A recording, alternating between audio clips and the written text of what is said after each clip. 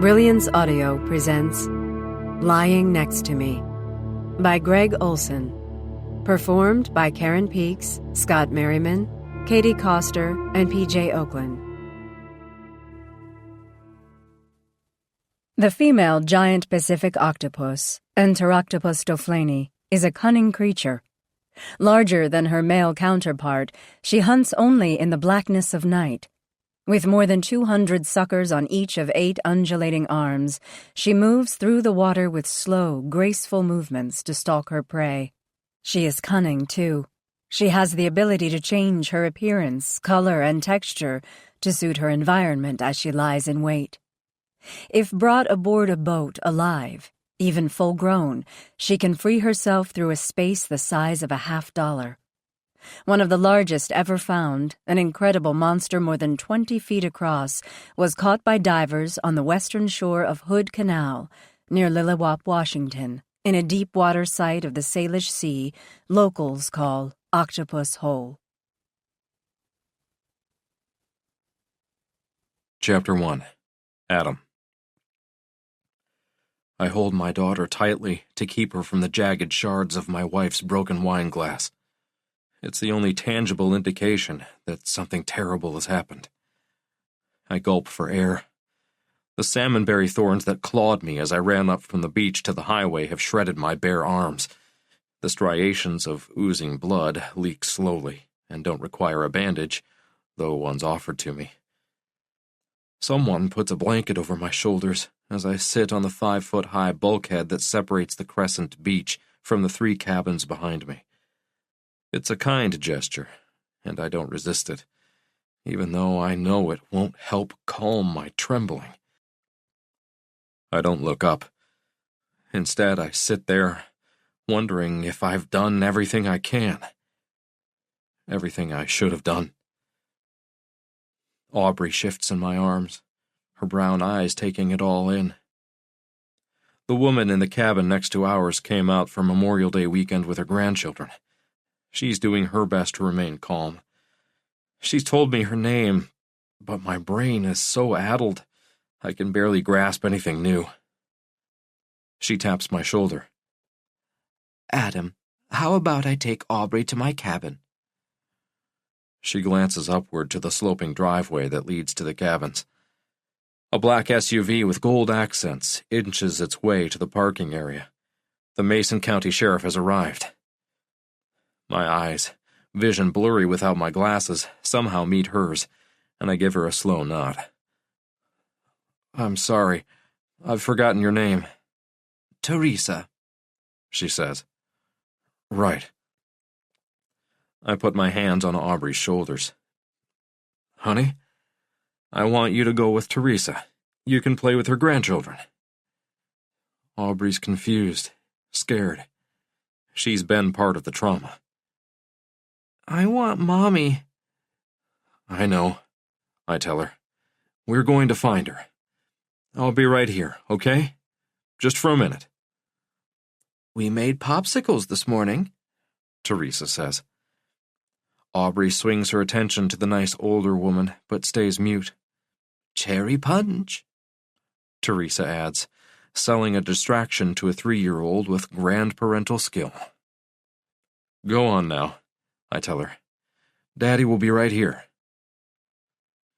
My little girl turns to go with Teresa, and I head in the direction of the SUV, my pace quickening to a run over the broad lawn along the bulkhead. Thank God you're here, I call out to the officers. My voice cracks a little, and I reel in some emotion. Need to be clear. Need to tell them what happened. It's a man and a woman. He's the older of the pair with silver hair, wire-framed glasses. The woman is familiar to me. Her hair is long and pulled back, her face a smear of freckles. Lee? I ask. Adam, it's been a while. Her partner, who identifies himself as Zach Montrose, gives her an interested look. You know each other? She keeps her eyes on me.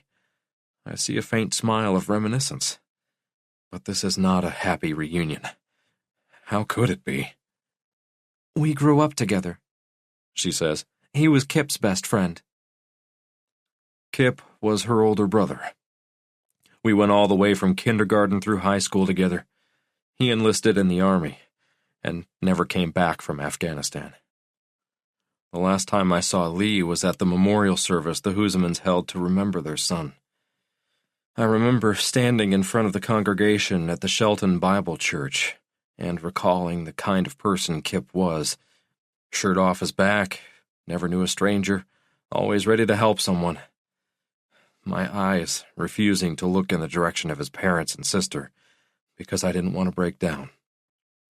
I like to be in control. I like to make sure that everything I do is done with purpose. Small world. Montrose surveys the scene. I heard you were a police officer, I say. Lee has green eyes. That's what was familiar about her.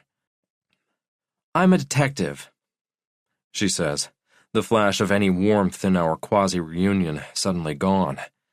Let's go over everything that happened. We've got to find her, I plead. That's what we do, Montrose says. Let's talk over there. He indicates the sun-bleached cedar deck of the wisteria, the cabin Sophie and I had rented for the long weekend. I provide the basics. The weekend at Hood Canal was a surprise. Sophie said I never plan anything special for the family, and I knew she was right.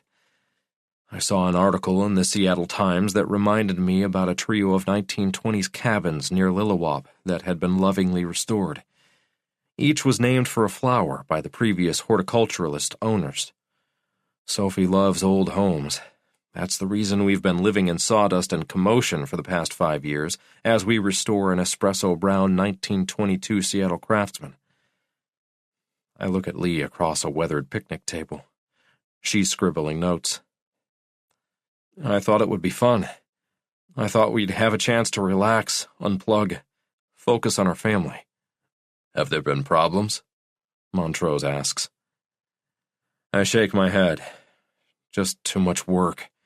Too little time to just enjoy life. Nothing more than that. There is more than that, of course. There is in every marriage. And yet, as I sit there with the detectives, I know that none of that needs to find its way into anyone's notebook.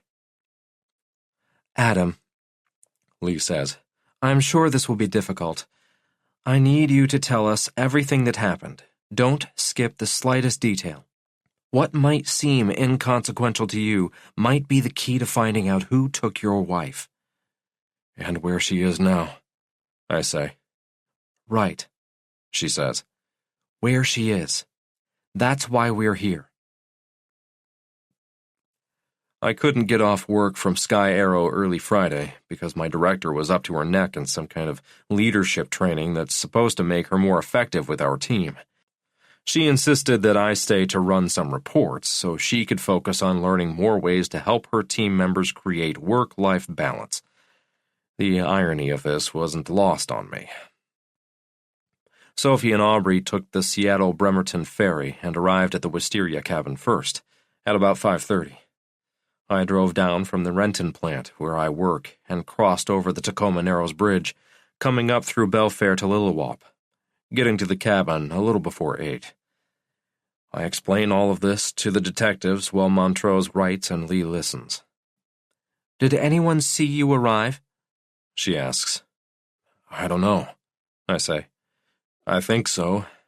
Teresa, that's the woman watching Aubrey now, had her windows open and lights on when I got here. She probably saw me arrive. Or her grandkids did. What about the other cabin? Lee asks. I want to skip to what happened, but I'm following their directions to ensure that I provide every detail. A couple driving a blue Lexus arrived late last night, I say, but I didn't talk to them.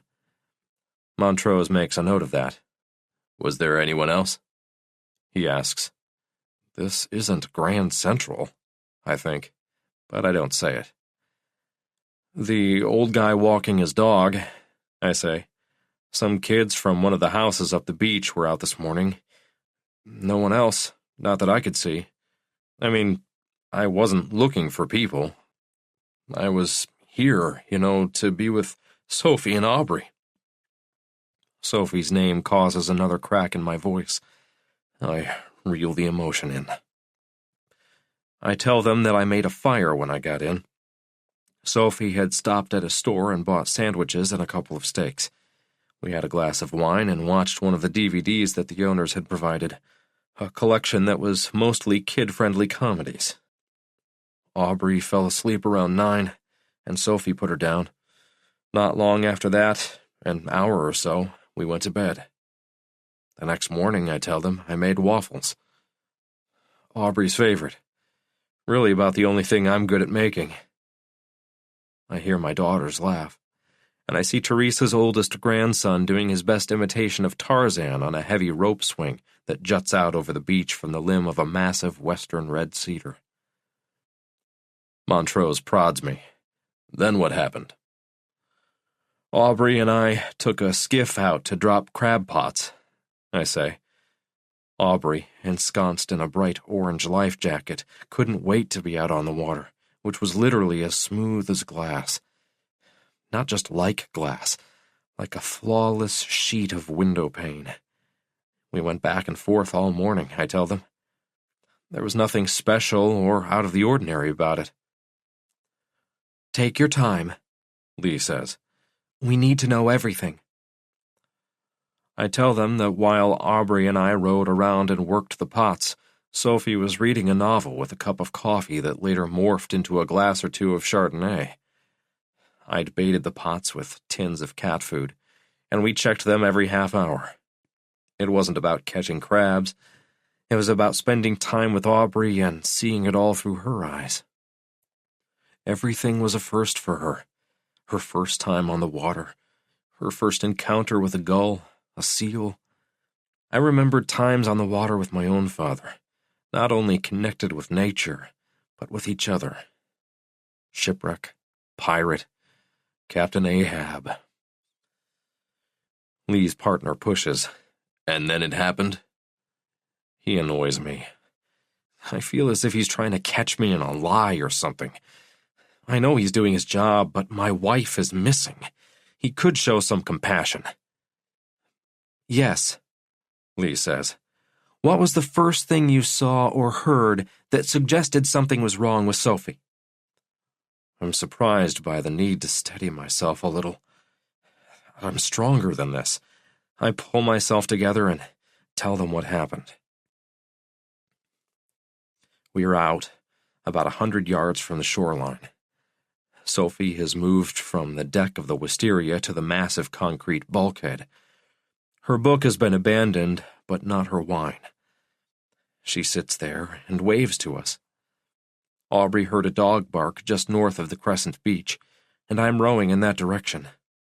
She wants a dog, but Sophie and I stay firm that we can't bring any pets into the house until construction is complete.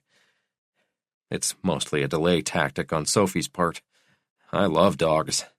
I grew up with golden retrievers. Sophie isn't as much of a fan. It's one of the few things we really disagree about. Sophie's the kind of woman who never deviates from whatever she believes to be true. Her undying confidence is at once an asset and a detriment. When we are on the same page, we are unstoppable. When her plans or ideas conflict with what I think is best, we edge toward a knock-down, drag-out fight that I will never win. 5 years into our marriage, I've learned that, as tough as I can be at work, I acquiesce to Sophie's ambitions, plans, and ideas at home. I do that to keep the peace. I do it because she's everything to me. As I row back toward the cabin after failing to find the dog for Aubrey, I hear a scream. It's not piercing, but it's jarring enough that I swivel my attention to the shore. I see my wife and a man struggling. The wineglass has fallen and shattered. Sophie is yelling at the man, but I can't hear what they are saying. I turn my back to them and row as fast as I can. Aubrey, who is facing me, thinks it's a game. I work out twice a week, but I can't get the boat to move fast enough, though the surface is so smooth. Aubrey sees the terror in my eyes, but she misreads it. "Fast!" she calls out. "Fast!" Sophie is not a large woman. She's 110 pounds dripping wet, but she's strong. She can beat me in a marathon, and she has. The next time I check over my shoulder, I see the stranger do the unthinkable. He balls up a fist and punches her. She drops to the ground. "What the fuck?" I yell. "Leave her alone!" I can't get there. I am rowing. My glasses fly into the water when I wrench my head around to check on Sophie. What was so clear now becomes a smear of color and shapes. I see the man scoop up my wife and carry her off behind the wisteria. My heart jumps from my chest. "Holy fuck, stop! Leave her alone!" Aubrey knows now it's not a game we're playing. She starts to cry. I want to jump out of the skiff and run through the shallows to get to my wife, but I can't leave my daughter adrift in a boat. I'm hyperventilating now. I tell myself to get it together. 20 more yards, that's all. "Help!" I yell in the direction of the chrysanthemum, the middle cabin, the smallest of the three that faced the beach. I'd seen lights on the night I arrived, but nothing after that. "Someone help me!" I call out as loudly as I can. Loud enough to be heard in a storm, I think, let alone on a quiet morning. "Someone's got my wife!" I jump out of the skiff, grab Aubrey, who is still crying, and run up the concrete steps from the beach to the lawn. I set her down. "Everything will be okay," I tell her. "Stay right here. Don't move, okay?" "I want Mommy," she cries out. "I know," I say, trying to calm her. "I do too." I hear voices in the cabin, and I wonder if I've hallucinated everything. The sunlight on the water had scrambled the images of what I'd seen. I run up the steps of the deck and inside through the kitchen to the living room facing out over Hood Canal and the conifer-crusted hillsides beyond. "Sophie?" It's the TV, of course. Sophie's gone. An infomercial for a pressure cooker is playing. I'm in a pressure cooker. I breathe in for a second. My heart is about to burst from my chest. I'm going to have a heart attack. I'm going to fall on the old fur floor that Sophie coveted that morning as we ate waffles. What is happening? I return outside, just as a woman and 2 children come back from wherever they've spent the first part of the day. "Someone took my wife! Call 911! Help me!" The woman sees the look in my eyes that indicates unequivocally this is no joke. She tells the boy and the girl to go inside the chrysanthemum, and she reaches for her cell phone. As I run, I yell for the old man with the dog to call 911 too. Cell service is terrible. My own phone only works a quarter of the time here, and never when you need it most. Like right this minute. Up the steps past the hot tub, I trace where I saw the shadowy figure of the man carrying off my wife. I'm moving as fast as I can. I'm tall, and the salmonberry thicket that arches over the trail to the road above the cabins cuts into my arms and hands. "Sophie! Sophie!" Nothing. At the top, I see nothing. No sign of her. Nothing at all. A silver Honda Accord whizzes toward me, and I practically throw myself in front of it. But instead of stopping, the driver veers past and flips me off. "Fuck you, my wife! Someone took my wife!" The car disappears, and I can't read the plates without my glasses. I suck air into my lungs and run back down the trail to the cabin. The woman in the middle cabin identifies herself as Teresa Dibley. She tells me that she's called the sheriff. "What happened?" she asks. "I don't know," I say. "My daughter and I were out checking pots, and I saw someone arguing with my wife. Then he hit her. He grabbed her, carried her. My glasses fell. I couldn't see everything clearly. She was right here." I point to the glass, now in shards from which Sophie had been drinking, while she sat on the bulkhead. "Have you been drinking too?" she asks. "No," I insist. Why would she say something like that? I'm shaking. I'm out of breath. I'm in shock. I'm not drunk. I know what I saw. Or what I partially saw, no doubt. Someone took my wife. Her eyes show a mix of concern and alarm. Sheriff is on the way, she finally says. I work her like a witness. Did you see anything when you pulled in? I think you took her up to the road. No, she tells me. I mean, nothing that stands out. I think then of abduction cases I've seen on TV. I wonder if the woman is thinking of them too. I know how many, maybe most, turn out. The ones in which some freak takes a girl or woman, holds her captive, does whatever a dark mind can imagine. We have to find her, I say. Police will be here soon. Right. When? Where are they? Dispatcher said nearest officer is 20 minutes away. I look at my phone. I can't hide my frustration and fear. Sweat is pouring from under my arms and down my temples. I try to slow my breathing. 20 minutes might as well be an hour, I tell her. He could take her anywhere. There's nothing but gravel roads and forest for miles around. She doesn't respond. My guess is she's thinking the same thing. She reaches for me but thinks better of it. I try to comfort her. It'll be okay, I tell her. She'll be found. She'll be all right. She's strong. Really strong, mentally, physically. The woman brightens a little, and Aubrey is out of her life jacket and back in my arms again, holding me C-clamp tight. I hold her and ignore that my bleeding arms are coloring her pale blue Paw Patrol t-shirt with a pink and red swoosh that I wish had been left by the strawberries I put on her waffles that morning.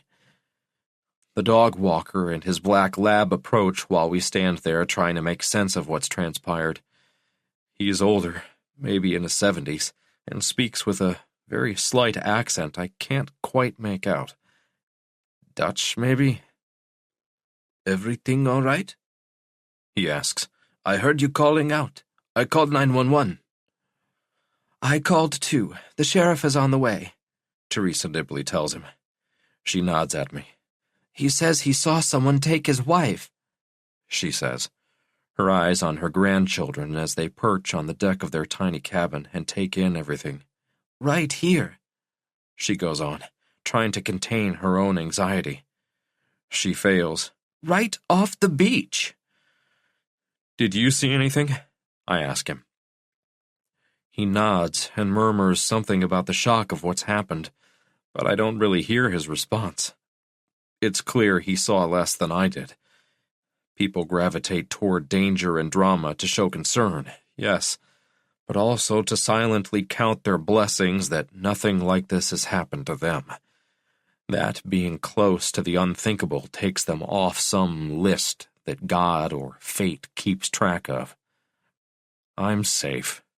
Not going to happen twice in the same place. Nothing will hurt me. Please, God. I finish telling the detectives everything I know, and I breathe in. They don't stop. They continue peppering the air with questions, seeking details that I must admit, in the turmoil of the moment, have turned into a messy blur. Lee implores me to remain calm as she and her partner continue scribbling notes and exchanging glances. I know that what happened just now is probably like nothing they've ever handled before. We need to find her. I repeat, my voice breaking. Lee puts down her notepad. We're on it, Adam.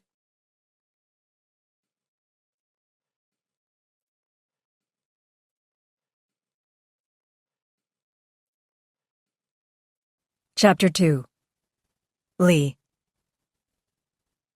While Montrose collects the broken wine glass in case there are prints from Sophie Warner's attacker, and a tech takes a sample of Adam's blood to compare with some small spatters on the glass, I methodically walk the perimeter of the first cabin, looking for evidence.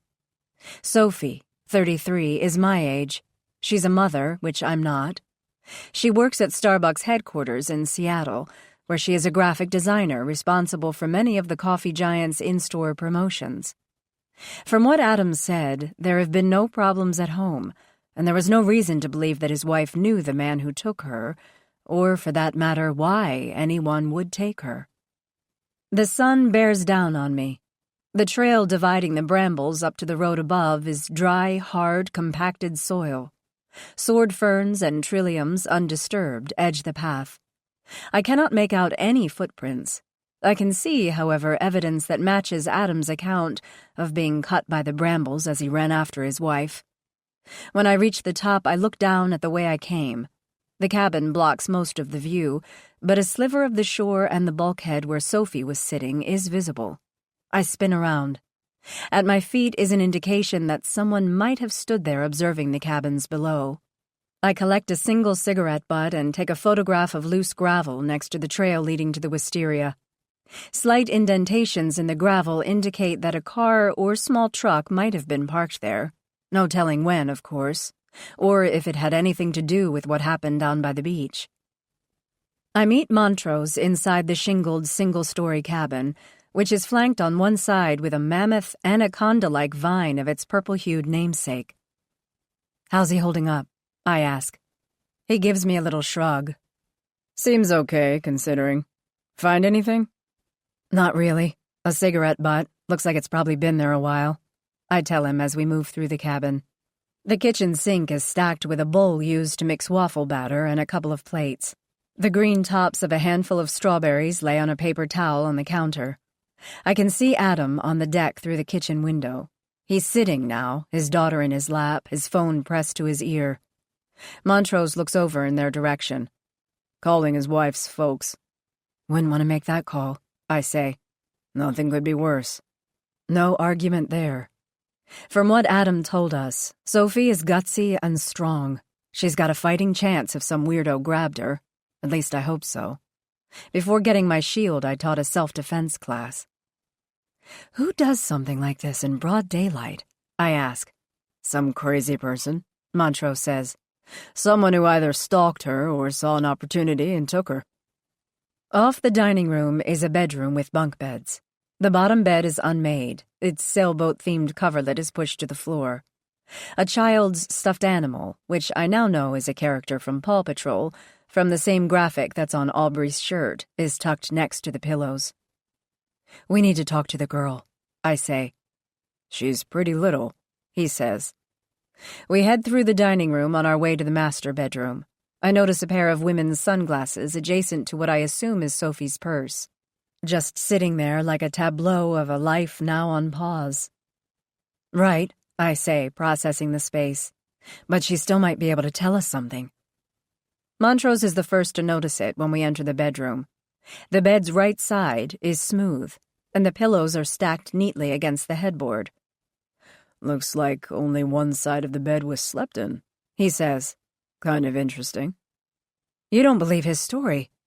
My words come out a little defensively, and it surprises me. I know Adam Warner, but not that well. Montrose has been a detective a lot longer than I. He's back on his second chance, though, having left the department for 2 years following a substance abuse problem that could have ruined his life. He's got great instincts, but I don't always agree with him. I like to be right, too. "A few holes in his story," he says. "Like what?" "Like that he couldn't get to shore in time to save her. 100 yards out, biceps like his. Guy spends a lot of time to look that strong. Seems like he could have gotten to her." "He couldn't even see." "Right. The glasses." "Yes, they fell off." Montrose makes a face. "Pretty convenient." "You're mad because you missed lunch." "Only a little mad." I sigh. "Fine. Food later. Let's remember. The evidence is our guide here, not your gut." Montrose pats his belly, which hangs over his belt like a canopy. "I like my gut." I give him a smile. His gut is empty. "Besides, abductions like this just don't happen. Not in front of someone's house." "This isn't someone's house," I say. "It's a vacation rental. Transient. People come and go." A carved wooden bear coat rack and a slip-covered sofa decorated with faded denim pillows dominate the living room. I notice a throw on the sofa. I circle the room. Maybe one of them slept out here. You mean like they weren't getting along and he's a liar? Now I give Montrose a look. I mean just what I said. I don't know the why. You don't either. The sole bathroom in the cabin is surprisingly spacious for something built in the 1920s. A clawfoot tub commands the space against the interior wall. A toilet and shower take up the rest of the space. Sophie's cosmetics bag is open next to the sink.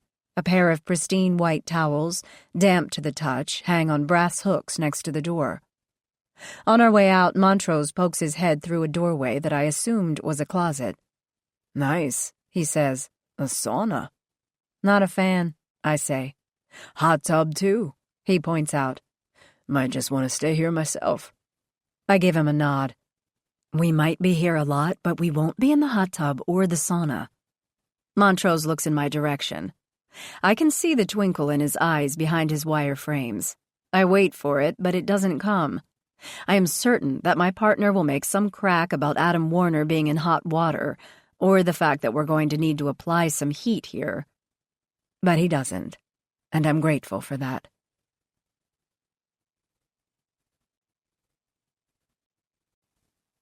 Chapter 3. Lee. Teresa Dibley offers coffee or soda, but I decline. She's grandmotherly, because that's what she is, but immediately I learn she's more than that. At 62, she's raising her son's children, Clark, 12, and Destiny, 7, because her son and daughter-in-law would rather use drugs than parent. We stand on the deck of the Chrysanthemum and watch as the kids play with Aubrey by the rope swing. Destiny is blonde and very shy. Destiny doesn't really know her mom, and frankly, I hope to keep it that way. Not that my son is any better, but I can tolerate him, I guess, because I have no choice. I'm sorry, I say. I picked up Destiny from the hospital when she was 4 days old. The only trace of her mother on the girl is the ridiculous name she gave her. Hope to change that someday. I'm just biding my time until the state of Washington gives me the final stamp of approval. It's stupid, it's cruel, but that's the way it is. Teresa is slender and fit in shorts and walking shoes. Her sleeveless t-shirt is emblazoned with the logo of the Hama Hama Oyster Saloon, just past Lilliwop. Her hair is pewter with streaks of black, and she wears it pulled back from her face. You weren't here when Sophie vanished? Montrose redirects the conversation, removing his glasses and wiping the lenses with a handkerchief pulled from his pants pocket. No, kids and I spent the morning going up staircase. I nod, thinking of the times I'd scaled it. Nice hike. Yes, she says. Destiny got tired, but she's a pretty good sport. Didn't cry or anything. Even so, we came home early. Clark insisted. Wanted to gather oysters at low tide this afternoon anyway. What did you see when you got here? I ask. I saw Mr. Warner. Adam. I didn't know his name. They came in last night. We left early this morning before anyone got up. It had been a long night. Destiny and I slept on the Murphy bed and Clark on the sofa. I'm doubtful about renting a studio again. The Chrysanthemum is just too little for 3 people. When you got back from staircase, I go on, you saw Mr. Warner? She nods. Right. He was on the lawn in front of the cabin screaming for me to call 911. He was in pretty bad shape. There was no doubt that something very traumatic had just happened. What exactly did he say? Montrose asks. His wife was gone, she says. That someone had taken her. She stops and wheels on Clark, who is back on the rope swing over the water. Careful, Teresa yells. You almost knocked Destiny over. The blonde-headed boy glances over at us. Sorry, Grandma. I notice Adam is still on the phone. He's pacing and looking over at us. He's like a dog tethered to a chain, working his way over the lawn, back and forth. At one point, he throws his hands up in the air and looks over at me. Find her, he says to me. Do something. We're trying to, I think. I motion to him that I'll be with him in a minute. Did you interact with Sophie? I ask. She shakes her head no. Was there anything happening last night at their cabin? Anything remarkable at all? Again she shakes her head. I wear earplugs at night. You would too if you had to sleep on a Murphy bed with a wiggle worm like Destiny. Girl's a talker, even in her sleep. Clark comes over from the swing. His lips are stained red from a cherry ice pop. I heard something, he says. I forget how keen a child's hearing is. What did you hear, Clark? Teresa asks. Destiny got me up to get some water. It was late. I gave her the water and went back to bed, and while I was lying there, I heard a loud noise. A door slamming. Then a car started. I looked outside, but I didn't see anything, no lights or nothing. What kind of noise, Clark? The boy looks blank-eyed. I don't know. Just a loud noise.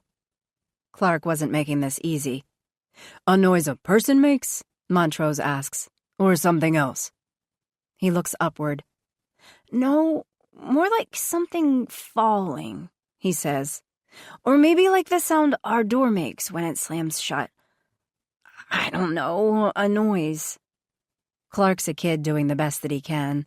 Describing a noise in the middle of the night, outside of gunfire, isn't easy. Do you know when you heard it? I ask. You mean what time? Right, I say. About what time? Late, he says. Dark, probably after 2. That's about the time Destiny gets me up at home for a drink. She's still doing that? Teresa asks, changing the subject to one that touches on her responsibilities. Yeah, he answers, now with an older-than-his-years exasperation. Every night. Can I have another popsicle? Teresa doesn't put up a fight. Take one to your sister and Aubrey, too. Have you met the folks next door? I ask, indicating the southernmost of the trio of cabins. No, she says, but they were here late. The lights were on, shades drawn. Their car was here. Must be late risers. Before we leave, Teresa gives us the name and contact number of the property owner for all 3 cabins. Montrose heads back to the car to call the man for whatever information he can provide about this weekend's renters. When he's done, he'll check in with a uniformed deputy who's been gathering information from the neighbors who've arrived to watch, and the remaining renter we haven't spoken with yet. I make my way down the beach to the home of Axel Bacher, the elderly dog walker. When I told him we'd want to talk with him, he'd pointed his house out to me and invited me to drop by as soon as I had the time. He and his dog weren't going anywhere. Axel Bacher's house on Canal View Road is a Hood Canal classic. Built in the 1920s when the area along Washington State's saltwater fjord was talked up in L.A. as the next big thing. It's a silvery, weathered shingle bungalow with cream-colored shutters and a red door. When I walk up from the beach, Mr. Bacher gives me a wave from a raised vegetable garden. "How did the peas do?" I ask, joining him. He shrugs. "About as lousy as ever." Mr. Bacher is pushing 80, but he's in remarkable shape. His face is as tan and wrinkled as an old paper bag, but his light blue eyes spark with intelligence.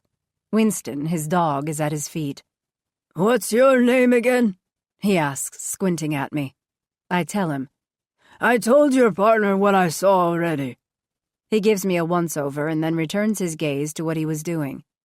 "Not that Mason County worries about wasting money, God knows." "You might feel differently if Sophie were your daughter," I say. "Probably so."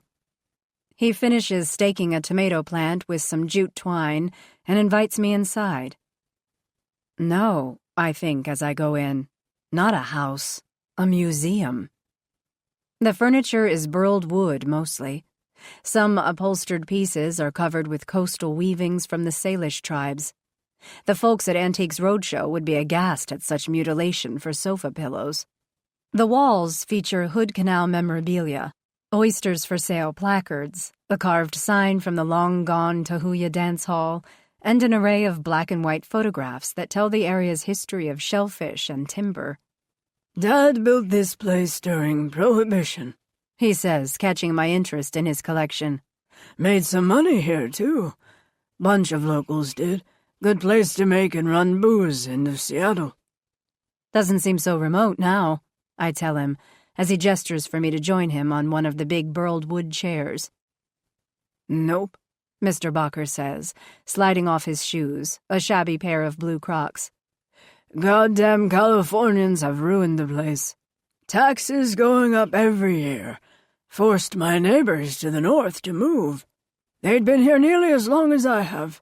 Now, they live in a damn subdivision in Mesa, Arizona, and wish to God every day that they died here instead of moving. I hope I have a heart attack on the beach one day. He looks down at Winston. Not for a while, though. Winston has to go first, and this dog has a few more years left in him. He's beautiful, I say, petting Winston's head. You didn't come for a history lesson or to pet my dog. No, I say. I didn't. I'm here to go over what you saw on the beach when Mrs. Warner was abducted. I didn't see much, he says. I understand, I tell him. I'm here because sometimes after a traumatic event, people are able to pull more from their memories. You agree it was traumatic, right? Winston works on a flea, and Mr. Barker scrunches his papery face. For the woman and her husband? Yes, traumatic is a good word. For me, I don't know. I served in the army, and I've seen a lot of things. Nothing like that on my daily beach walk, that's for sure. The one time I thought I saw a rape being committed, but it was some kids messing around on an air mattress.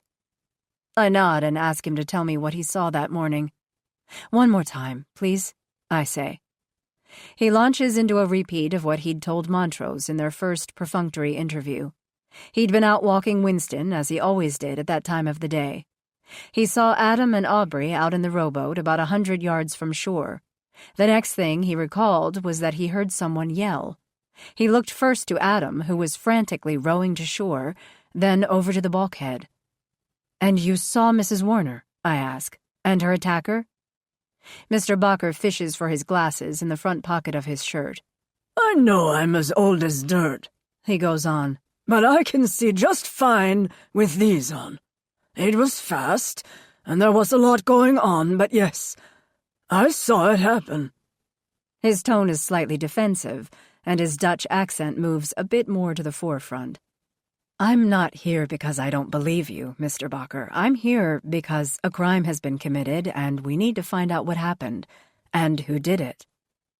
Winston is not a lap dog, but Mr. Barker lets him crawl up on his lap anyway. Right, He says, okay, fine. "Tell me what you saw on the shore." He takes a breath and then slowly lets it out. I was a distance away, but like I said, I can see just fine with my glasses. I saw Mrs. Warner struggling with a man. It was fast, I saw her, and looked down to step over some rocks to get there, and when I looked up again, both of them were gone. His height? What was he wearing? The old man thinks carefully, his eyes closed for a moment. Average, He finally says. Might have had a baseball cap on. Orange jacket, that I'm sure about. Although it might have been a red. Orange, I'd say. "I don't believe you mentioned that jacket to my partner," I tell him. He gestures with open hands. Didn't ask me. "Okay," I go on. "This is good, this is helping. What about Mrs. Warner? Can you recall any details about her, what she was wearing?" He thinks a minute. A straw hat. That I remember very clearly. And a white dress. He says, though with a little less certainty. Maybe light blue? She was definitely wearing a dress. You know, the kind of light, filmy thing those gals wear now over their bathing suits. I've even seen them at the IGA dressed like that, practically see-through.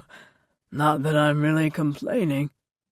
I smile. It's a creepy remark, but this isn't a creepy old man. "A cover-up," I say. If that's what you call it. "Anything else?" No, He says. she vanished. Poof. I looked back up, and she and whoever was attacking her were gone. I called 911, The husband was almost to shore when I got done. What was his demeanor like? Like I said, the man was frantic. Didn't know which end was up. His little girl was crying, and he told me to call 911. Said his phone didn't have service or something. Probably T-Mobile. Pretty bad out here. He goes on to say Adam left Aubrey with the vacation renter in the cabin next door while he ran up the trail behind the cabin looking for his wife. They waited for the police to come. And while you were waiting, what happened? I ask. How was Mr. Warner? Why are you asking about him so much? It's routine. He was out on the boat when it happened. I can verify that. That's the God's truth. I know, I say, but we need to ask, so tell me, what was his behavior like? Winston moves back to the floor to work on his flea. He was a mess, he says. His wife just got snatched. How do you think a man is going to behave? Fair enough, I think. We talk a little more about what he saw, how his vision was decent, though he was overdue for a new prescription for his glasses. Damn Medicare, he says. So much red tape. While the state of his vision is of some concern, he's so sure about what he saw that I relax a little. He shows me around his place. I see a silver-framed photo of him and his wife, a wedding portrait. Beautiful couple, I say. He looks at the photograph. It's a black and white that was hand-tinted by someone who knew what they were doing. Not clownish, but subtle, with only enough color to bring the nuances of life to an already lovely image. You want to know what traumatic is? I don't say anything. Behind his thick lenses, I can see dampness in his eyes. Losing her, he says. That guy must be in a world of hurt. There's not much more painful than losing your wife. Real lonely, too. I'm sorry, I tell him as I make my way to the front door. Winston is good company, I hope. Winston? He asks. Mr. Bacher looks confused, so I bend down and rub the top of the dog's head. This guy, of course. His already knotted brow constricts a bit more. That's not Winston, he says. That pup's been gone for years and years. This is Reggie. When I make my way back to the crime scene, I find Montrose and fill him in on the interview with Mr. Bacher.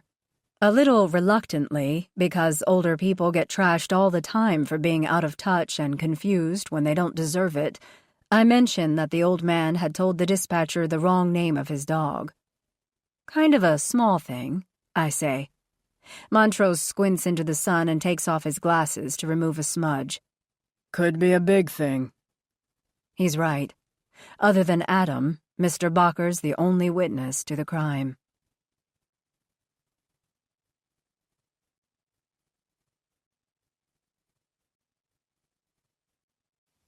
Chapter 4. Connor. Was that a cop? I ask Kristen as she returns to the bedroom of the Lily, where I've been resting like pancaked roadkill since we arrived the night before. I thought I saw a uniform in the doorway when I fought my way to my knees on the bed to see who'd knocked, but couldn't stay there long enough to be sure.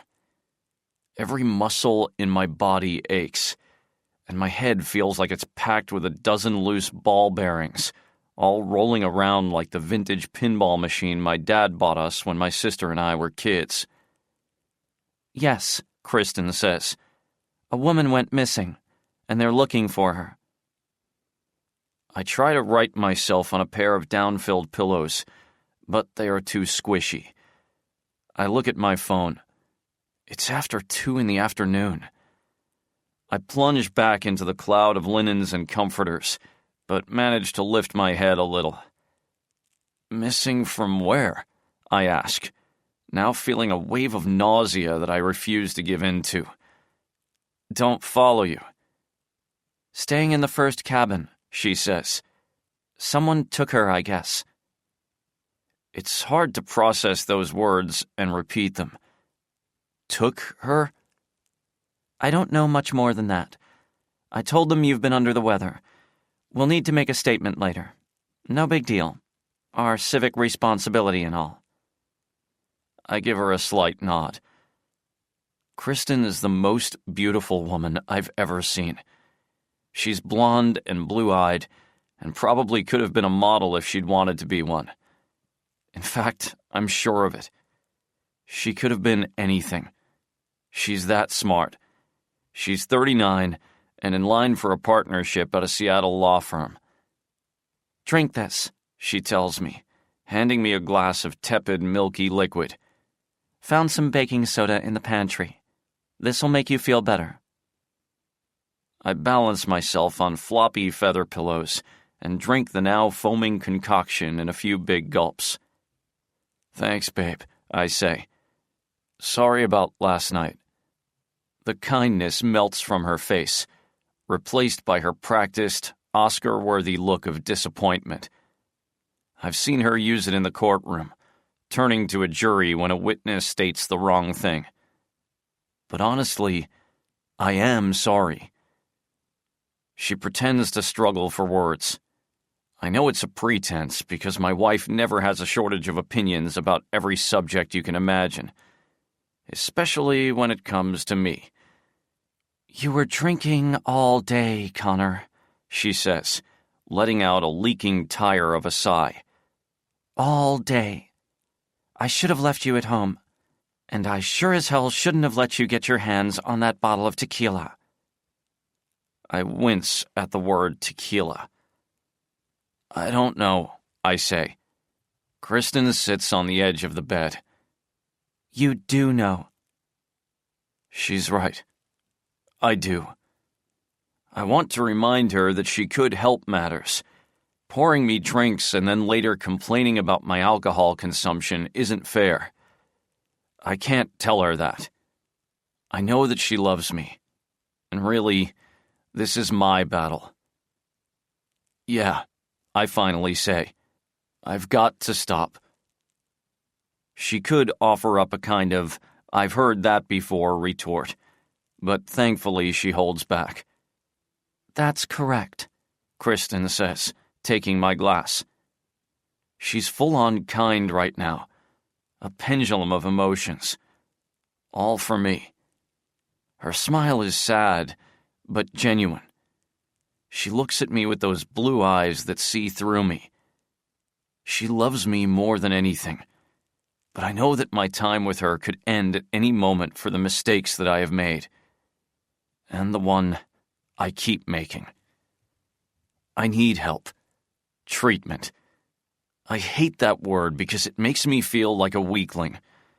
But after last night, I think there will be no more second chances with her. And when she makes up her mind, there's no changing it. I've often wished that I could be so sure of things too, but I'm not. I'm too easy, too malleable.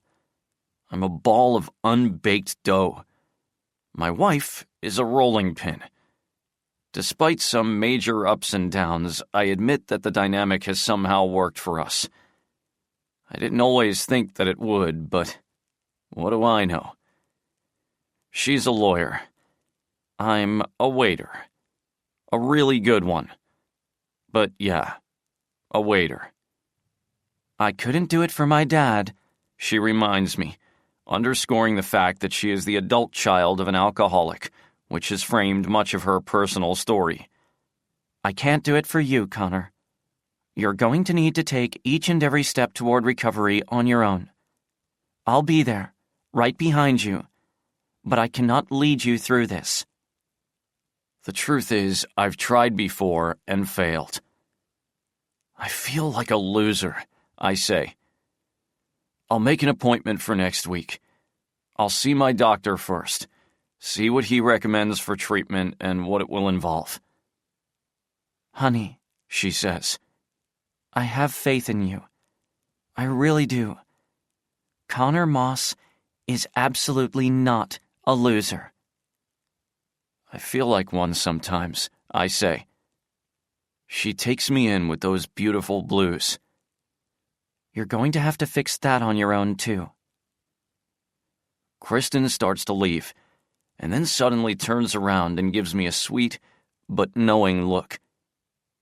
She's an angel. She really is. No other woman would have put up with me. "You need a shower," she says. "You smell like a distillery." I manage a smile in return. Never again, Kristen. I don't add the word promise into the conversation. That's a concept that I've overplayed in the past, more than a few times.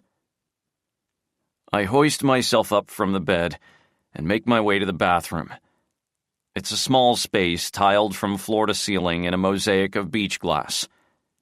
The window is open, and I can hear the sounds of the highway above the beach. A siren passes by. I assume it's additional police, driving down the hill to the little row of cabins. Missing. Abducted. Taken. The words play in my head as I turn on the shower and wait for the water to warm. It seems unreal. TV-like. Investigation discovery. I catch my reflection in the mirror. I'm tall. In good shape. My hair is holding up better than my dad's ever did, and I'm grateful for that. I look a little green around the eyes at the moment, but I'll drink lots of water and get past this hangover. My right shoulder is a web of scars from a car accident years ago. For a waiter, I'm not too bad. For a man married to a high-powered woman, I'm not the catch that I could have been. Or once was. The sight of my scars and the noise of the running water and the sirens triggers a memory. It's one that I keep buried. Not because I truly want to forget it. Forgetting it would be a mistake. But because that moment changed my life forever. And not in a good way. Hot water cascades over me, and I lather up, running my soapy hands over my sore body and feeling the slightly raised skin of my shoulder. I pick at a knife cut on my hand, and red swirls down into the chrome-plated drain. That reminds me, too. It was long before Kristen. I was 24 and visiting cousins in Huntington Beach. The rich cousins. I'd completed my degree in sociology at USC, and was doing what I'd been doing far too much for far too long. My cousin Rob and I'd spent the day at the beach drinking beer from a red plastic Coleman cooler. We were wasted. Really wasted. I remember we ran out of beer, and Rob actually went around the beach with a wad of cash, buying more from whoever had any. Rob was persuasive. He was the kind of guy who had a big white smile and a sleepy casualness that made him approachable and fun to be around. It was too much, but we drank more. At one point, I passed out while Rob was playing volleyball with some cute girls down the beach. The sun felt so good. I felt so great. Sloppy, but sloppy at the beach isn't terrible. In fact, at the time, I was convinced things couldn't get any better. Big wrong. I had started my job search a few weeks before and was already getting some pretty good bites. An interview with Los Angeles County to work on a youth offender program was scheduled for the following week. It wasn't a dream job, but it was a start. When the sun sizzled into the distant edge of the Pacific, Rob returned and suggested that we hit a few bars. He'd motioned to a couple of girls a few yards away. They were like everyone in L.A. Perfect. In every single way. "They want to meet up," Rob said, indicating the girls and fixing his secret weapon on them. That big white L.A. ortho-engineered smile flashing down the beach at them like a searchlight. A tall blonde looped her beach bag over her shoulder and gave me a little wave. "Sounds awesome," I said.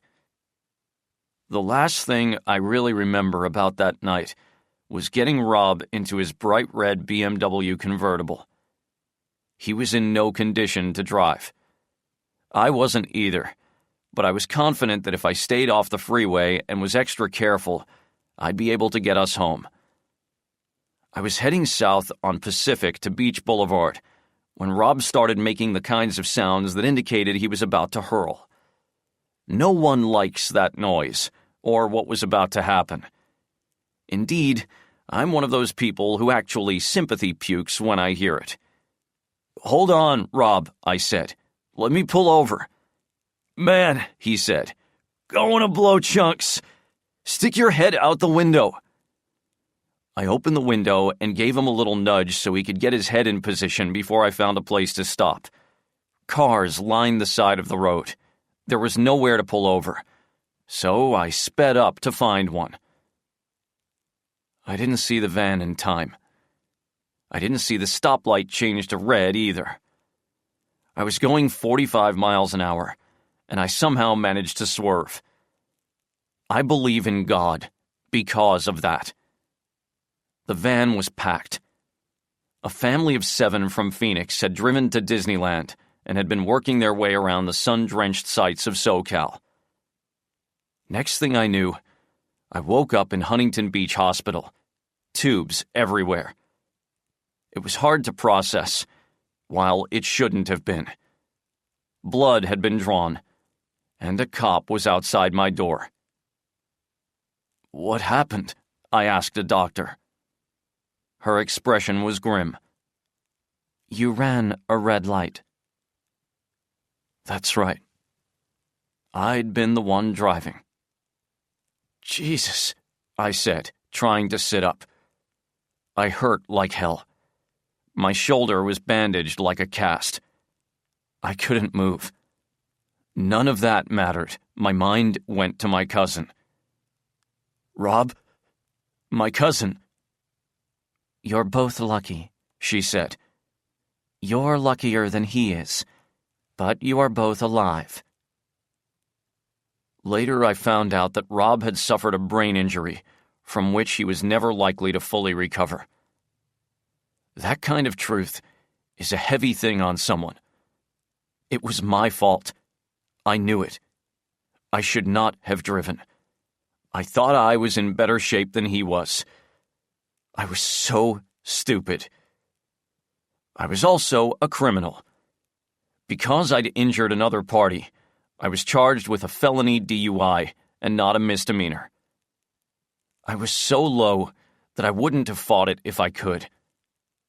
Rob was never mean about it, but I assumed that his kindness was the result of his head injury, that he really didn't understand the lasting consequences of our day on the beach. I served only one night in jail and was put on probation. The light sentence wasn't because I wasn't at fault, but rather the result of an overcrowded justice system. Lucky. Unlucky me. If God had given me any gifts that day, it was that I hadn't killed anyone, that those 5 kids with Mickey Mouse t-shirts and bags of souvenirs returned to Phoenix with a good story to tell, and nothing more. Felonies, however, don't ever go away. They follow you like the blackest of shadows. With a criminal record, it was no surprise that I didn't get that job with LA County. In fact, I couldn't get any job that I wanted. Waiting tables, it turned out, was the best I could do in the short term. In time, the short term became the long term. It wasn't all bad. I met Kristen at my work, a bistro in the University District. She was just out of University of Washington Law School, and I'd moved up to Seattle for a fresh start. She was 4 years older, a lot smarter, and had the kindest eyes I'd ever seen. I really was the luckiest guy in the world when she said yes when I asked her out. I'm still the luckiest guy. Every time I look at my wife, I see goodness. That's why what's happened between us over the last few years feels so painful.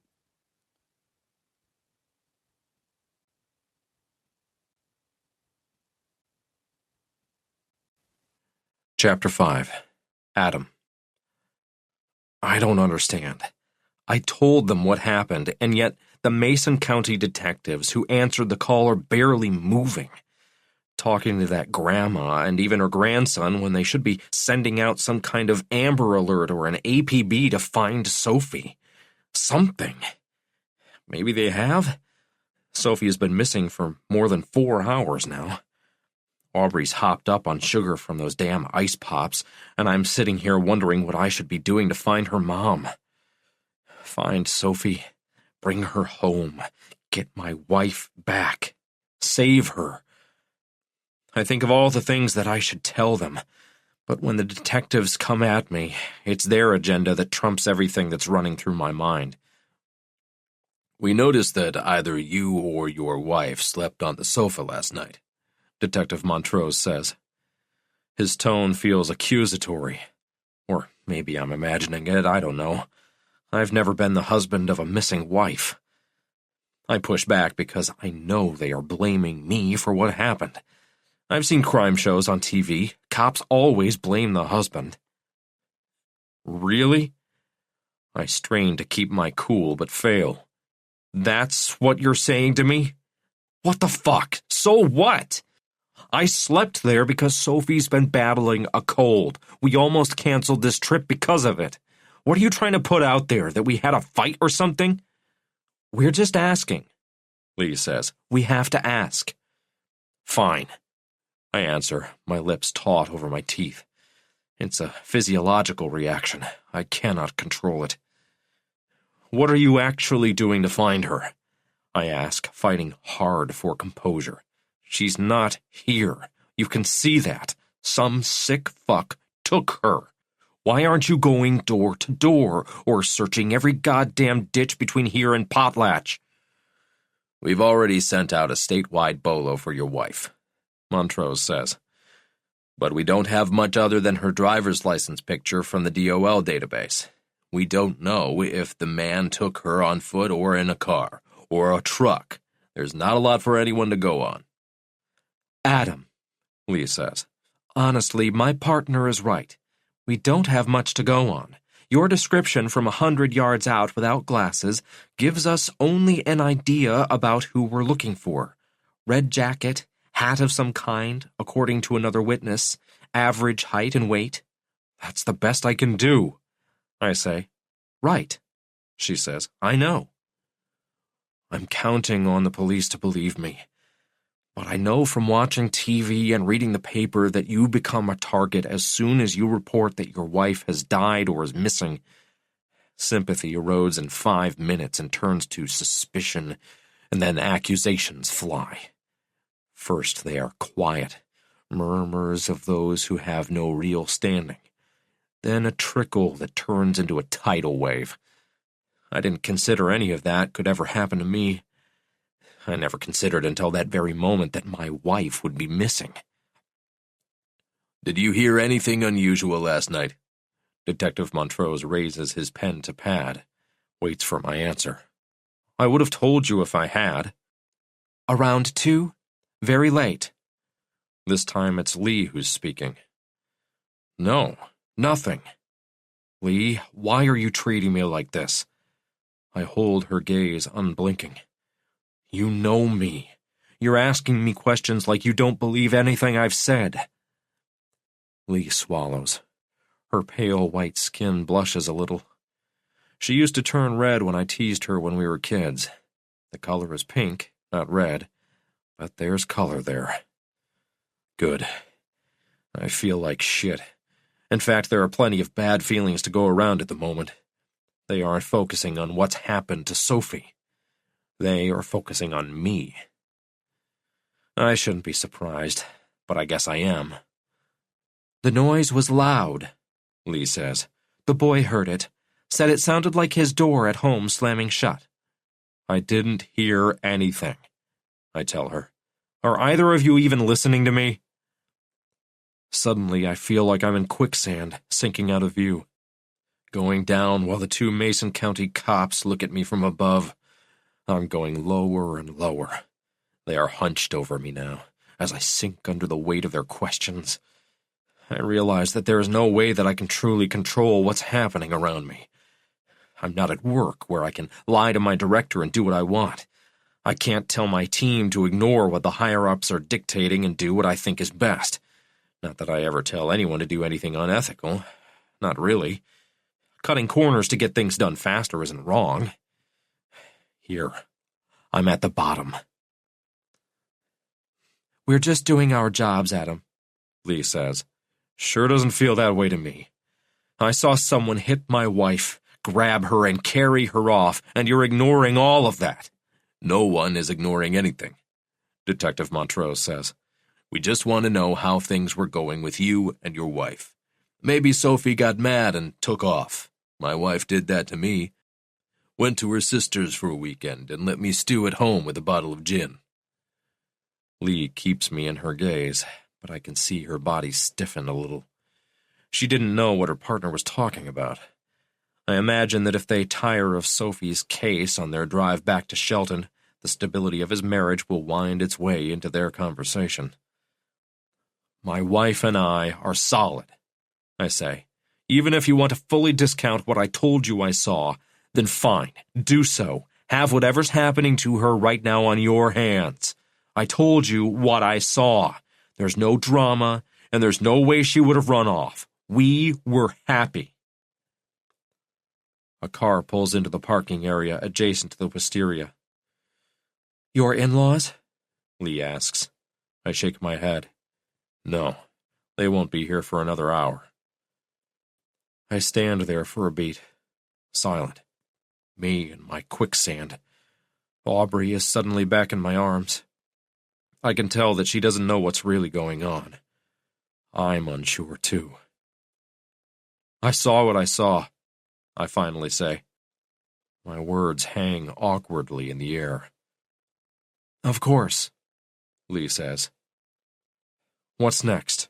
I ask. Detective Montrose glances past me over the darkening shore of Hood Canal as an enormous cumulus cloud shutters the sun. He doesn't say anything.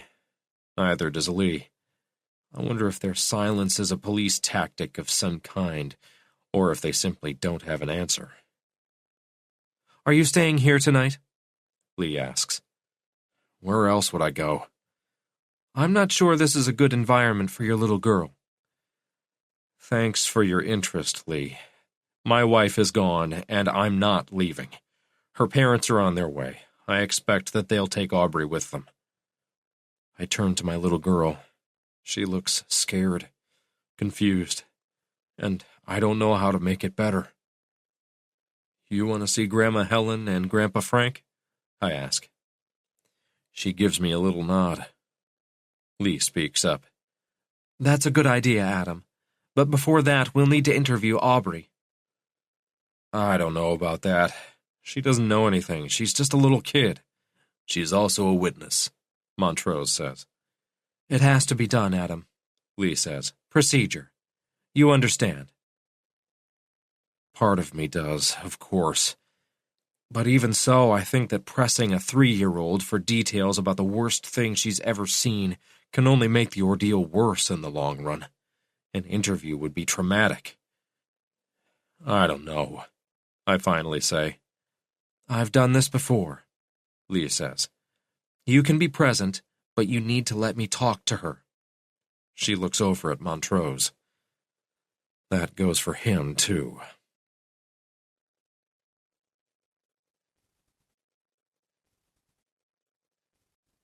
Chapter 6. Lee. While her father and my partner look on, Aubrey Warner and I sit on the concrete steps that lead to the beach.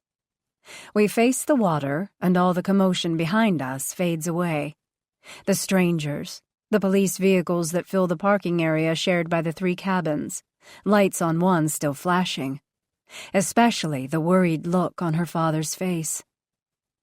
Aubrey, I tell her, I know you are a big girl. She smiles a little. I am big. I know, I say. I need you to help me. She finds a mussel shell on the step and offers it to me. Mommy likes shells, too. It's my easy opening. Tell me about your mommy, I say, taking the blue shell. Did you see your mommy on the beach before she went away? A bad man took her. What did he look like? She turns to Adam and Montrose and points. Like him. Like your dad? No, like him. She means Montrose, who's older than Adam. I ask her if she can describe the man further, but she's at a loss. He was a man. He took her. He took Mommy. Yes, I say. I know. Find Mommy. I want to hug that little girl. I want to promise that we will. But I know better.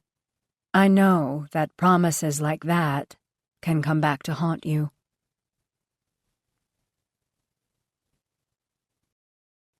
Chapter 7. Adam. Watching your child being questioned is among the hardest things imaginable. Intellectually, you know that the investigator is doing his or her job, but you cannot fathom the point of it. A little kid can't remember what they had for breakfast unless they refuse to eat it. They can't tell you if something occurred 10 minutes or 2 hours ago. It takes everything I have to let Lee pry out non-existent details from Aubrey. But I do. I do it because it has to be done. Just as the interview concludes, I look up to see my in-law's maroon Buick making its way down the driveway. I told them what happened on the phone, a conversation that would have been best in person. "What do you mean someone took her?" Frank said to me. "Who took her?" "Someone," I said. I couldn't really see. "What the hell are you? What kind of man would let something like that happen?" Dumb shit. Mr. Big Blowhard. Those are the words that come to mind when I think of Frank Flynn. I don't say them to his face. I don't say them to Sophie's either. I just grin and bear his complete obnoxiousness. At night, when I grind my teeth, I'm almost certain that Frank is the cause of it all. I'll be damned if I'll put a night guard in my mouth every goddamn night just to find a way to live with him in my life. Frank spills out of his car and puffs his way over, with Helen trundling along behind him like one of those suitcases on wheels. He's wearing his weekend gardening getup. She's dressed like she was yanked out of a tea party. She probably was. She never misses an opportunity to plan something away from Frank. I don't blame her. She's mousy, yes. She's also clever enough to get away from her husband, even with the tiniest opening. Aubrey bolts to her grandma, bouncing past her grandfather like a ball in a pinball machine. She doesn't like him either. That makes me smile most of the time, though not right now. This is not a day for any smiles. "God damn!" Frank bellows at the detectives. "What happened to my daughter? Where is she? She's my only daughter, for crying out loud!" Lee identifies herself and her partner as detectives from the Mason County Sheriff's Office. "Jesus," Frank says, letting out an exasperated sigh. "Can't we get some cops in here that know how to work a case? Some from Seattle?" Helen tugs at her husband. She's weak, but Sophie is her daughter, too. "Frank, that's not how it works." I flash to what I imagine their long drive from Seattle was like. I'm all but sure that she sat there in stony silence while he railed about how stupid Sophie was to pick me. I hear Frank's voice in my head. "A Sky Arrow manager, god damn! She could have picked anyone!" I know Helen wouldn't defend me. It isn't that she doesn't care for me. She just doesn't have a spine. Frank shoots his wife a bone-chilling look just then. His wife, his possession, his pet, his thing. I've often wondered if he hits her when no one is around. I imagine he beats her in places that those long sleeves cover, no matter the season. Then he faces me. "They are going to find her, Frank," I say, though the words come out more like a hopeful whisper than an emphatic statement. The blowhard does that to me. sucks all the air out of the room, leaves no one with an opportunity to come back at him. For a little tyrant, he's a goddamn master. If anything happens to my Sophie, Frank says, nearly vibrating with anger and kicking the dirt with the toe of his shoe, it's on you. Chapter 8. Lee. While Adam Warner and Helen Flynn gather Aubrey's things for the trip back to Seattle, Montrose and I talk with Sophie's father. It's after 4, and the sun is baking us where we stand, so we move under one of the cedars between the first 2 cabins. Some tension there between you and your son-in-law, Montrose says. Frank Flynn nods. He's a prick, so yes. Always acting like he's Mr. Hotshot.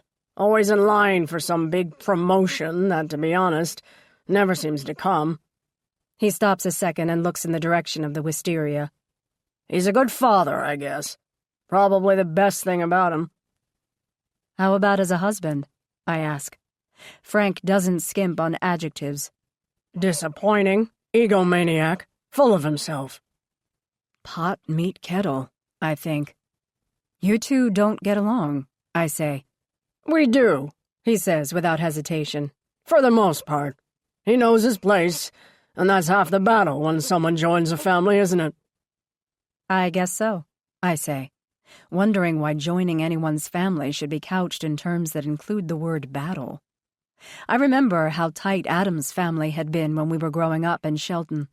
My parents had divorced by the time I was 16, and Adam's parents were not only together, but happy. They took Kip to Disneyland one time. God, how I wanted to go too. Adam knew this, and he made sure that Kip brought me back some mouse ears, with my name stitched in lavender thread on the back.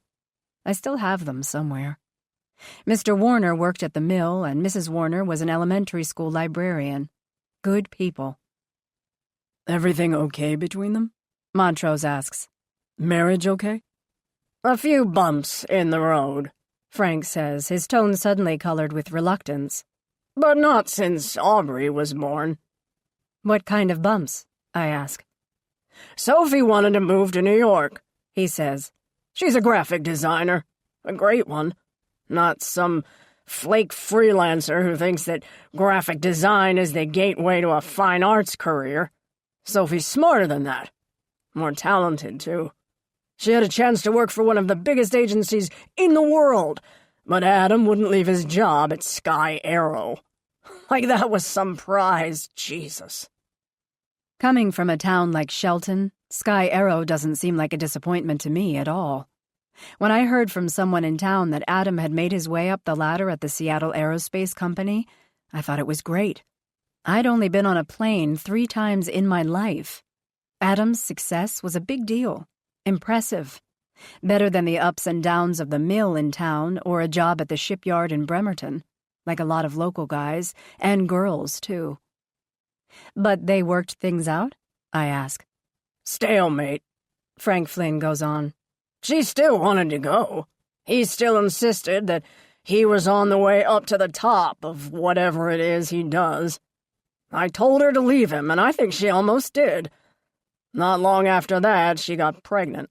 Her last chance at greatness was done. Kaput. I blame him for that. I hold my tongue. I don't see how having a child stymies any opportunity. My parents raised us on a shoestring, and we felt loved and encouraged. Dad worked his ass off, Mom too, and they did it all with a high school diploma and an unfailingly optimistic attitude. But they worked things out, right? I ask. Frank fiddles with the keys to the Buick. Yeah, I guess so. I wasn't happy about it. I really thought that the pregnancy might give her good reason to assess where she was going, but, well, you can't live your kids' lives, you know. I don't think he believes that at all. 10 minutes with this guy makes me all but certain he'd like to treat his daughter like a ventriloquist dummy. His words, her voice, his plan. We watch a couple paddle by slowly in bright green kayaks. They can hear what we're saying, as the water carries our conversation toward them like a speakerphone. When they pass, Montrose speaks up. Has Sophie indicated that there was anyone bothering her? He asks. Maybe at work? Frank shakes his head. No, an old boyfriend from high school that couldn't let go, but that was a long time ago. He takes his wallet from his pocket and produces a couple of photographs of his daughter. He holds one out. She's beautiful, I say. Always looked like a movie star to me, he says. So yeah, lots of interest from coworkers and clients, but she just brushes it off. I told you she was tough, right? She's able to deflect any unwanted attention. That's what's so maddening about her being with Adam. What are you getting at? Montrose asks. Crap, he says. She wasn't all that interested in Adam. Not really. You can see why. A girl like her, a guy like that. I'm sure it sounds like I hate my son-in-law. It's not that. I just hate average. I deplore it. Adam pursued her. He was relentless. Didn't want to lose her. I figured she'd shake him off like a turd on her shoe, but nope. He got her. He reeled her in. I ask him if I can keep the photo. I'll return it later. No, he says. That's all right. I have others. Keep it, Detective. Just find my daughter. I can hear Helen, Aubrey, and Adam as they emerge from the cabin.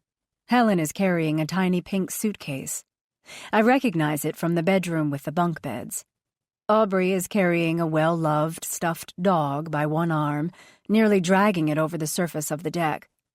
Adam is right behind them as they come down the steps and approach the shade of the cedar. His face is expressionless, hard to read, maybe heartbroken, probably in shock.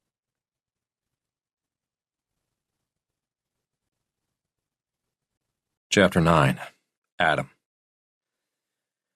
Helen is mostly silent as I inventory Aubrey's things in the cabin. She's always been mostly silent. I can't think of the last time she really said something of any real consequence. I know that she has been beaten down by her husband and that the world he's created barely leaves any room for her. I know that Sophie stayed in their house after college because she wanted to be there for her mom. Helen is weak, yes. It isn't because she suffers from depression, though she does, or that she is an alcoholic. I wouldn't blame her for that extra glass of wine early in the afternoon. She seems to inhabit the fringes of her own world, as if Frank rules their world and allows her to coexist with him as long as she keeps the house clean and does his laundry. I try to be friendly to her. There is no chance that Frank will change his mind about me. He doesn't change his mind about anything. Hard line, always right. Early on, I saw Helen as my way into some kind of a normal in-law relationship.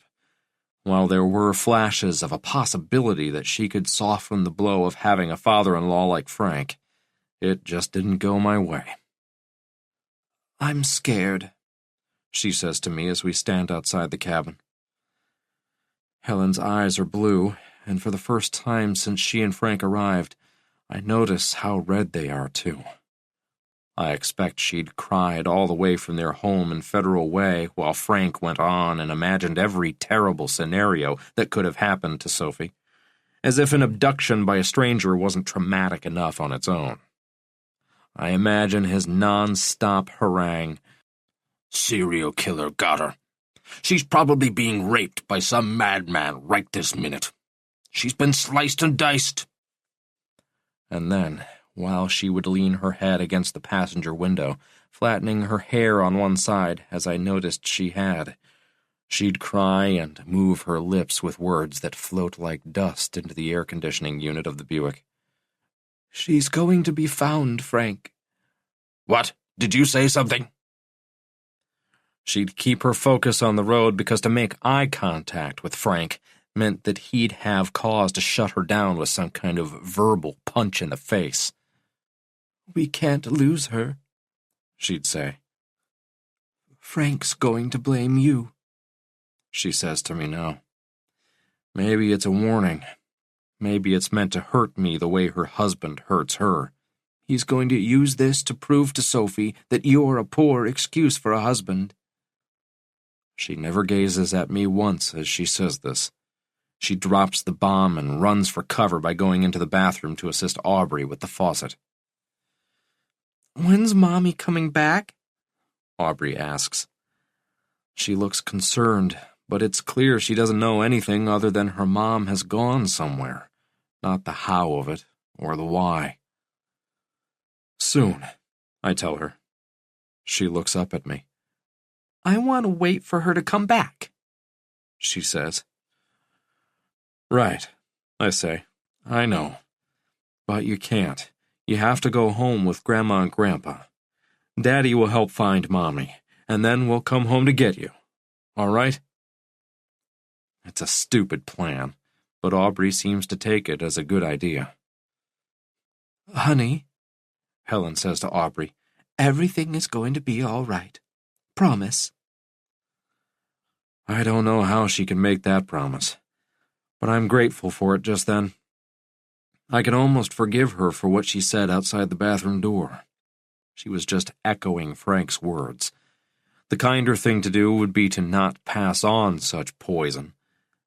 As I watch Helen take my daughter's hand, I wonder if sometimes I mistake quietness for kindness, silence for caring. When it gets right down to it, no one ever really knows what other people are thinking. I want to like Helen Flynn, but there might not be anything there to actually like. Car seats in Sophie's car, I say. I watch Frank wave his arms as he undoubtedly makes a point to the detectives that I'm a piece of garbage and that Sophie would have been better off with someone else. Anyone else, he'd say.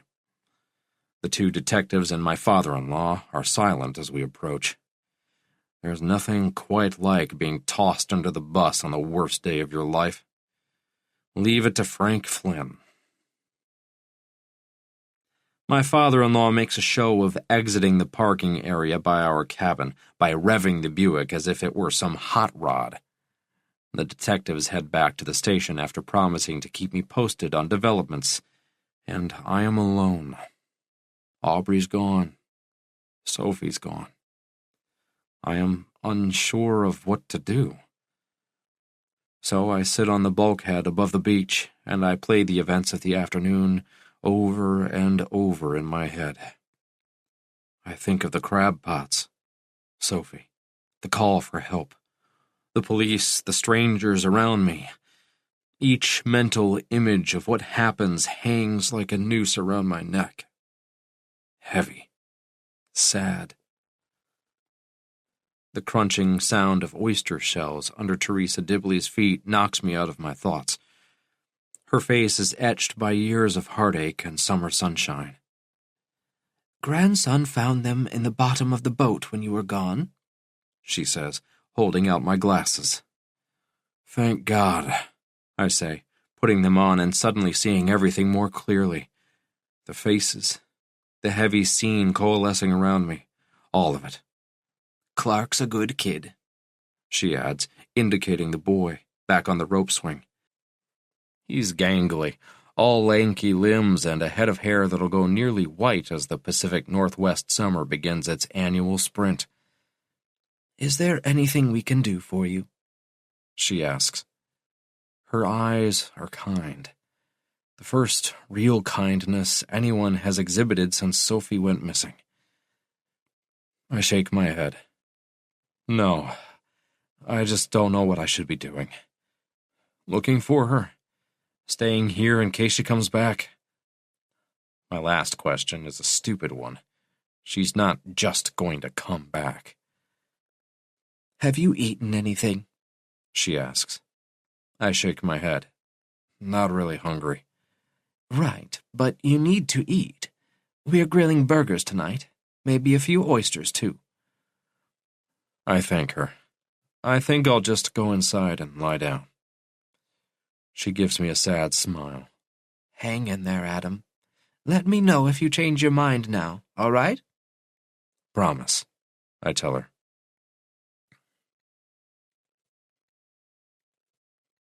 Chapter 10. Kristen. The pristine white of the bedsheets is blemished with reddish smears. At first, it passes through my mind that I inadvertently left a lipstick on the bed the night before. Damn. But when I look closer, its shade and consistency bother me. I touch the red and call for my husband. Connor enters from the hallway, a white towel around his trim waist, even though he finished his shower a while ago. He's been sprawled on the couch in the front room all this time, making quiet moaning sounds. "Are you all right?" I ask. He puts a palm to his forehead. "Brain's pounding like a jackhammer," he says, dropping the towel and fishing for some clothes on top of a white lacquered dresser. "But yeah, I'm fine." I study him, and then he follows my gaze to the red on the sheets. "Are you bleeding?" He shakes his head. "Not really. Maybe a little. Cut from work reopened." I cross the room to his place by the dresser and study the slice along his forefinger. "Lot of blood for that small a slice," I tell him. "What can I say?" Connor asks, stepping into some boxer briefs. "I'm a drunk and a bleeder." I worry that he's going to break out in song and bastardize the oldie, "I'm a believer." He's like that. Ordinarily, I don't mind. I'm just worn down at the moment. Work, our marriage, our prospects for parenthood. All of those things stack up at times, and levity doesn't do much to alleviate the situation. In fact, in those instances in which Connor tries to bring a little lightheartedness to a problem, there is often an endearing miss. It's me, not him. I just can't get the list of things I need to do out of my head. It's how I'm wired. I'm on time. I'm always prepared. If someone tries to switch gears on me, look out. I just don't operate that way. Last night I slept on the cabin's gray velvet sectional, which faces the water and a river rock fireplace. Connor was too drunk and agitated to share the bed with anyone. Naturally, it wasn't how I hoped our first night of the long Memorial Day weekend would be. We've been trying to get pregnant off and on for more than 4 years. Seriously.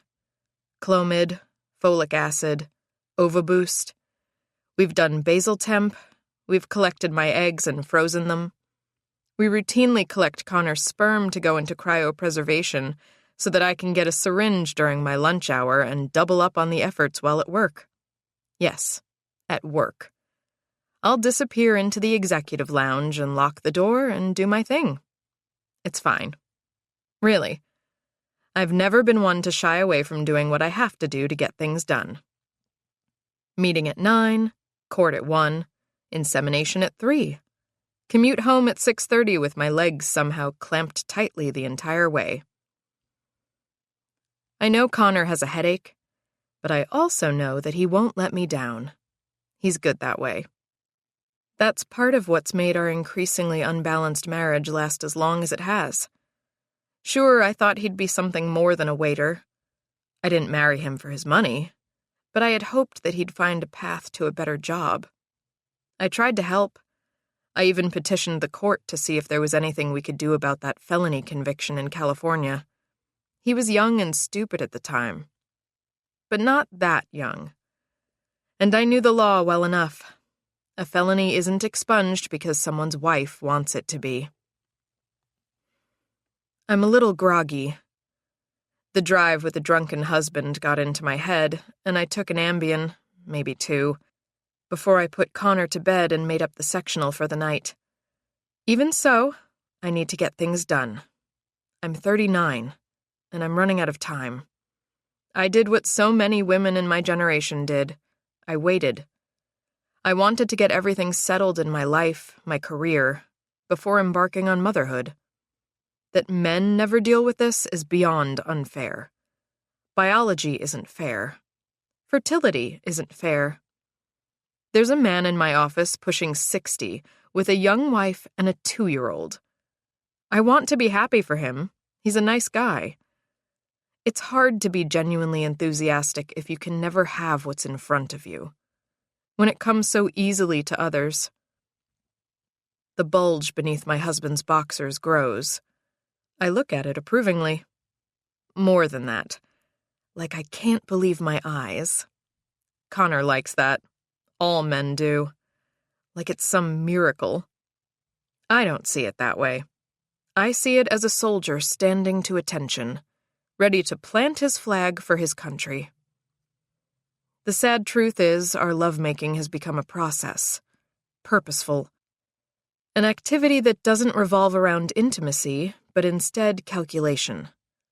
We have sex because I want a baby. There is a need inside of me that cannot be denied or set on the back burner for a moment longer. Damn biology. I'm naked in the bed, and Connor comes for me. He's fully erect. That's one of his best qualities. My husband's penis is as quick to attention as an 18-year-old's. I spread my legs and apply pre-seed, a sperm-friendly lubricant.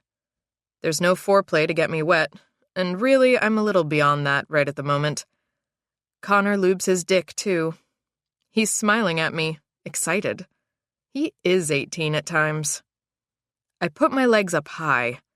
I want him inside me as far as he can go. I want those swimmers to get where they need to go. I want to feel that hot spurt against my cervix. And then it's on.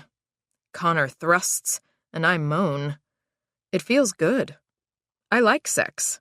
Really, I do. I want to be totally into it, yet I can't quite get there. I keep thinking over and over between his thrusts. Will this be the time? Will something finally happen? Will we make a baby? It doesn't last long. We're both wired now with accomplishing our goal. Off my list. Off his back, I think. Thankfully, he doesn't say much when we have sex. No baby this. I'm giving it, take it, I'm coming that. When it's over, Connor slides off me and puts a pillow under my thighs to keep the dream alive. I'm quiet. You all right? I don't answer right away, and when I finally do, I ramble. I'm not sure. I think so. I hope so. My mind's just elsewhere. We've stopped making predictions on whether or not this level of effort will result in a baby. One time, I felt a peculiar tingling in my pelvis, and I was sure that conception was happening at that very moment. But no, nothing. I loathe the idea of coming up empty-handed, that the trying has become tiresome. We've both been checked by a fertility doctor. I'm not perfect, but there is no reason why I can't get pregnant. Connor's sperm could make it across the English Channel. He's younger, he's got a felony, he's a waiter, and he's fertile as a rabbit. I'm everything my husband isn't. I love him, but I also feel a biting envy. In the balance of power, he wins when he shouldn't. I'll get cleaned up and dressed while you gestate a while, he says with a grin, getting out of bed, fetching some clothes, and disappearing down the hall. I lay there, legs slightly held upward, scrolling through the cracked screen of my iPhone. I check messages but don't answer any. I'm here on vacation. I want to live distraction-free and keep my singular focus. I've made a list, and I need to get everything done. I hear my husband turn on the TV. He's settling in while I, as he says, gestate. I turn to examine the blood smears on the pillow next to me. It appears more than just the residual of a reopened kitchen injury. In fact, I know damn well it is. A little later, the detectives and the missing woman come to mind. How could it not? It's all over the news, traditional and social media. We need to go make a statement, I say.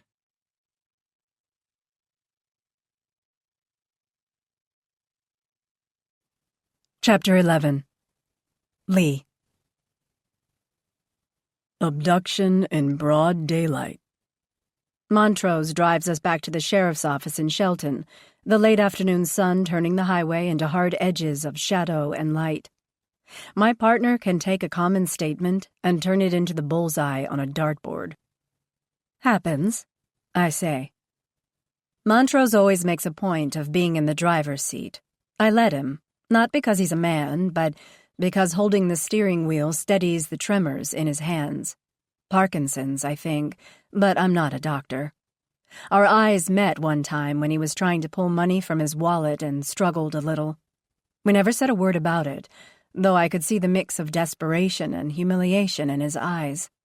And the plea, don't say anything, don't tell anyone.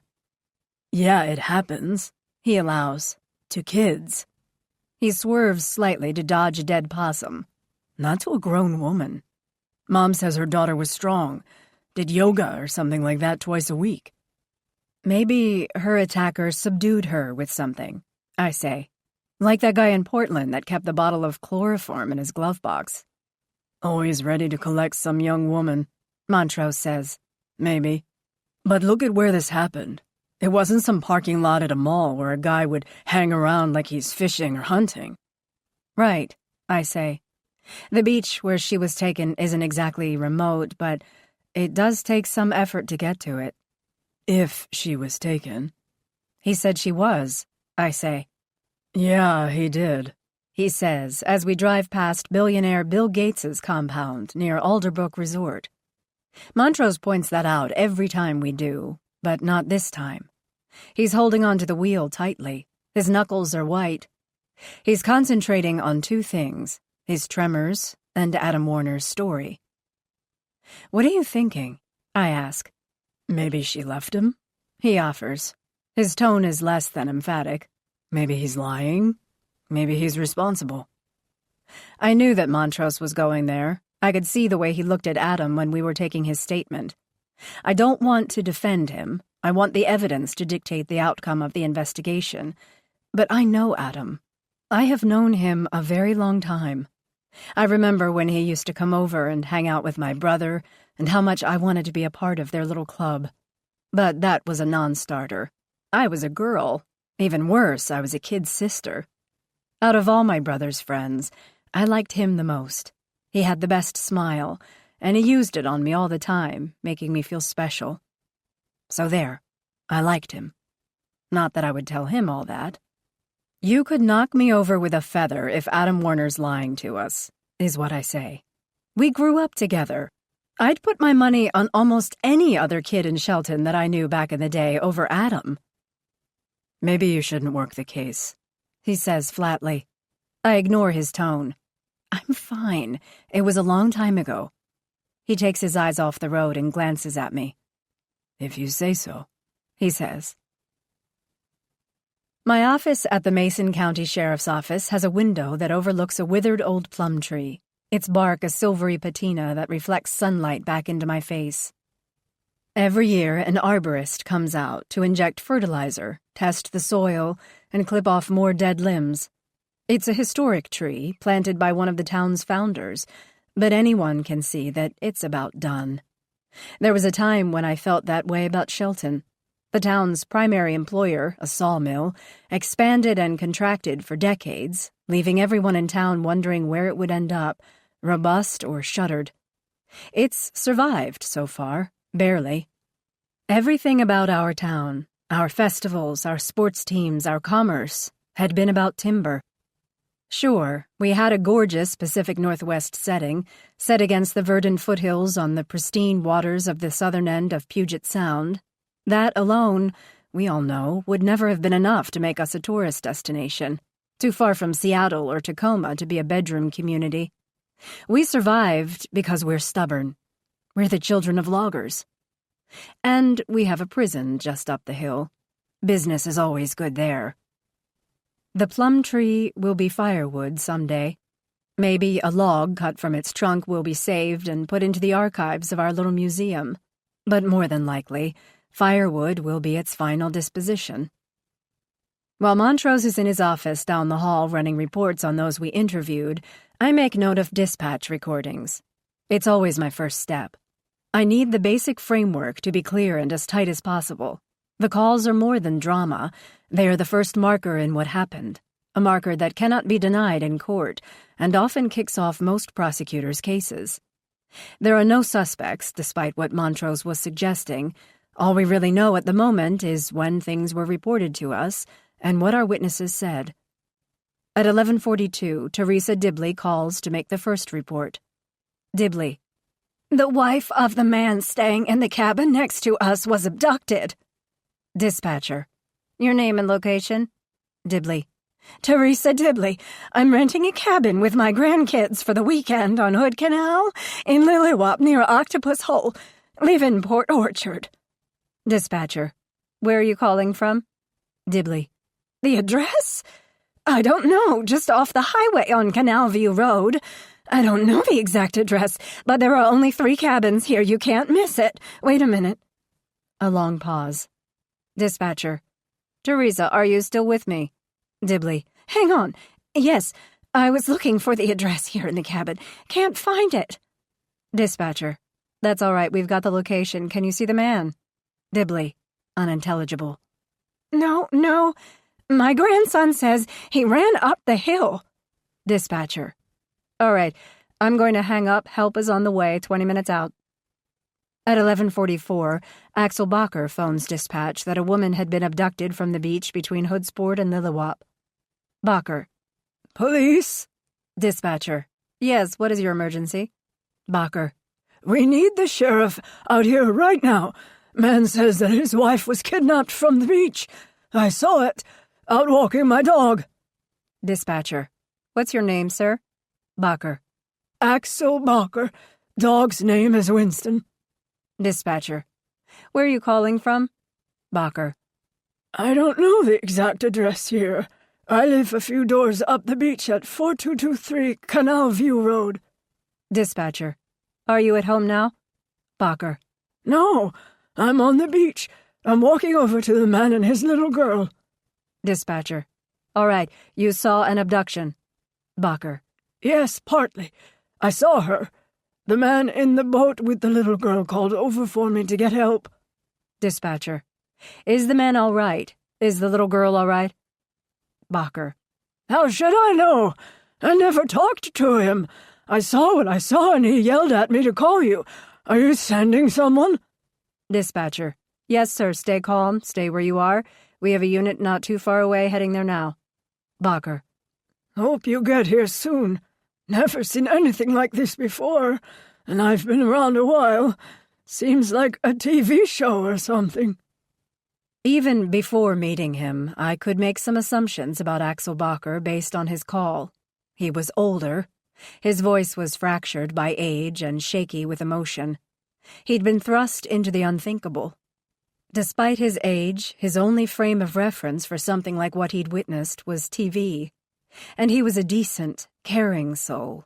He felt it was necessary to provide the dispatcher with his dog's name.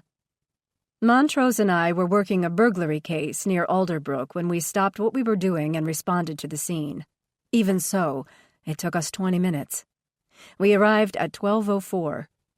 It is interesting that the first caller, Teresa, didn't see anything transpire and was just relaying what Adam had told her. Axel had seen the crime occur, but called in a couple of minutes after Teresa. I wonder why that was. Montrose pokes his head into my office. Connor and Kristen Moss are here, he says. I grab my notepad, hoping to fill it with an explanation for the unthinkable. Right there.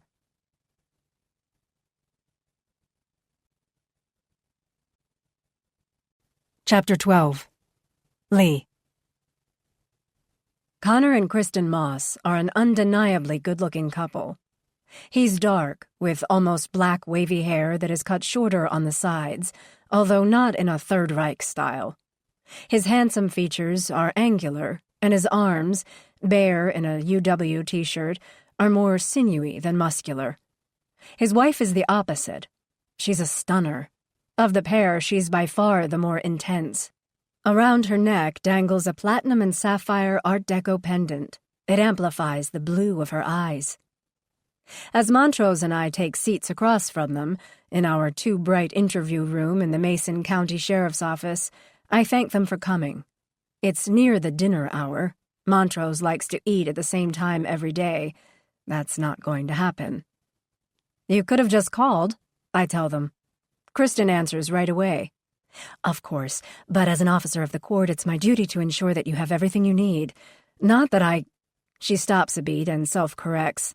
Not that we know anything. Of course not, I say, though I get to decide that, not them. The lady in the little cabin next door filled us in on more of the details. Stuff that's not on the news, Connor says. His voice is quieter than his wife's. A total shocker. Yeah, Montrose finally pipes up. I hate the old shop-worn expression, things like that don't happen around here, but it's right on the nose, they don't. Yeah, Connor says. That's what Chris and I were talking about all the way here. Sure, back in Seattle, but not here. We've been coming out here for years. Kind of our place. And now this. Makes me rethink where we spend our long weekends. Maybe we should scratch the cabin off our list and start going to Hawaii for our vacations like everyone else, Kristen adds.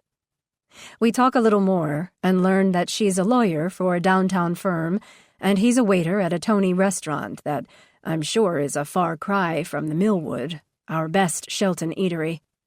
Head waiter, Kristen says. I nod. I see the distinction, and even more so, I see Kristen's need to shore up her husband's career.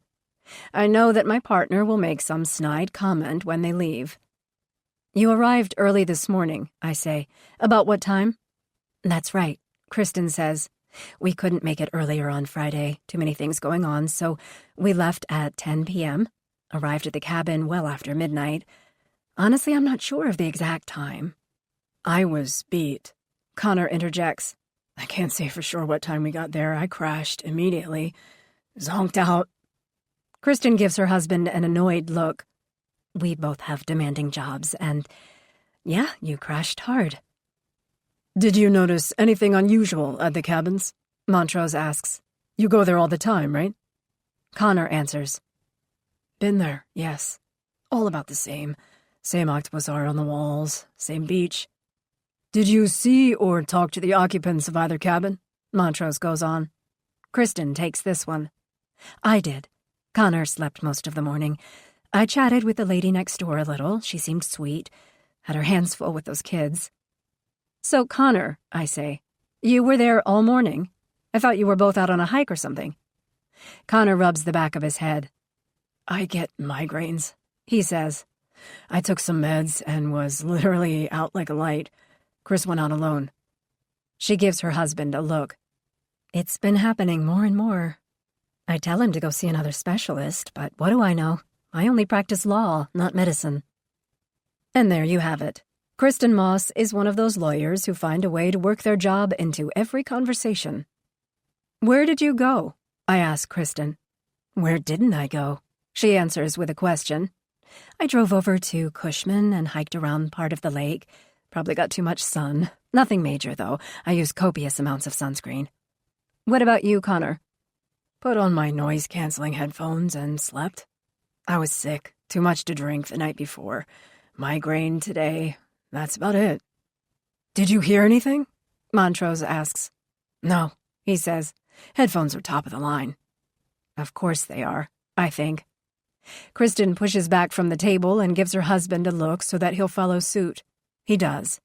She slides her business card in my direction. Connor's cell number is on the back side if you need to reach him.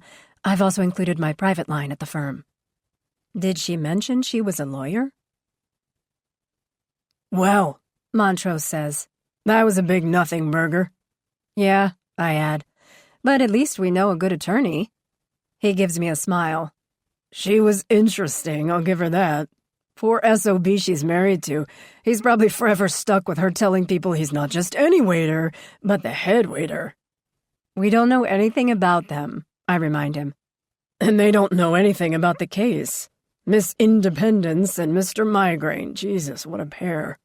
I almost feel sorry for the people of Hawaii.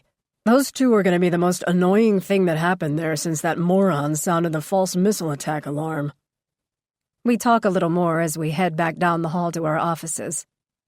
All we got is the husband and the dog walker. The husband didn't have his glasses on, and the dog walker is in his 80s. He's 77, I say. Whatever. My point is our eyewitnesses are not exactly top of the line, Montrose says, echoing Connor Moss's remark. They saw someone take Sophie, I say. Adam Warner says that. The old guy walking the beach saw Sophie and a struggle. He couldn't say for sure who was dragging her off. Then what do you think happened? She's gone, you know. Yeah, right, she's gone. And I don't know what happened.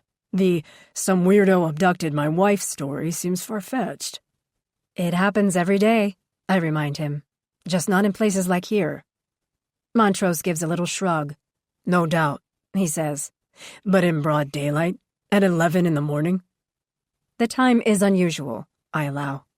I wouldn't expect such a bold move from someone who wasn't after her specifically. And she drops a wine glass, he says. Was she an alcoholic or what? I didn't get that from talking to her folks, I say. Immediately I feel foolish because I didn't even ask them.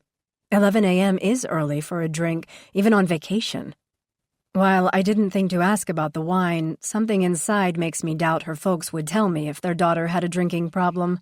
Certainly not in the first hours of an investigation. The truth is, Montrose says, now sitting in his ancient office chair, held together by duct tape, a MacGyver fix that he considers a badge of honor. We don't know a goddamn thing about Adam and Sophie Warner. He pauses a bit. I mean, I don't. But you do, don't you, Lee?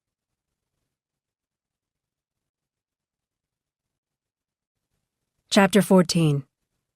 Lee. It's nearly 11 Saturday evening when I leave the office, and I'm wired from seeing Adam and the trauma of what he's going through. I catch the scent of the fireworks display that had just echoed over Oakland Bay Junior High's field, one of the highlights of Shelton's annual Forest Festival. I breathe it in. To the outsider, such a celebration is corny, I'm sure. I don't care. This is who we are. Logging competitions and a Paul Bunyan parade compete for our town's attention with one of those rickety traveling carnivals every Memorial Day weekend. The logging competition, with springboard, hot saw, and standing blade categories, is the biggest crowd pleaser in a place that was built on sawdust-strewn ground. I ran for Queen of the Forest when I was 17, but didn't make it. Most every girl in town tries out. Even today. I still have my grandmother's pretty emerald green and silver embroidered sash from her reign in 1948. After she died, my mom was going to throw it out, but I saved it from the trash bin. I loved my grandma more than anything.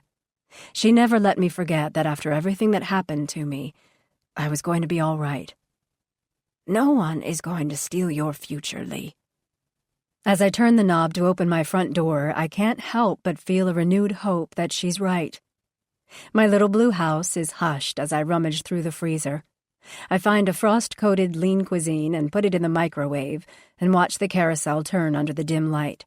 I look around as my sad and very late dinner spins in the window.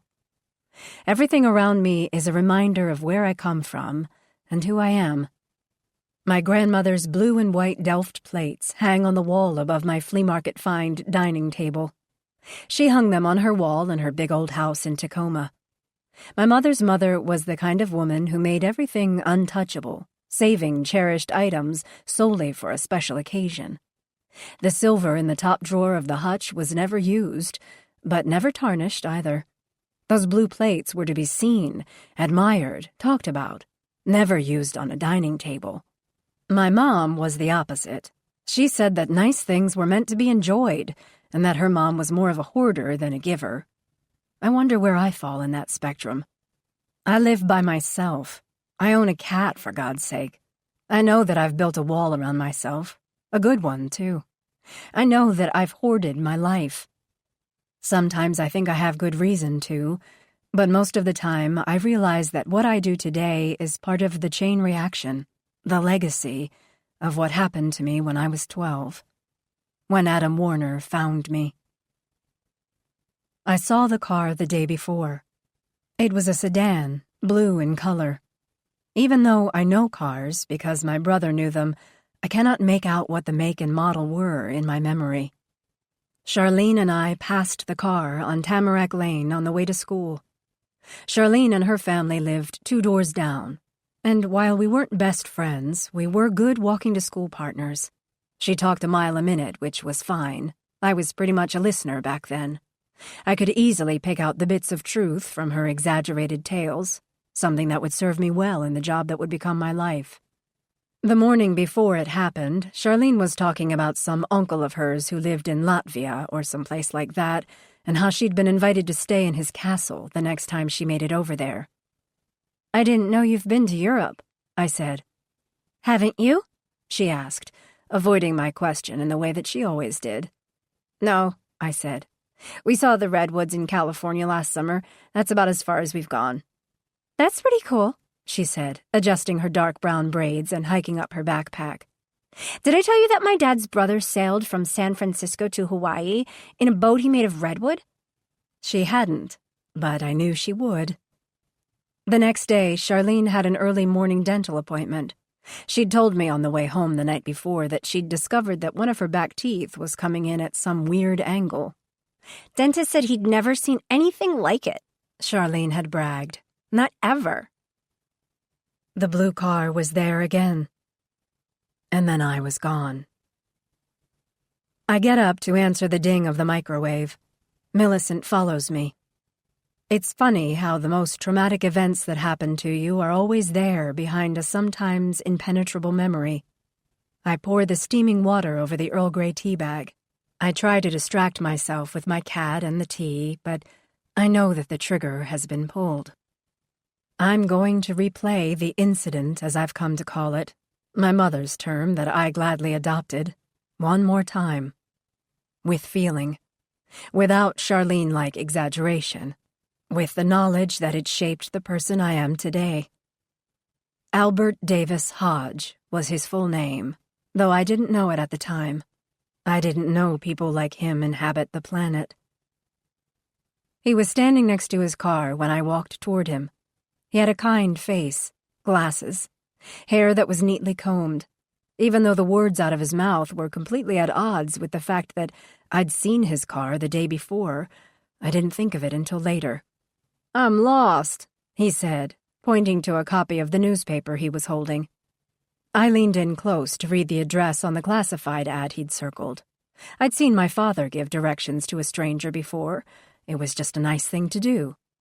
"Yeah," I said. "You're on the wrong side of town. You need to turn around and go the other way." "Crap," he said. "Excuse my French." "No problem," I told him. "I'm Al." I did think for just a second that him saying his name was strange. Why would he introduce himself? I'm on my way to school. I don't need to know his name. I don't need to tell him mine.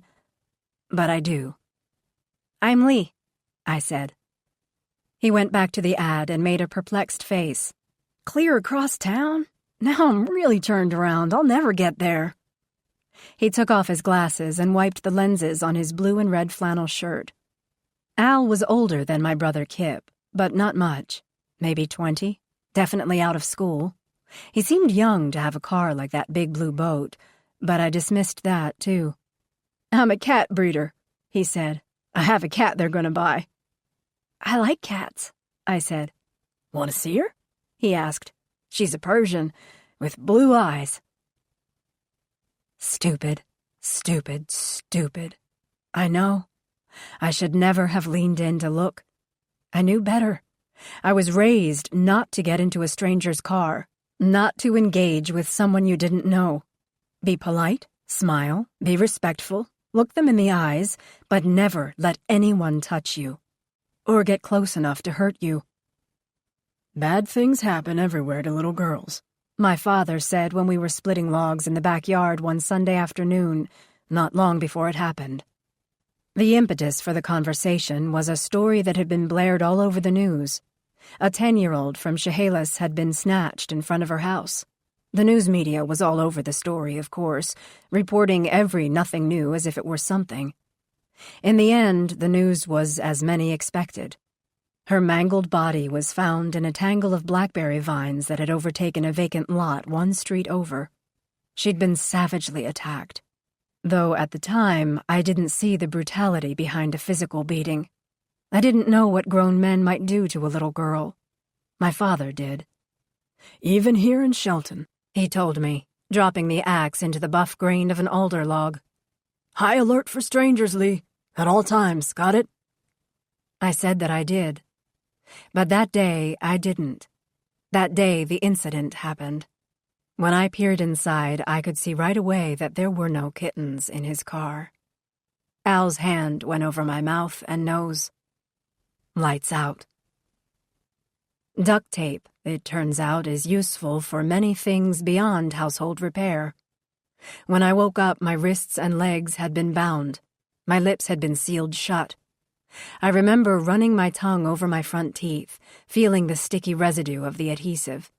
It's a nothing moment, I know, but it's one of those things that lift the curtain every now and then. I hate going to the dentist, because after a cleaning by the hygienist, my tongue wanders over the slickness of my teeth. Even when I tell myself not to, I do it. I feel the smoothness and think of the glue from the duct tape. Every single time. I knew he did something to me down there, as I would later call it. I was sore and bloody. I think that I cried, but I really don't remember. I know that my brain called out for my parents and my brother. I knew for a fact, as I lay there naked and terrified, that if they didn't find me, I'd die like that girl from Chehalis. I wish I'd known her name back then. I wish that I had paid more attention to her story. I should never have looked in that car. I wonder if she'd done the same thing. If he'd wrapped her in duct tape before he did what he did. I eat a few bites of my dinner, but my stomach is in knots, and I don't even know why I tried to eat something. A minute later, I'm lying on my bed there with my cat, fully clothed, bedside light on. The light is always on.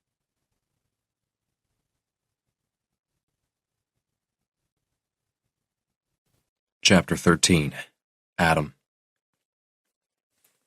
The cabin creaks with every step as I pace the burnished old fir floors. It's after 8:30, and the sun still illuminates the water out the window.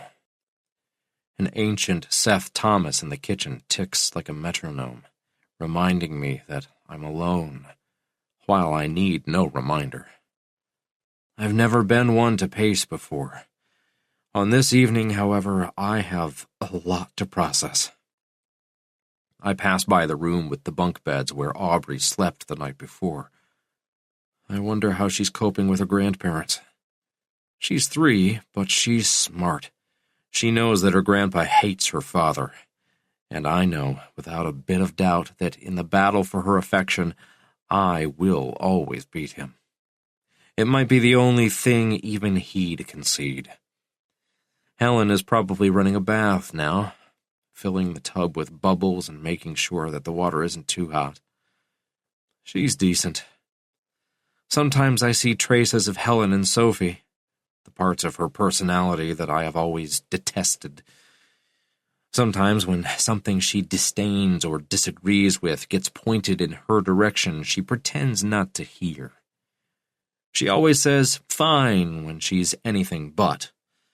Sophie disappears into the bedroom and drops the blinds to create a dark fortress so she doesn't have to face what disturbs her. I didn't know that when I married her. I saw her as she showed herself to the world. Fun, smart, sexy. Funny how those things are often a smokescreen from one's true self. It's easy to act all those things. Up for adventure. Head nods at complex scenarios when she's not really listening.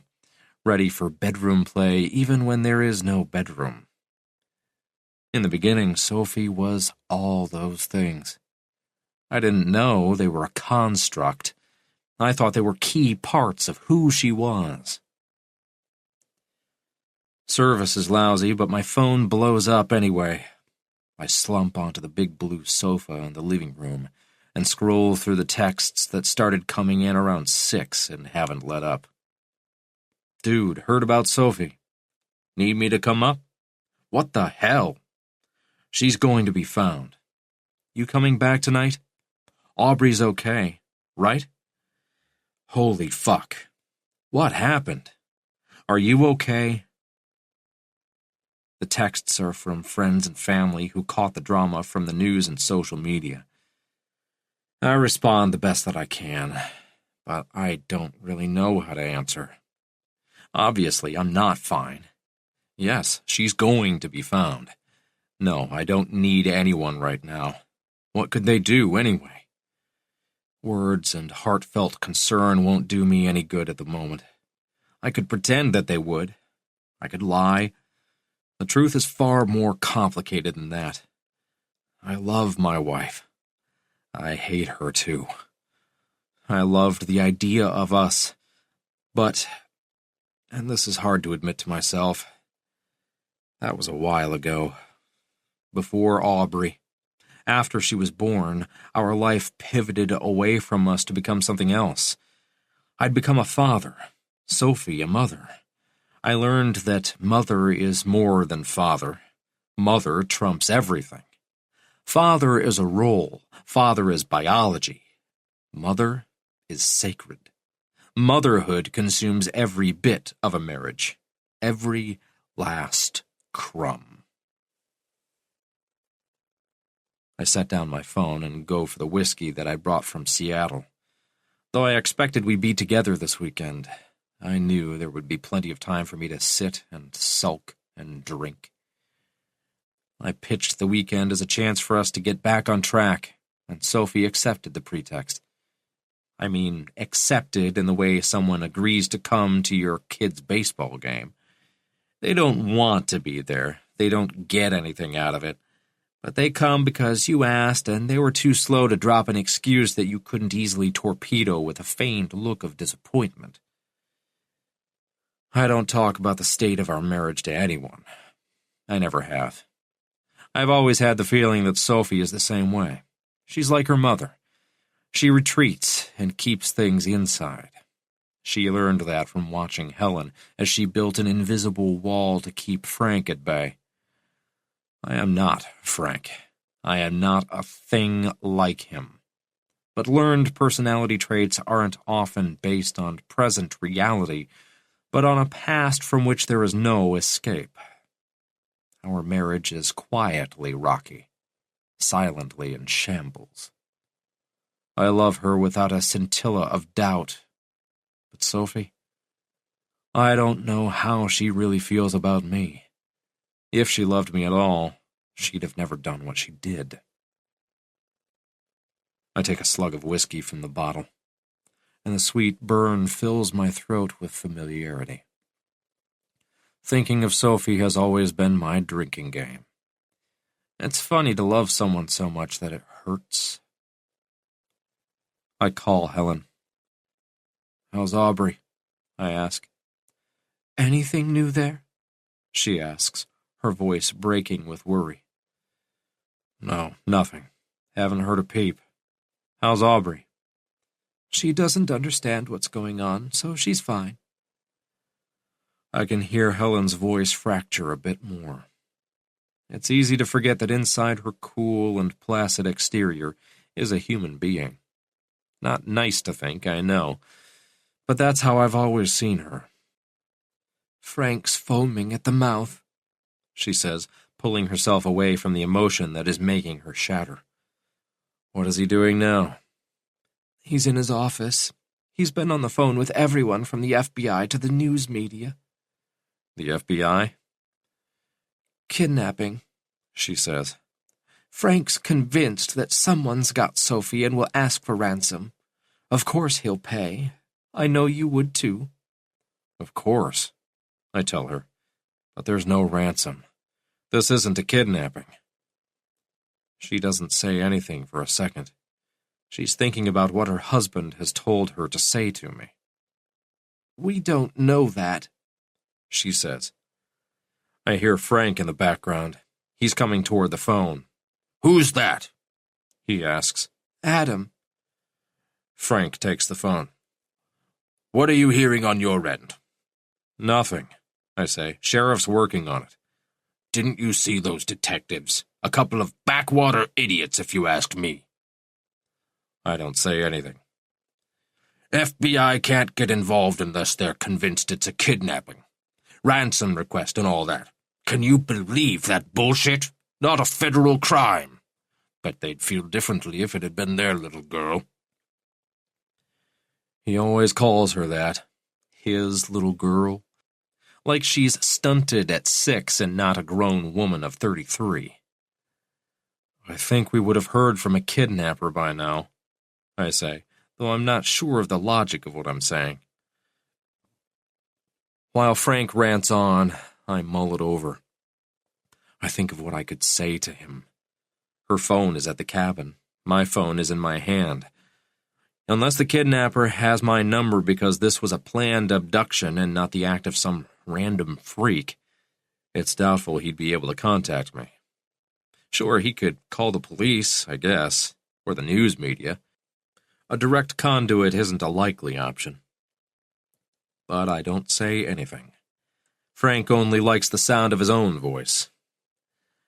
I called Como TV, Frank finally says. Make that announces. Linda London is going to see what she can find out. Linda London is the last of the old guard at a Seattle TV station that has tried, with reasonable success, to make itself over into a news source for the hipper, younger Seattle crowd that has taken over the city since Amazon began its winning quest for world domination. Linda is pushing 50, but despite a facelift and Botox injections that have left her nearly expressionless, even at a fire scene in which 2 were killed, she's determined to fight for airtime to the bitter end. I can't stand her. I've mentioned this before. Frank knows this. I'm sure that's why he handpicked her. Great, I say. Any help is appreciated. Gotta find Sophie. I hear a car pull in, and I look out the window in the direction of the parking area. It's the blue Lexus. The couple from the 3rd cabin, the Lily, has returned. She's got her arms hooked around him, leading him across the lawn. I keep my ear to the phone to hear what Frank says next, but he's done. He doesn't even say goodbye. He just hands the phone back to Helen, who, in typical form, offers up a non sequitur. We had cherry pie for dessert tonight. Bye, Helen, I say. Give Aubrey a goodnight kiss from me. I call my family next. First, my mom in Chandler, Arizona. Then my dad away on his annual hunting trip in Spokane. Finally, my brother Keegan in Los Angeles. I tell them all the same thing, and they reveal themselves in their responses. Me. I wanted you to hear from me before the news picks it up. Mom. Oh, dear God. Dad. Sure she didn't run off with anyone? Keegan. Need me to fly up? I know Keegan would drop everything at the Orange County hotel he's managing. He'd be here by morning.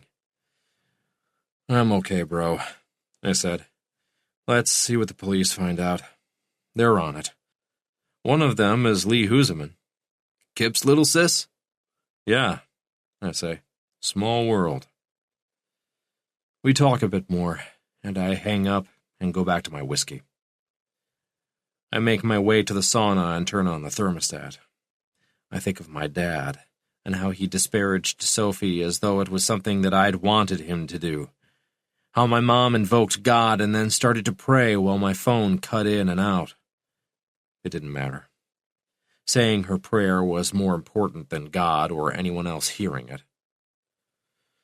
The sauna is off the kitchen.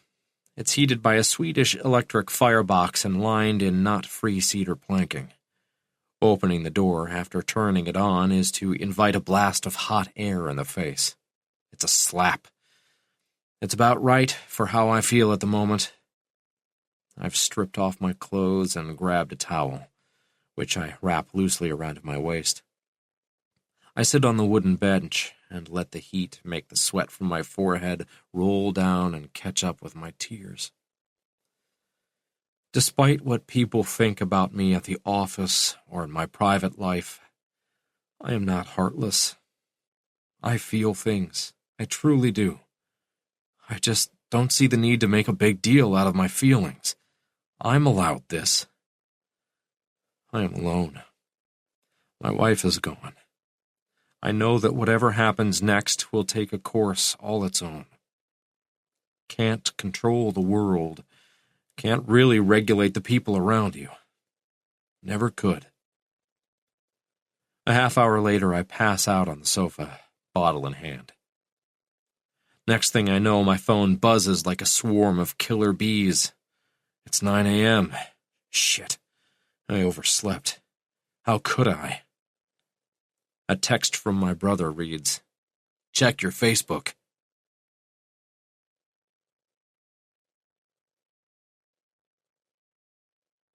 Chapter 15. Adam. I drive the half-mile to Octopus Hole and push to the front of the crowd of onlookers. It's what I know will be the worst Sunday after the worst Saturday of my life. My heart strikes like steel against steel. I'm there for a reason. The others are there to watch a show. It's been 24 hours since Sophie went missing, and what her father insisted had happened has. She's gone. I can see by the way the police hold back the people gathered there that just beyond the dock at Octopus Hole is the floating body of a woman. She's face down, nude. I don't need to see her face to know it's her. I can tell by her hair, her legs, and her delicate wrists. I can even see the small hummingbird tattoo that she'd had done when she was 17, something she always insisted that her parents hadn't known. I expect her little rebellion will be known now. "I think that's my wife," I say. A deputy who looks all of 14 acknowledges me, as does another officer. "This isn't really happening," I say, though I know it is. "Sir, please come over here," the 14-year-old says. My gaze remains glued to the water and the bobbing figure of my beautiful wife. "What?" I ask, confused. "Here," he repeats. "Come here." Briefly, all eyes are on me. Briefly, because it is almost impossible to take your gaze away from what you likely have never seen in your life, or ever wanted to see. Crying is foreign to me, really. And yet, in that moment when I see the anguished face of a teenage girl, tears streaming down her cheeks, I find my own eyes start to leak. Another officer puts his hand on my shoulder. "I know this is rough," he says. He's older and might actually know how hard it is to see your wife, the mother of your only child, floating like a discarded mannequin on the inky saltwater surface of Hood Canal. She looks so white. She's chalk. She's a doll made of chalk. A crime scene tech arrives to document everything she can before the body is removed from the scene. "Do you need me to call someone for you, sir?" I look up. My in-laws. Sophie's parents. "Are you sure it's her?" Even from here I can see her tattoo. It's her. My fingers find their way to my eyes, and I quickly wipe my tears. I saw they'd found a body on Facebook. My in-laws don't have a Facebook account, but they might know someone who has. Need to tell them. She's their only child. The deputy nods and leads me to an ambulance that arrived before I did. He goes to confer with another officer while I sit on the back of the vehicle. There was no need for an ambulance. Sophie wasn't going to be saved. She was utterly and completely dead. Sheriff's detectives are on their way from Shelton, he says. Unless you feel strongly about calling your wife's parents, we'll have local law enforcement make a notification. But despite the tattoo, we're going to need you to make a positive ID. I did, I tell him. It's her. Right, he says, his voice even. But we need you to see more of her. She's my wife, I say.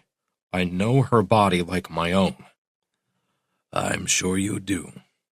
In this instance, sir, we need you to look at her face, all right? They are bringing her out of the water now.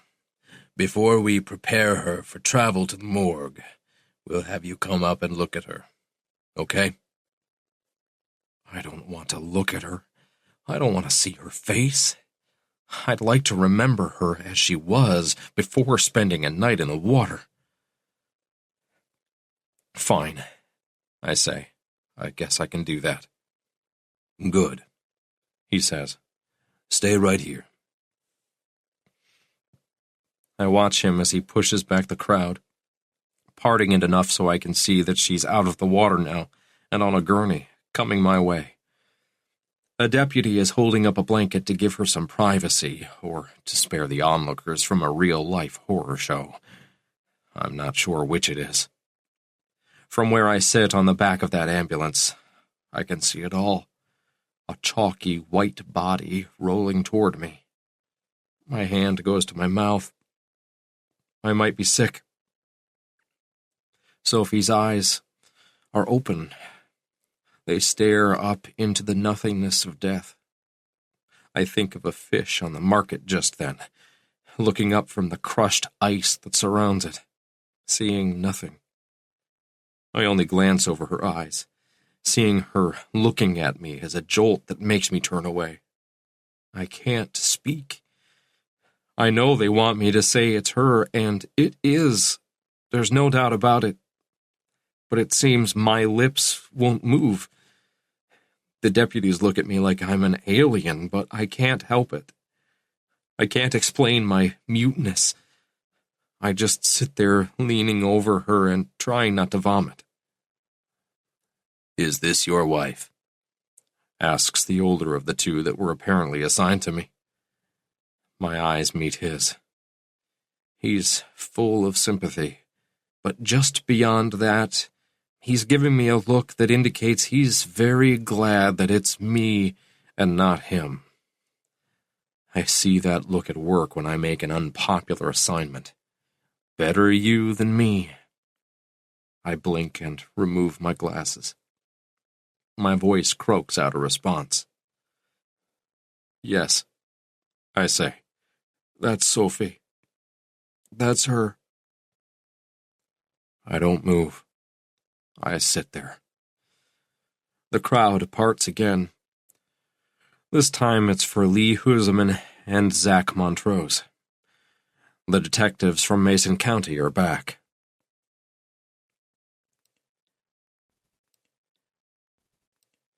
Chapter 16. Lee. Adam watches his wife's body from a few yards away. On his face, he wears the saddest look I've ever seen. And I've seen plenty in my 10 years in law enforcement. I've seen a mother holding her lifeless baby outside a burning house. A father throw himself in front of a car when he found out that his wife had killed herself. The endless tears that come from the kind of grief everyone can recognize as inconsolable, but are unable to really feel until it becomes their turn. Adam looks pale. His eyes are red. I think he's shaking as he looks over in my direction. This is what a broken heart looks like. Montrose checks in with the techs and the responding officers. Our county is too small for a coroner. Kitsap County, just to the east, handles suspicious deaths for us. This, quite obviously, is one of those.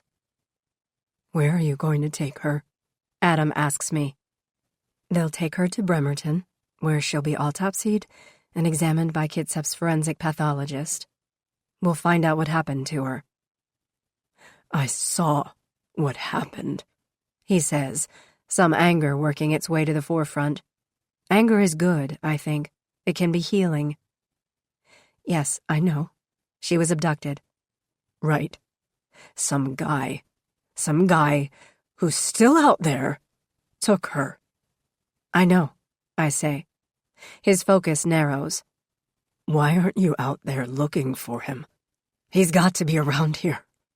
He didn't take her far, did he? It seems not, I say, letting him unspool a little. He needs it. He'd never admit it, but Adam Warner is in shock right now. Within 24 hours, his life, and his little girl's, has been turned upside down. I tell him I need to check in with my partner and provide instructions for the pathologist. Since it is a holiday the next day, I'm thinking that they'll keep her body in the chiller until Tuesday. I go look at the body and then find Montrose by the dock. A couple from Canada were kayaking and they found what they thought was a blow-up doll, he says, indicating a man and woman standing on the grass up from the shore. Here on vacation. Been a lousy vacation for a lot of people around here. Montrose ignores my remark. Deputy took pictures of all the looky-loos, he says. Smart kid.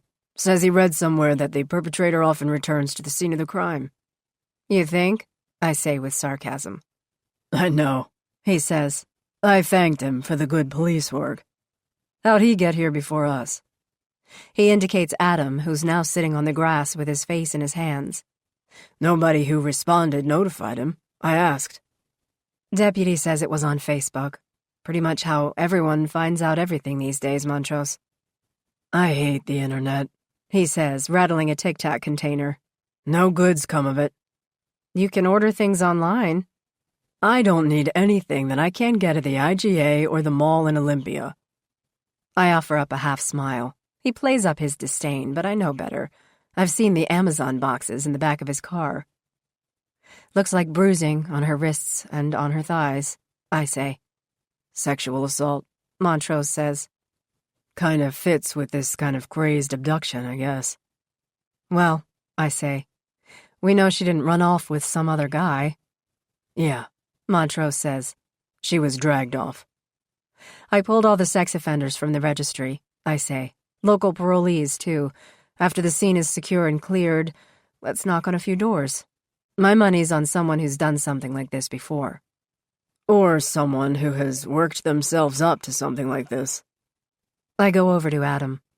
Deputy Cronin can take you back to the cabin, I say.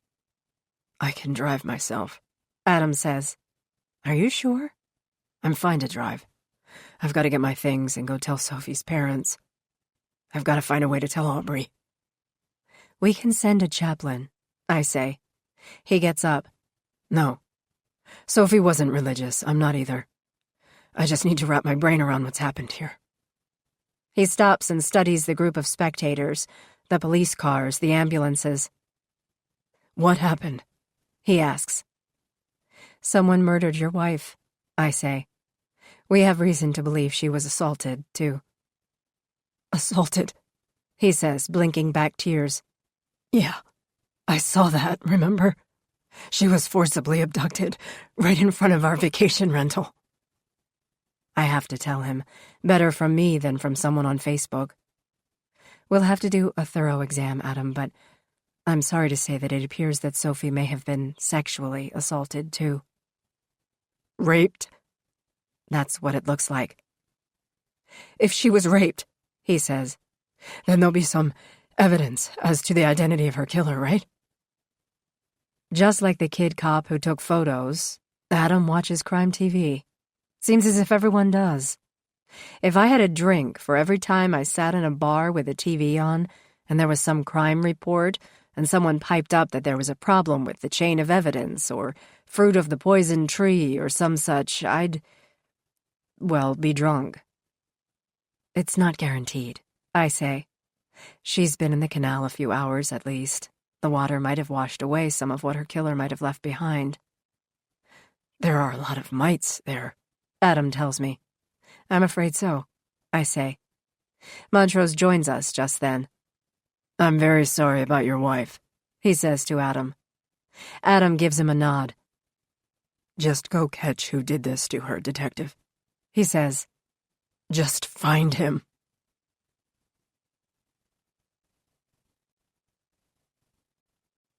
Chapter 17. Lee. Carmine and Delia Winters sit at a picnic table. They are in their early 40s. He's trim and wears a mustache that's meant to be noticed, a handlebar that looks so waxed that I'm all but certain a wet towel could be hung from its tips. His wife, Delia, is a striking woman with dark hair and penciled brows. He's got on a UBC t-shirt and she's wearing a tank top, blue in color. A pair of hoodies, also UBC, are folded neatly on the picnic table. The two of them are watching everything around them, with the kind of peculiar expression that comes with seeing the horrific and the fascinating in a single glance. A car crash comes to mind. I approach and introduce myself as one of the detectives investigating the case. Do you know who it is? Carmine asks. Yes, but we're not releasing that now, I say. Well, we've already told the police everything, Delia says. Her husband puts his hand on her shoulder. I can tell she doesn't want to go over it again because it's painful to talk about, not because she doesn't want to be bothered. It's fine, he says. This is a bit of a shock. Never in our lives did we think we'd find a dead body. No one ever does, and those who do probably never forget it. I'm sure it was a terrible shock, I say. I just want to hear a bit more about how it was that you found her. Delia answers. We're here on holiday from Vancouver, she says, starting slowly, staring me in the eye. Stupidly, she says, not realizing how busy things would be here with Memorial Day weekend. I guess you have a lot of war dead to remember in America. She stops herself before going on. We got the last cottage at Mar Vista Beach just down the road. A cancellation, Carmine says. Lucky for us. The only thing lucky about this trip, Delia says. We brought our kayaks and put in at Mar Vista. It was early, about 7, right, Dee? She nods. Right. The current was in our favor, she goes on. Took us barely 3/4 of an hour to make it here. I brought some breakfast snacks and some coffee, and we thought Octopus Hole would be a good spot to eat. Right, he says. I was paddling behind Dee, so she saw it first. I thought it was a blow-up doll, she says. I'm embarrassed to admit that. Not because either of us have ever seen one in person, but it just seemed like that's what it was. Naked, bobbing up and down a little. When we got up close, Carmine says, she, was in the reeds, and I poked her with my paddle. I thought it was a big joke at first. We both did, Delia adds. We don't think there's anything funny about it now, of course. They tell me how they went ashore as fast as they could and phoned 911. Was there anyone else here? I ask. Did you see anything? No, Delia says. It was just Carmine and me. And her, of course. She looks in the direction of the body. Did you notice any cars? I ask. Trucks, other vehicles? Again, an emphatic no. I watch Montrose talk to some new arrivals at the crime scene. I know he's wondering if the killer has shown up. He's a big believer in that. Me? I've never seen it happen. This place is probably packed with people in the day, Carmine says. But it was morning. The air still had a chill in it. Besides, and I mean no offense by this, Americans aren't early risers, right? I offer a faint smile from across the table. Many aren't, I say. You're definitely onto something. I take down the rest of the Winters information. She's an administrator at the University of British Columbia. He works for Muji, a large Japanese retailer, building out new stores in the city. I know for a fact that they will tell this story over and over when they get back home. In time, they'll forget about all of the things that made their holiday special, up until the moment they found Sophie Warner's lifeless body floating in the pristine, blue waters of what many consider America's only fjord. They will only talk about the dead lady in the water.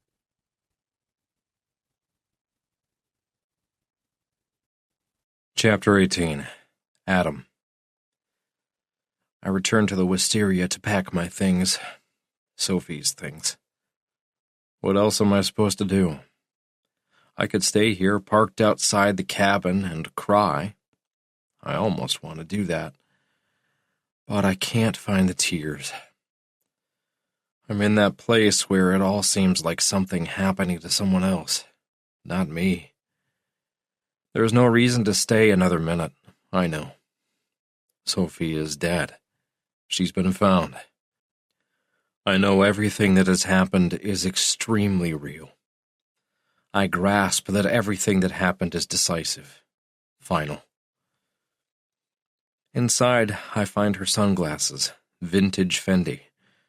The pair stares at me from the dining tabletop. As I put them away, I remember when she got them on our trip to Martha's Vineyard. That was a happy time. And seeing those sunglasses somehow propels me to think of all the reasons I loved Sophie and how long it has been since I'd seen evidence of those things. How we drifted apart before Aubrey. I know I had a part in it. I was busy. I was wrapped up in the idea that the more I gave to my job, the more I'd get in return. Fuck me. It just meant less time with her. It meant an opportunity to fail in a marriage that I didn't want to fail. I can see how she fought for us to survive. I really can. She greeted me with a kiss that lingered. She texted me ideas of places we could go. A trip, restaurants we could try. She made excuses to her folks so that we didn't have to spend time with them. Or rather, so I didn't have to. I was an idiot. I was blind to everything, and still she didn't give up. Sophie was a fighter. She was the kind of person who stood up for others, then herself. Certainly she had mood swings. I wonder now how much of her depression was chemical and how much was caused by me. We were a sinking ship, headed for the bottom of the ocean. I was sleeping on the sofa half the time. We never used the word divorce, but that's where it was going. I'd stay late at work, go out with a gang. She'd do the same. I remember I used to come home to an empty house that felt so devoid of any kind of warmth. It felt like one of those extended stay hotels. And then everything changed. I came home from work to find the house filled with the smell of Sophie's famous lasagna. Famous because I bragged about it constantly to anyone whenever the subject of favorite food came up. Now that she's gone, I find myself going back to that night of our new beginning. We laughed about our situation. "I don't want a roommate," she said. "Me neither," I said. "I'm tired of feeling alone, even when I'm in the same room with you, Adam." She was crying then, and I put my arms around her and held her. "How did this happen to us?" I asked. "Me," she said. "My fault. I just let the distractions pile up, and when they got so all-encompassing, I just shut down." "I've got some skin in the game, too," I admitted. "I let things get out of hand at work and here. I forgot what's important. Yeah, I did." After dinner, we made love, and I held Sophie all night. We'd found each other again. Our second chance, I thought, would never need a second chance of its own. A month later, Sophie woke me one morning with a nudge. She stood over me next to the bed, holding a pregnancy test wand. She looked happier than I'd seen her in a very long time. "We're going to have a baby." "Huh?" I sat up and put on my glasses. "You're going to be a father, Adam." As I sit there in the cabin, I want to pound my fists against the table. But I don't. The most important days of my life are bookends now. Aubrey's birth and Sophie's death. Between the two were hope, love, and the promise that whatever mistakes I'd made were gone forever. Just like Sophie. I set down the sunglasses and look out the rippled glass window pane. Teresa Dibley is on the lawn in front of the cabin.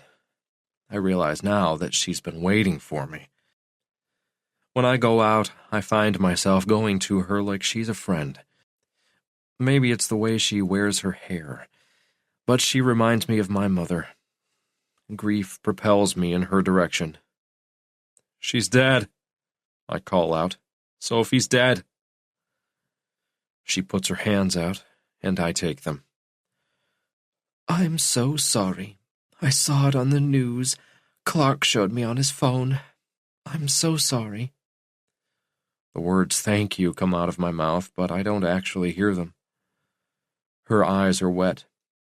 "Is there anything I can do?" I don't even know this woman, but she's offering to help. I wonder if other people are like this too.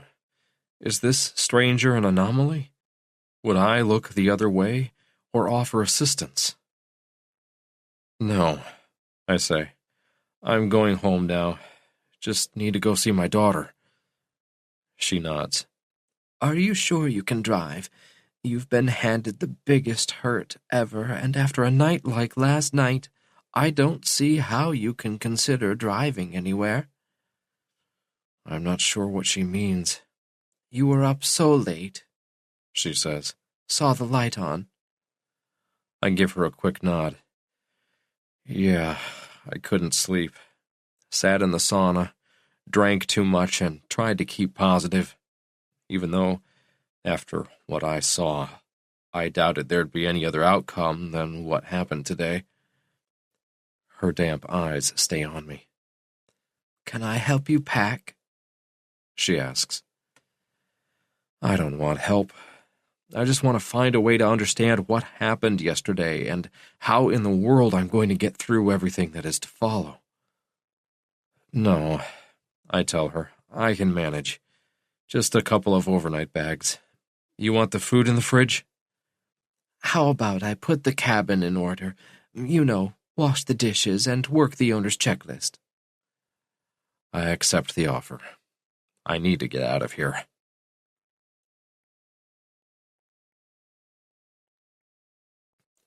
Chapter 19. Adam. For the first time ever, I welcome the traffic clusterfuck I encounter on the way back to the ever-swelling Seattle-Tacoma Metroplex. Even on a Sunday before a paid holiday, it's always beyond comprehension. The Tacoma Narrows Bridge might as well be suspended in amber. Archaeologists will need to chip us out ages from now after all the twisted metal and carnage piled at the eastern landing has at last been sorted out. And I couldn't be happier. Anything to postpone my arrival at my in-laws. A fantasy unspools in my mind as I drum my fingers on the motionless steering wheel. Both Aubrey and Sophie are part of it. We are at the wisteria, and we are roasting marshmallows in the fire pit on the oyster shell-strewn beach. Sophie fixes on Aubrey as I let our little girl attempt to roast her own. "Keep the stick away from the flame," I tell her. "We're going for golden brown, not black the way Mommy likes them." "Sorry," Sophie says, "but burned marshmallows are very yummy." "Yummy if you like eating ashes," I say. We all laugh as we sit there on bright blue Adirondacks, taking in the evening air and enjoying the spitting sparks of the cedar and alder fire. The waves draw closer, and the lapping sound adds a kind of relaxing tranquility to the scene. "Maybe we can catch some crabs tomorrow," I say. "Gather some oysters."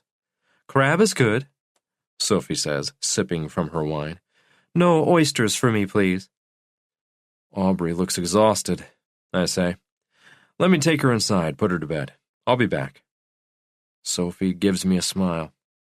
"Good," she says. "I love it here. I won't move an inch." The other cabins are dark when I carry Aubrey back up the steps to the wisteria. She's asleep. I feel her warm breath on my face. In my fantasy, I know that something bad is going to happen. I feel a heaviness cover me like a black tarp. "Night-night," I say, putting her under the covers.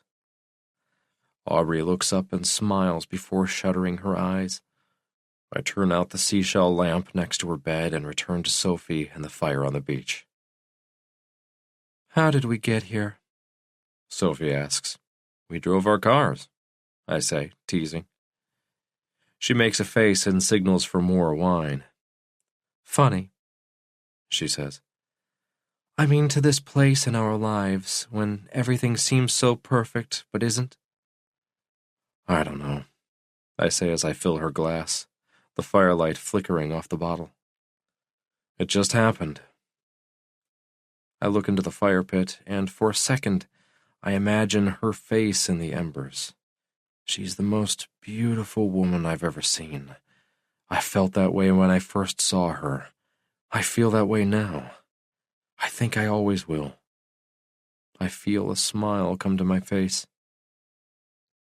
Then I'm back to being alone in my Adirondack facing the placid waters of Hood Canal. No Sophie. No Aubrey. I don't want to go inside the wisteria.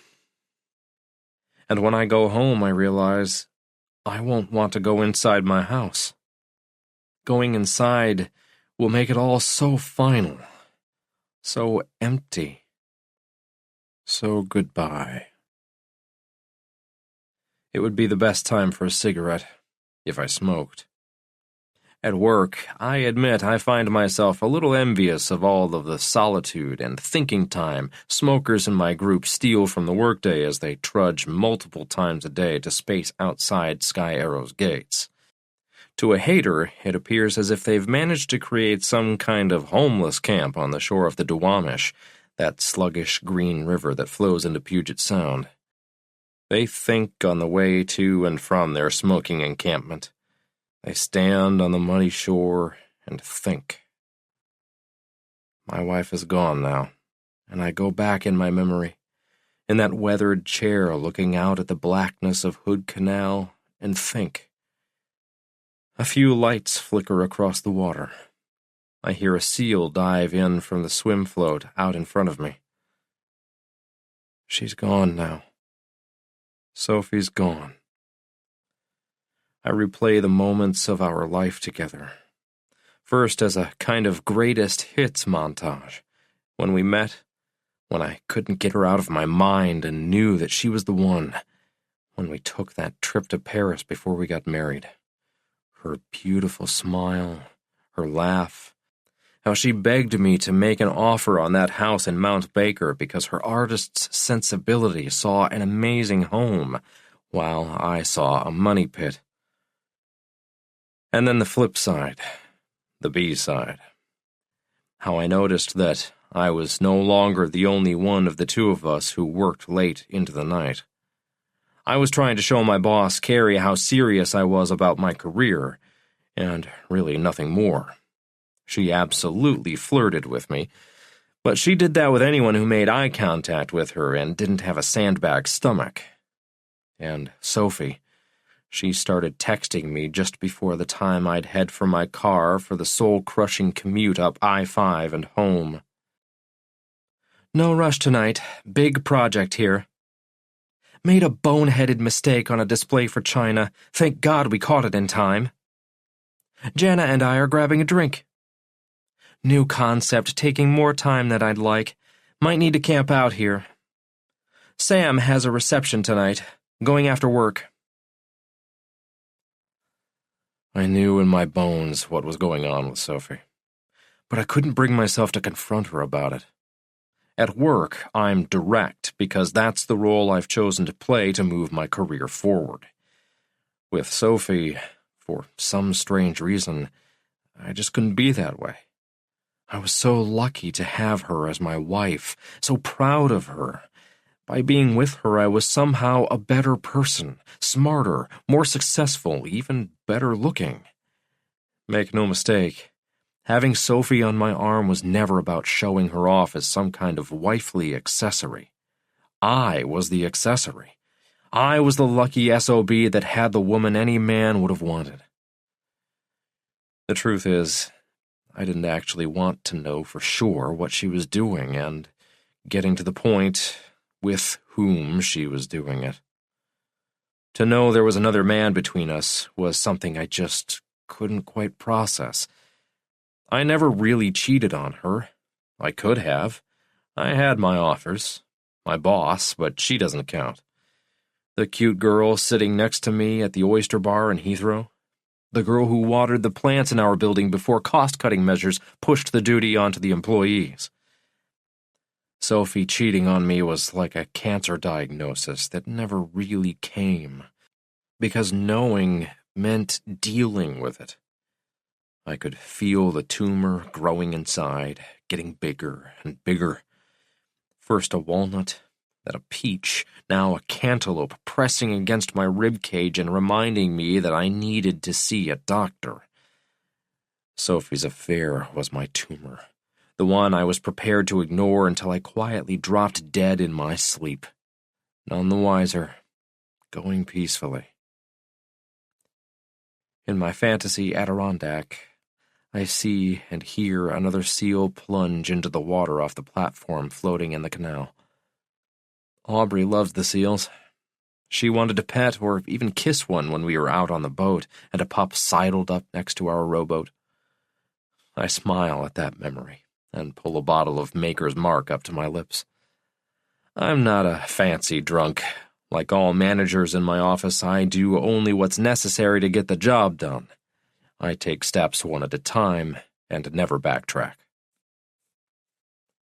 As I drink, I notice the lights go on in the Chrysanthemum, the little middle cabin Teresa Dibley is staying in with her grandkids. Off, then on. Off again. Those kids must be a nightmare for their grandmother, but a nightmare insufficient to keep my thoughts from bouncing back to Sophie's affair. Affair. God, I hate that word. It legitimizes a deep betrayal by casting it as if it were either wonderful or nothing at all.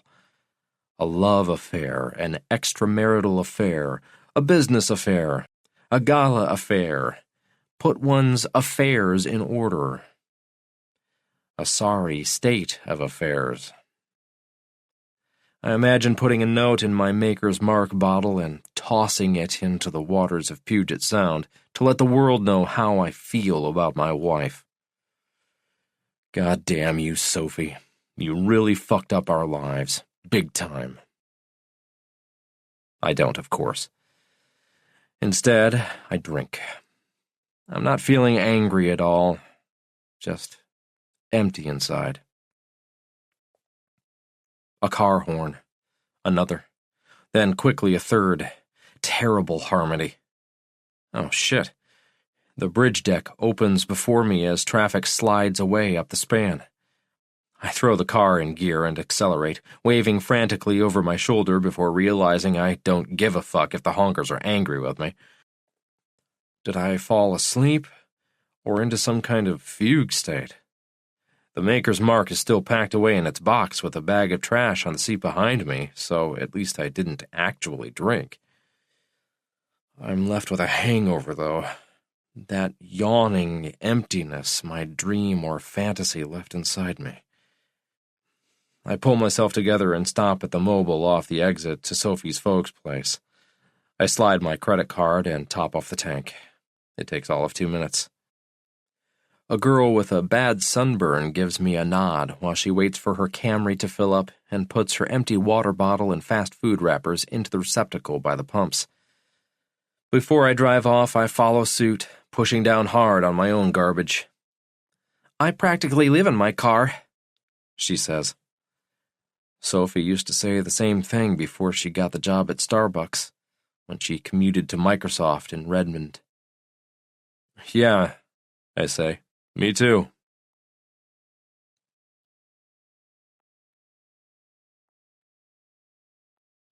Chapter 20. Adam. Frank and Helen live in the same house on the course of the Twin Lakes Golf and Country Club in Federal Way that they did when they brought Sophie home from the hospital. It's impressive in its own way, a sprawling rambler with a cobblestone driveway and landscaping that proves a control freak lives there. Most of the shrubbery is sphere-perfect. The lawn is as flawless as a pool table. I feel each cobblestone bump in my stomach when I drive up to park. I make my way to the front door and try the knob, but it's locked. It's about Aubrey's bedtime, so I half hope that she is sleeping and I won't have to face her. Seeing Frank will be enough. I expect that he'll find a new batch of blame for me. He's resourceful that way. Helena answers. She looks nearly as pale as the cream sweater she's wearing over her rack of bones shoulders. I reach for her without saying a word, and we hug each other in the doorway. I'm so sorry, I say. So sorry. I feel Helen's frail body crumple as she lets go. I know immediately she already knows what happened to Sophie. But I get the feeling that every time someone mentions how sorry they are or how much they loved Sophie, it will wound her with another bolt of pain. Concern will only underscore the hurt that's taken over every grain of Sophie's mother's tortured being.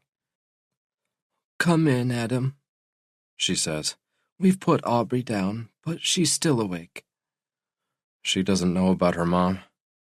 I ask. Helen steps back and glances to the gleaming slate floor under our feet. Frank told her, she says. He felt like she had a right to know. She looks at me with an expression that mixes her own sorrow for her loss with a bitterness aimed at her husband. It's classic. Frank Flynn is a grandstander. He needs to be the first and the loudest. The most memorable, too.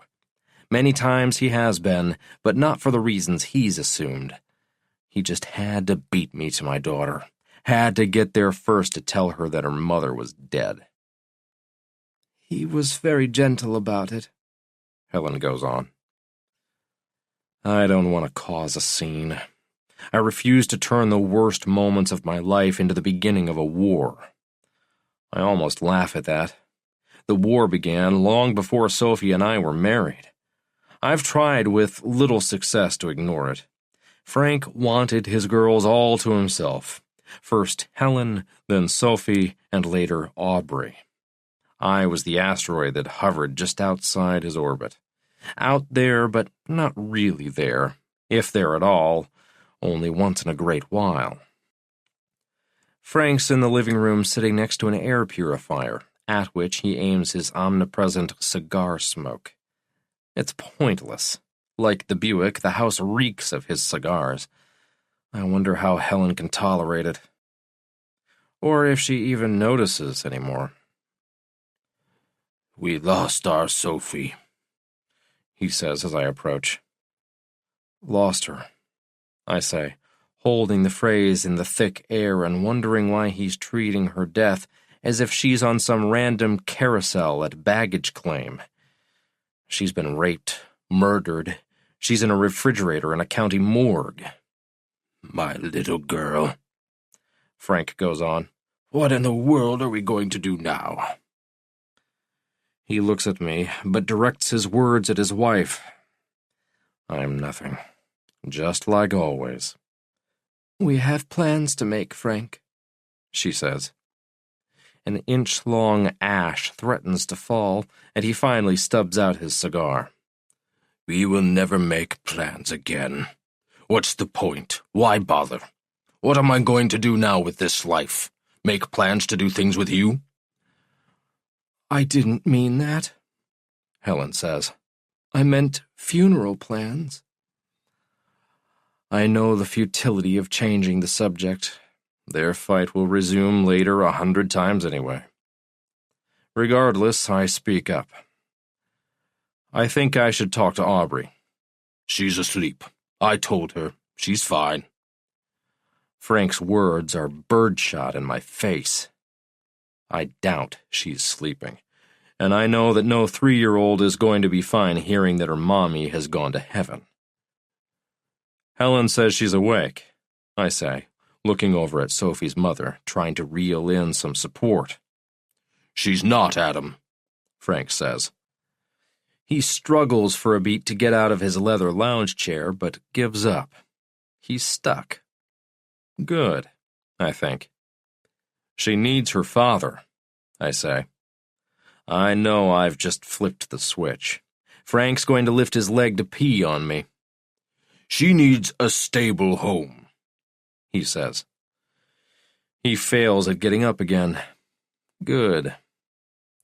What are you getting at? I ask. Don't play stupid just because you're in front of my wife. I know that you were a lousy, unfaithful husband. My daughter forgave you, but I never did. I feel my face grow hot. I never had an affair. Ever. Not one time. Sophie did. She cheated on me. I feel like screaming that at the big, fat, balding boob. But I don't. I never even told Sophie that I knew about her affair. Confrontation would have made it worse. And, honestly, I just didn't know where I stood. I thought if I pushed her to make a choice that the love of my life wouldn't have picked me at all. I never cheated on her, I finally say. Not one time. Helen speaks up. See, Frank? I told you. Adam says he didn't. His word is dog shit. Just then, Aubrey appears. She's wearing a pale pink nightgown, a garment I don't immediately recognize. Hi, baby, I say. Daddy! She runs into my arms, and I lift her up to the popcorn and glitter ceiling. Mommy's in heaven, she says. She is, Aubrey, I tell her as I feel my in-laws' gazes drill into me. I want to be an angel, she says. You are an angel, right here on Earth, I say. Holding her takes away some of the anger I feel toward Frank, and I reluctantly set her down. I shift to my mother-in-law. We need to go home, Helen. Why don't you spend the night? She asks. I have to go to work tomorrow. Like hell you do, says Frank. Tomorrow's Memorial Day. He's got me there. Oh, I say, right. And even if it wasn't, your stupid job can wait. Your wife's been murdered. What's the matter with you? I don't want to stay there. I hate being there. Please, Helen says. I finally give in. All right, I'll stay over. Do you like my nightie? Aubrey asks. It's Mommy's. It's from when she was a little girl. Helen smiles a sad smile. I found it the other day when I was reorganizing the garage. I was going to give it to Sophie so she could pass it on. She bends down to her granddaughter and strokes her hair.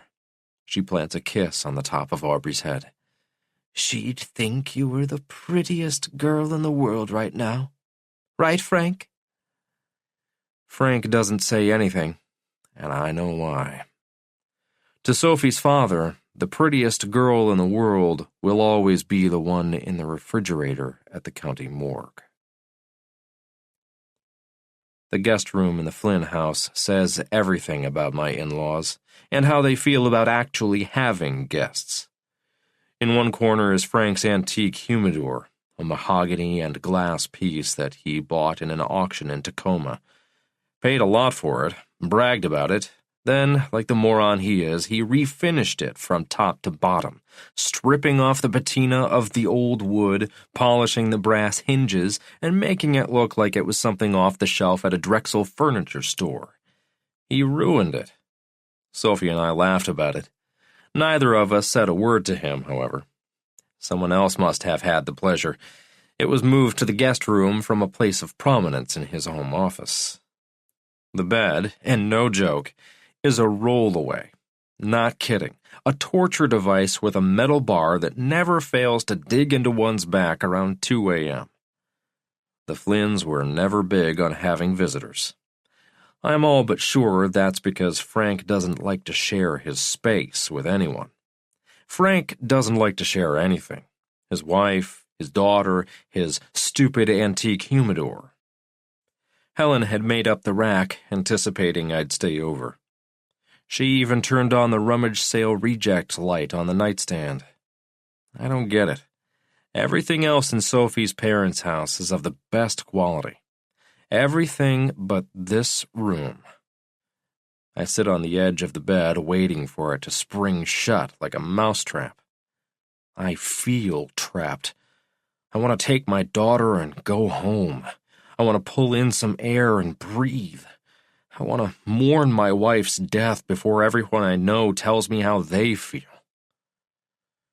Too late for that. I know. Adam? It's Helen in the hall outside my door. It's unlocked, I say. She cracks open the door. Linda London is about to give a report on Sophie. I get up and follow her to the enormous TV that Frank bought for himself last Christmas. A commercial is on, advertising a Memorial Day appliance sale. "Sit down," Frank says, or rather commands. "Sophie is top story and she deserves it." Like being top story when you are dead matters. When Como News comes back on, a pretty blonde anchor introduces veteran reporter Linda London from a tiny town on Hood Canal rocked by tragedy and shrouded in mystery. The news writer pulled out all the stops. Linda stands next to the water's edge. It's a live shot, so she's illuminated by floodlights that do her no favors. Every line on her face highlighted and edged in shadow. She recounts the gruesome discovery and how the family is devastated. Frank shoots me a look.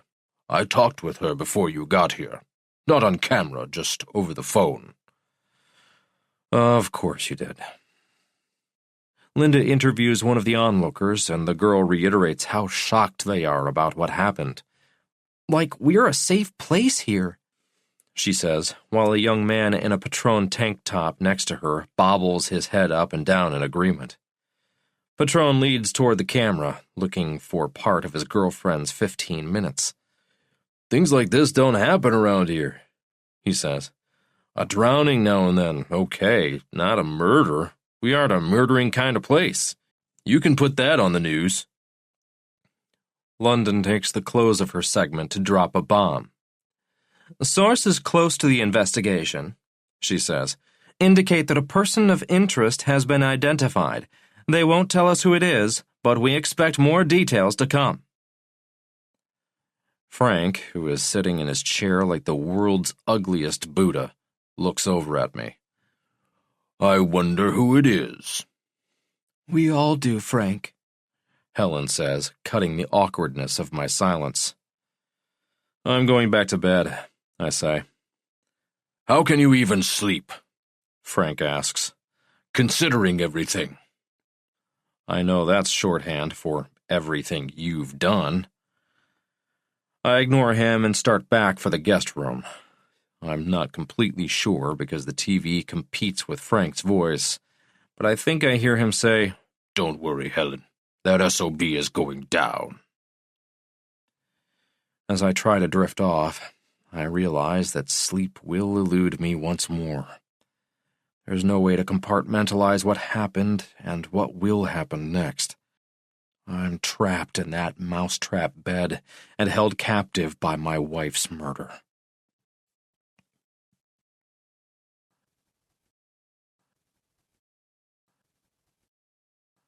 Chapter 21. Lee.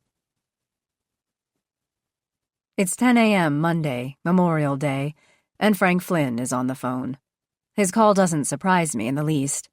In fact, I'm a little surprised he waited this long.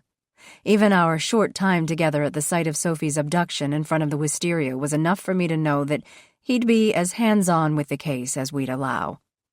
He peppers me with questions about what I know, and I'm as candid as I can be. Most of what I would hold back isn't known, and won't be until after the autopsy tomorrow. You need me to come in for a statement? He asks. I already have your statement, I say. Unless you've omitted something you think I should know. I'm pretty sure my son-in-law killed my daughter, he says. That's about as direct and as expected as can be. Doesn't matter that we have a witness who backs up Adam's story of a struggle on the beach while he was 100 yards offshore with his daughter. Frank Flynn's dead certain his son-in-law killed his daughter. Why is that, sir? I ask. Sophie's father doesn't mince words. He reminds me of my own father. My dad isn't a hothead like Frank Flynn, but then my dad never had to talk to a police detective investigating his only daughter's murder. He was having an affair on her, Frank says. Probably someone at work. How do you know that? Again, he charges at me with full force. My daughter told me, that's how. All right, I say, wondering why he didn't mention it at the cabin when Montrose and I were first there. Mr. Flynn doesn't seem to be the type to hold back. When did she tell you this? What else did she say?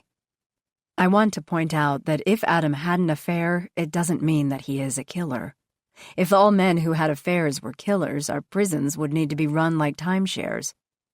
Frank Flynn does a little backpedaling, a move that I'm sure is almost foreign to him. Sophie never came out directly and said it to me, he says. She was too proud for that. My girl was never one to give me or her mother any cause for worry. There was something going on with her and her husband. He stops for a beat. You should talk to Jana Fong, her best friend at Starbucks. I bet she knows a whole lot. I've got her number right here.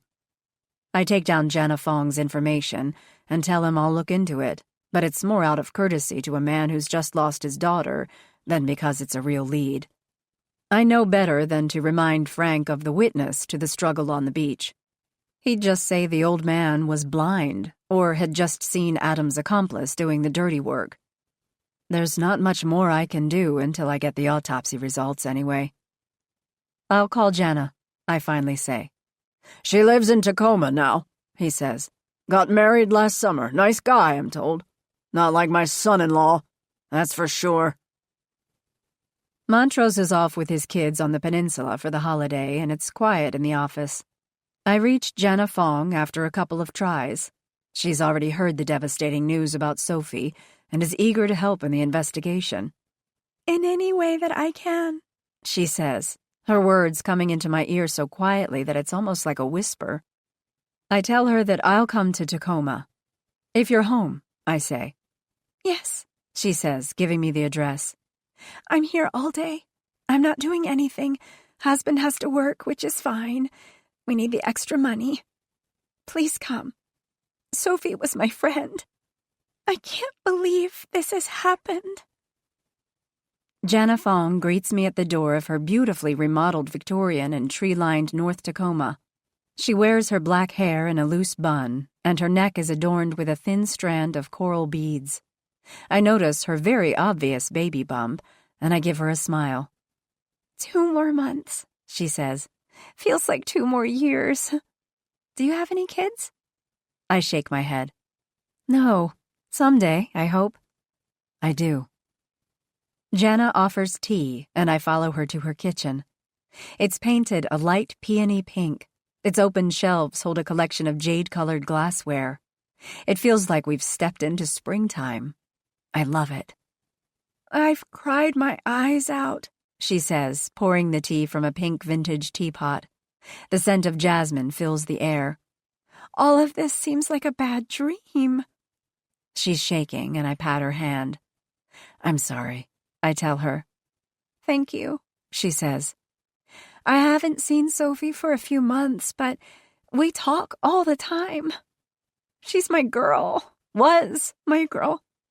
She takes a quick, deep breath. My best friend. I went through some tough times with a guy before I met Richard. That's my husband. And Sophie got me through all of it. I can't believe she's really gone.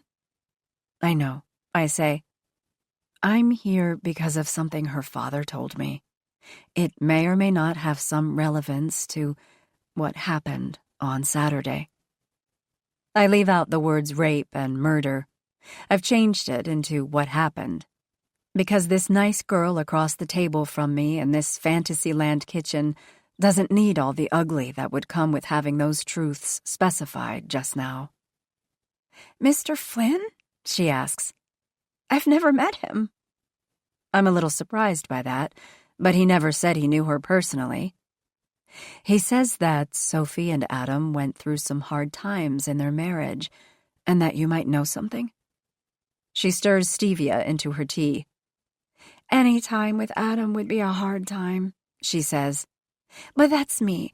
Adam and I were oil and water, just not the right mix.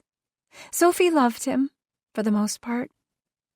What do you mean, for the most part? She could put up with his constant scheming to get ahead. He viewed life like it was like that old board game, Risk. My brothers and I used to play it, high stakes, conquer the world, war. I know the game. Risk was Kip's favorite. I remember a time when Kip and Adam and the other boys played a game of Risk that lasted an entire weekend. The basement smelled like pizza and a locker room. Mom had a fit when the game was over. Dad thought it was funny and was a little proud that Kip played so hard to win. I wonder if Kip thought about Risk when he was off in Afghanistan. What about problems in their marriage? I ask. None that I could really see, Jana says. Her father thinks that Adam was having an affair. She sips her tea. He probably was. He's the type to do it. Not because he didn't love Sophie. I mean, she was everything. Beautiful, cute figure, so talented. He might have strayed a little, but it wasn't major. Strayed a little? Some weird stuff, too, she says with a shrug. Sophie used to tell me that she wondered where he was after work. Thought he was off with some waitress from a restaurant near the factory, or maybe with some recent finance graduate on a rotation at Sky Arrow. Staring into her teacup, she suddenly stops. What is it? I remember her saying something about an affair before Aubrey was born, but she wasn't specific. When I really put my mind to it, I can't come up with anything that would point to anyone, just a feeling. A feeling? Yeah. I remember her asking me what I would think if he ran off with a waitress. A waitress, I repeat. Yeah, she says. We kind of laughed about it. I told her that he'd never run off with someone beneath him. I don't mean to be a snob, and I'm sure there are plenty of nice waitresses out there, but really, for Adam, it would be too big of a step down. I know you said it was a feeling, I say, but do you think that Adam was cheating on her recently? Jana shrugs a little. Honestly, I don't know for sure. We talked about all kinds of things. My boyfriend of the moment, our jobs, her baby when Aubrey was born. But Adam wasn't our focus. He was there, of course, like a shadow she could never shake. I take her words and rearrange them. Did she want to shake off the shadow? She offers a faint smile. I think so. She told me that he was a bigger control freak than her father at times, and if you've heard anything about Mr. Flynn, who I never met, you know that's saying quite a lot. I don't want to dwell on Mr. Flynn. Instead, I say, a moment ago you said some weird stuff in reference to Adam. What did you mean by that? She hesitates. I don't know. Kinky stuff, I guess. One time when Sophie and I went shopping in Bellevue, we took Adam's car. When we put our stuff in the trunk, there was one of those sex dolls inside. I have no idea what she's talking about. What kind of doll? She makes a disgusted face. Those blow-up dolls that guys mess around with, I guess. Anyway, she was angry that it was still there.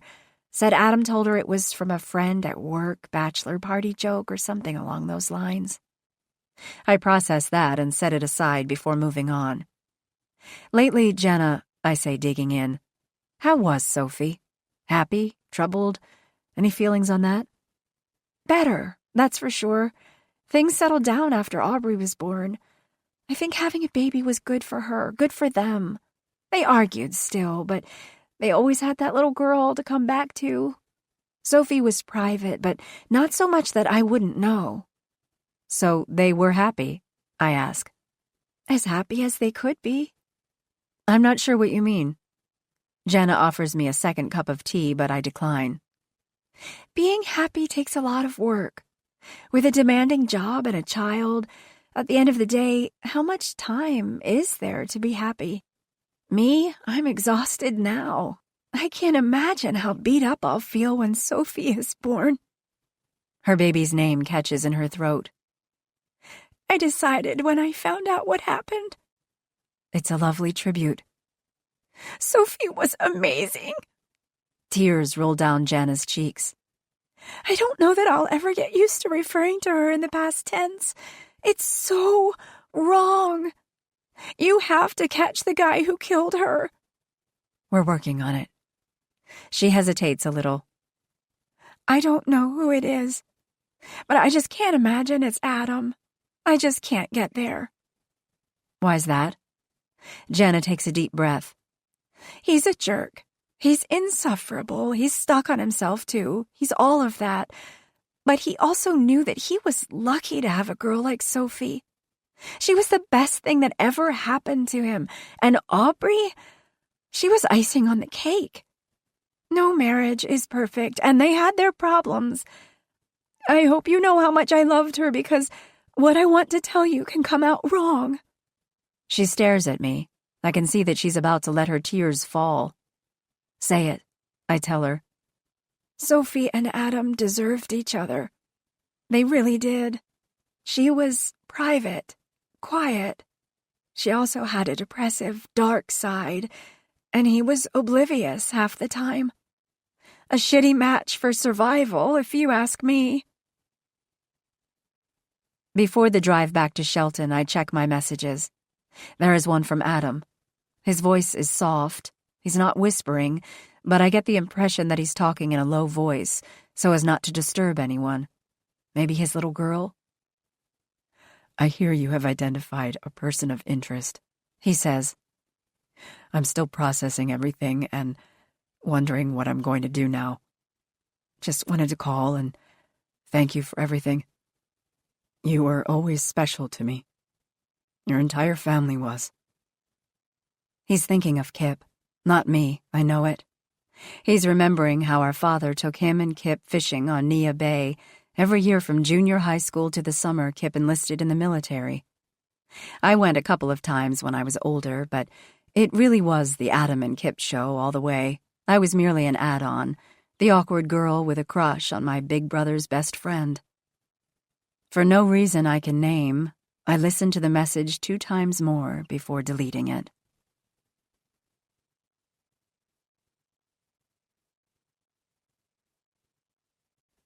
Chapter 22. Lee. The Kitsap County Coroner's Office sits on a hill above a landscape quilted by rows and rows of shiny new cars, just off Auto Center Way in Bremerton. I drive up to the parking area alone. Montrose is ferrying his kids in 3 different directions before he comes in, since, as he put it, Tuesday is Monday this week, and his family's all upside down. I'm thankful for the simplicity of my life. To the left, as I pull in, I see some Navy recruits working out on a field adjacent to the complex. I think of my brother whenever I see the young faces of the men or women who serve our country. They join for many reasons, some to fight, some to get out of a bad situation here at home. Others do it because struggling for something is the fuel for their very existence. Like Kip. He was that way. A fighter. My heart stops as I recognize a maroon Buick parked in a visitor's spot. Frank and Helen Flynn are here. I have no idea why they'd come.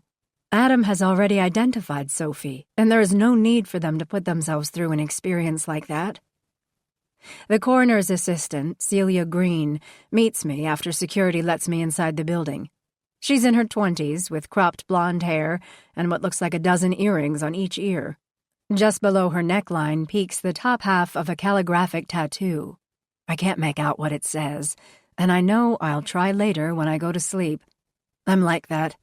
A puzzle solver who never misses an episode of Wheel of Fortune. Something I'd never admit to anyone out loud. "Good God," she tells me without as much as a hello. "The victim's father is a real ass." I keep my facial expressions to a minimum. "What's up?" She rolls her eyes upward. "He insisted that he wanted to see her. I told him that the body was prepped for an exam and that an ID had already been made. He could see her post-exam when the body's released to the funeral home." That didn't satisfy him, I say, knowing already that probably nothing satisfies Frank Flynn. He's left at least 7 messages for me since Saturday. Each message offered a pointed and unsolicited suggestion to help with the investigation. "No," she says. "He and his wife are in the viewing room waiting for someone to lift the blinds." "Can the pathologist make that happen?" I ask. "Sure," Celia says. In loving memory, I think that's the tattoo. The tops of the letters indicate I, L, and M. The spacing is about right. I wonder who's being remembered on her chest, but I don't ask. "The little girl is with Deb in records," she adds. I'm stunned. They brought her? I know, right? Who brings a 3-year-old to the morgue? Frank Flynn does, I say. That's who. I could tell that Mrs. Flynn was none too happy about it. She barely said a word. I want to tell Celia that's Helen's normal M.O., but I don't.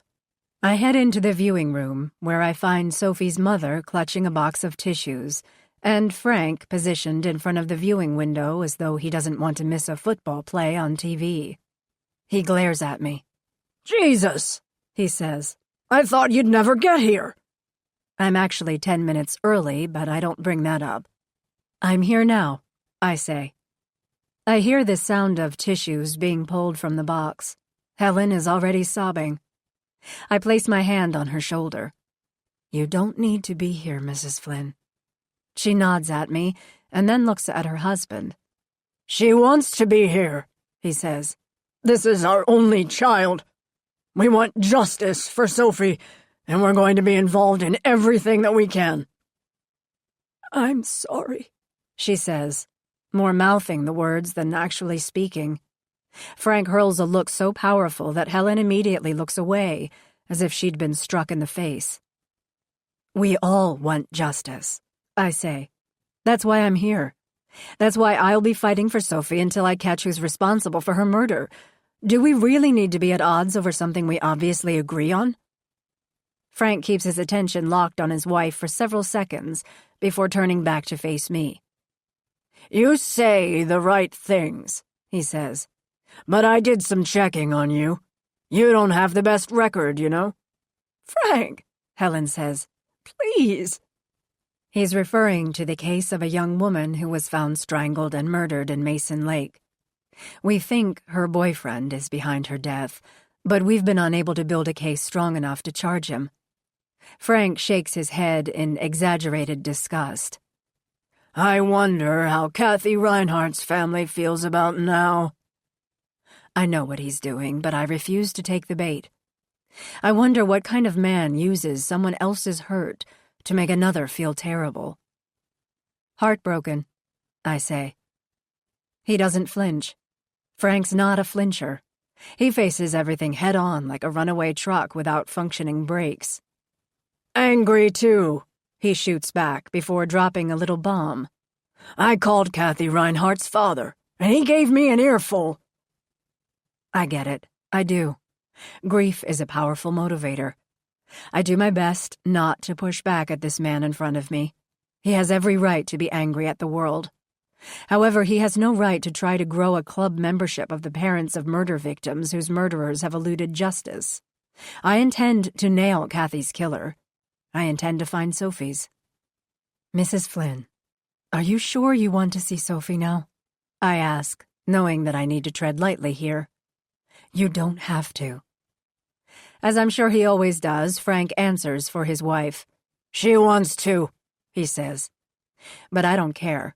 Whatever they have going on between them, and I have a good idea what that is, I don't need to be a part of it. Helen is a person. She's not a thing. I'm asking her, I say. Frank fumes. His head is a big red stoplight now. Helen looks flustered, which I have already figured out is one of her most recurrent states. Apparently she's not used to seeing anyone go around her husband. No, she says a little weakly, before catching his stare. I mean, no. I'm sure that I want to see her. All right, now, I say. After you see her, we'll shut the blinds again. After you two are gone, I'll observe while the forensic pathologist conducts a thorough exam to determine what caused her death, and to collect any evidence that might be present on her body. Frank motions Helen to join him as he faces the window. I press a button, and the blinds on the other side of the glass rise. God damn it, Frank says almost at once as he sees Sophie on a steel gurney, lightly covered by a sheet. Goddamn him! He really killed my little girl! That son of a bitch! Helen doesn't say anything. She stands there, statue-like, while her husband rants. Her hands have turned into crab claws, and the tissue she's been holding is now wadded into a near-perfect sphere. I ask the question for which I know the answer, a question that was already answered by Adam at the crime scene. Is this Sophie? Frank swings around. God damn it, he says. You idiot, of course it is! Frank, please, Helen finally mutters. Her words are sucked right into his gaping mouth along with all the air in the saddest room ever built. It passes through my mind that the interior decorator and the contractor had worked together to try to make the space as calming as possible.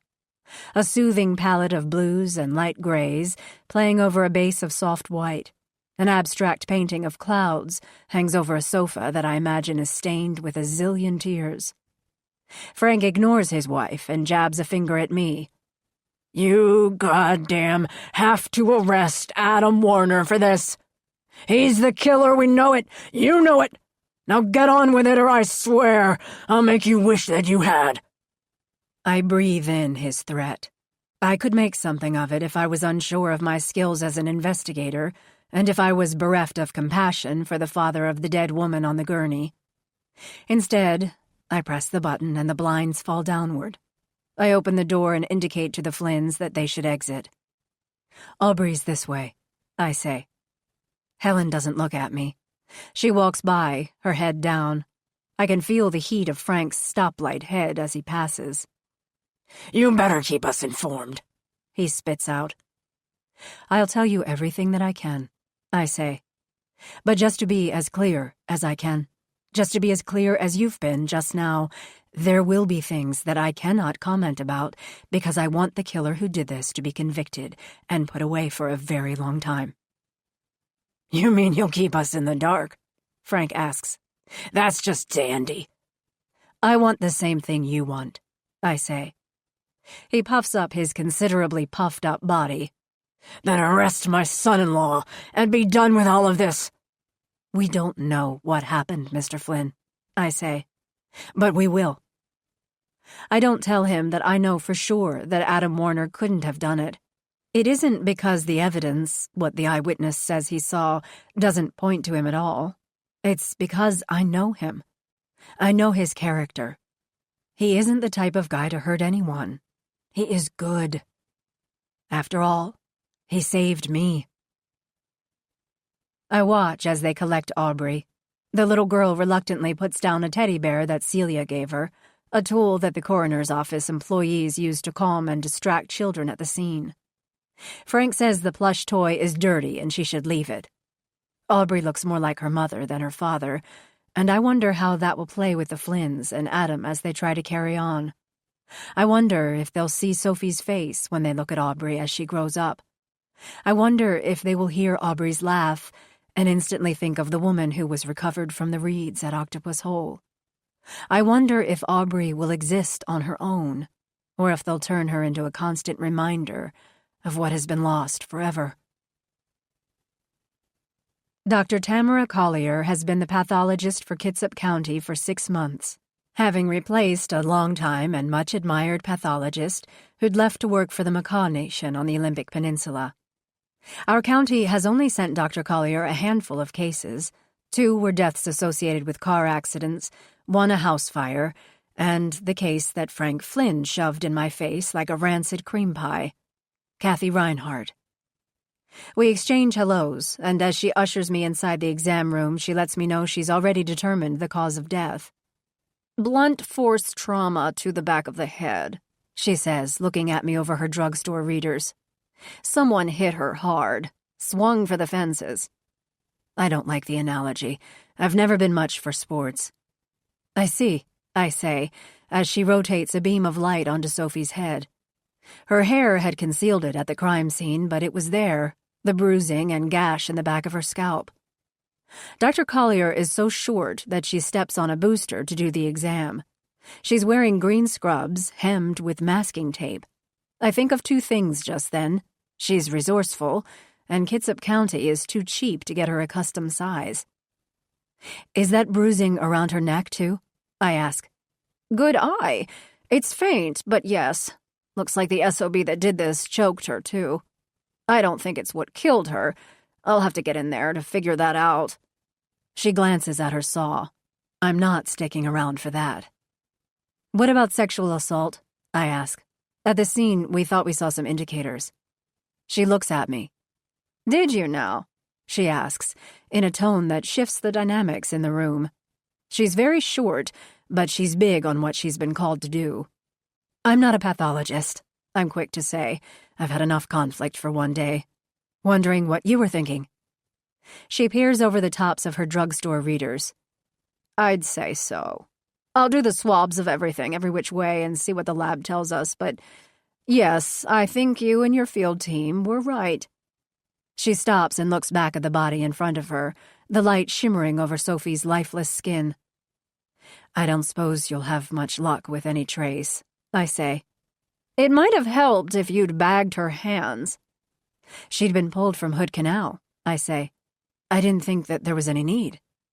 The pathologist looks up. Meg Fleiss was pulled nude from the Mississippi, a floater, no less. Lab and Biloxi found clothing fibers on her nipple rings that matched a suspect. She'd been in the water for 7 days. I didn't completely see the relevance. Sophie didn't have any piercings that could hook a fiber. DNA? I ask. Under her nails? Dr. Collier returns her gaze to Sophie's body. No, nothing. But next time, bag the hands. Always bag 'em. I stand there as she takes long cotton swabs and runs them along the inside of Sophie's mouth, her vagina, her anus. She swabs twice for each area and puts the swabs into separate tubes, sealing them, and then noting the contents with the case number. As I watch the pathologist work, I know that this might have been my fate if Adam hadn't found me. I don't know when my assailant would have come back or why he ditched me there, why I was so compliant. I hate thinking about where it might have ended. I'd have been on a table. Bloody water running into a drain, my brain removed and weighed, my organs catalogued and then returned willy-nilly to the cavity of my body. I'd have been just like Sophie Warner. Lab is running behind, she says, revving up her saw, my cue to leave. Okay, I say, pulling myself back into the moment. Thanks, doctor. I have an urge just then to scream out and curse Albert Hodge and what he did to me. I never, ever think about him. I did my best to banish that day into the background of my life, like some flub in a school play that I just didn't want to think about ever again. Sophie on that table brought it all back. Seeing Adam Warner brought it all back, too. You okay? The pathologist asks, turning off her saw. I just feel a little sick. I fib. She gives me an empathetic smile. I know she's trying to be kind. I get it. Have to have a strong stomach for this. My dad said mine was made out of cast iron. Grew up on a farm in Ellensburg, slaughtered Angus. She's still talking as I bolt from the autopsy suite to the restroom down the hall. Inside, I run cold water in the sink and spoon it up to my face. It helps a little, but only a little. Celia, the coroner's assistant, emerges from a stall. God, she says. That man was such a jerk. Don't let it get to you. Yeah, I say, not letting her know that as bad as Frank Flynn was, he wasn't the source of my little moment. I don't want her to know what I'm really thinking or how I feel. When you have something that you carry inside and never talk about, you don't ever unleash it on a stranger. And since you've never talked about it, you don't know even how to really frame your thoughts. You fear that your words will tumble out in a way that will only make things worse, if that's even possible. I got a text from my partner. I lie. Need to get back to Shelton. Do me a favor and let Dr. Collier know that I want to be the first to know the lab results, okay? Sure, Detective, Celia says. Don't worry. You'll catch this guy. I have faith in that. Faith in you. I know she means well just then, but her kindness only makes me feel more pathetic. When I check my messages back in the car, I find two. The first is from Linda London, the reporter from KOMO. She's nothing if not direct. You need to go on air and talk about Sophie Warner's murder. I'm getting lots of pieces of the story, but our viewers are demanding something official. I have a crew headed your way. I don't call her back. The second message is from Teresa Dibley, the woman staying with her grandkids in the tiny cabin next door to the wisteria. Probably nothing, she says, but I'd like to talk if you can find the time. The kids and I are staying through about 4 o'clock today, squeezing one more day out of what's been a traumatic holiday, to say the least. Teresa, I call back. I thought of going home, Teresa Dibley tells me, but I prepaid and there are no refunds. We are back on the deck of the Chrysanthemum, watching Clark and Destiny row around the glassy waters of the protected beachfront. What happened here? She adds, her voice soft. It's almost too much to take. I understand, I say. Those two haven't had it easy, she goes on, looking at her grandchildren. Lots of drama. They're good kids, but I don't know that I got them in time. Sure wish I were 20 years younger. You're doing great, I tell her. Your grandchildren look happy. She smiles in their direction and offers me some iced tea. It's hot out on the cedar plank deck despite the cooling breeze gliding off the water, so I gladly accept. Something's been bothering me, Teresa says, handing me a glass.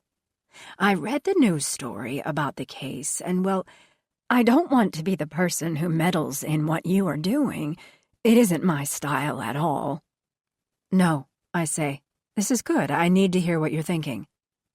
Teresa sets down her glass. When Mr. Warner returned from, finding Mrs. Warner. She's upset. I see it in her eyes. Yes, I say. I know this is hard. She looks a little embarrassed, which was not my intent at all. Sorry, she says, reeling in her own sadness over what happened. Anyway, he was a complete wreck, just barely able to make it from his car to the cabin. I've never seen anyone wrapped up in that kind of grief, and I've seen a lot. With my son, my daughter-in-law, too. Just then Clark waves at his grandma from the rowboat. Teresa immediately jumps to her feet. Destiny? You keep that life jacket on, or you'll never set foot on a boat again. Teresa looks at me and shakes her head. That one will be the one that puts me into an early grave. I smile. The ones that test the limits sometimes do the most amazing things in life. That's what I've always thought. You'll feel differently when you have a child of your own, she says. I hope to someday. We drink our iced tea, and Teresa gets to what she wanted to talk about when she called me. Sunday afternoon, I offered to get the cabin in order so that Mr. Warner could leave right away, No one wants to lose a cleaning deposit if they can avoid it, right? It was the least I could do, considering what he'd been through. I feel my heart rate pick up. I'd been through that cabin, too. You found something, I say. Oh, no, she says. Not really. But I did notice something that seemed at odds with what the news said. They said that Friday, the night before she died, the Warners had dinner at the cabin. Sandwiches or steaks, I'm not sure which they had. And Saturday morning they had waffles for breakfast, I say. Yes, Teresa says. I saw that too. There were 2 plates in the sink and a bowl that had been used for batter. The dishwasher was empty. There were no other plates or glasses or anything. Maybe they ran the dishwasher that night, I suggest. Right, I thought about that. When I went to clean out the refrigerator, I found 3 store-bought sandwiches. 2 were roast beef and the other was a half-eaten peanut butter and jelly. I process her words. And 2 steaks? I ask. She gives me a nod.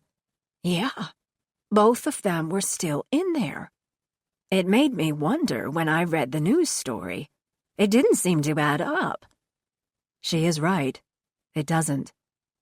The sandwiches were from IGA in Hoodsport, she continues.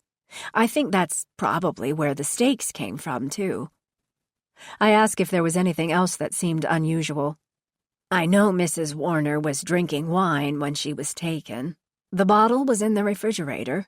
It was a Sauvignon Blanc, a screw top. I used it last night to make some steamers the kids and I dug down the beach.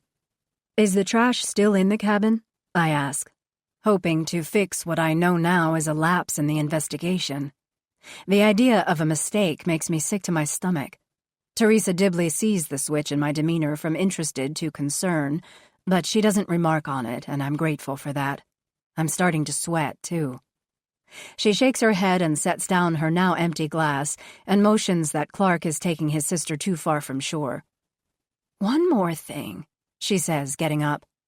The waste baskets and the trash can under the kitchen sink were all empty. Liner's gone, too.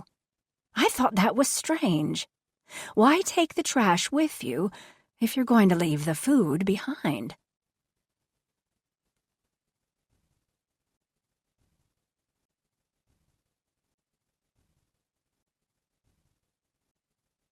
Chapter 23. Lee. Montrose and I are eating our lunch and playing bingo with the sex offender registry, parole records, and notes on recent LE contact with locals as we try to find out who might have taken and assaulted Sophie Warner. There are 4 nearby whose crimes include rape.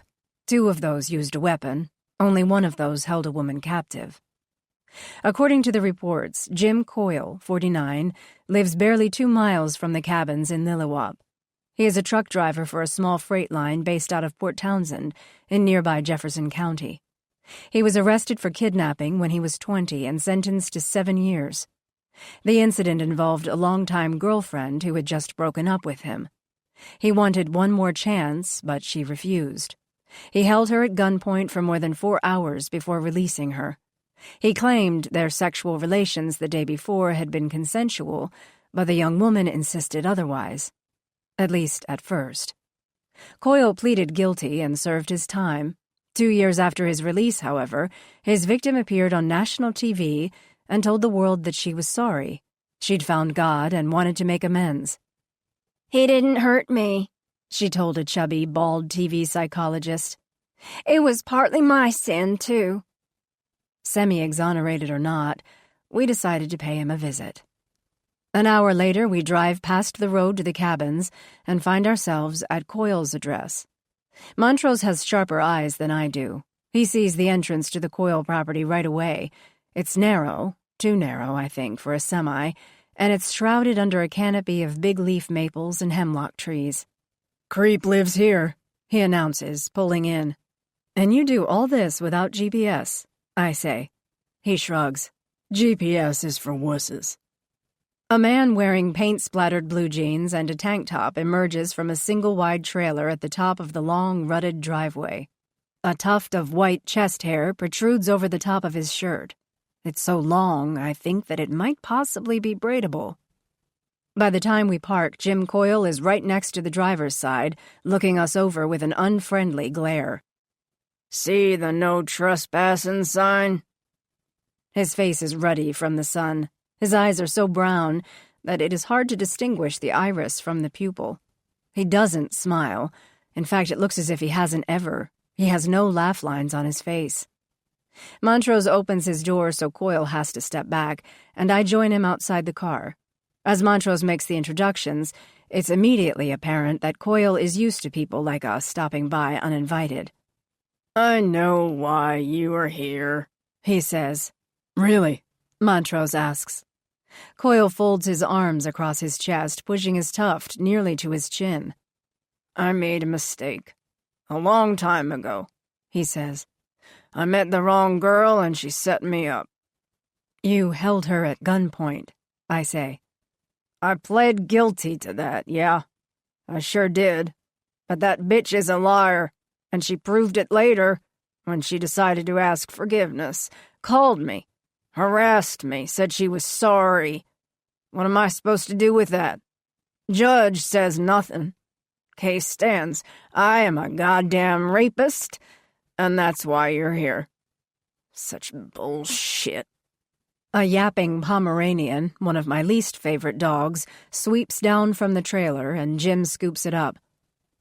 Where were you yesterday? I ask. I was running a load down to Longview. Got back here this morning. Montrose looks around. Where's your rig? Coyle shifts his dog up to his left shoulder. At the lot in Chehalis. Brakes are a little sticky. No one likes sticky brakes, Montrose says. I give my partner a bit of a side-eye. He always promises to rein in his immediate disgust for a person of interest with a criminal record, but he never seems to get there. When I look past Coyle, I see his pickup truck. It's red. On the back bumper, I can make out the green fringe of some reeds. If I can get a decent sample, I can find out if it is the same kind of plant material as on the shore at Octopus Hole, where Sophie's body was found. I don't have to say anything more to you. I don't have a lawyer, but I guess I could get one. Now we're done here. Let's go, I say to Montrose. The man without the smile turns and heads back to the mobile home, and Montrose and I get back into the car. What got into you? He asks. We need to come back, I tell him, but we need a warrant. You were looking at something behind him. Did you at least see something useful?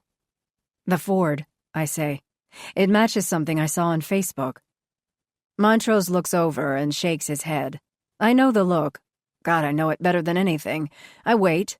3, 2, 1, here it comes. Facebook? He asks. Seriously? Now we're using that piece of self-absorbed crap as an investigative tool? What's wrong with your generation? Nothing that we can't fix once your generation is gone. I snap this back at him with heat. He stays silent until we're back on the highway. Okay. Now that our little tiff is over, tell me about the truck you read about on Facebook. I manage an embarrassed smile. It's more than what I read. Last night I was scrolling down the Mason County Crime Watch page, and someone posted that just before Sophie's disappearance, they saw a red pickup truck parked on the road next to Canal View. There was no one in the truck. Poster shared it because he'd read on another thread that Adam Warner had told police that he ran after the man who was carrying his wife, and he thought someone might have been waiting just off the road above the cabin. I know all this, Lee. But here's something you didn't know. I think that there were some reeds consistent with what I saw at the body recovery site on the back bumper of his truck. This time he gives me the side eye. You a forensic botanist now? He asks.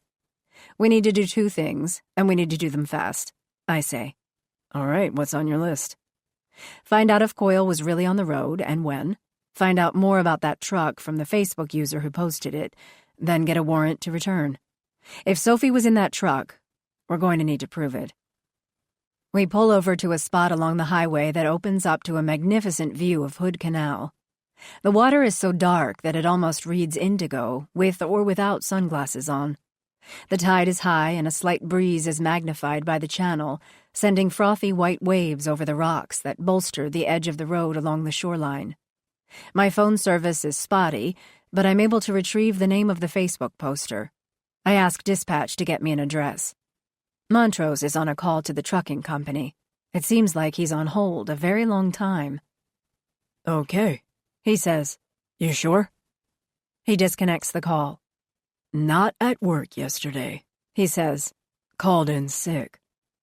I don't want to jump to conclusions because it's not how things are done, but I do.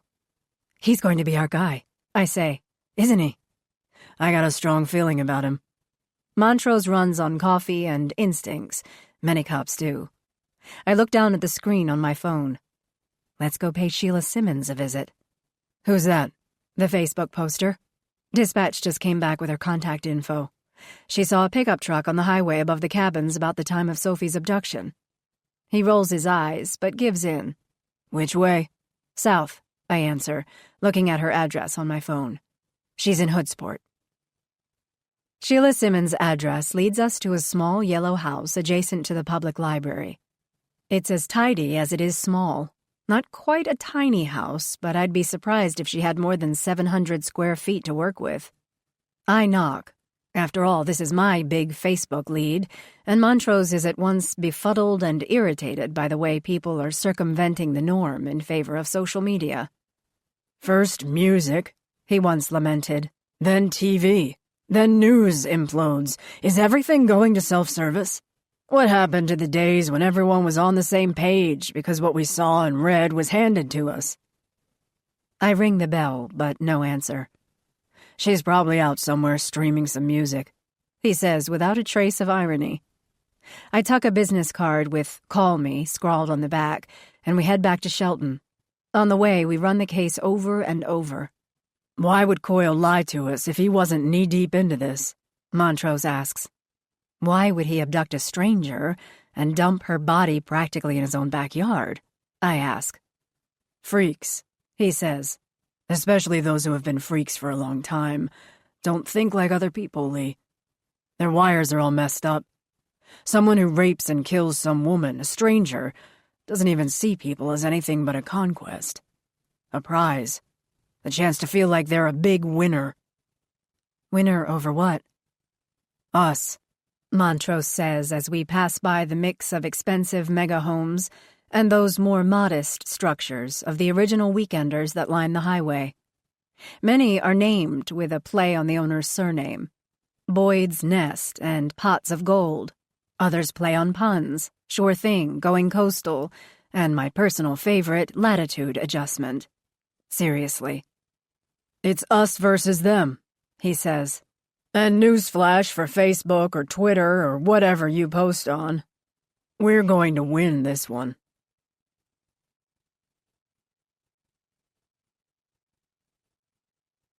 Chapter 24. Lee.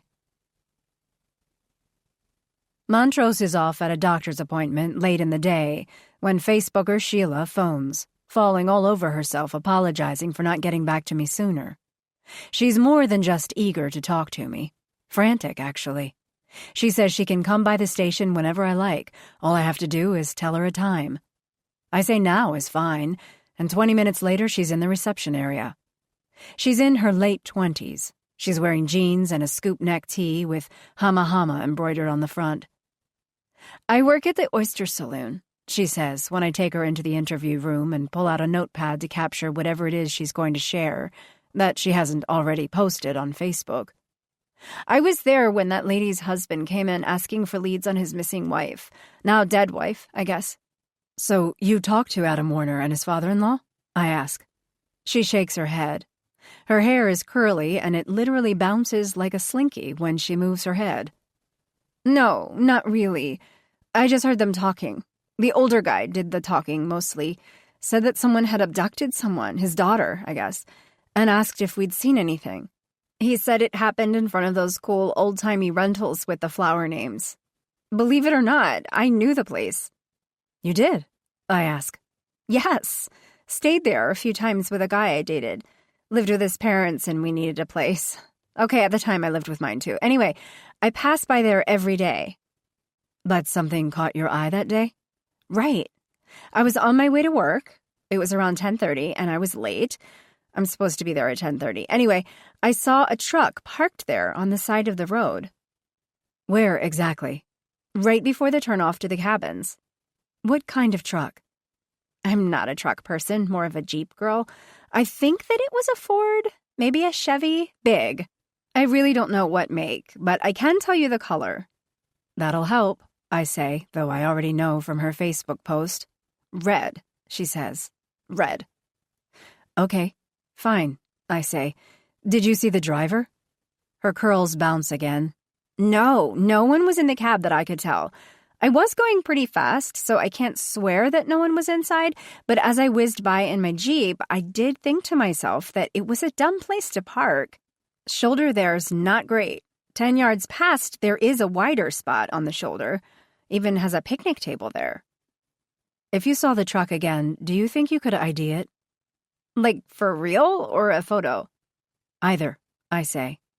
She looks at me. She's putting the puzzle pieces together. I can see it. That means you know who the truck belongs to, don't you? I can't tell you anything about the investigation, I tell her. She pushes back from the table. That's not really fair, she says, her demeanor moving swiftly from concerned citizen to irritated 20-something. I'm telling you a whole lot, and my followers probably deserve an update. Her last words get to me. I wonder if she's made up the truck now. I wonder if she posted her story just so she could add something to a popular news feed and get a lot of so-called likes. I hate that Montrose might be right about social media. I see it as potentially powerful in crime solving. Montrose sees it as a chance for every weirdo on the planet to insert him or herself into a criminal investigation. For likes. I thank Sheila for her time and tell her that I'll be in touch. She might have seen the red truck. It might have been Jim Coyle's. And while it was true that he'd lied to us about driving his truck to Longview, it was pretty thin evidence. No judge was going to let us push around someone who was previously, though only partly, the victim of a false police report. That news reporter from Seattle wants to talk to me now that I'm part of the investigation, Sheila says. Can I? We don't tell citizens whether they can go on TV or not. It's up to you. What should I tell her? She asks. About the person of interest. I'm exasperated now. You can tell her anything you want. I haven't told you anything here, so leave me out of it. Sheila pretends to look hurt. I know she's not. I'm just trying to be helpful, she says, as I lead her back to reception and the door to the outside. I appreciate that, I lie. Thank you for coming in, Sheila. I'm the biggest idiot in the world. Montrose is going to tell me so. I'm going to deserve whatever snide remark he makes about it. I'm going to sit there and take it. The only way out will be the truth. And I have no idea what that is.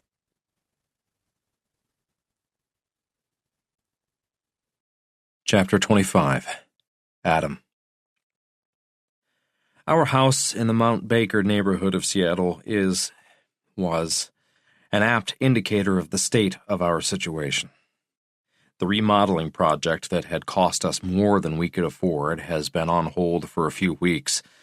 The contractor doing the floors screwed up and installed some bullshit engineered crap when we were very, very specific about what we wanted. Sophie even more than me. I went ballistic on the guy who barely spoke English, or at least pretended not to be as fluent as he had been when we hired him. I probably scared the crap out of him. I hope I did. At the time of my tirade, scaring him into making good on the contract was the point. You want me to call Homeland Security on you? I actually asked. Sophie gave me a look. I'd gone too far. When Carlos left, she turned to me and let me have it.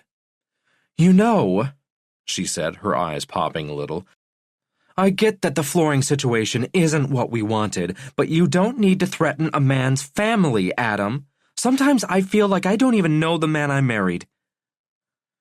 I didn't say so, but I considered it at the time. Sometimes I don't even know the woman I sleep with every night. And now she's gone. The arguments are over, permanently. I never had a chance to tell her that I didn't really intend to send Carlos packing for the border, that I really wasn't the hard-ass she thought I was. I look at my watch's showy dial, bigger than a manhole cover. Helen and Frank were due at 7 to return Aubrey. They are never, ever late. I drink some Makers and wander around our unfinished house. I'm not exactly sure why I started boxing up some of her things, but that's what I find myself doing. Maybe Helen finding Sophie's old nightgown in the garage and giving it to Aubrey was the trigger. Or maybe I drank too much whiskey. Yeah, that could be it. I started with all of the things in the house that were gifts from my in-laws. The truth is that Frank is cheap, and Helen's taste is all in her mouth. On the coffee table was a cheap ceramic bowl that Frank insisted was some kind of treasure from their trip to Mexico. He was too stupid to remove the tag from the bottom. It was $4 US. There were also framed photos, silver-plated, I'm sure, that Helen has given us over the years. All hold images of Sophie and Aubrey, but mostly of Sophie. Sophie as a child, on a pony at the Woodland Park Zoo. Sophie standing next to one of her paintings in high school. Her father raved that Sophie could have been the next Picasso if she hadn't become a Sky Arrow manager's wife and a graphic designer for Starbucks. "They don't even make a decent cup of joe," he said. I've kept the photos with Aubrey. I drink a second whiskey. This time, to pace myself, I drop a ridiculously large ice cube into the glass. When the bell rings, I see the three of them standing on the front step in view of our peephole. Helen looks like she's been browbeaten all the way from Twin Lakes.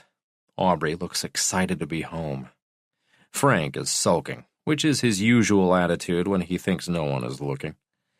He saves his over-the-top pufferfish routine for when it counts. I swing open the door and drop to my knees for Aubrey as she rushes to me. I lift her up, swinging her in the air the way I always do. This time, I don't do it for her, or for me either. I do it to show Frank Flynn that no matter what he thinks or hopes, the little girl that looks like his daughter loves me best. Wallpaper Helen speaks first, which in itself is nearly a first.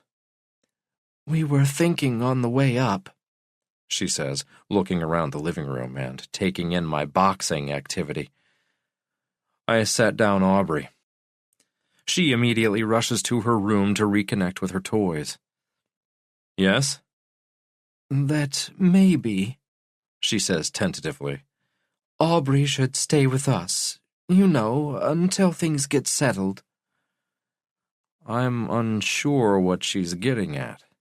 I want to say that things are settled. Sophie is dead. My life, Aubrey's life, they're changed forever. Nothing could be more settled than that. God, I shouldn't have let them guilt me into leaving Aubrey with them Monday night. "We have Katrina," I say. "Aubrey will be fine here. I'm here." Frank stays uncharacteristically mute. "Yes, but I'm home all day," Helen goes on. "Aubrey shouldn't be watched by a stranger." I'm pretty sure Frank is using Helen as a human shield, and she's too weak or too exhausted by him to do anything about it. "Katrina's not a stranger," I say. "She's been with us since we brought Aubrey home from the hospital. You didn't say anything about her being a stranger when Sophie was alive. Why now?" I know the answer, but I'm glad I asked it anyway. "Don't talk to my wife like that," Frank says, finally unleashing his inner prick. "I'm sorry," Helen says, her features melting. She's embarrassed, a feeling she knows so well. "You don't need to be sorry," Frank insists as Helen blinks hard. I expect she's about to cry again. I wonder if her tears could fill a bathtub, or maybe even a swimming pool. Next, he faces me. Look, Adam, we have never really gotten along. No shit, I think. And you know the reason for that, right? He asks. Except that he's a prick, I honestly don't. No man would be good enough for his only child. He doesn't wait for an answer, and I take a gulp of my drink. The ice in my glass crashes against my front teeth, and I wince a little. "Frank, please," Helen says in her more than ever mousy voice. He flicks her away like lint. Aubrey should be with an intact family, he says. She's been through so much. I want to laugh. So I do. Intact family? You've got to be kidding. Captive, yes. Sophie used to tell me that she thought her mom was the victim of Stockholm Syndrome, that she had lost any sense of who she was because you dominated her like she was a science project. My eyes scrape over Helen. I feel somewhat sorry for her. At the same time, watching her wriggle under Frank's thumb all these years has been revolting. Sophie wanted to liberate her mother. She loved her. Right now, I just want to jolt her like an online electroshock therapy kit. She called you, I say, my Stepford mom, just so you know. Helen puts her fingers to her lips for a second, trembles a little, and then walks toward Aubrey's room down the hallway, which gleams like polished brass with that goddamn overfinished oak flooring. You little piece of crap, Frank says to me, keeping his voice low as if he wants to spare the others. I won't have you insult my wife. His head is getting red. It's a barometer of anger. You didn't need to say that. We're all on edge. We've all been dealt the hardest blow we could have ever imagined. Helen's teetering on the edge. From what I've seen, she's lived her whole life that way. I take a seat on one of our stickleys, genuine, not reproductions, as Sophie insisted. I don't want to get into it with my father-in-law. If there could be a best thing about Sophie's death, it would be that I'll almost never have to see this dickhead again. If he wants to see Aubrey, he's going to have to change the way he acts. I'm sick of it. I'm sick of him. Pour yourself a shot and sit down, I tell him. You're going to need it. He looks at me with a quizzical stare. He's sizing me up. He thinks I'm going to engage with him in a way that he can win. But he can't. Go on, Frank, I say as he looks at the bottle. He senses something. I can feel it. I like it. He turns the red wax cap on the makers and pours a healthy shot. He slugs it back. You love Aubrey, I say. She's my blood, he says. Right. She's the last thing you have of your daughter. He stares at me, his eyes bulging again. What are you getting at? You want to see her, right? It's my right, Frank says, setting down his glass. Grandparents have rights. I like where this is going. Fun, I think. Only if they're fit, I say. What are you getting at, Adam? Can you just come out with it? I'm not one of your flunkies at the plant. I don't work in the plant, Frank, I say. Frank doesn't even blink. Just spit it out, man, he says. I look at my dead wife's father with what I hope are laser beam eyes burning into his own cold, cruel ones. The ones that never looked at me with anything but disappointment, distrust, even hate. If you want to see Aubrey, I say, letting each word soak in like rancid syrup on a short stack, you'll need to be less of an asshole to me, to Helen. Understand? Frank's lips tighten and his nostrils flare. Heart attack, maybe? This is the best moment in a day of utter misery. Are you threatening me? He finally asks. Seriously? Is that what you're doing, Adam? You don't want to do that. I sip my drink, the cube crashing into my teeth. What I don't want to do is put up with any of your bullshit anymore, I say. My wife is dead. Your daughter is dead. I don't need to hang out with you and Helen just to make her feel good. I loved Sophie enough to put up with you, but I don't have to anymore, Frank. I don't have to put up with you for one more second. I could tell you right now that you'll never see Aubrey again, and you know what? She's 3. She'd forget about you just like she'll forget about Sophie. I let those words hang in the air before finishing.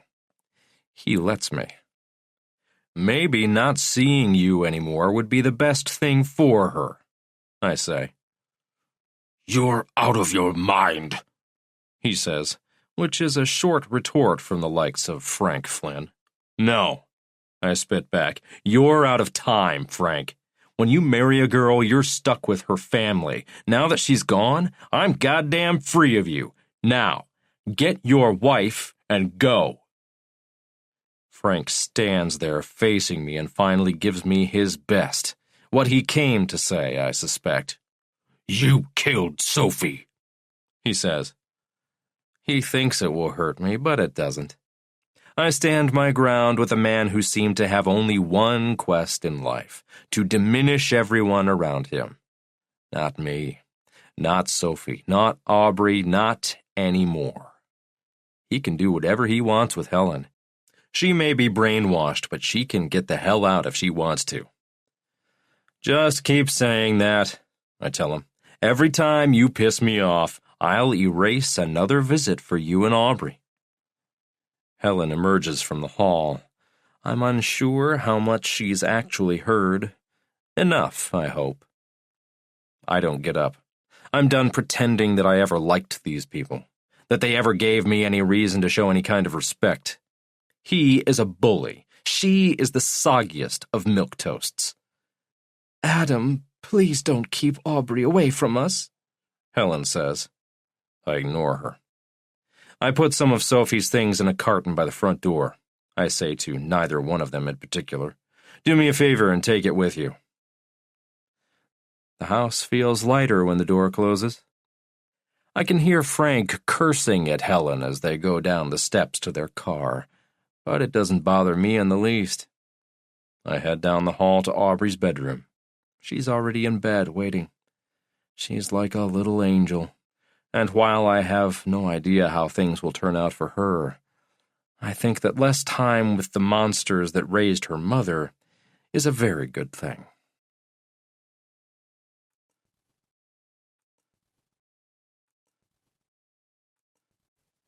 Chapter 26. Lee. A summer's night in Shelton is all I need to remember why this place is where I'll end my days. My town. My home. I doubt I could ever think of Shelton as anything but that, no matter what happened here when I was a girl. I stop for cat food at the mini-mart down the road from the sheriff's office. Shannon Carson is behind the counter. She and I were high school classmates, though not close.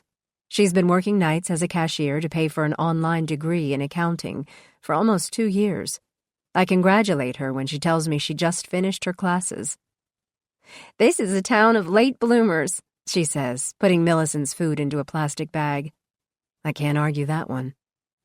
"Heard about the case you're working on," she says. I'm sure everyone has, I think.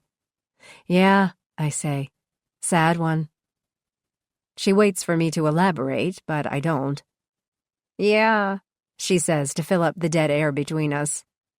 "Nothing like that happens around here." I can't argue that one either. While the rest of the world changes with the times, we stay mostly the same. Mostly. The Skyline Drive-In Theater, a fixture and location for more rites of passage than could ever be counted, is still in operation, just as it was when the first cars lined up for outdoor movies in 1964. We are the Christmas tree capital of the world, and that's no phony creation of a too-eager Chamber of Commerce. Simpson owned our lumber mill when my dad worked those brutal shifts, but didn't mind. Hard work was fine with most everyone back then. When I became a deputy on patrol and then later a detective, I seldom worked a case in which I didn't know someone by name or reputation. Shelton was and always will be that kind of place. Everyone knows everyone. We hike in the Olympic foothills in t-shirts and shorts at the first hint of warm weather, clam and crab on our rocky and sometimes stinky beaches, like the Skokomish people have done for centuries. We grab hold of every minute of our dappled summers because we know that by the end of September our feet will grow webs until spring. Newcomers with buckets of cash from Seattle jobs or real estate they've unloaded think we're quaint, if not a complete throwback to another era. We smile at that, if only to ourselves. It's good to be all of that when the alternative is big city life and all the problems and discontent it seems to bring with it. We'll take small town any day. Back home with Millicent circling my ankles, my phone buzzes. I see it's Frank Flynn, and I cannot stomach another one of his calls. Honestly, I've never felt this way about a victim's family member. But Sophie Warner's father is the kind of man who makes the worst possible moment in his life even grimmer. It's after 9, and the late hour gives me a weak excuse not to answer. I could be asleep. Obviously, I'm not. I look at my phone and wait for the tone to indicate a message has been left. It takes a while. This, I'm sure, is going to be classic Frank Flynn. Not a good thing at all. "Detective," he says, "I hope you were out somewhere building a case against my goddamn son-in-law. Helen and I were over at his house tonight. He had the nerve to threaten me. Said he'd keep Aubrey from me if I kept pushing for the truth. Well, it doesn't work that way. No one pushes Frank Flynn around with a threat. Adam's up to something. You need to get in there and question him. Put him under a hot lamp or something. Wish you could waterboard him. I wish I could beat it out of him. Don't make me do that. Do your goddamn job and shake the truth from him." As he goes on, I can hear Helen in the background sobbing about Aubrey, repeating her name over and over. Frank stops addressing me and speaks to his wife. "This is bigger than Aubrey, Helen. This is about our Sophie. Pull yourself together." Then back to the message he's intent on leaving. "He was behaving very strangely tonight. He didn't confess, but he said and did some things that point in the direction of his obvious guilt. He said he was glad Sophie was gone. He was. He said so, and get this, detective, he put all sorts of her things in a big box and gave them to us. It was like he couldn't wait to erase her from his life. Who does that but a goddamn guilty man? I expect you to get off your ass and put a bow on this case. You know who did it. He did it. Call me back." I get a beer from the fridge and drink it standing up by the kitchen sink. I'm just like my father then. He always did his best thinking in the kitchen, beer in hand, looking out the window.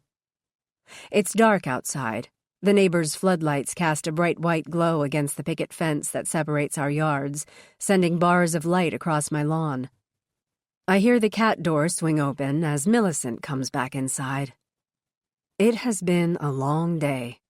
The longest, really. The morgue, the encounter with the Flynns, the confrontation with Jim Coyle, the nonsense with Facebooker Sheila, the call just now. I'm feeling the pressure, my own and others. I can't let this be another Kathy Reinhardt case. I know that when I go to sleep, I'll be thinking of her and how we've let her down by letting her killer escape justice. It happens. Maybe more often than I know. I run the shower to make sure that the chemical smell of the morgue no longer clings to my hair and skin. I step inside and let the water pour over me. As I turn my wrist, I see the tiny hairpin-shaped scar that is the sole physical reminder of my own victimhood. It makes an appearance about this time every year as the sun slightly tans my freckled skin to reveal the thin, white tracing. Whenever I see it, I turn away.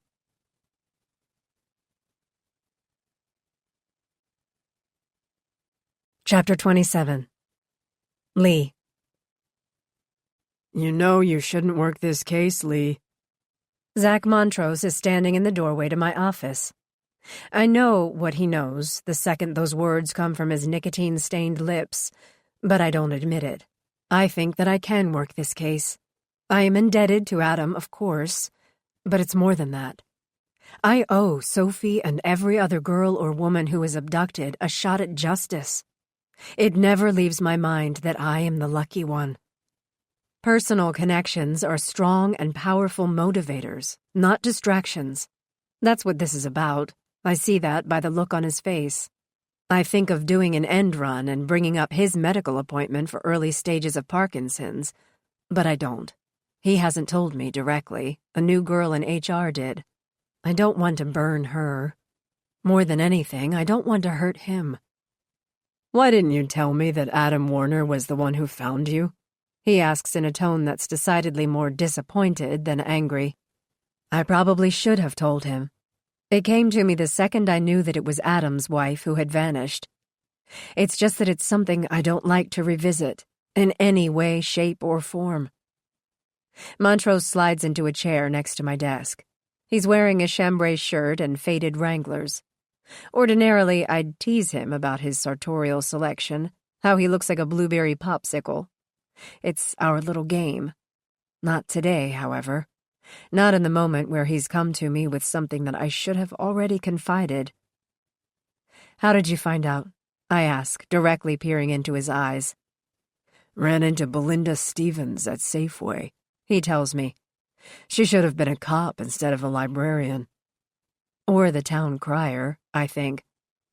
Belinda was always good at putting two and two together, I say. Montrose folds his arms over his burly chest. Am I the only one in town who didn't know? I feel kind of like an idiot here, Lee. I don't like to be made the fool. Not my intent, I say. I really am sorry. Don't you see how this could compromise an investigation? Ordinarily, yes, I say. Sure, but it was a long time ago. He only found me. He didn't do anything, just found me. Right, he says. And that couldn't possibly give him a pass with you, right? There's no pass here, Montrose. Yes, I am grateful for what he did then. Very grateful. Seriously, it is something that I don't think about, but I wouldn't give the Pope a pass when it comes to a case. You of all people should know that. I do things by the book. Montrose fidgets some. I know this man. He's thinking. He's a great partner, and he has my back, but he's also totally by the book. He has to be. He can't afford any more slip-ups because he hit rock bottom once, and he's damn sure he's never going back there. Lee, like it or not, he's someone we need to consider. We don't know yet where this is going to lead. I don't defend Adam, though part of me truly wants to. I could remind him of Axel Bacher, and he could counter that he's old and his eyesight is poor and he didn't really see anything. I could say something about Aubrey being there too, and he could say that she's only a child and didn't know what she saw. But I don't. We always follow the evidence, Montrose. There's never been a time when we didn't have a bias about something or someone, but it didn't get in the way of finding the truth. This is a pretty big bias to overcome, Lee. If my father had molested a neighbor kid, do you think I wouldn't report it? He shakes his head. Not the same. It is too, I say. You know me. You know that I would never protect anyone who'd harmed someone, not 1 inch of latitude, seriously. You know that, right? Montrose thinks a moment. I know he knows I'm right. I know that he knows me. It crushes me a little that he'd bring up the past in a way that suggests I could be weak enough to hide the truth about a heinous crime. Yeah, he says. I know it. It's just that I'm not the only one around here that will wonder if you're doing your best work. Sheriff knows me better than that, too. He gives me a shrug. Others like to gossip. Gossip sometimes becomes a reality for some. I'll deal with that if it comes up, Montrose, I tell him. Okay? Okay, he says. Something else we need to deal with. What's that? Getting Adam Warner in here for a real talk. Like today, ideally.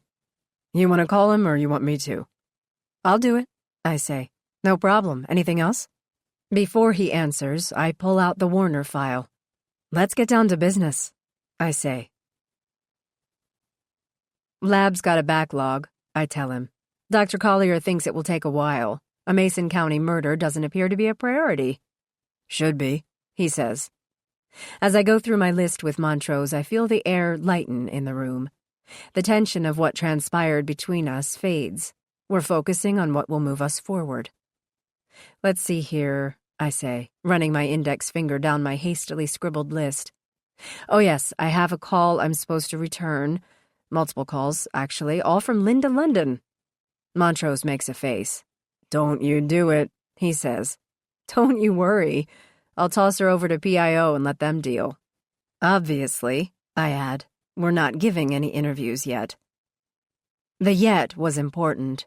A major lesson learned. I gave an interview to the Olympian early in the Kathy Reinhardt case. It was a huge mistake. In the interview, I said I'd told the family that I was certain we'd solve their daughter's murder. I knew better. Never make a prediction about what you cannot truly control. That case file sits atop the otherwise perfectly ordered credenza behind me. It will never leave there until justice is served.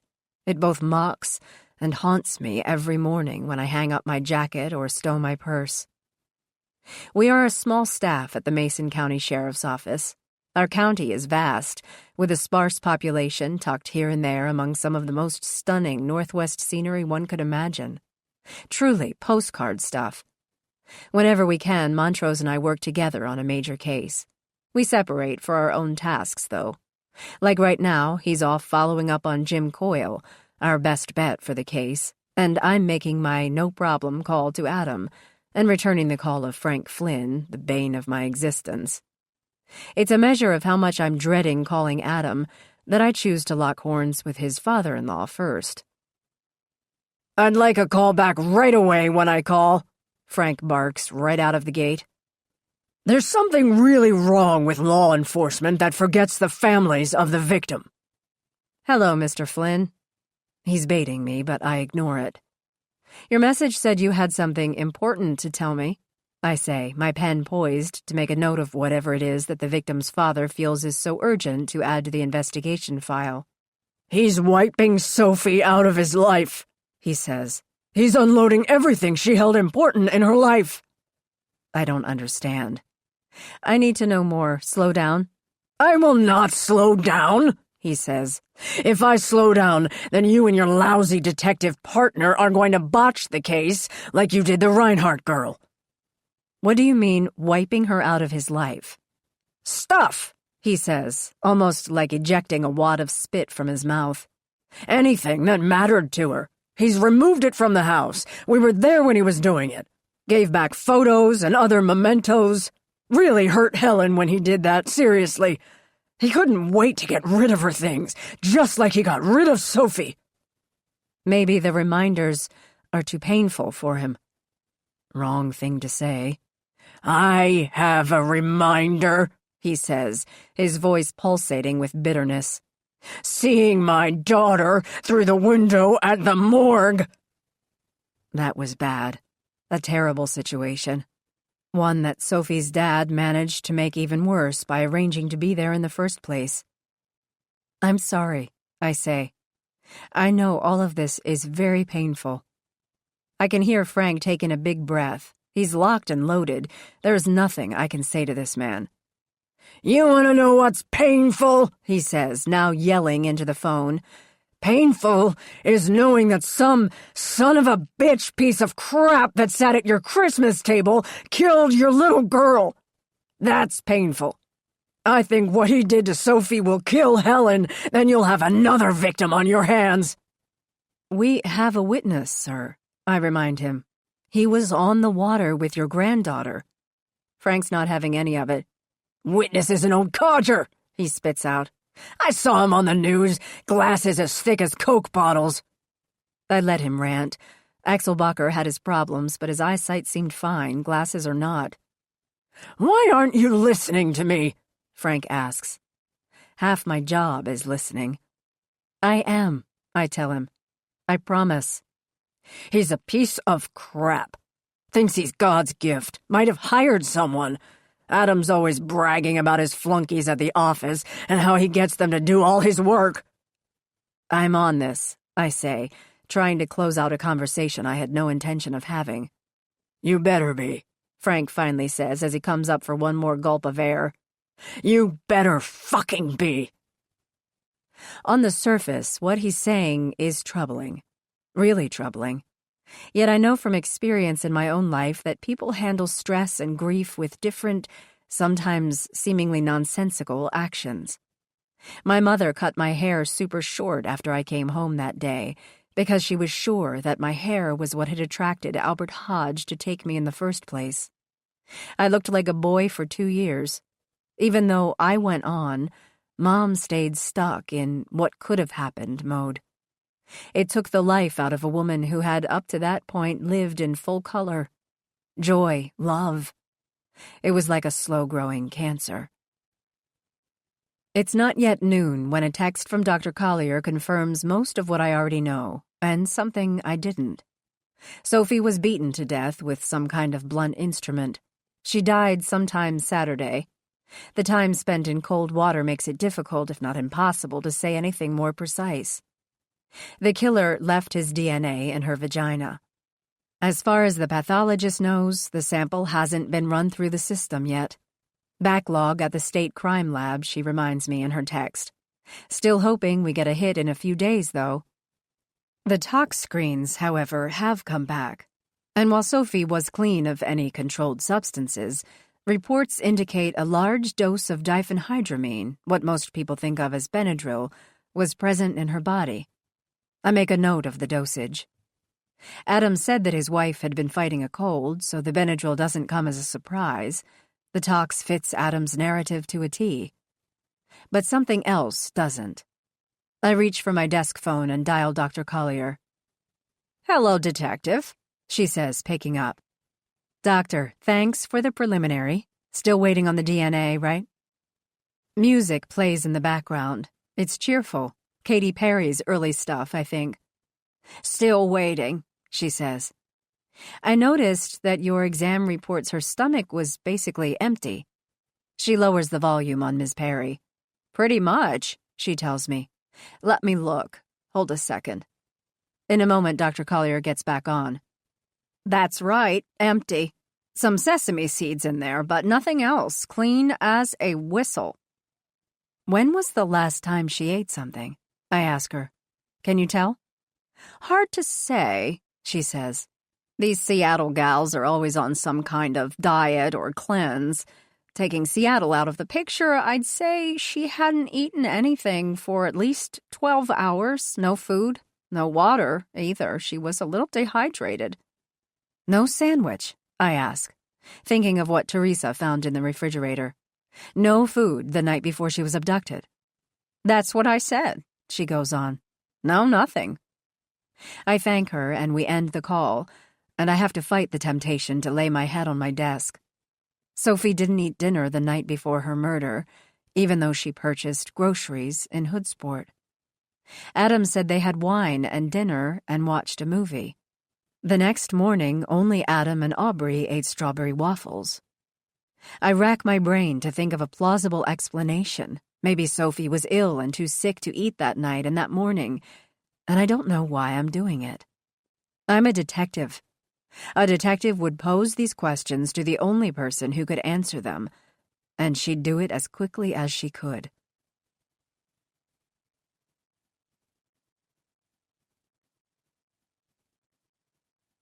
Chapter 28. Adam. The funeral director at Western Hills Memorial Park seems confused, befuddled even.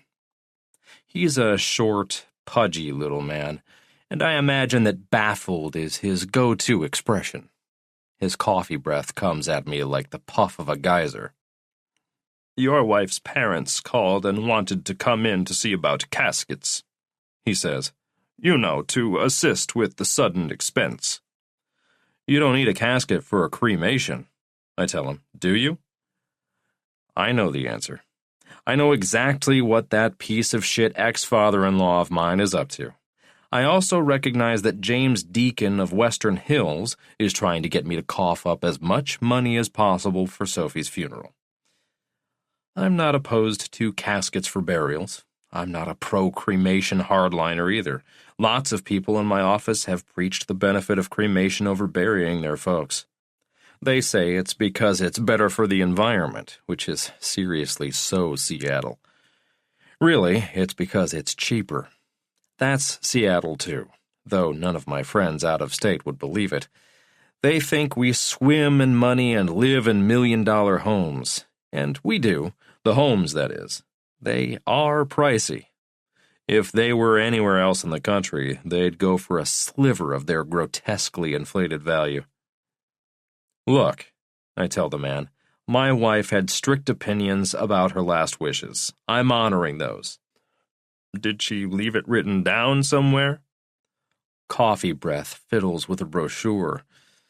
This guy is annoying. His palms are sweaty, and his shirt is a size too big.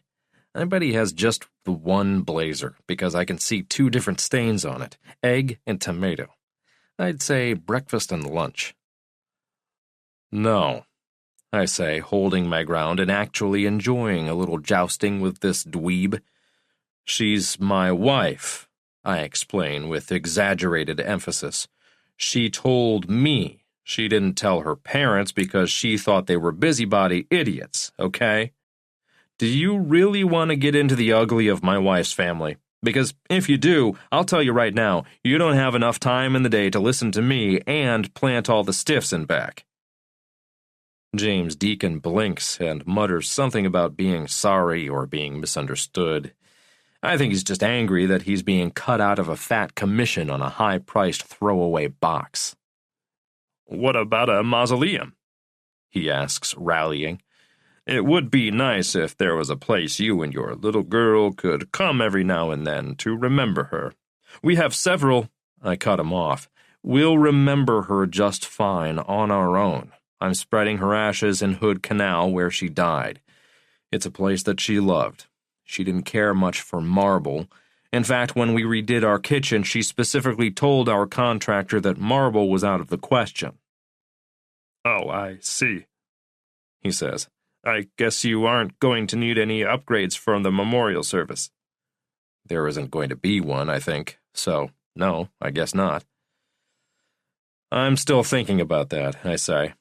It happened so fast, not really sure what I'm going to do. I don't want to look like a complete ass, yet I'm pissed off at Sophie right now.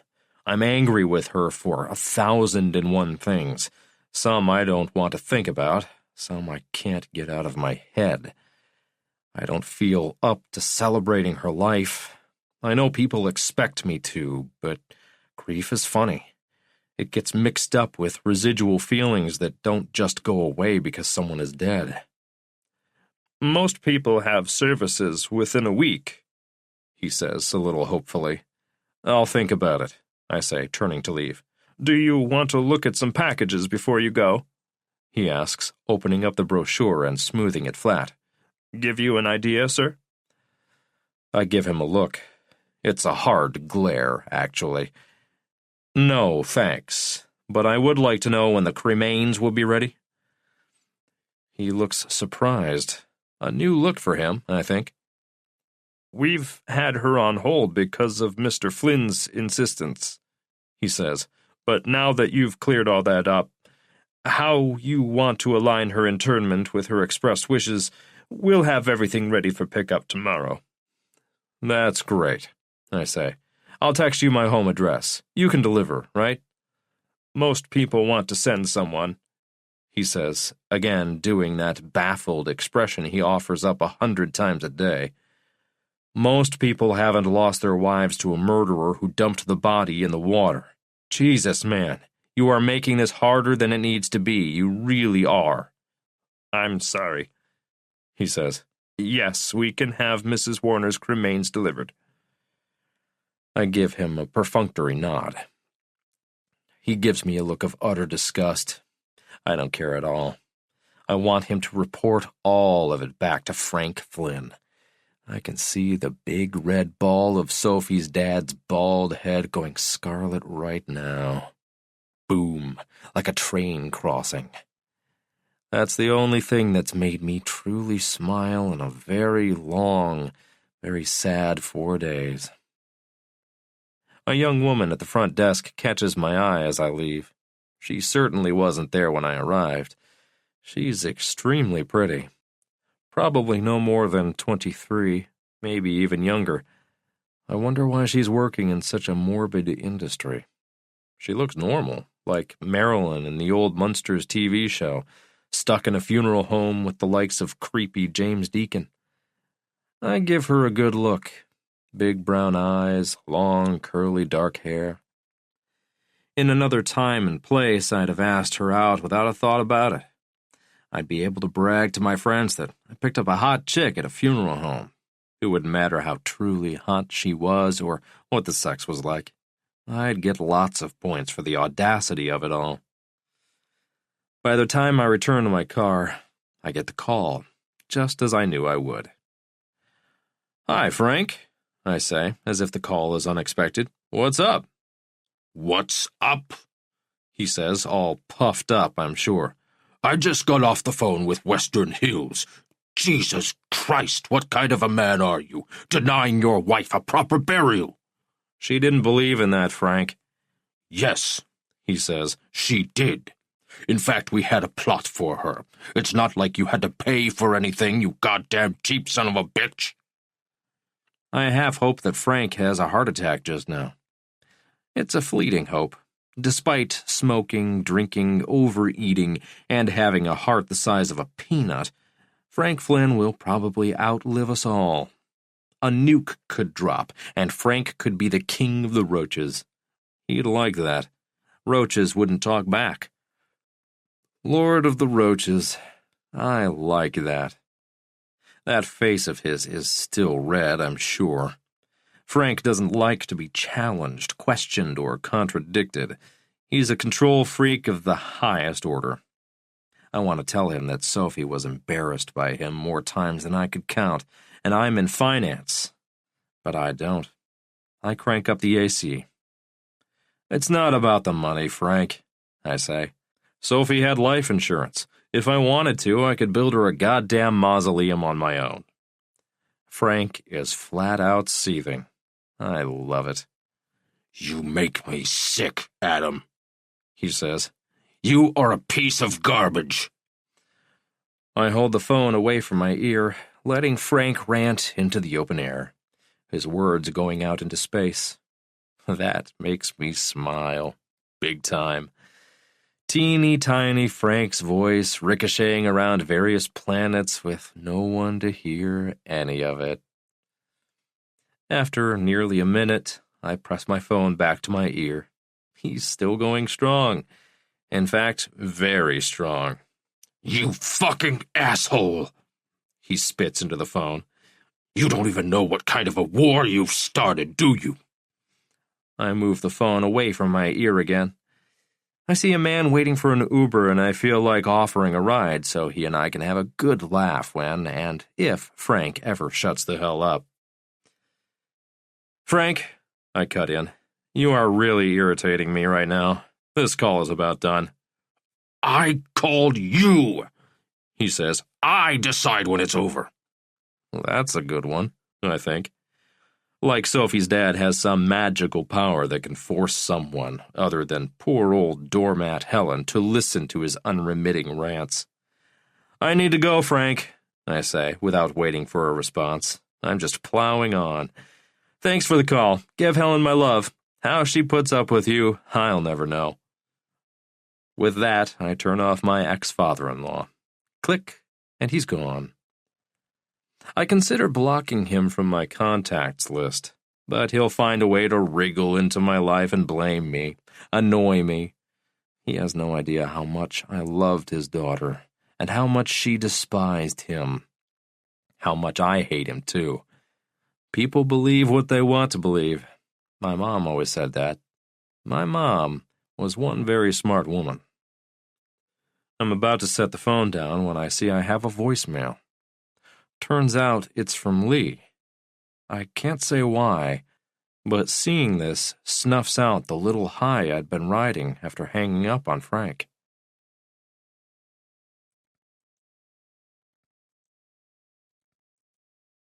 Chapter 29. Connor. You had quite an ordeal, Micah tells me when I let myself in the back door of the restaurant early Wednesday afternoon. He's in the big walk-in pantry going over inventory before dinner service. It was all right, I say, taking off my jacket and looking over the night's fresh sheet. The scallops always go fast, I say. Micah doesn't care about shellfish at the moment. An abduction and murder? He goes on, pulling me into the nightmare of my 3-day vacation. That's gotta make for a memorable Memorial weekend. My chest constricts, but I stay silent. How the hell would he know anything about it? The woman from Mount Baker, he carries on, happened up in Lillywop, where you said you were going. King had a copter out, and there was your car. I don't want to think about the weekend, but the news coverage makes it all but certain that I'll have no choice in the matter. We missed most of the excitement, I lie, if you can call that kind of thing exciting. Sarah's all over it, Micah says, looking up from his tablet. She's a big crime buff. She says she's sure the husband must have done it. Sarah is Chef's wife. And he's right. She's a huge crime buff. She's never without her nose in a thriller of some sort when she's waiting around the blue door for her husband to turn things over to the staff so she can go home. The husband probably did. I wouldn't know. We didn't see anything. Really? Nothing? He asks, setting down his iPad and sending a shopping list to the printer. I hear the sound of the printer running in the office, and I go over to pull the paper for him. Here, I say, handing it over. Thanks, Connor, he says. Sarah will be very disappointed. She was hoping that you'd have some inside scoop on this Warner dude.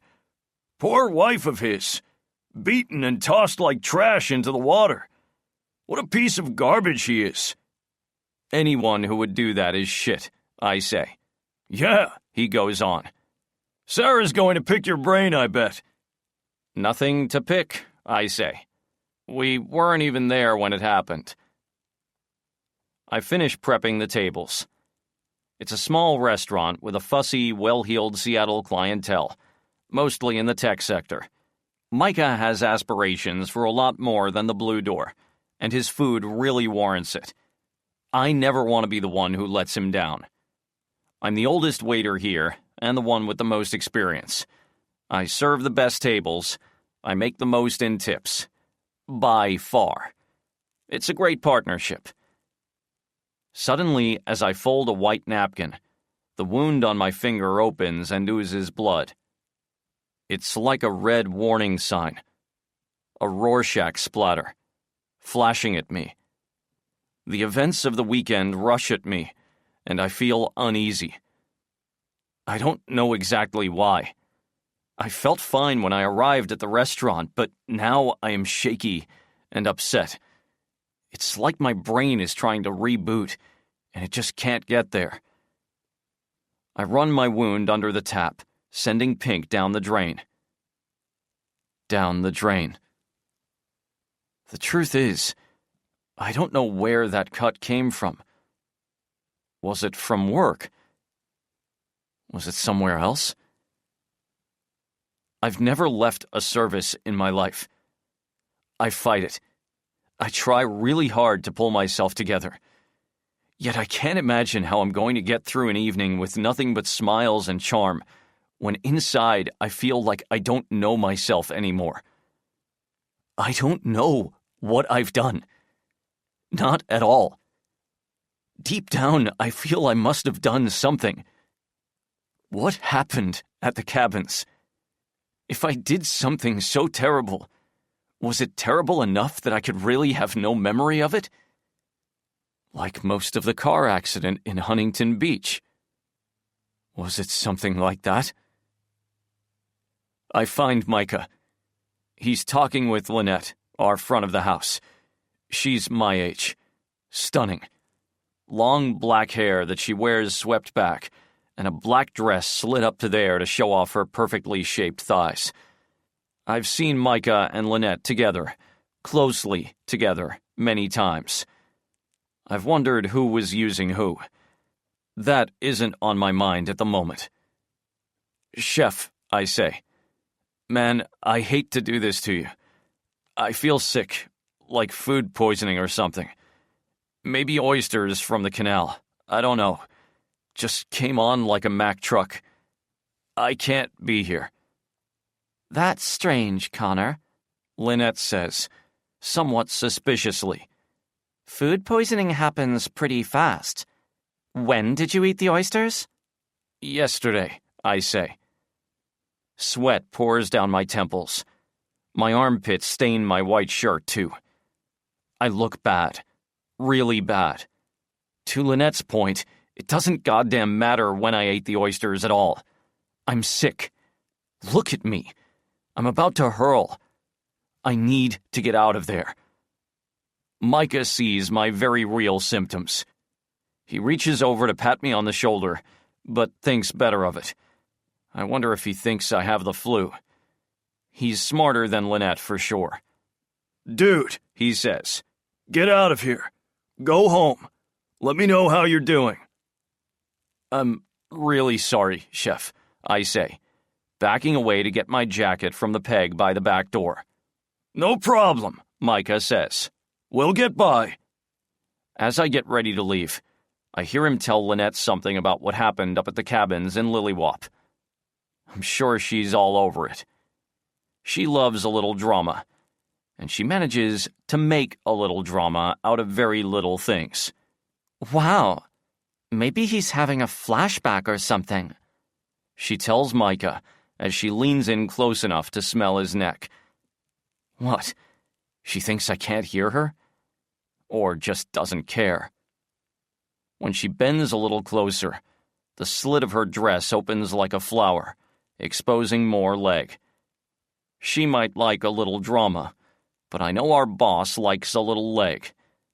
A perfect match, those two. No, Micah tells her. I give a quick nod goodbye.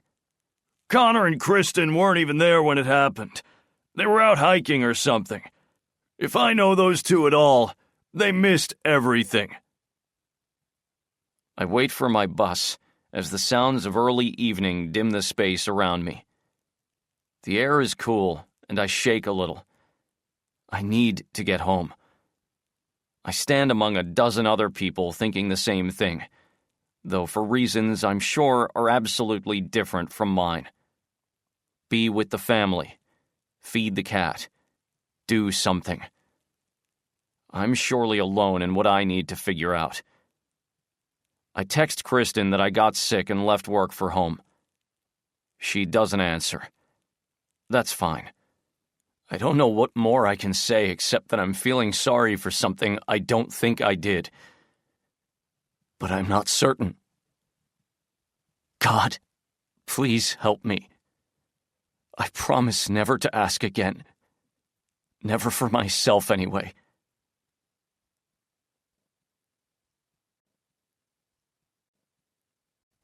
Chapter 30. Lee. Adam is in reception, and I feel sick. Nerves, I think. If I told Montrose how I felt, he'd go to the sheriff and get me bounced off the case. I doubt I could argue my way back in, either. I glance at the plum tree outside my window. It reminds me of the branches that covered me when Adam found me. "Ready?" Montrose says as he swings by, notepad and coffee cup in hand. "Yep," I say, although I'm not really sure I am. "You sure you can do this, Lee?" "Don't ask again," I say. "I would tell you if I had any doubts, Montrose. You have to know that by now." "I'm not a fan of your old buddy, you know," he says. "And I like Coyle for this, but this will be fun, anyway. And something we need to do."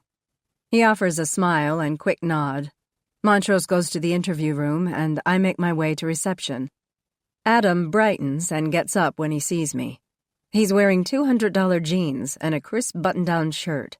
I can't tell if it is white or the palest shade of blue. "Hey, Lee," he says, putting down a copy of the Shelton Mason County Journal. "Old Home Week," I say, studying the front page. "Yeah," he says, "just seeing if I recognize any names." He follows me. "Did you?" I ask, glancing back. He shakes his head. Not really. Maybe a couple. Shelton's not the same as it was. Actually, you'd be surprised how little it's really changed, I say. Our chit-chat relaxes me. It appears to relax Adam, too. That's good.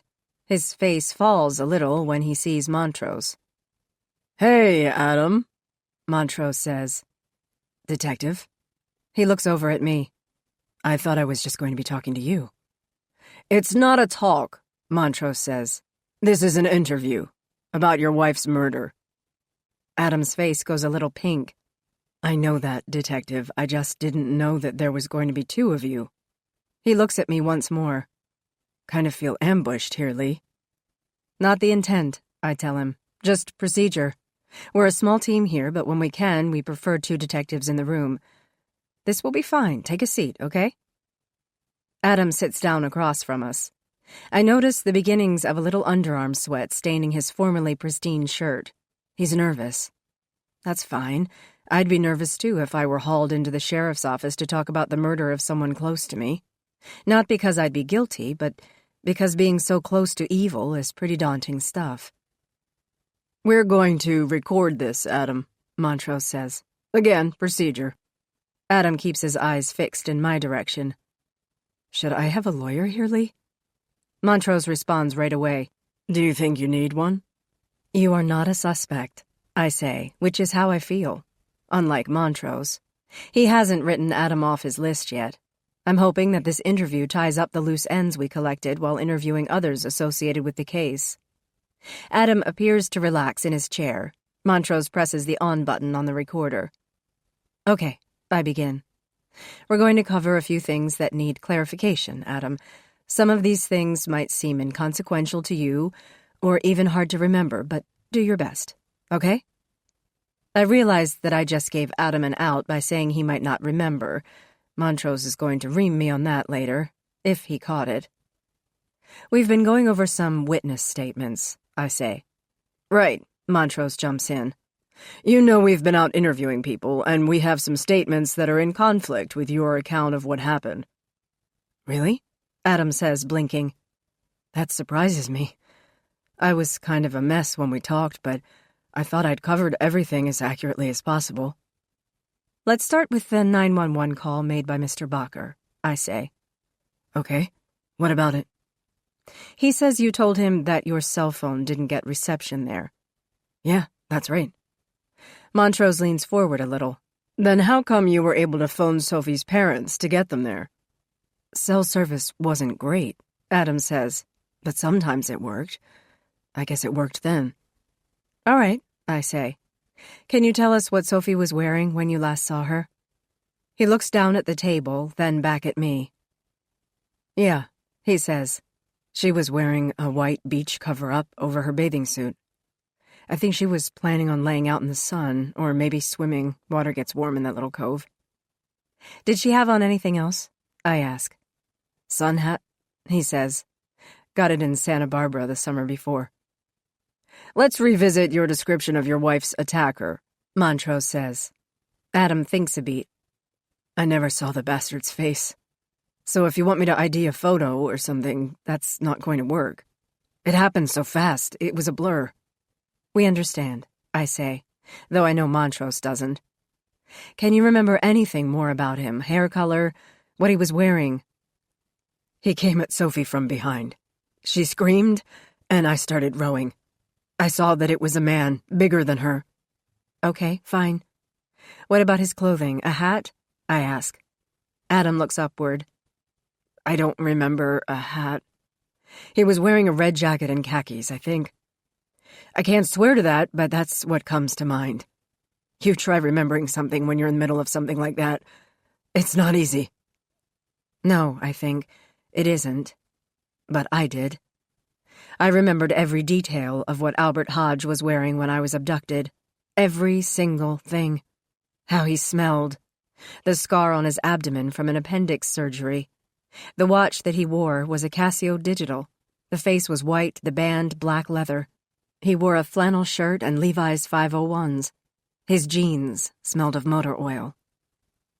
We move on to the food that Teresa Dibley found in the refrigerator. It was at odds with his story that they'd eaten a late supper.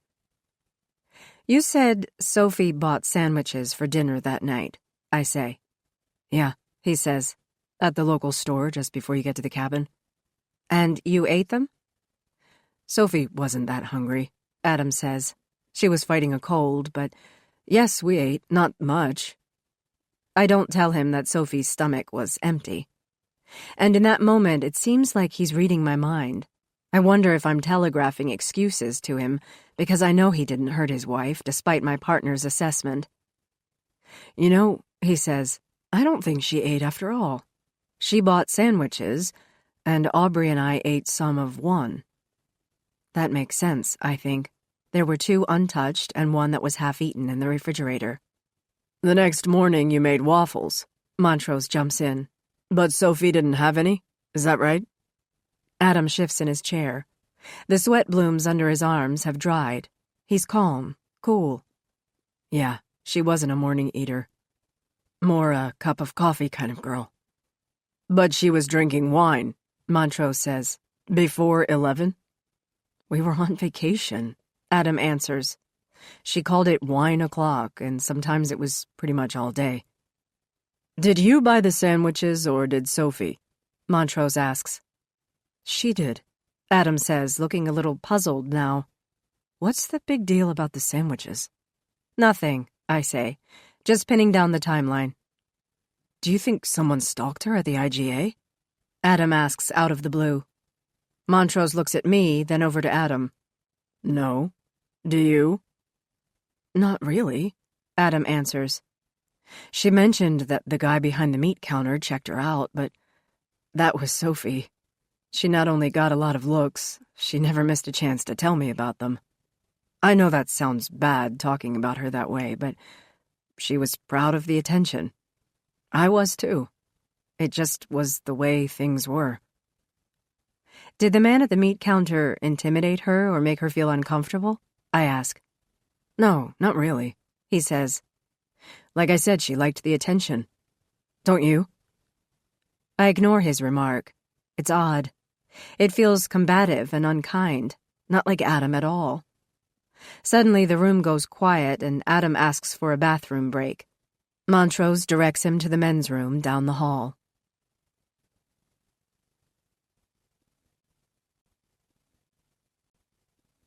Chapter 31.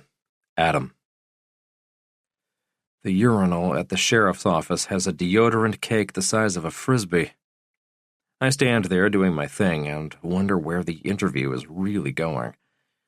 I can't be sure, but I sense that Detective Montrose is pushing me as a suspect, and Lee is doing her best to hold him at bay. She knows me. He doesn't.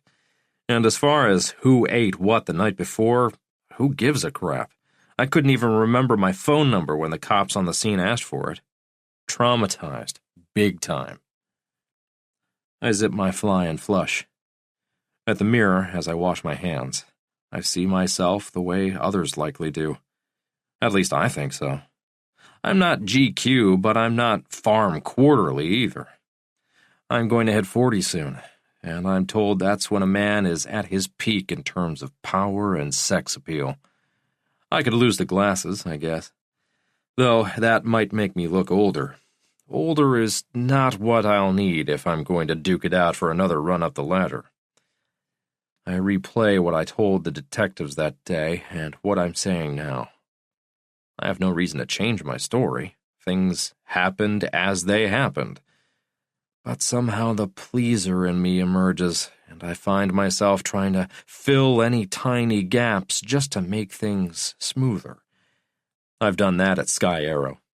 Carrie asked me to run a report and then soften the figures so that she'd look like she was achieving her target. It wasn't a big deal to lie for her. In fact, I didn't even think of it as a lie. I felt I was only making what was supposed to happen occur at a more accelerated rate. I'm all about moving quickly to get the job done. I can tell by the way Lee looks at me that she's attracted to me. It might be because of what happened at the end of Tamarack Lane, or maybe it was before that.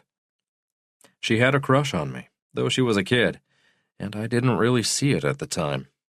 She's pretty enough. Nice body. I like her red hair. Not fire engine anymore, just nice. She's come into her own. I like what I see, but I want to reel it back inside. Sophie's dead. She was murdered. I don't know why I'm thinking of other women. Montrose pokes his head into the bathroom. You done? Yeah, I say, just washing up. I wonder if he'd knock on a stall door to roust me. Great, he says. We're ready to start back up. The detective with the smoker's breath reminds me of my first boss. He was such a controlling prick, always checking up on his team members to make sure we were doing what he asked. That pretty much amounted to doing his work along with our own. Detective Montrose is probably pissed off that he's teamed up with a younger, less experienced partner, a woman, too. I bet that really frosts him. When he looks in the mirror in his run-down Shelton house, I bet he knows what every man his age knows. He's maxed out on where he's going. I go for the door. I'm looking good. I can do this. Despite some huge setbacks and a reset button that has been inexplicably pushed on my life, I'm the opposite of Montrose and his ilk. I'm only starting over.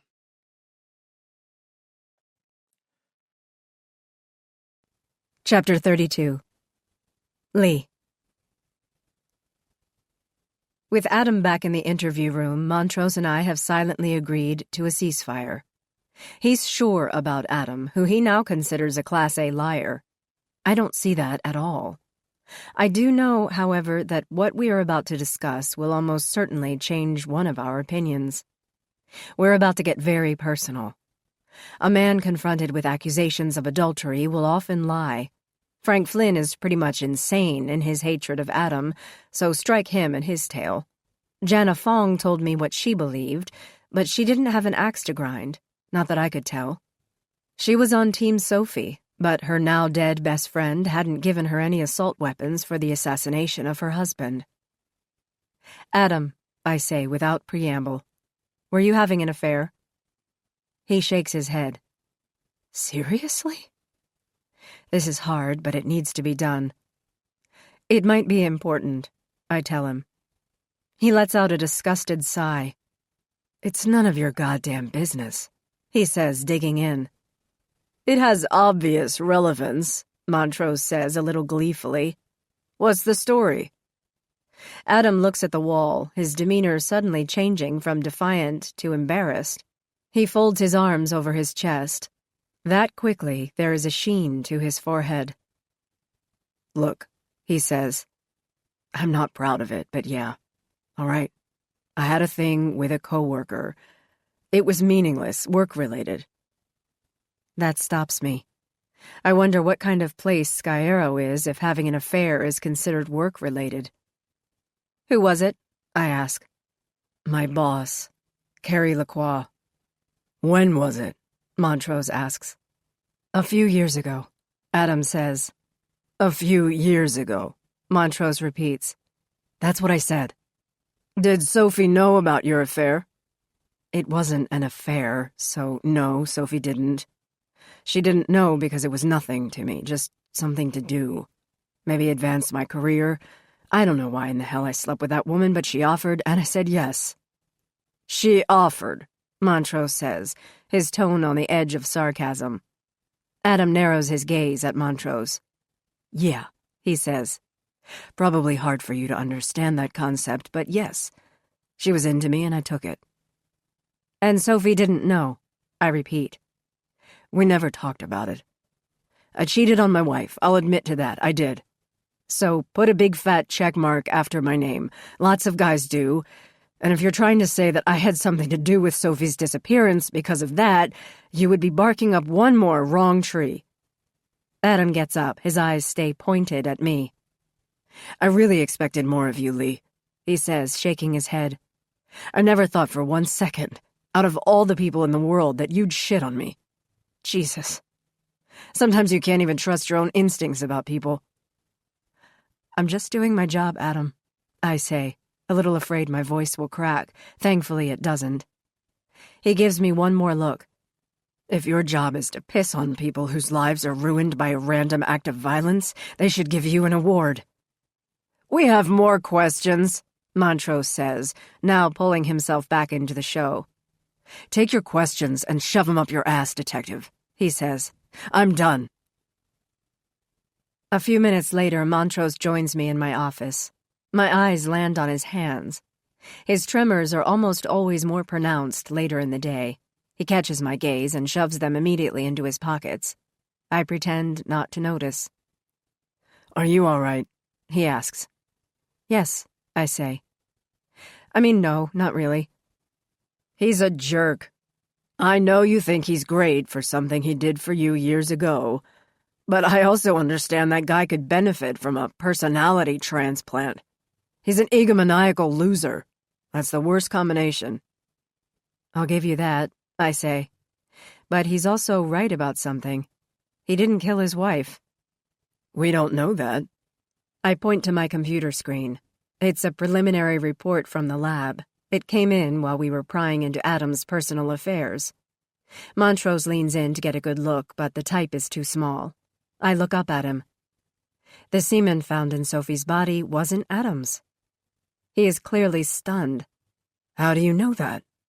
Blood work from the sample we took. He's not a secretor. Sophie's assailant, however, was. Montrose tries to read the screen, but he gives up. He really needs new glasses, but he's too thrifty to pay the copay.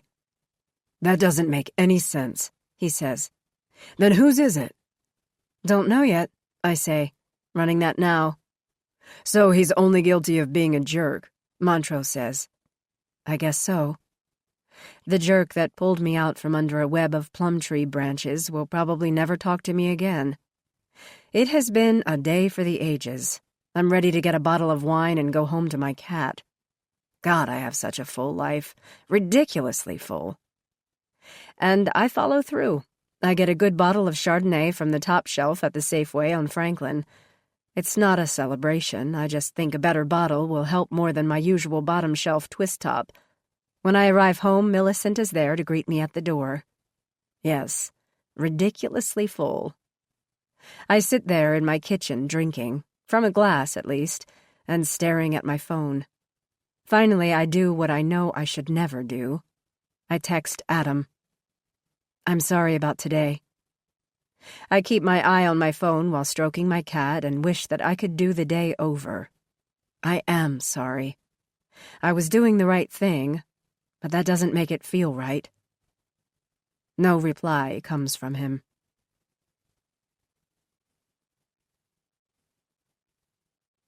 Chapter 33.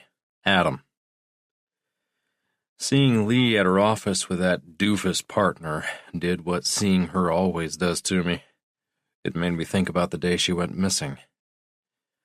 Kip and I were in homeroom when the principal's secretary came to the slit of a window in our classroom door and motioned for Mr. Saperstein. It was 20th century history, and I was glad for the break from the teacher's monotone recitation of the New Deal. I called it the Big Deal just to get under his skin a little when he called on me. Mr. Saperstein, with his wholly ridiculous goatee and horn-rimmed glasses, shut the door and went over to Kip. His eyes bugged out from behind his glasses, and he leaned in very close to Kip's ear. "You're needed at home," he said, his voice charged with emotion. Kip looked confused. "What's up?" "We can't talk about it here," he said. "Is it my mom?" "We can't talk." The teacher repeated, "Please gather your things and go." Then Mr. Saperstein looked at me. "Adam, I'm excusing you, too." Ordinarily, I would have been elated, but I knew that this was not a chance to hang out and have a good time with my best bud. Mr. Saperstein thought that Kip would need some moral support. It had to be bad.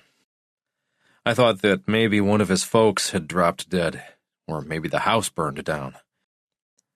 That something had happened to his sister, Lee, was the furthest thing from my mind. Mason County Sheriff Jack Masters was at the Hooseman's house when Kip and I got there. In fact, there were 4 cop cars in total. Right then, we both knew 2 things. There had been no fire, and since there were no ambulances in the queue, it was likely that no one had had a heart attack. It was something else. Sheriff Masters was older, though I was a teen and thought that anyone over 50 was ancient, and well known to everyone in Shelton. He'd been around forever. He'd come to our classrooms to talk about the perils of drug use when we were in 2nd grade. He came in 5th grade to share insights about stranger danger, and then in 7th to remind us again about the perils of drug use. He had gray hair, even then, and a belly that indicated that Mrs. Masters knew how to cook, or that he couldn't pass by a drive-through window without breaking. He was decent, though. When we were in high school and did the kinds of things everyone does, Sheriff Masters lectured us, but also gave us rides home. "Drink like this again," he told me one time, "and we'll need to take it up with your folks." When we were caught speeding, Sheriff Masters gave us a warning. "Look," he said, "you're smarter than this. Cars can careen out of control. You don't want to be the teen missing from graduation because you're dead or in jail. No more, okay?" Mr. and Mrs. Hooseman were in the living room when we came in. It was apparent right away that only Lee was missing from the family. Mrs. Hooseman bolted for Kip and held him. I remember feeling so sad and awkward, and I lingered behind him while his mom cried harder than any woman I'd ever heard in my life. "Lee's missing. She didn't get to school. She's vanished." "Missing?" Kip asked. "Missing?" I thought. Wow. Mrs. Hooseman was a pretty lady with auburn hair that was obviously her pride. She wore it long, longer than most moms did. It was a mess that morning. Her eyes were red. My mom always said that Mrs. Hooseman was put together, but this morning I could see that she was completely undone. Mr. Hooseman was the strong, silent type, like my own dad. Maybe like all men back then. I could see that while he hadn't been crying, he was on the edge of falling apart. His mighty, stacked brick shoulders heaved a little when he spoke to the sheriff.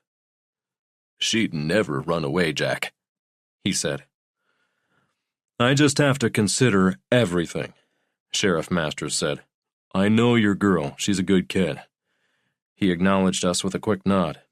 "Kip, do you know of anything that might have happened?" Kip kept his attention on his folks. "Like what?" he asked.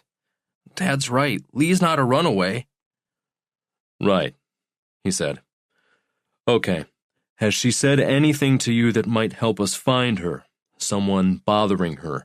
A place she might hide out if she was upset about something? Maybe upset about school or a boy or something?" Kip shook his head. "Lee's not like that. She's good. She's happy." Sheriff Masters looked in my direction. "You have any ideas?" "No," I said. "But maybe we should look for her?" "We got that handled, son," he said. "We need to do something," Kip shot back. That afternoon the word was out that we were searching for Lee. She'd been missing for a few hours. In a small town like Shelton, I'm pretty sure that everyone knew by noon. No internet, few mobile phones, just the old-fashioned way of getting the word out. Moms called other moms. Dads spread the word from bar stools or at the mill. Kids congregated in the hallways of the high school. Everyone speculated about what might have happened. The Shelton High School basketball team, Kip and I were teammates, joined in the effort to find Lee, with one of the deputies providing us some basic instructions of how to conduct a search. He didn't really give us a protocol, and I doubt any of us would have followed it anyway. An inch-by-inch grid was the way they might look for evidence, and that's fine. We were looking for our buddy's kid sister. Kip and I were paired up. "She's dead," he said to me as we scoured the neighborhood. You don't know that. We went from house to house along Tamarack Lane. It was almost like a parade, in that there were people sitting outside, watching us, urging us, offering to join in. I know my sister, Kip said. She's not a flake. No, she's not. So someone took her and killed her. Maybe he only raped her, I said, as if rape were ever and only anything. Kip was stoic about everything that was happening, oddly matter-of-fact about it. It was pretty much how he was about everything. I knew it then, and I knew it later when he went to Afghanistan. My parents will never get over it, he said. Sure they will, I said. We'll find her and bring her home. No, they won't. Not if she's raped. His words hung in the cooling air. It was a strange response, but I understood because I knew his family. They were very conservative. I'm sure that having a daughter who was raped would be more than difficult for them. I didn't let it pass through my mind that they would rather have her dead than living with the lasting impact of a sexual assault, or living with the label of a victim. She was raped, you know. Must have asked for it. Some of these girls these days. That she was a 6th grader would be lost to time. Some drunk somewhere would twist it into her fault, the way people do when they try to keep random evil at bay by affixing blame. It's always easier to sleep at night if the monsters outside your house only knock when you give them cause. Tamarack Lane is a dead end, literally, and while there is a no dumping sign posted there, people continued to leave yard debris, grass clippings, and the occasional discarded household item. That evening, Kip and I poked through the discards there in search of his sister. Well, Kip poked. I had my mental grid set up and was working systematically through it. It was beginning to get dark, and Kip said that we should knock off, go get a couple of flashlights, and try the park. The park had already been searched by another pair by now, I knew, and I was only about halfway through my grid here. Kip was antsy, however. He couldn't focus, which made sense when I thought about it. If he focused and succeeded in finding his sister in this tangle of blackberry vines, yard waste, and trash, he might never recover from what he found. I probably wouldn't either. But I was going to finish my grid. You go, I said. Get the flashlights, and I'll finish here and meet you by the swing sets at the park. Thanks, man, he said, his voice rough. I wondered what he was thanking me for, until I caught a shimmer of a tear on his face as he turned away. I knew then that Kip was relieved to be getting the flashlights on his own, because he was beginning to fall apart, and didn't want me to see. I pretended I hadn't. All right, bud, I say. See you in a few.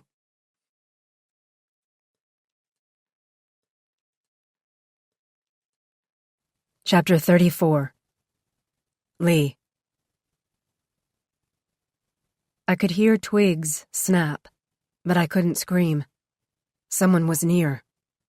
Was it my attacker, back to fulfill a promise interrupted by someone who'd seen his car?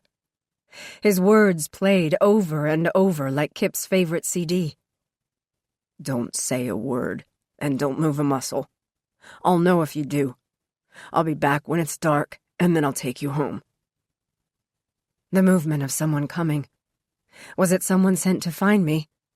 Lying there in the dark under a shield of tree branches that the man in the blue and red flannel shirt had used to conceal me, I could hear someone call my name. Lee! The voice came. My attacker had told me to stay quiet, to wait for his return. To say a word, to call for help, would mean he'd find me again. Kill me. Kill my family. I believed him. So stupid, I know now. Though I was frozen there, I wanted to live. I heard my name a second time. I tried calling out, but nothing could move past the tape that sealed my lips. Lee! Came the voice once more. It was familiar. It was Adam Warner. When I think about the moment when he leaned into the dark of the branches covering me, I cannot help but find tears in my eyes. It's like the moment in a movie when the lovers meet on the top of the Empire State Building, or when they find out it was the other who had been emailing them the whole time. Adam and I weren't lovers, of course, but it was that kind of emotion that burbles to the surface in a way that I could never fully comprehend. I was shivering and rocking back and forth to move the branches that were meticulously placed over me. "Oh, God!" Adam said, dropping to his knees and uncovering me. It was Adam, of course, but to me it was an angel, as he gently pulled off the tape from my mouth. He was crying, we both were. I didn't care that he was seeing me naked, I only cared that he'd found me. "I was so stupid," I said. His gaze never traveled down my body. "You're going to be okay," he told me. Promised me. He undid the silver tape from my bruised and bloodied wrists and then my ankles. His hands were shaking as he did that, and repeated over and over, "You are going to be okay, Lee. You're going to be fine." My lips hurt from the tape. "Promise?" I asked, though really it wasn't a request, but a plea. He looked right into my eyes. "Would I lie to you?" I shook my head. "No," he told me. "Never." Adam put his jacket on me, and when he held me, I felt the warmth of his sweaty chest. He was breathing hard, sharp puffs of breath brushed against the rawness of my face. For a flash, it made me think of the man who took me. Only for a second. I didn't ever want to think about him again, or what he did to me. First in the car, and then in the vacant lot, where people discard things they don't want anymore. I was alive. Adam found me. I drink the rest of my glass of wine. I feel as if I'd been transported back to a moment that sometimes feels as foreign as a new experience can feel. It's as if I'd been remembering a story that someone else told me, something they heard from a third party, like the old game of telephone. I'm not sure if what I remember is really how it happened, or if I was made to remember only the good parts. Adam finding me, then my brother coming with a flashlight and dropping it on the ground as he took me from his best friend's outstretched arms and carried me home. Millicent purrs. He told me that everything would be okay, I tell my cat. She looks up in the way that felines do. It's barely an acknowledgement that I've spoken to her. I put meaning into it, of course. "I'm okay," I say. Millicent shifts in my lap and drops to the floor. "Thanks," I say as she pads toward the cat door and disappears. Albert Hodge was never tried for his assault against me. He was never tried for the murder of the 10-year-old from Chehalis he attacked before me. Instead, he did what I came to wish more purveyors of evil would do. Hodge took his own life, as the police pounded on the door of his Terry travel trailer. Inside, they found underwear belonging to me and his only other known victim. I was happy when I heard the news. Again, as though it had been something that happened to someone else and not me. I was spared reliving it all by sitting in the witness box in the Mason County Courthouse. While the truth was different, of course, both my parents insisted that our story be that I'd been physically assaulted, not sexually. I had lied about the kittens because I'd felt so full of shame to have been stupid enough to volunteer to get into his vehicle. It's easy to compound a lie with another. Each lie, a brick in the wall of my own protection. "She's very lucky," Sheriff Masters said in an interview with the paper. "We got to her in time to save her from the worst kind of abuse." Everything returned to normal after that. I almost forgot about it. Really, I did. I tried to, anyway. Only one time did Adam and I even broach the subject, and that was at my brother's funeral. We were standing in the back of the church, where my folks had put together a display of Kip's life. There was a picture of Adam, of course. He and Kip stood together, arms slung over each other's shoulders. It looked to be at about the same time as the incident. "I remember that shirt," I said while we stood there. It was the same one he was wearing when he found me. Yeah, He said. I thought it was so cool. My first concert, Metallica. You were wearing it the day you found me, I said, still looking at the photos. He didn't say anything for a while as he sifted through the images. Right, He finally said. I remember. We had never talked about it. I knew that it wasn't the right time or place, but I still wanted to say something. Thank you, I told him, for finding me. He pointed to Kip's photo. You were everything to him, Lee. He loved you so much. That was like Adam. He always knew the right thing to say. He understood how to shift a conversation to a place that moved the content from the maudlin to true compassion.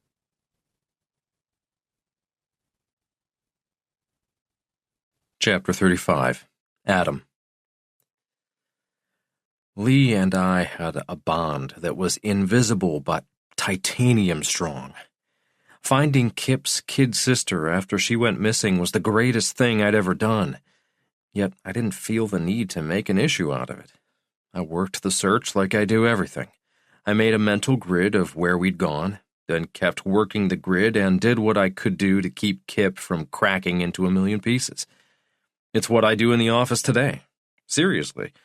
The team I lead is full of people who don't know how to dot the I's or cross the T's. The sheriff's office gave me an award, but I never put it up anywhere. Felt a little silly to be rewarded for doing what anyone else would have done. Anyone just lucky or born smart enough to be a hero. Lee and I never really talked about what happened after I transferred her to Kip's arms. I think there were plenty of times when she wanted to say something, but I didn't see the need or the reason to dredge it up. She'd catch me alone and start to say something, but I'd find a way to deflect it. Just before Kip's funeral, she mentioned something about how I'd saved her life and whatnot, but as always, I didn't feel right about making a big deal of it. No thanks needed, I told her firmly. I should have been more gracious.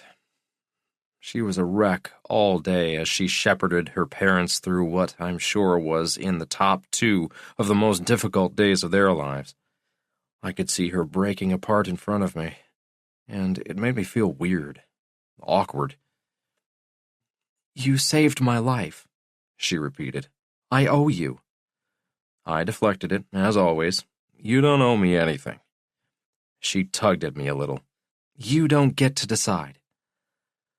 I looked at her with empathy, but held firm. I'm afraid I do. You are a hero, she said. We stood there in front of a bunch of photos, a display of Kip's life from babyhood to fighting for his country on the scorching sands of Afghanistan. That's a real hero, I said. Lee nodded. I thought of going into the army like Kip, she said. That's cool, I told her. He'd like that. Right, she said, regaining her ebbing composure. I decided against it. So much work needs to be done here at home, too. No argument there, I said. I'm going to be a cop, she said. A detective. Someday I'm going to stop men like Albert Hodge. I put my hand on her shoulder. She was trembling a little, but she was fighting hard to maintain.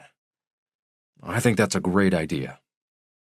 Before she could speak, I put a lid on the conversation. Let's go check on your folks.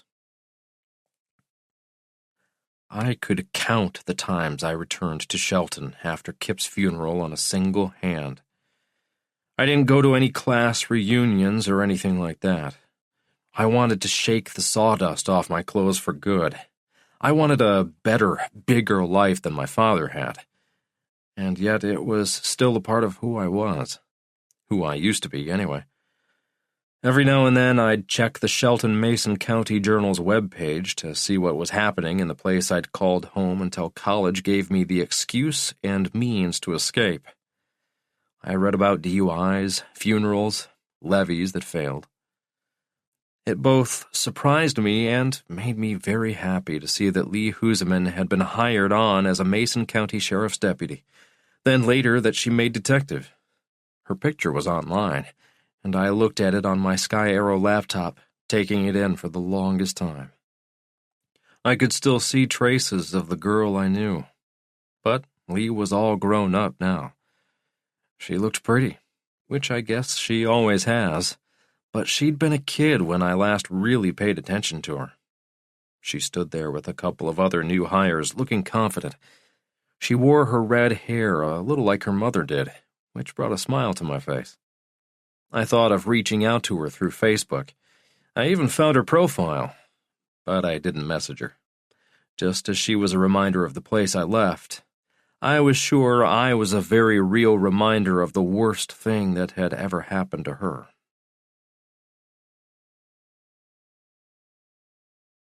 Chapter 36. Adam. Carrie looks at me with smoky, sad eyes, rainy campfire eyes. Without saying a word, she ushers me into her office and shuts the door. For a second, it feels like old times, but it isn't. Carrie is 7 years older than I am, a sturdy brunette with nice teeth and a habit of touching my knee whenever she's speaking. For a time, Carrie was fun. Serviceable for what I was looking for at the time. I assume she felt the same. What we had was never more than an office fling without strings. Her words, not mine. "Are you okay, Adam?" she asks. "Sophie's dead," I say. Though my answer is obvious, it's meant as a gut punch. I consider Carrie the reason my career has stalled at Sky Arrow. She throttled my way up the ladder by telling the ethics department that she was uncomfortable with my behavior. Word had gotten out that we were fucking like mad, and that was her corrective move, tossing me under the bus. Her meeting with ethics was a black mark that has followed me like a dark shadow. The ethics team is a one-way funnel of accusations and reprisals. This was long before Aubrey. We still fucked after that, God knows why. Well, I guess I do. Carrie was such an eager participant. We fucked all over the Sky Arrow plant, mostly in areas where no one could see or hear us, though one time we did it mid-shift when a massive auger was running and rumbling. She writhed with great enthusiasm. I mean, really enthusiastically. It wasn't against the rules, per se. Nowhere in the company's massive canon of employee behavior literature is there any mention of the plant being a sex-free zone. "I know she's dead," she says, oblivious to my jab. Carrie is oblivious to everything. That's what I think made her a decent boss, sandbagging me aside. "I can't imagine what you're going through. Are you okay?" She gives me her practiced look of phony empathy, and immediately the hand is on me like a hermit crab that's found its shell. "I don't know," I say, still trying to wrap my brain around it. It doesn't seem real. "How could it? It's a shock. I couldn't believe it either. None of us could. Are you sure you want to be here already? We wanted to reach out and let you know that you should take some time off. You need to talk to HR about EAP. I've always felt the employee assistance plan is for losers. I've referred many of my team members over the years and never seen anything tangible come from it. They told one guy who was having a hard time with his wife's cancer diagnosis to take it one day at a time. She had less than 30.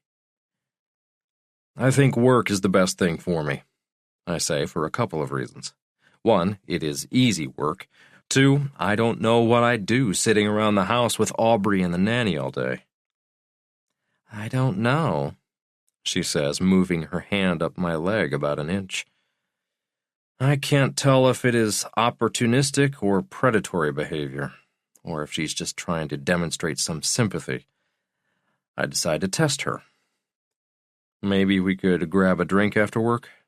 I ask. "Oh, Adam, of course," she says. I'm here for you. We're all here for you. I thank her for her support and return to my desk, a cubicle in the middle of a sea of other cubicles. The only thing that distinguishes mine from my subordinates is that I have a little round table and 2 visitors' chairs. Carrie looks at me from across the room through the enormous glass panels that surround her office. I give her a nod and wait a beat or two for the rest of my team to begin coming, one by one, offering condolences, telling me that, like Carrie, they are there for me. They don't even know me, though they pretend to. They laugh at my jokes as though I were the funniest man on the planet. They listen to my suggestions as if I just redefined how we were going to beat the competition to Mars, and do it cheaper than anyone could have ever dreamed. They always smile at me, bring me coffee, cookies too. I'm sure they don't even like me. Not much, anyway. They do it for the same reason I bang Carrie LaCroix. Ben Walker pokes his head into my cubicle. "Sorry about Sophie, dude," he says. "Thanks, Ben," I say. "Can I have next Tuesday off?" he asks. "Have a chance to catch some waves in Maui." I give him a quick nod. "Sure, man," I say, in a way that mocks his surfer speak. He's too clueless to get it, though. My wife is dead. My life is turned upside down, and my boss wants to fuck me, and my right-hand man wants to go to Maui. Man. Just what I expected. Nothing I do after Sophie's death should matter to anyone, I think, as I watch the top of Carrie LaCroix's head and her eyes looking up at me with a gaze of admiration. We skipped the after-work drinks. We were in her bedroom, in the subdivision she calls home in Renton. I haven't been there in a while, but a drawer full of condoms indicates that others have. My hand touches my belly, and I think that I need to lose a few as her head bobs and I ejaculate. She's a spitter, not a swallower, which is fine.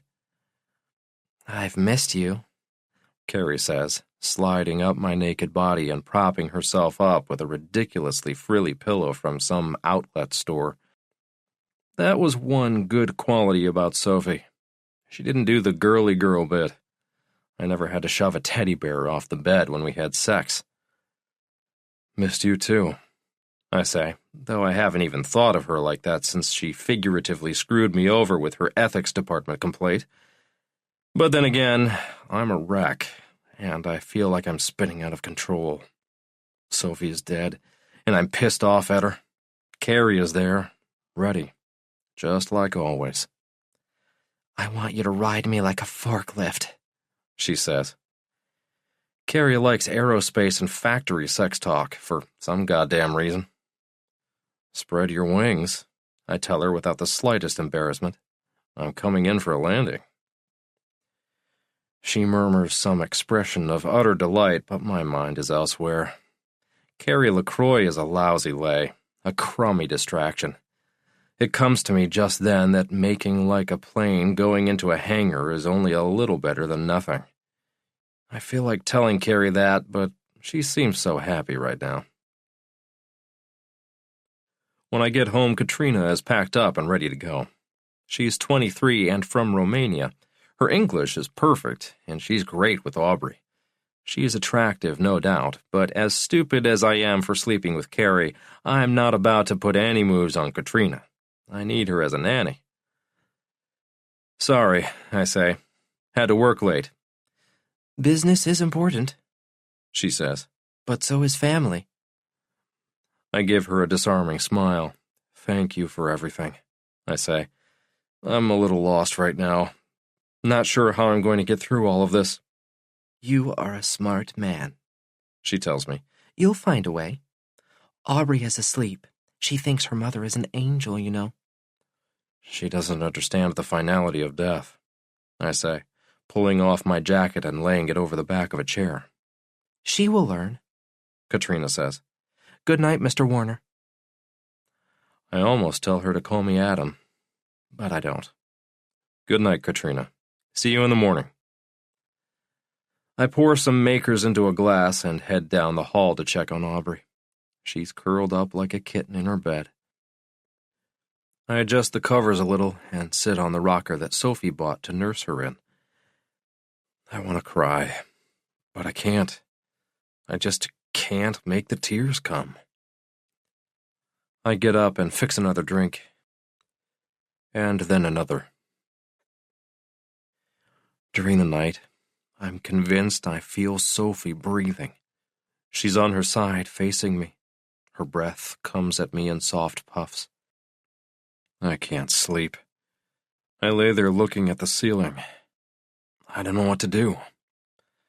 I want to tell her that I know everything and that she's hurt me to the core, but that opens up a host of problems. I wonder, as she's lying next to me, if I ever really knew her, or if she knew me. As I peel back the years before this moment, I don't know if I was in love with the idea of her, or something as shallow as that. I thought it was her. I thought it would always be her. I remember how Frank accosted me just outside the church sanctuary just before our wedding. He was in full-on jerk mode. That was before I knew that was his normal personality. He patted my shoulder like we were buddies. I thought he was going to wish me well. "If you ever hurt her," he said, "I'll kill you." Whoa. Hurt her? What about me?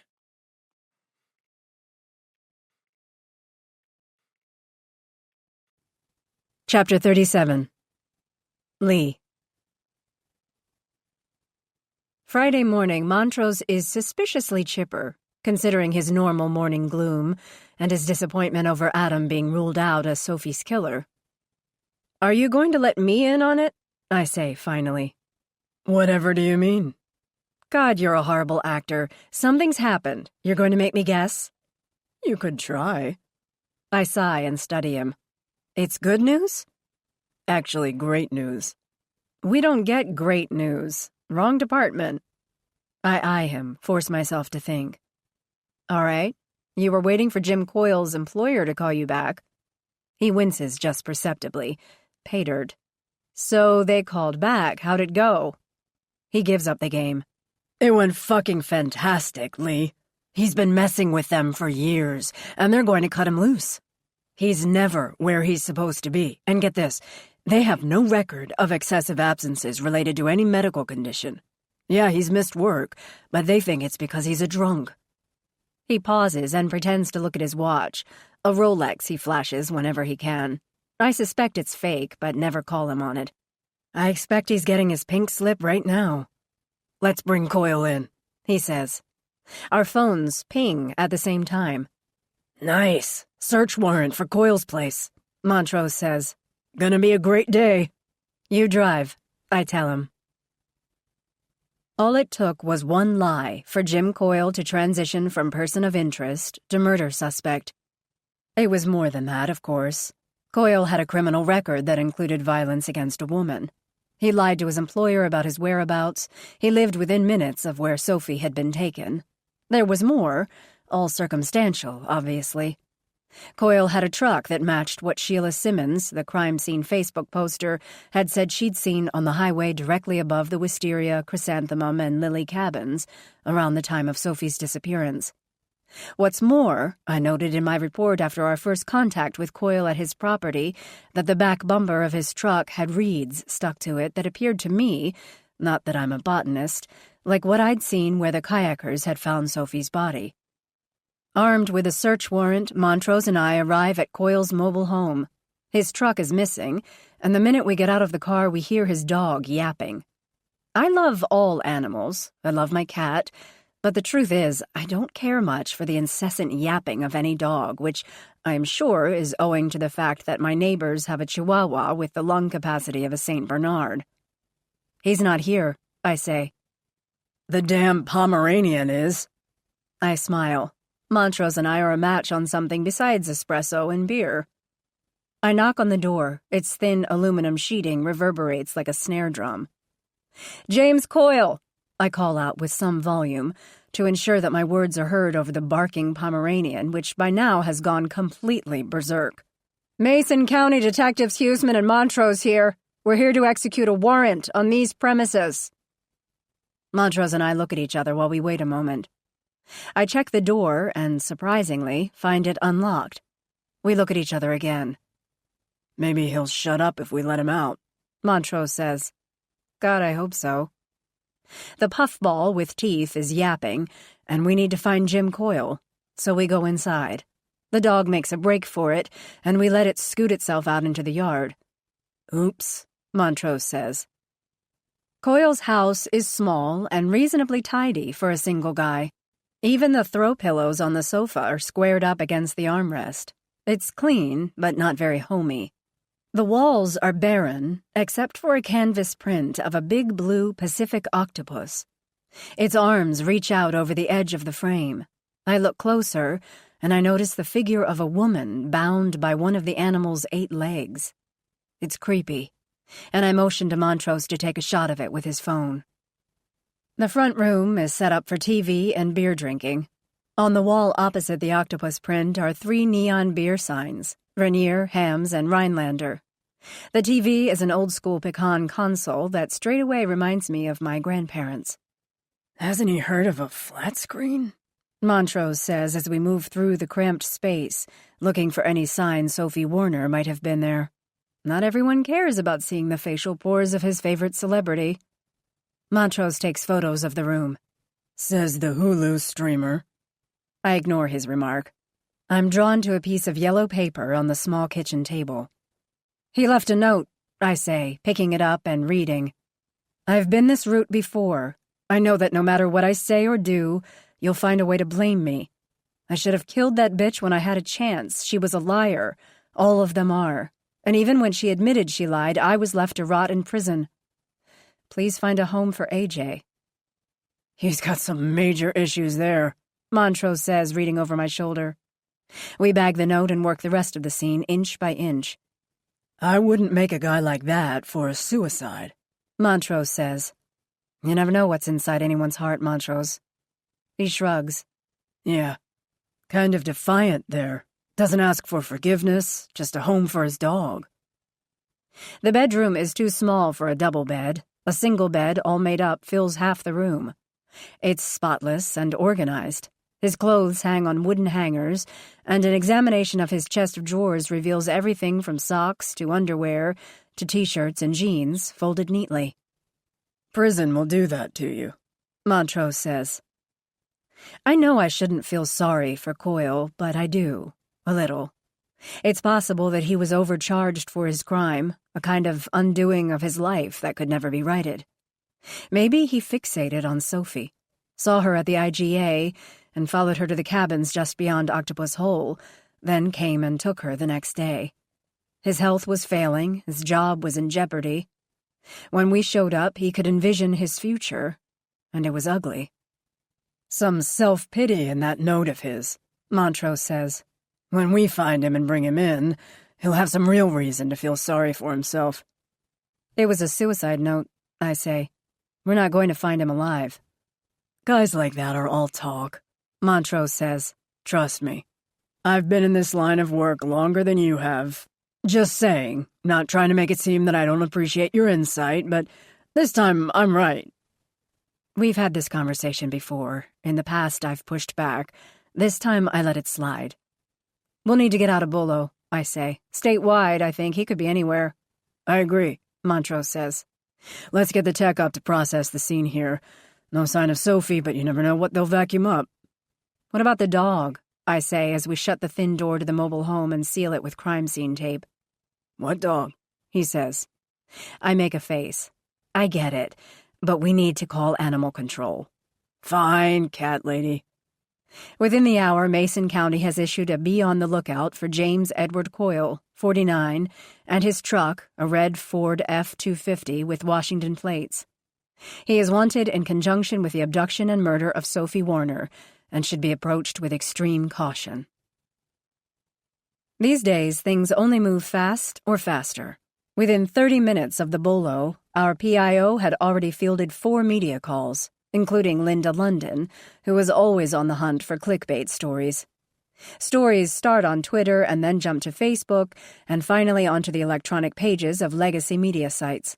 Everyone with a pair of thumbs and a smartphone pounces to express shock and outrage and joy, as if their take on a case matters to those investigating it. The truth is, sometimes it does. Sometimes the right individual will see a story and will get the call that will end in justice. There's always the hope. I've thought of calling him many times since the interview, but I didn't. Now I have to. He picks up on the first ring, and he blasts me straight away. I saw the news on my feed just now. You should have called me, Lee. It's not right. Sophie was my wife. I should be the first to know. He seems anxious, and I don't blame him, but that's not how it works. I couldn't, I say, but I'm calling now. I hear him take a breath. You really think he's the guy? I can only imagine how he's feeling. Not sure, I say, but we're going to bring him in. When we find him, I think. Crap, Adam says abruptly. I'm at work and I have another call. I have to take it. Call me with any updates, Lee, okay? I promise that I will.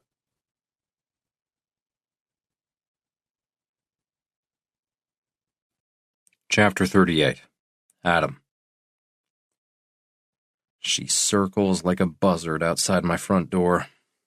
Linda London is one cosmetic procedure away from snapping and taking out someone's eye, and I almost feel sorry for her. She was on TV when I was a teenager, and I thought she was old back then. Over the years, the veteran talent has been replaced on Seattle airwaves. Some kicked out without a mention, to be replaced by someone solely driven by living in a city famous for the things they love the most, Amazon and Starbucks. I admit she looks decently preserved, especially through the small lens of my front door peephole. But as she lifts her hand to knock, I can see how old she really is. Hands can never pass for younger unless covered by expensive gloves. She knocks again. Dogged reporter, I think. Works even on a Saturday. She knows I'm home because my car is parked on the street. She rings the bell for a third time. I give in and open the door. "Adam," she says, as if she knows me, "I'm glad you're home." "Hi, Linda," I say, playing her game of familiarity. "Can I come in?" she asks. "Just me, no camera. Just want to tell you about the disturbing call I got early this morning." "This isn't a good time," I tell her. "Our nanny just put Aubrey down for a nap." It feels strange when I say the word our. There is no hour anymore. "It will just take a minute," she says, her blue eyes working overtime to transmit trust and sincerity. "Fine," I say, again giving in. I shut the door behind her. She smells like my grandmother's perfume, or it might be the scent of her hairspray. I was never good with things like that. Sophie said I had a nose for business, but not much else. I pretended to think it was funny, but it really wasn't. It was a dig. "You want coffee or something?" I ask, not sure if she's there to help me or find me a spot under a metro bus tire somewhere. "That would be wonderful," she says. "Coffee's actually good for you. I did a spotlight report on its health benefits last week." I imagine that most conversations with Linda London are like that, peppered with the updates she makes to her LinkedIn page in preparation for the day they fire her in favor of some much younger blonde with big white teeth and bright, communicative eyes. She follows me into the kitchen, and I pour her a cup and one for myself. "I'm really sorry about your wife," she says, settling in as if we were about to have a cozy chat. "Me too," I say. "You must still be in shock. I'm really sorry for intruding during a very personal time." I know her game. Anyone with a double-digit IQ would. "But you felt compelled to," I say. She looks at me strangely, unsure if I have just mocked her or lauded her. She chooses lauded. "That's right, Adam. It's all right that I call you Adam? It's my name, I say. So, yeah, it's fine. I force a little smile, a grim one, but a smile nevertheless. She responds with her practiced look of concern, and we're off. Frank Flynn called me and said some really horrific things. She starts out, really horrific. I'm just dumbfounded, really, I am. What he said was so damning, yet so utterly not true, that I had to come over and see you. I didn't bring the camera guy, I would have, but we can do something later. This is more personal, more private, just you and me. Go on, I say, setting down my coffee cup so I can feel the full force of what Frank Flynn had to say. She sets down her cup like it's a piece in a chess game. He said that you and your wife were having marital problems. I don't even flinch. I let her words end in a long beat of silence. I want her to shovel out everything that she thinks she knows about Sophie and me. An affair, she finally says. I drink coffee. It's my move. I answer truthfully. I didn't have an affair. Carrie didn't rise anywhere near that level. She barely rose above whacking off into a sock. He was pretty adamant that you did, she goes on. Said that you and Sophie hadn't gotten along for years and that you were seeing someone from work. If you knew who I worked with, I say, you wouldn't even think that. She clearly doesn't know how to deal with my retort. Again, I let the air stay stagnant, silent between us. In the bright light of the kitchen, without the benefit of makeup and filters, her face is a shrinking balloon. I see a plastic surgery scar behind one of her ears when she leans down to check out something interesting in the bottom of her coffee cup. The pause is so effective. He said that you were there when Sophie's body was found, she says. I was, I say. Within a few minutes, anyway. So were a lot of people. It was on Facebook, which, by the way, is close to putting the likes of you out of business. Linda flutters her lashes and shakes her head. She's pretending that my remark has hurt her feelings. I know it hasn't.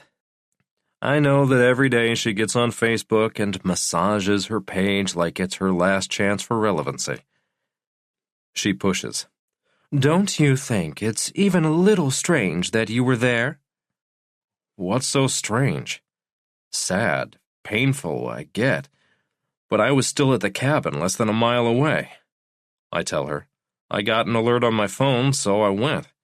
I'd never been to Octopus Hole before, if that's what you're getting at, Linda. She blinks. I'm not getting at anything. Your father-in-law put forth some pretty strong accusations, and it's my job to find out what's true and what isn't. It's your job to stir the pot, I think. I also wonder, with Sophie being dead, if Frank Flynn is still my father-in-law.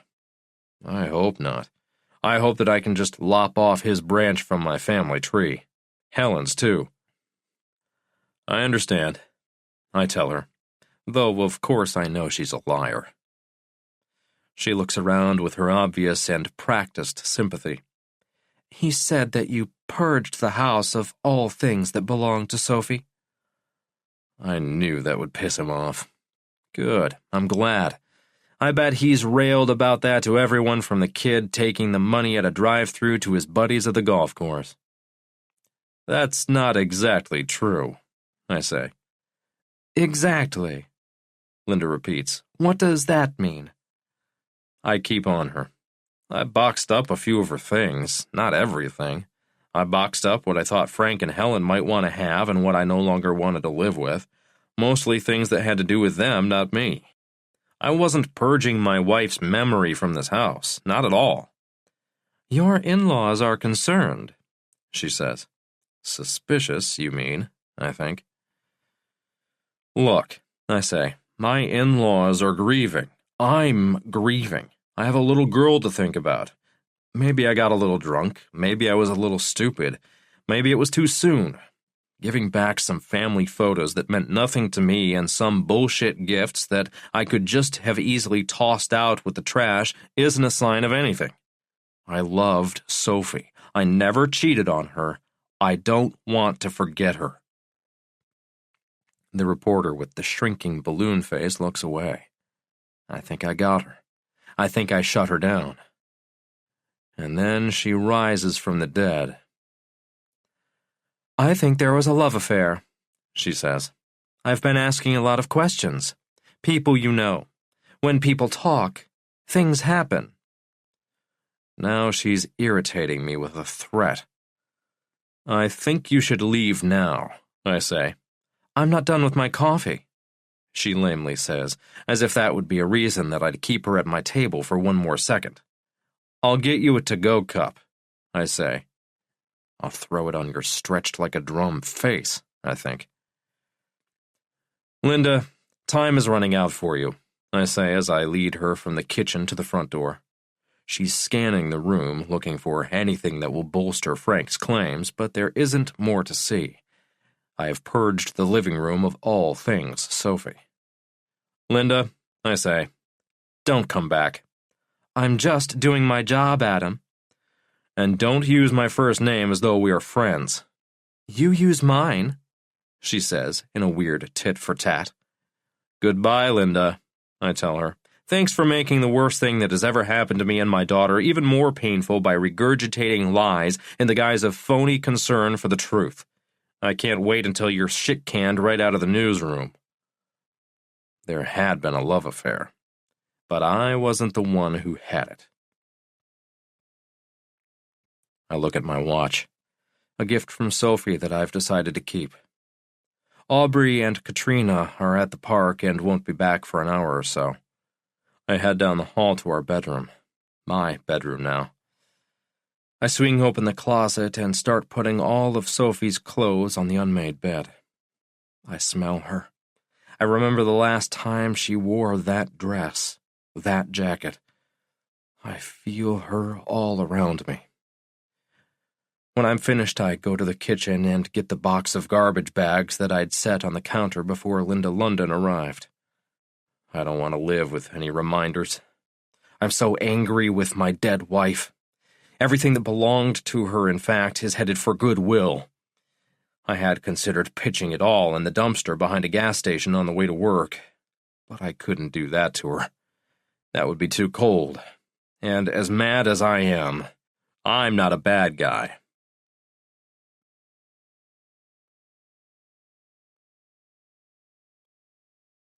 Chapter 39. Kristen. Connor is a total certifiable wreck.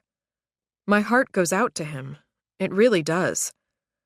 No matter our ups and downs, there has always been something about my husband that, and I'm loath to use this particular phrase, has brought out the mother in me. Ugh, I think now. Connor is not weak, but it's a fact he's more fragile than I am. It's the way things worked out.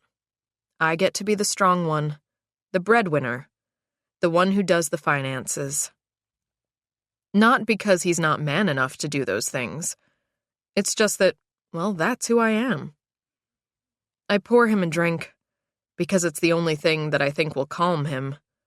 I do this knowing that it's completely wrong. "You're shaking," I say. He stuffs himself into the folds of our white couch. His black denim stains the Italian leather, but I don't say anything about that. Not now. "I feel like shit," he says. I find a place next to him. "What happened?" I ask. "I don't know," he says, drinking. It's a big gulp, and I know he's on his way to getting drunk. Stress is a big trigger for Connor. It has been that way since the day we met.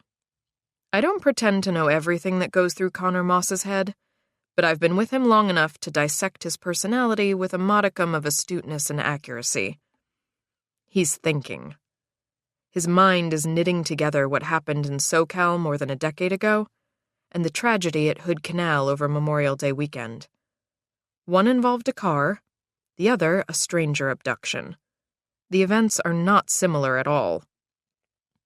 However, one thing is, and I know just what he's going to say. I lost time, he says. You were drunk, I remind him. You were almost killed. He takes his eyes from mine. Right, he says, ironically as he drinks more. I give him more tequila. I have a glass too, but I mostly shift my ice cubes around. I've never cared much for drinking. I'd seen how it ruined my parents' marriage. Of course I'd pick a man with a similar issue.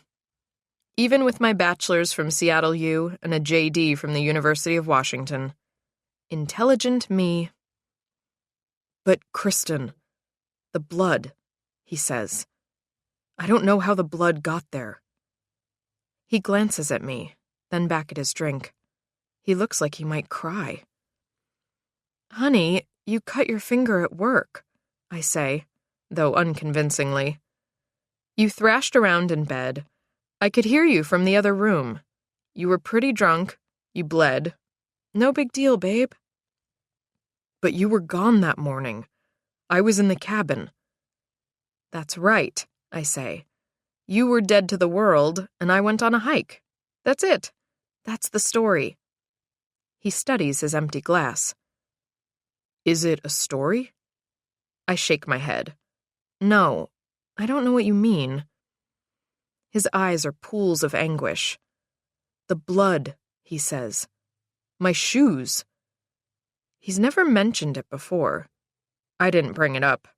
But yes, his shoes were peculiar. When we went to get dressed to go to the sheriff's office in Shelton, I watched my husband study his shoes for a long time. He seemed perplexed. They had sand from the beach stuck to them, and when he picked them up, particles sifted to the hardwood floor. Weird, I'd heard him say. I don't remember going outside. From when we got here, Connor, I'd said at the time. You probably walked on the beach. I don't know, I was busy unpacking our things.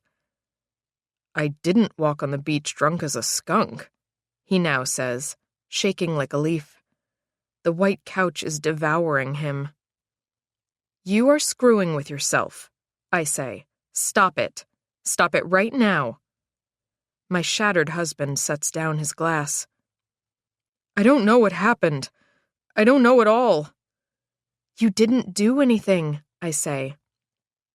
You couldn't have. You aren't that kind of a person. And I wasn't gone that long. And really, when you get down to it, babe, if you did something to that woman, and there's no way you could, what did you do with her? Connor exhales for the first time since we began the mental trip back to the cabin. That's right, he says. His tone becomes something close to hopeful. I couldn't have done anything with her. I wouldn't have done anything to her. I nod and change the subject. How about you take a shower and we go to bed early? I give him a smile that's merely an invitation, one in which there is never a need for an RSVP. Not when I am ovulating, which I am. What about the sushi? He asks. You hungry? Not really. Maybe later. Maybe after. He catches my smile, and I know he's with the program. His anxiety is his problem. I'm keeping my focus. Maybe tonight will be the night. Every night that isn't is one day closer to it never happening at all. I watch him pad past the dining table to the master bedroom. He's a drunk, but he's still attractive to me. I want him inside of me. I make my way to the kitchen and make some tea from the herbs that I've stashed in the cupboard and drink it down, looking over the house. 4 bedrooms and only 2 people. I wonder if it is a curse. That my idea of filling the house up with children was ruined by virtue of thinking so far ahead. Planning is for dreamers and fools. After we have sex and Connor goes off to the kitchen to eat some sushi, I lay there in the bed like I'm an airplane seat tray, my legs once more in the upright and locked position. I'm trying. I really am. It flashes over me that it will probably work now that we're not seeing Dr. Y, that high-priced quack. Simple and direct is better in any course of action. I was so foolish to think that I had to bring science into the equation. Natural is best. Let nature take its course. I feel that way about my marriage, too. It feels great. Really, it does. I promise.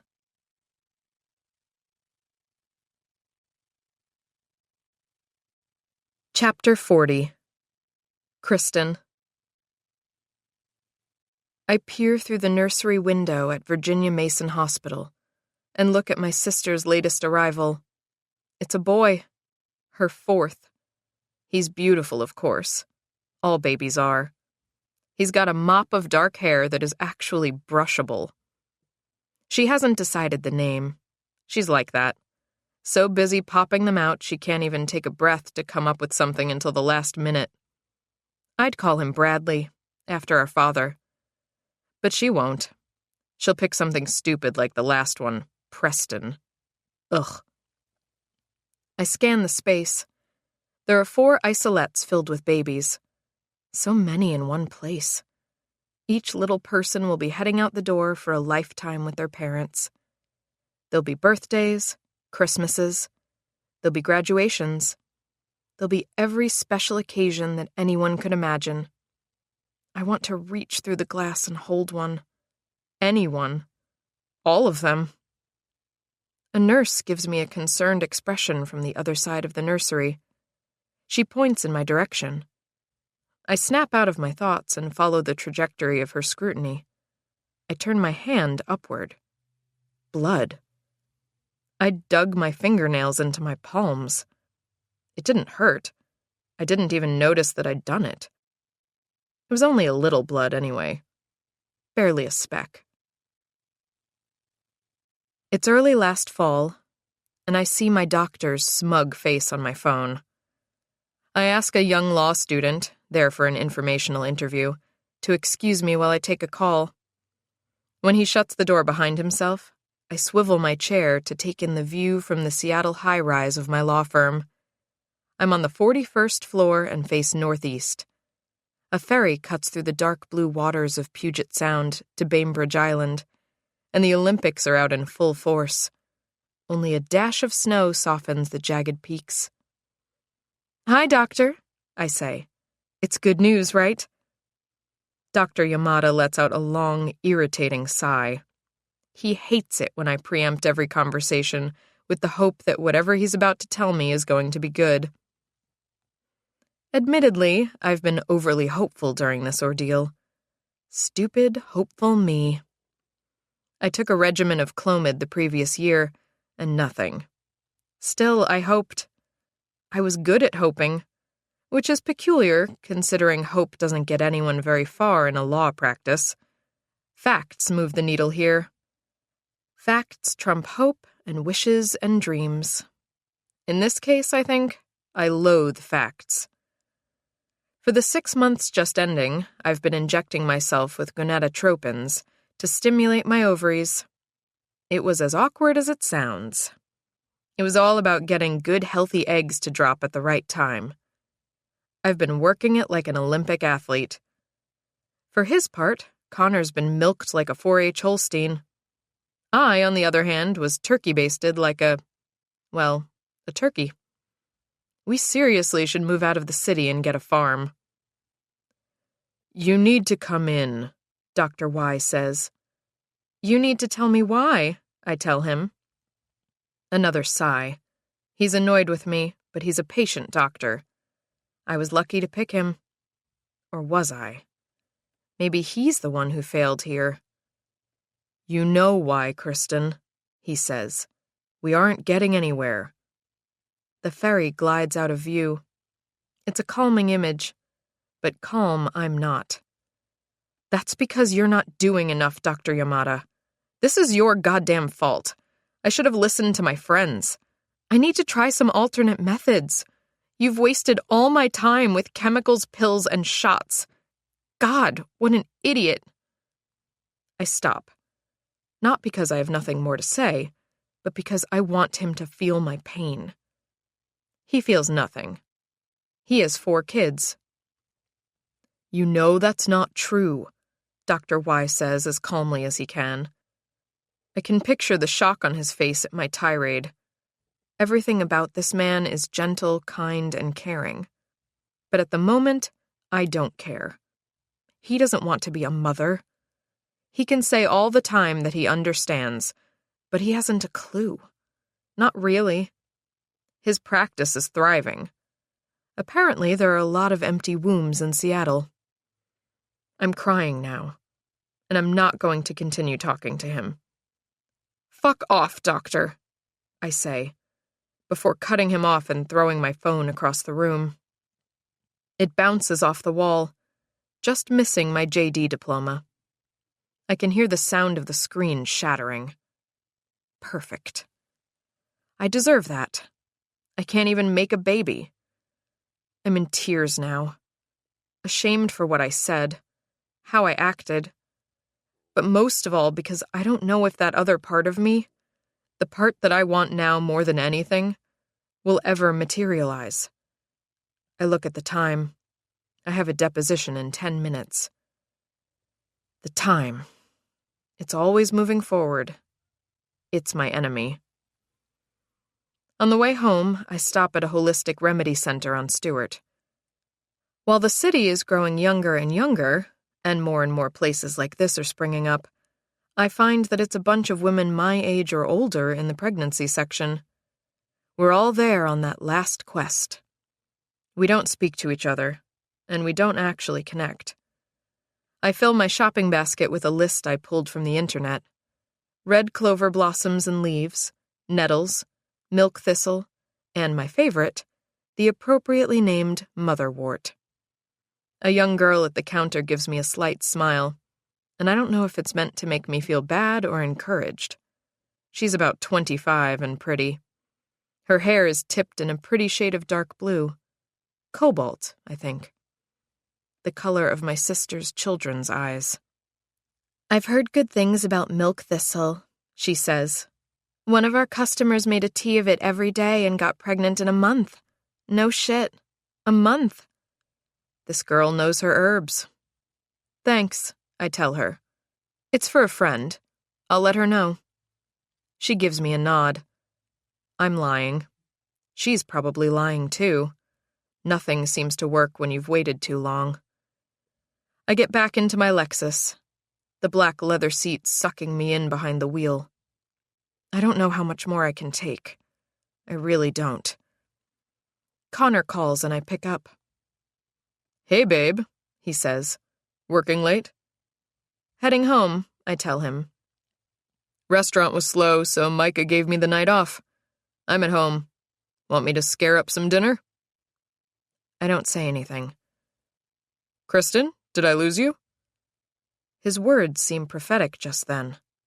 Or maybe even accurate to the moment we're in right now. I'm here, I say as I pull off the freeway and head up the hill toward our place in Ravenna. How about sushi? I can pick up. I love sushi, he says. I'll chill some wine. Sounds good, I say.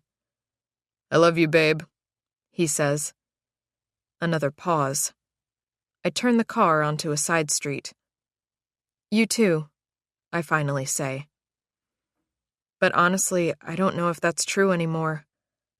I don't know if I can keep this marriage going when all that I want feels like a goddamn perpetual failure. Connor is a good man. But we could divorce, and I could tell people that it was because he just couldn't keep up with me. He was a waiter, for God's sake. I could say that I outgrew him. I could. That's a pretty easy sell.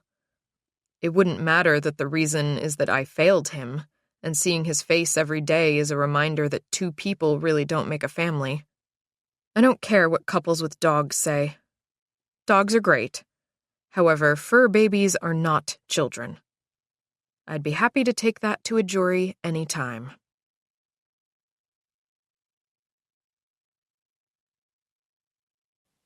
Chapter 41. Connor. I watch Kristen take her multicolored cocktail of hormone and fertility pills with her morning coffee. Her blonde hair is damp from the shower, and despite her wearing not an ounce of makeup, I doubt that there is a more beautiful woman on the planet. Sometimes, in moments like this, I wonder how I could have even looked at another. She lifted me up from nowhere and set me down carefully in this life. She gives me a smile. Never give up, Connor. Everything will be all right. I don't know if she's thinking of getting pregnant, or if she's telling me that I'll be all right. In any case, I am grateful. When Kristen's gone to work, Iron Chef America comes on, and I watch it with the volume low. Chef Micah Reynolds at the Blue Door has tried 3 times to get on the show, but has never made the cut. He's a nice guy and very talented, but part of me wonders if he has what it takes to get to the next level and become a competitor against the likes of Bobby Flay and Masaharu Morimoto. Just because you want something doesn't mean it's yours. I never believed in name it, claim it. Micah and his wife Sarah were having similar fertility issues too. I didn't know it for the longest time, not until I heard him say something to her about basal temperatures. I'd been around restaurants all my adult life and knew that wasn't a cooking term. Kristen and I were in the muck and mire of the same thing. One night after work, when the staff was gone, Micah and I were drinking a little as we shut down the place. "I feel your pain," I told him. He looked at me with his famously hooded eyes. "How's that?" I probably shouldn't have brought it up. It was personal, but I did anyway. "I heard your end of the conversation the other day," I said, weighing his reaction to every word. "Kristen and I are going through the fertility nightmare, too." Micah is a big guy with 2 gold earrings and a thinning ponytail.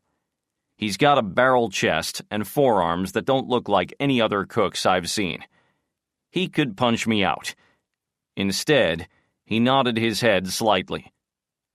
"Yeah," he said. "You too?" "On and off again," I said. "With the wife I have, I doubt she'll ever give up." "I have one of those too," he said while lifting a bottle of good tequila from the back bar. Next, he proceeded to pour a healthy shot in a coffee mug for me. The glassware was already in the washer, and he likes to leave nothing in the sink for the next day. I waited for him to get his own in the cup he was drinking from. We knocked them back together. "It's rough," Micah told me, before revealing that it was tougher on his wife. By far. "I have 2 kids with Darla," he said, "so I know it's not me." I motioned for another shot, because it was Patron, and it was free. Only one of which is a good reason to drink. The free part has always been my downfall. I live on the bottom shelf at the liquor store. The truth was, I've been working on being an alcoholic since my DUI. Maybe I already was one back then? Who knows? Micah poured the booze. "Yeah," I said. "Me too." He gave me a wary look. "I didn't know you had a kid before Kristen." No one at the restaurant did. It's not something I would ever discuss. Not even a mention. "Not before," I admitted. "It's something I don't talk about with Kristen or anyone. I just know, like you do, that it isn't me who can't get the job done." He pulled back and didn't press the point. "Puts us in a real bind," Micah said, offering another shot. I covered my empty glass. I'm smart enough to know that I can't get drunk with Chef here. He's the owner, too. "Yeah," I told him. "Every month we go through the same thing over and over. It kills me, and it's killing her. She doesn't want to give up and adopt or do IVF with someone else's more viable eggs. She wants her own." "Sarah is the same," he said. I've told her that we could adopt, and of course she already has a couple of stepkids. Not good enough. Wants her own baby. Like it's some kind of fucking badge of honor to be a mother. I gave in and took his offer of a third shot. After that, I insisted to myself I was done. Really, I was. Let's be honest, Chef, I said. Go on, he said. Hope that we always are, Connor. This baby thing is driving a wedge between us. Micah took our mugs and started to wash them by hand. How? He asked. I leaned against the bar while he ran the tap. The constant failure, I said. I can never say, it's sad, it's terrible, and it's unfair, but you can't get pregnant, Kristen. We have to move on. Instead, every month feels like a referendum on our life. Micah gave me a quick nod. I hear you loud and clear. I'm right there with you. Yeah, I went on, feeling the tequila pretty good. It's a blame game, and yet I'm not playing along with her. I can't. I know that this is on her. I love her. I don't want her to think anything bad about herself, but the constant bitching about our failure is tearing me up. He rolled down the sleeves of his white shirt. Sarah's not so bad, he said, but I must admit that every now and then she gives me a little zinger. The other day she said men over 40 have less than 50% of the potency of men in their 20s. Potency?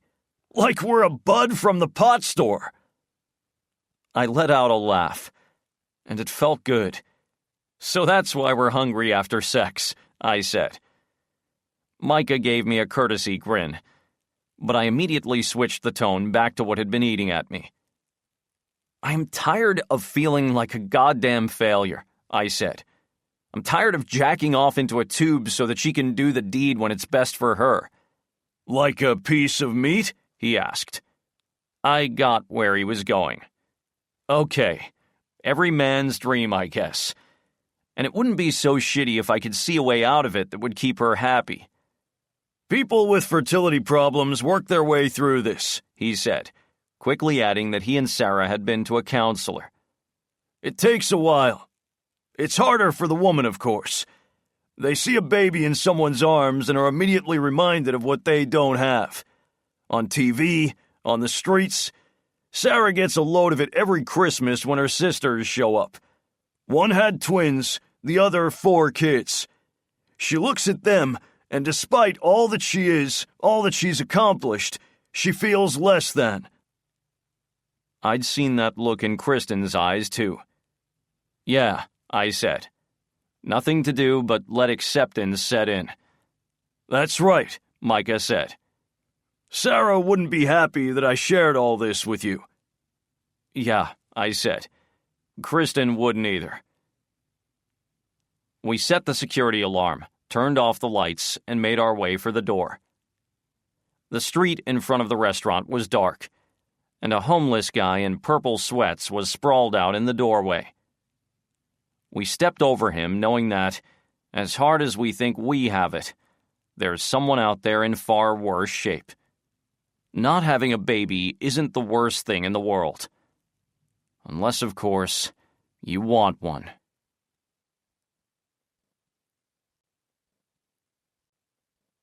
Chapter 42. Kristen. Marcy Teaberry has been my assistant at the firm for 3 years. She's 10 years younger, and in some ways reminds me of who I was a long time ago. She's ambitious, but not overly so. She treats the staff beneath her with the same kind and thoughtful regard she offers to those who could advance her career. She's so nice, I think. I could actually be happy for her if she got a promotion. Her rise in the ranks wouldn't be built on trashing someone, as mine was. I'm not proud of that. Marcy is trustworthy and predictable. In a law firm like ours, those attributes are in short supply and seldom linked. She comes into my office with a stack of binders. The binders are black like her daily uniform. She sets them on the table softly.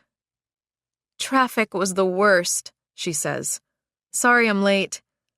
I didn't even realize, I say. Though, of course, I did.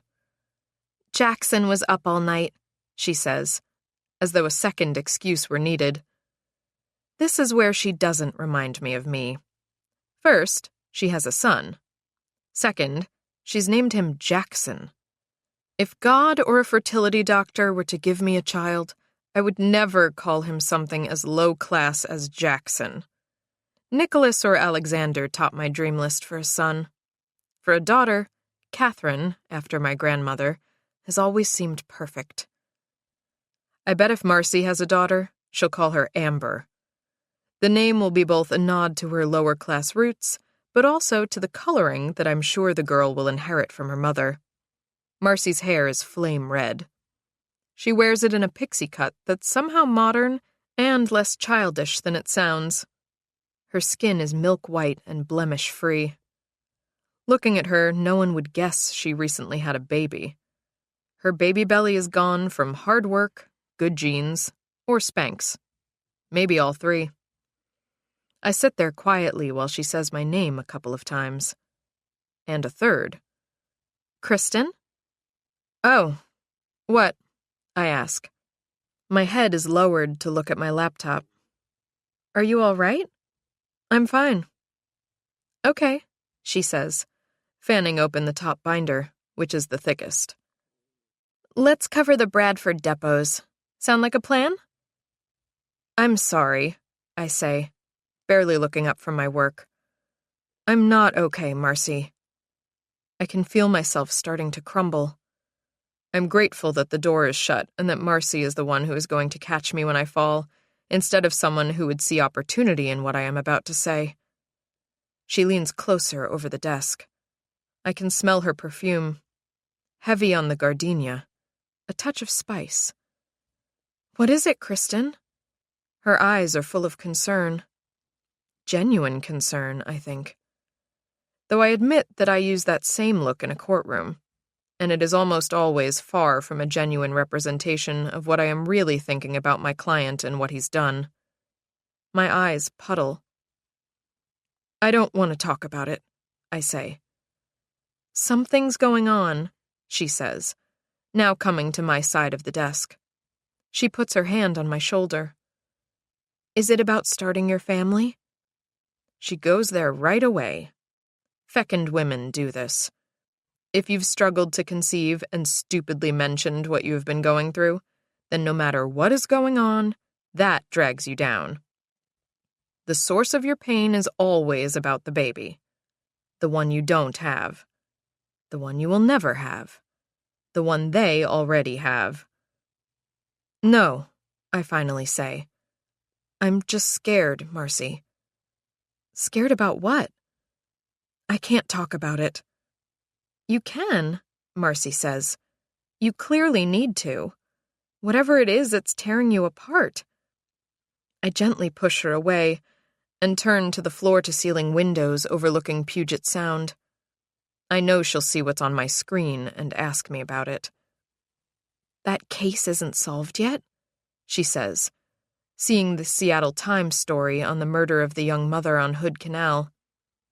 Must have been traumatic, being there when something so terrible occurred.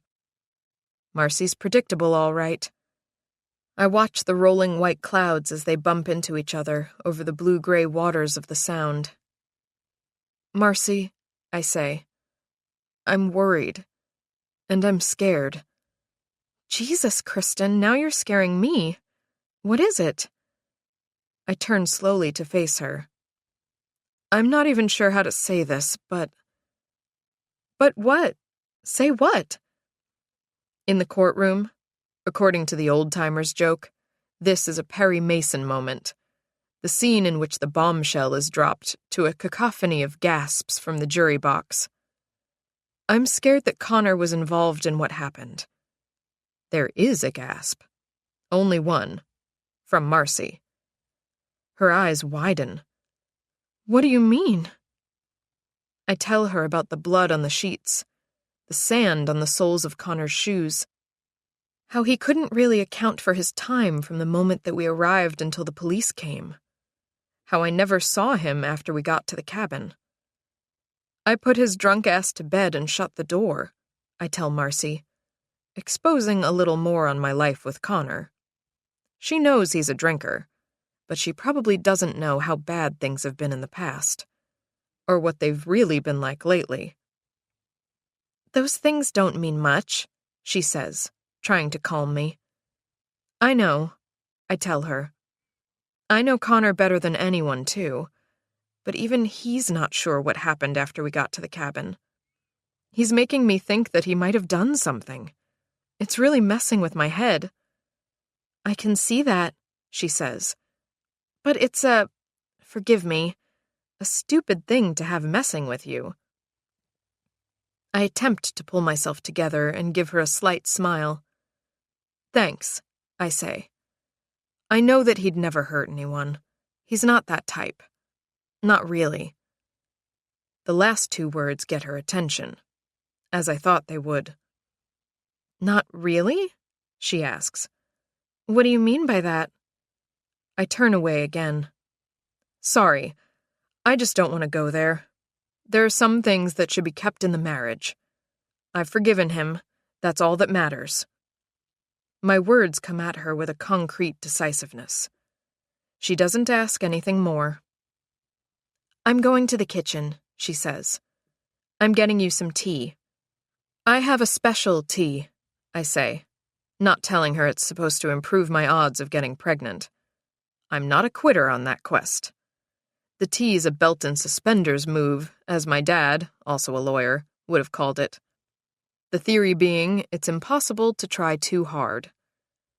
Just bring the hot water. Will do, she says. Now, Kristen, please stop thinking whatever you've been thinking. Connor is a good guy. He had no reason to hurt a complete stranger. I don't mention Sophie Warner isn't a stranger at all. She'll hear that soon enough.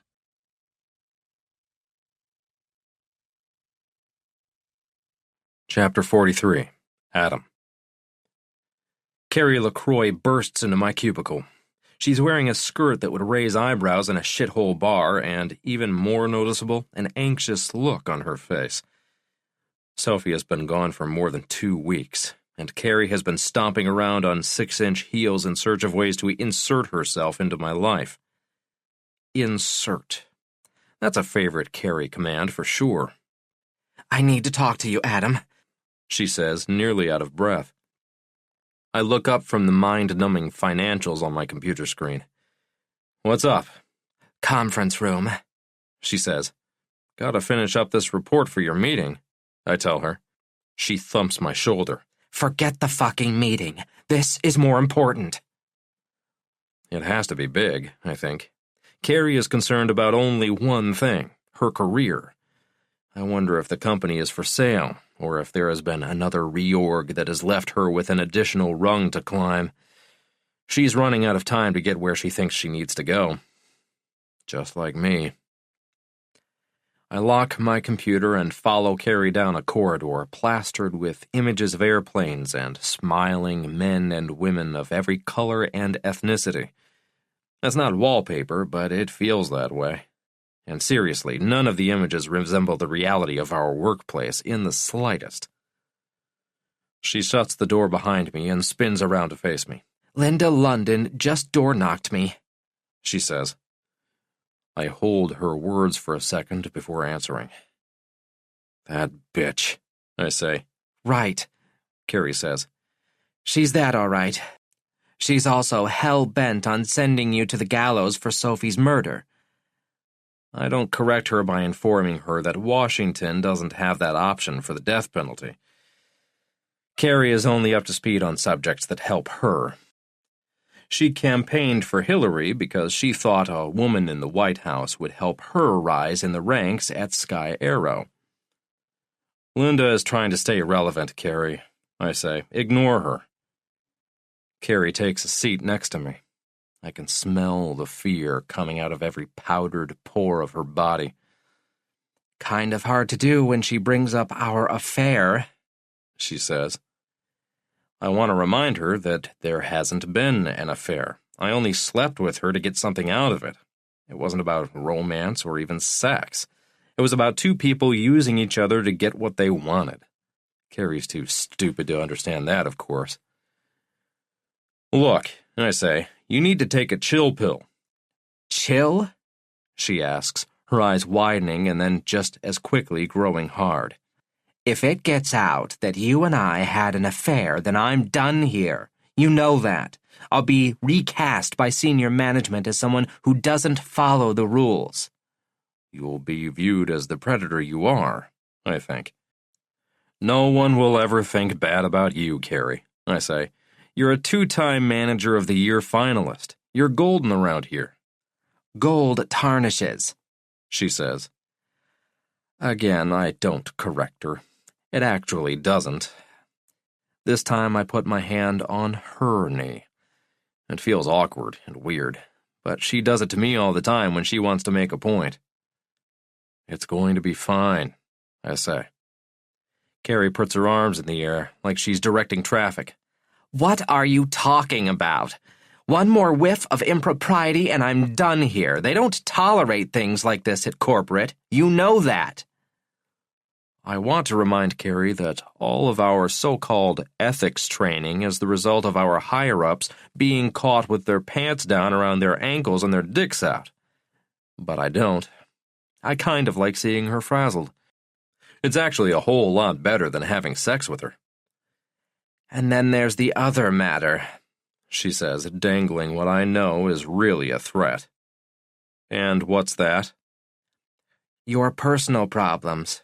You know, the investigation. If she were a guy, I'd punch her. Instead, I reassure her. Don't worry, I tell her. But since you've never asked, I'll tell you right now, I didn't kill my wife. She waves her arms again. I know that, Adam, she says, though I doubt she thought it until just now. She's a very literal kind of person. She takes things at face value. I should have told her I didn't kill Sophie while she was blowing me the other night. Maybe then she might have slammed the door in Linda London's face, and all of this drama between us would have ended right there. So, are you all right? I ask. She shakes her head. I think she's about to cry. Last time I saw her cry was the second time she was passed over for Manager of the Year. She's an unfortunate crier, all smears and mascara stains. She taped me saying something, she says. I'm really sorry, Adam. She just tricked me. I'm more than curious about what Carrie said, but I underplay it. She's like that, I say. What did you say? She takes a deep breath. I'm sorry. I told her there had been talk around the office of an affair. Between you and me? Oh, no, she says, her eyes now cast downward. I made it seem like it was some other girl, maybe in accounting or something. She's a moron. Why would you say that? I ask, stone cold. It just kind of came out, she goes on. I thought that if I shifted her to some other storyline, it would get me out of this mess. There is no one in accounting, Carrie, I say. Carrie's tugging on her creeping hemline. She makes a show of it, like always. Right, she says. And if she digs, that's just what she'll find. No one. She'll figure out that it was all office gossip, and at the same time she'll be glad for my lead. Your bogus lead is a trip to nowhere, I think. It won't placate a reporter on her last legs. Don't get so caught up in this, I say before swinging the symbolic knife in her direction. You have as much to do with Sophie's murder as I did. I watched the expression on her face change. She's cogitating on what I said, something she never does in a meeting, not even once that I could recall. She knows that if I go down for something I didn't do, she's going right down with me. I'll make sure there's more than a whiff of impropriety associated with her. She gives me a long, penetrating gaze. I don't like your tone, she finally says. I give her a faux concerned look, one that mirrors hers in every budget crisis meeting. There is no tone here, I tell her. We're innocent, Carrie. Some freak killed my wife. It's random and gross, but that's what happened. People always think the husband did it, to get with his floozy mistress. That's not what happened here. You aren't a floozy, and you aren't my mistress.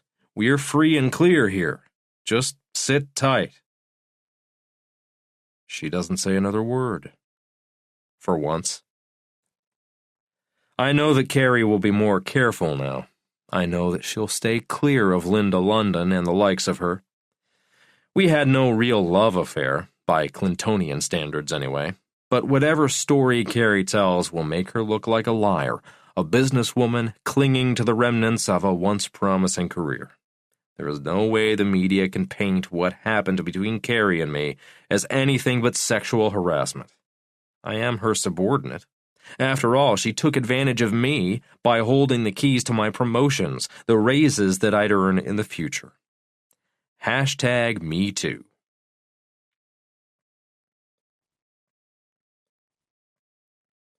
Chapter 44. Lee. Adam's boss looks like something out of a magazine. We don't see many like Carrie Lacroix in Shelton. At least not out and about. It's Friday morning, and she's come before going to the office to meet me at a Seattle coffee shop with something big to tell me. "Can't talk about it over the phone," she'd said. "It's a delicate matter." There's obviously no casual Friday at Sky Arrow. She's dressed to the nines, her suit that looks very expensive, her nails are done in a tasteful Bing cherry hue, and her makeup's applied better than a YouTube expert would have done. She's a few years older than me, but she proves the point that people with money have access to better cosmetics. Immediately, I capture an energy from her that hides under her flawless skin. She's nervous.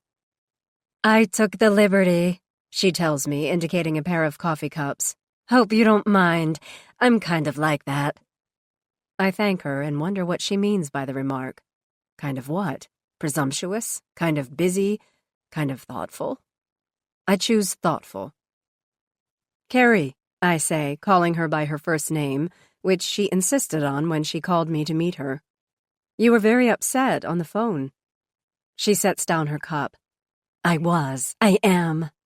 I'm sorry about that. I don't do upset very often. Most of the people who work with me, my team of superstars, think that I'm a rock and don't have any feelings whatsoever, but I do.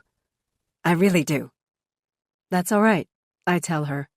We all hide our feelings to get things done. I imagine that our jobs are somewhat alike. I need to be strong for people who have been victimized and tough with those who do harm to others. Carrie smiles. I guess we are. The corporate world asks a lot of women, just like I'm sure law enforcement does. I really don't think the two are that related, but I give her a slight nod. She's called me with something to say about Adam Warner, and I need to hear it. Though I would never admit it to anyone, especially Montrose, I'm there for myself as much as I am for Sophie. It feels terrible and selfish to think that, but I can't help it.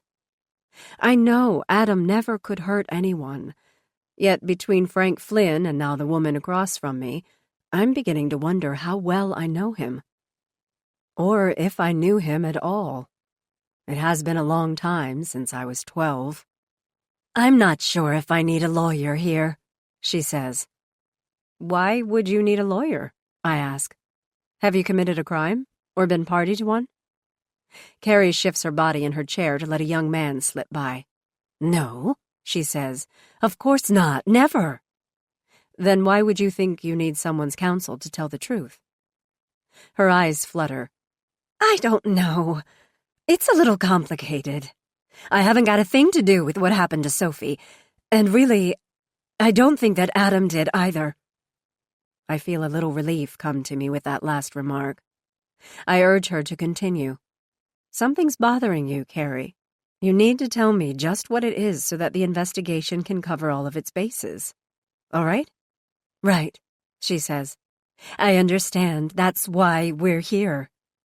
Yes, I say. That's the reason.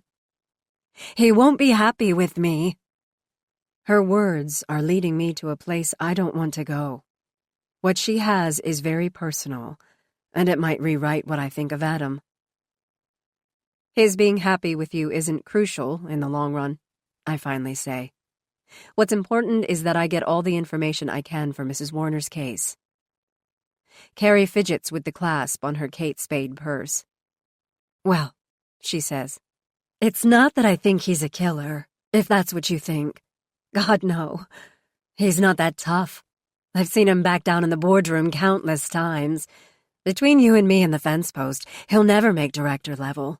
Especially now. That's the world she lives in. Adam, too, I think. Everything is about the corporate climb. I put her back on track. Carrie, what's troubling you about Adam? Okay, she says, now playing with the plastic lid from her coffee cup. I saw a news report about Adam having an affair with someone. Linda London's story? I ask. Right, that's the one. She grows suddenly silent, and I let her. I want her to think very carefully about what she's about to say. I don't want to prompt her. It's awkward for a few beats. Awkward, however, is fine in an interview. I'm troubled far more by the person who rattles off his or her story as though it's a speech they've memorized and expects some kind of a prize. Okay, she continues. I can't say that Adam and I were having an affair, but we did have an intimate encounter or two. Intimate encounter sounds like corporation speak to my ears. I remain expressionless and urge her to continue. I don't want to say it was a fling, she says, but I guess that's what it was. Booty call is what the kids call it, I guess. That sounds so tasteless to me. I guess fling is better. Fling really isn't much better, I think. He was married, after all. It was a few years ago, maybe 3 or 4. I can check my calendar. I keep records for everything. So the affair wasn't recent. I'm going with fling, she says, correcting me. Affair seems too personal for what it was. It was just sex, really. That's all it was. He was going through some stuff with his marriage, I think. I was divorced. It wasn't ideal, but I think being with Adam was what I needed at the time. She's treating Adam like he was some kind of counselor. Right. No strings, just something you needed, I say. And he and Sophie were having problems? Carrie rakes her nails through her hair. He never really said. I just know that he was always working late and she was always working late and their marriage seemed to be teetering. I've seen it before. Of course, it's happened to me, too. Did the fling continue for a period of time and then end amicably? As I understand it, you still work together, right? Carrie snaps the lid back on her cup, a smear of red lipstick and a half moon on its outer edge. It wasn't completely amicable, she says. It wasn't a problem between us, but one of our team members saw Adam and me one afternoon and, well, reported that she thought we were too cozy. It was just how we were sitting. I went to our ethics department. I'm not proud of it, but I didn't see I had a choice. I'm confused. To turn in the complainer for what? No, she says. I had to make a preemptive strike against Adam. I couldn't let our inconsequential liaison ruin my career. I told ethics that he was being a little too familiar with me, and it made me uncomfortable. She sees the look on my face. It's hard to explain what I'm feeling just now. Adam betrayed his wife, his lover betrayed him. Not so nice in the big city. I didn't sandbag him, she says. I know people might think that, but those that do don't understand that being a woman in a position of power makes you a target 24/7. The guys above me want nothing more than to keep me under them on the org chart. Don't let anyone tell you that things are fair. They aren't. Carrie climbs off her soapbox. Things aren't fair anywhere, I say, not because I believe it completely. At least I hope things are fair elsewhere. I got the detective's position over 3 men, and I think it was because I was the best candidate, and not because someone at the hiring office was trying to make things fair. What was the outcome of your report? I ask. It wasn't that bad, she says. I indicated to ethics that I was only marginally uncomfortable, and that I didn't think Adam was doing anything that should result in any kind of corrective action. They gave him some online sensitivity training. I'll bet that wasn't well received by Adam. He was a little mad at me, she says. You can't stay angry very long, or it makes things worse. He got over it. And that's the sum of the affair? Fling. Carrie's phone buzzes, but she ignores it. Yes, that part of our relationship. It stopped. Sophie got pregnant with Aubrey, and the ship was righted. All good. For me, it was a time that I didn't think about. And it was over, I say. She thinks a second. Not really. We did get together one more time, recently. Just how recently? After he got back from Hood Canal. I see, I say, while managing to keep my coffee in my mouth.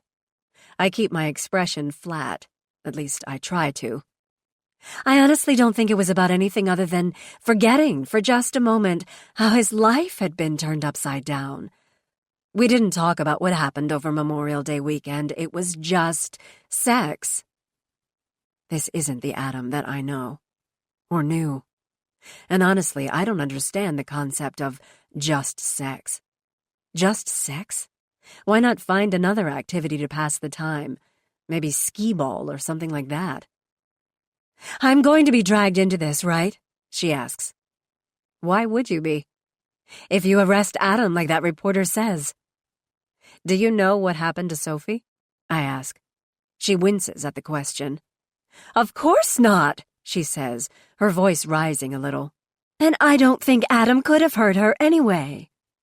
He's weak, like I said. I wouldn't give Linda London an interview if she asks you, she goes on. But if you do, I trust you won't bring me up.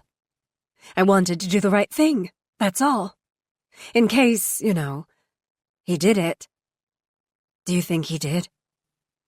I offer no expression, but I give her something to think about. Well, there was an eyewitness that saw the abduction, Carrie. She gives me a little shrug and snaps her purse shut. I heard that, she says. But I also heard that the guy's about 100 years old and isn't sure what he saw. Linda and Frank are the A-team of misinformation, I think. He's sure, I tell her. He's not that old, by the way. Don't pay attention to what Linda London says, all right? She's selling a story. I guess so, Carrie says. I just thought I'd come forward first.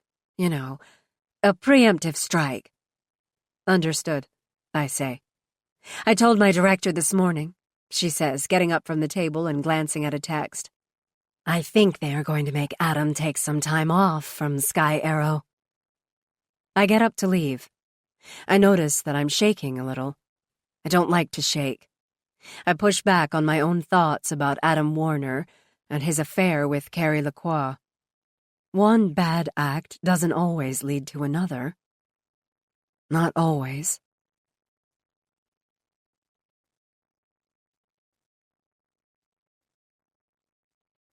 Chapter 45. Adam. Earlier this morning, I was notified by Tricia, our human resources representative, to come to her office at the end of the day. I asked her what it was about, and she indicated it was process and procedure that needed to be addressed. I thought it had something to do with changing my dependents now that Sophie was gone. I poked my head into Carrie's office to ask what she knew, but she was on a call and waved me away. I don't want to think that anything worse can happen to me. I've lost my wife, and people in the office have come one at a time to check in with me. The guy who routes our mail made a point of asking if he could help me with anything. It's been nice. I know that there are decent people everywhere, but mostly on the levels far below my name on the org chart.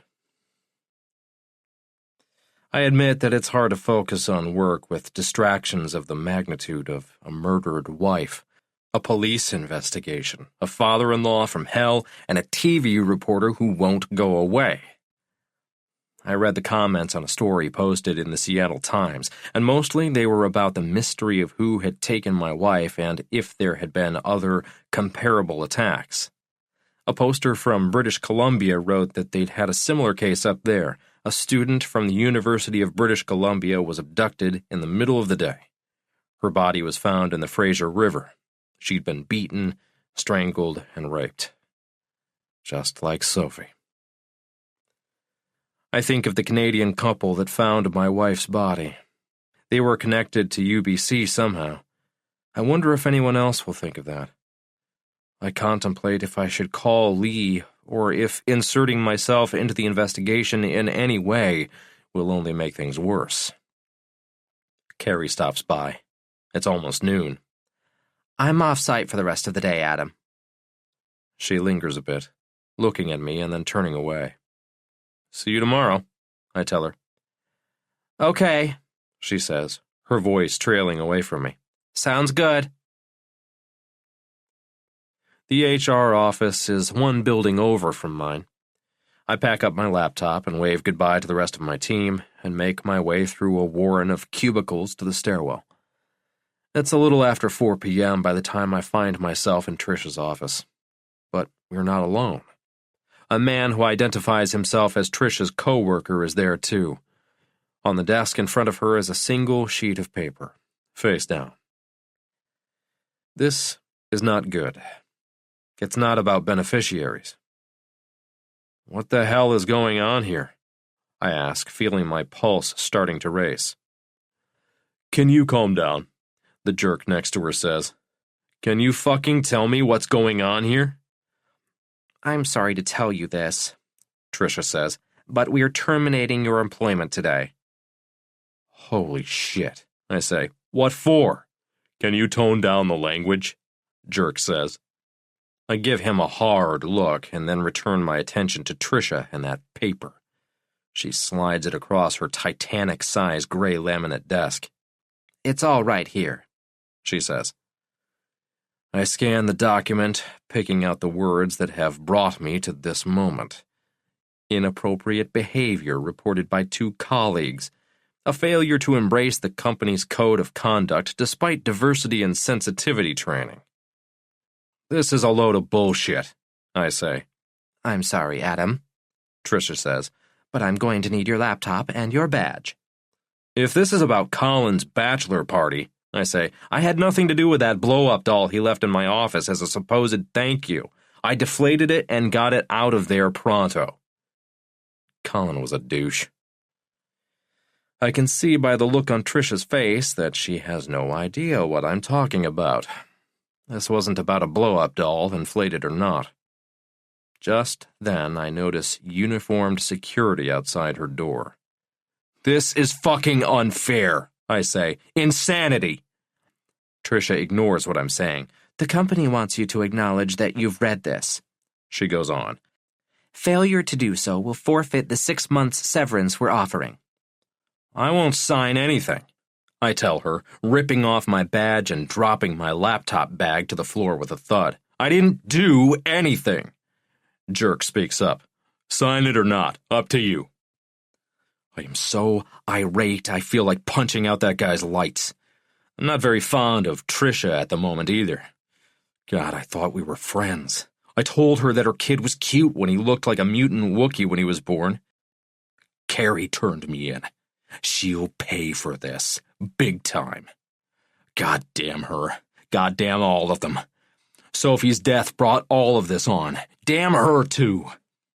The security officer follows me out to the parking lot. I don't say a word as we walk across the sticky asphalt. All I can think about is that the thing I loved more than anything in the world is gone. That night, while Aubrey sleeps, I drink Makers and dig through the computer that Sophie and I shared before we abandoned it in favor of our phones for everything. I find the photo I'm seeking.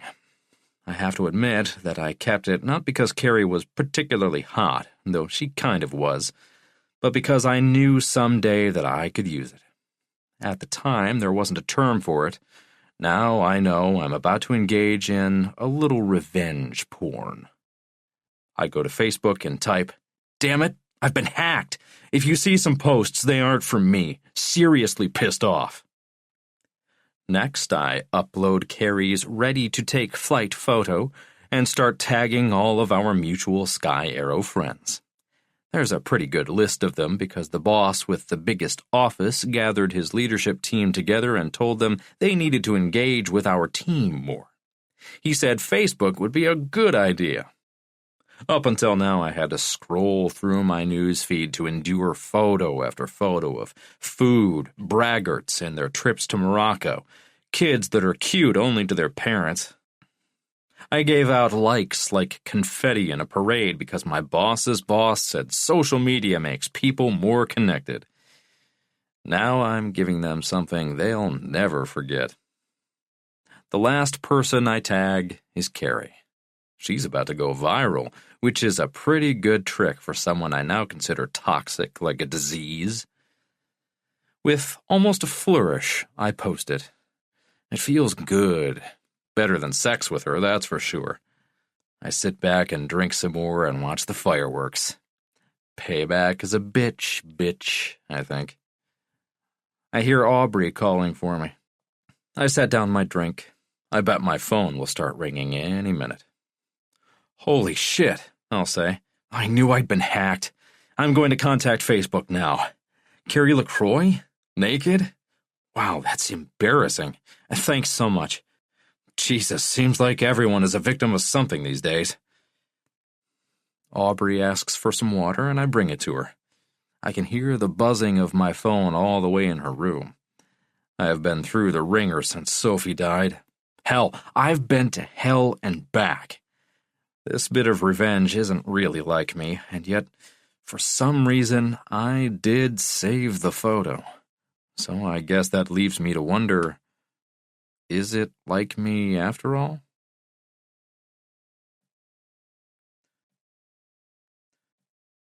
Chapter 46.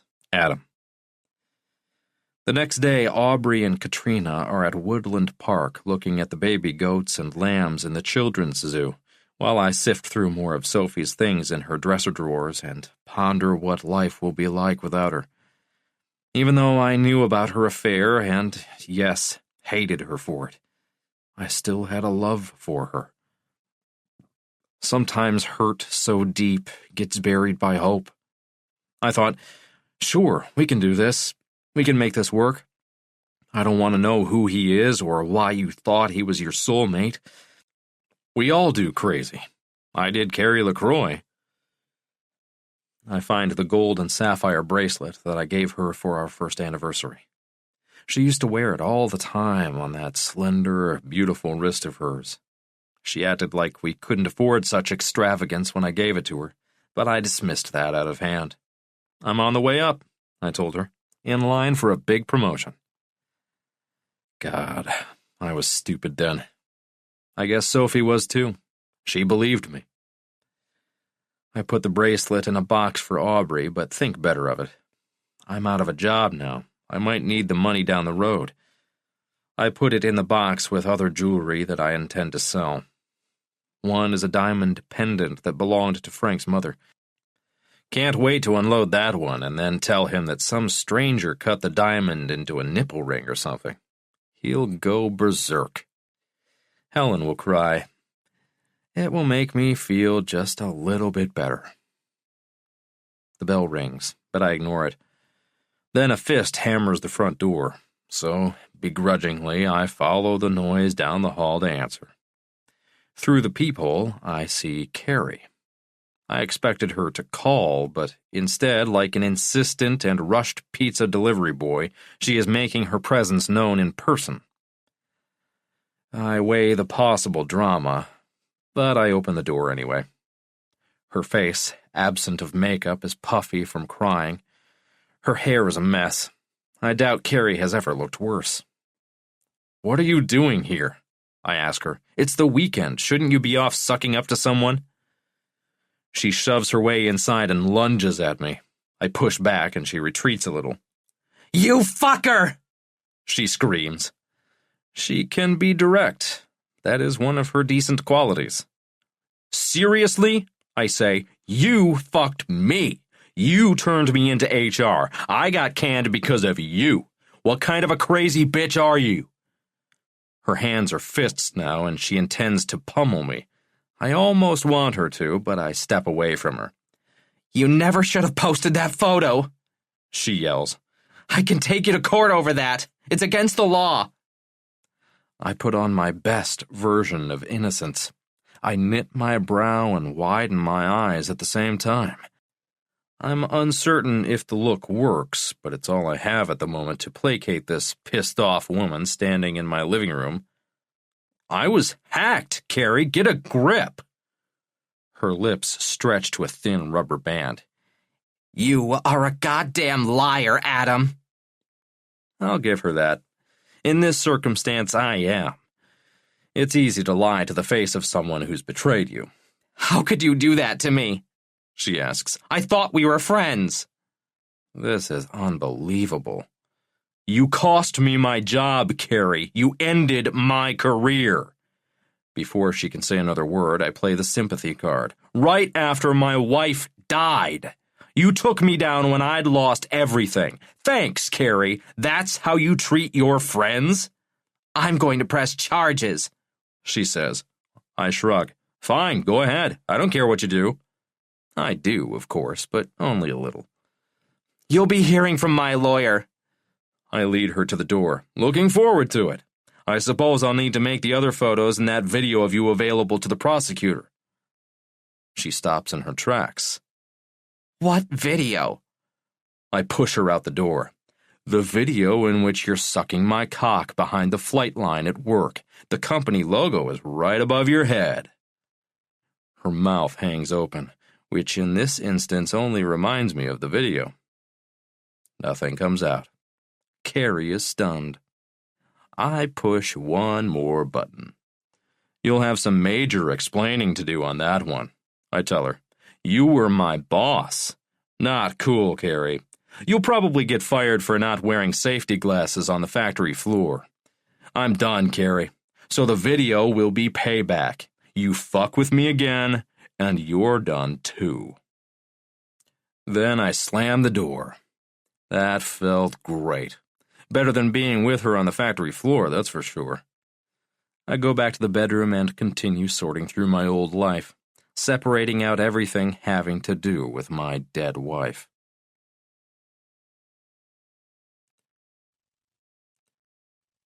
Chapter 47. Kristen. Marcy is late once again. My assistant will offer a pretext concerning her childcare situation, and I'll tell her everything is fine, even when it isn't. I have little choice. I know there is nothing worse than a female boss with a disconnect between the challenges of maintaining a career and raising a family. It isn't easy. I know that. I wonder how I'll manage the balance between work and home when I have a child of my own. I used to only hope or feel it would happen for me. Now I'm certain. My certainty lets me exhale for the first time in I don't know how long.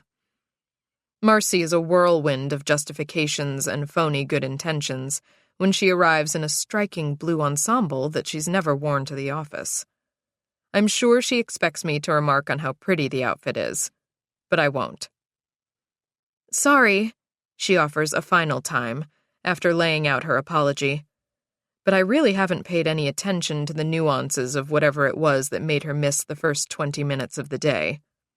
My mind is elsewhere. We need to get up to speed on the Barringer case, I say. Right, Marcy says, pulling out some files as she catches her breath and finds her way to a chair across from my monolithic desk. Saw that thing on the news about the creep they think killed Sophie Warner out at Hood Canal, Yes, I say. Nothing more. The curtness of my remark appears to trouble her. I can feel her eyes on me as I flip through the papers on my desk. The silence screams at her. I knew it would. You think he did it? She asks. I look away for a second before returning Marcy's gaze. I let out a sigh. I hope so. The word hope hangs in the air. Marcy is wholly bewildered. Is everything all right? She asks after a beat, scooting herself closer to the edge of my desk. I measure my thoughts carefully. Part of me wants to speak to someone about Connor and what might have happened the night we arrived at the Hood Canal cabin. It feels very much like a checklist for murder. The blood, his shoes, and the missed time. Marcy can see that I'm worried. She can read me only to the extent that I let her. You don't think he did it, she says. Let's focus on Barringer, I say. Why don't you think he did it? She asks. Marcy, I say, just leave it, please. Let's focus on work. When we take a break just before lunch, I think of reaching out to the detectives on the Sophie Warner case. What would I tell them? My suspicions that Connor might have done something so vile, so out of character? His police record in California was a DUI, not a violent offense. I drink coffee and look at the Seattle Times story about the manhunt for Jim Coyle in connection to Sophie Warner. If they have evidence to charge him, I wonder what it could be. As I scroll down, there's a story about a man from Tacoma who had a wife there and 2 more in Spokane and Yakima. The audacity of his deception doesn't shock me as much as it apparently shocked those quoted in the article. I know something about being completely hoodwinked.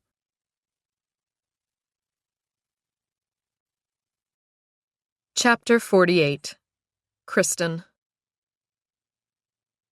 I sit there reading the bigamy article, and liars fly at me as though launched by a hurricane. Pinocchio, any politician, Martha Stewart, Lance Armstrong, Bernie Madoff, Kenneth Lay, my mother, when she said I wasn't up to the task of being a lawyer like my father. And at the top of the list, my husband. My body tenses, and my knuckles go white. Him. A long needle stuck in your abdomen isn't the worst thing that can happen to you, though it's pretty bad. I've watched YouTube after YouTube on fertility. I've seen women get more needle pokes than a pincushion. And for what? Nothing sometimes. But as I have told myself time and again, that isn't the worst thing that can happen. Learning that your husband is a cheat is worse. Finding out that it's more than sex? Something, and I really want to laugh out loud about this, deeper, is an almost cosmic wound. Yes, that's the worst. My discovery turned the love of my life into nothing more than a stud service. Like he is a stallion that I procured from some local horse breeder, and I am the willing mare. I couldn't care less about him. But I knew at the time that he was still my best option to get a child. It's true, I could have gone to a sperm bank, looked through the online catalog, and selected a prospect with a strong chin and a PhD. I wouldn't have known him, though. I knew Connor. We had a history. I loved Connor. At least until that Sunday morning I did. I was making buckwheat pancakes, and Connor was in the shower. He'd worked late on Saturday at the Blue Door, and I knew he'd be starving. I put some fresh blueberries, honey, and water in a saucepan and turned the heat on low. A nice compote would be perfect. Bacon, too. I went to the refrigerator to get some, and his phone buzzed. A text. I didn't give it a second thought and turned on the oven. Connor likes his bacon crispy.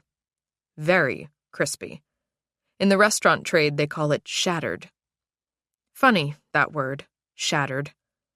I felt that way myself when another text came. I bent down to look at it. It was from a number I didn't know. First text. You up? Second text. God, I'm tired. Last night was amazing. I can still feel you. The room began to shrink. The buckwheat pancakes began to burn. I could feel myself being swallowed by the open oven door. I can't say for sure why I did it. Maybe just to see what would happen. Maybe just to help me understand that what I was seeing on my husband's phone was a misunderstanding. Tired and amazing could be about last night's dinner service. That last part, the part that said the contact could still feel him, was more problematic. It, to my way of thinking, could only be one thing. So I texted back. Yeah, great night. I looked up and listened for the shower. Still running. Connor was standing there, letting the water run over him, while I was being run over by a truck in our kitchen. Nothing about our life together has felt equal. From the amount of money we made to the company we kept. Nothing. Not a single thing. Next, the texter wrote, I can't wait to see you. I was a mad woman. I stood there in my kitchen, glued to the tiny screen of my husband's outdated iPhone. I vowed right then I would not upgrade him. Not ever. The water in the shower was off. He was toweling off. I texted back. Not going to happen. Not ever. This is over. I didn't press send. Instead, I turned on the garbage disposal and tossed his iPhone down the drain. Oh shit, I screamed. Connor came running. What happened, babe? I hated when he called me that. Babe. Made me think of Paul Bunyan's Blue Ox, and I'm a size 4. Connor, I don't know how it happened, I lied. I think I just sent your phone into the garbage disposal. You couldn't have, he said, reaching past the rubber gasket and into the depths of the disposal. I thought of turning it on then, but I didn't. His face fell as he did indeed encounter what was once his phone. My face was a mask. I would never reveal to my goddamn husband what I knew. In court or in life, the element of surprise can only be used to great effect once. Sorry, I said, pretending to be merely upset at ruining a piece of electronics, when inside I was a Cuisinart of anger and regret about choosing a man who could kick me to the curb like I was nothing. You goddamn idiot, Connor. Why would you hurt me like this? It's okay, he said, looking at the mangled remains of his recovered phone while stacking his plate with pancakes and ladling on the blueberry compote. I would have added rat poison to it if I'd had time, or thought of it. But I didn't. He was oblivious. I wondered who the whore was that he was seeing. I suspected that it was Lynette from the Blue Door. She had endless legs and was too pretty to be trusted. I was going to make bacon, I told him, but the time got away from me. Connor stabbed his pancake with a fork. No problem, he said. I could lose a couple of pounds. He wanted me to say he looked great. Or did he not think he looked good enough for her? I didn't say anything. I needed a new phone anyway, he said, stuffing some pancake into his big fat mouth. I loved him, but I wouldn't have minded if he choked just then. I looked at the phone retrieved from the disposal. It looked like some junior NRA types used it for target practice. SIM card is probably shot, I said. That's okay, he said, always upbeat. I don't have many contacts that matter. I guess I'm going to the phone store after breakfast, then off to run a few errands. Do you need anything? No, I told him. I'm good. I wanted to say, no, you've just crushed me to the core. I was going to make that bacon, I said. That's all right, babe, I'm good. Had a full meal last night. At the Blue Door? I asked. He looked at me quizzically. Yeah, of course. Where else? I don't know, I said. Thought maybe you went out after work. You've been doing that lately some. Once, he said, slightly defensively. His tone made me feel good, as if I'd poked an open wound with a rusty nail. Oh, I said. I have to prepare for a case this afternoon anyway. With that, I left my stud husband in the kitchen with his plate of pancakes and the big lie he had told me. If I were an evil person, I would have killed him right then and there. But I'm not. I'm smarter than that. 2 days later, I went through the pockets of his shirt and slacks. Nothing. I was on a scavenger hunt. All alone. I needed to know who and what. I went by the Blue Door and saw Connor through the window as he worked a table. His handsome face caught the hanging light. He was beautiful. I wished he weren't. I went there at least 3 times. I thought that my timing was off, so I had Marcy go to the restaurant for takeout. I texted Connor at different times of the day to see how long it took him to reply. Though the tools were not the same, I was acting like the woman my mother had become when my father cheated on her with his law partner's wife. I looked at her with utter disgust back then. I told my mom that she was better than Dad, that she should just tell him to get lost and change the locks. God, how silly the advice of a 14-year-old must have seemed to a grown woman. Mom didn't answer me. She just cried. It's hard to unbraid a life with a man that you believe in. Like my mom did my father. Like I did with Connor Moss. When I worked in the prosecutor's office, I'd ask a defendant anything. Why did you kill your baby? Did you get pleasure from stabbing the victim?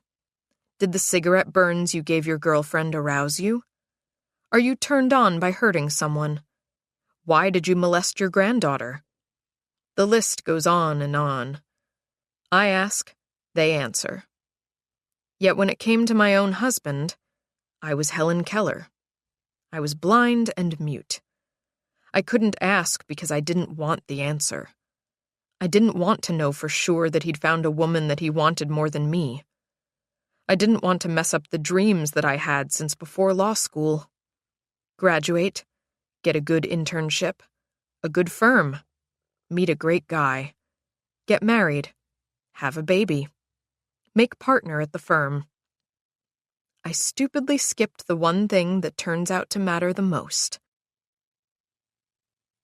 A few hours later, I was lying in bed with my legs in the air, waiting for my great guy's semen to be released inside of me to do some kind of biological magic. The sperm was from a man who I didn't trust, a man who was using what belonged to me, his seed, on some slut at the Blue Door.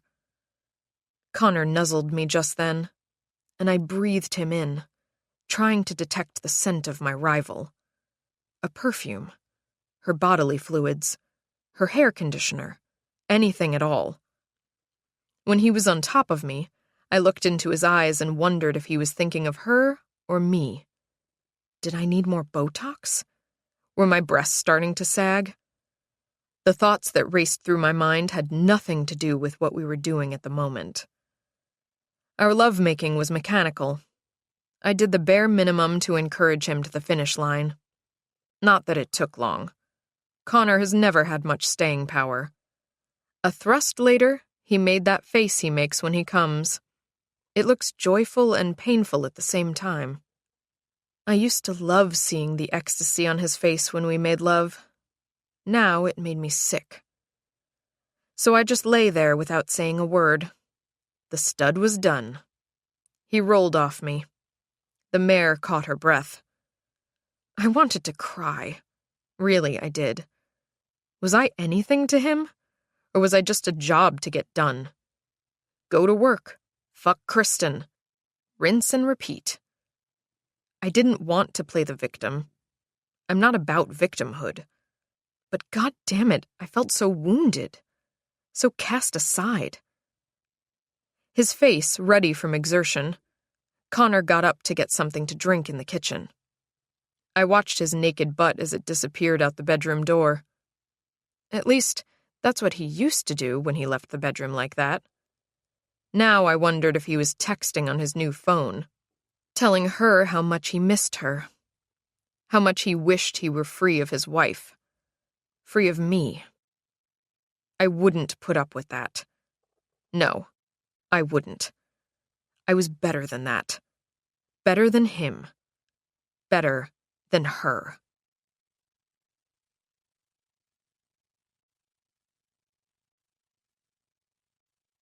Chapter 49.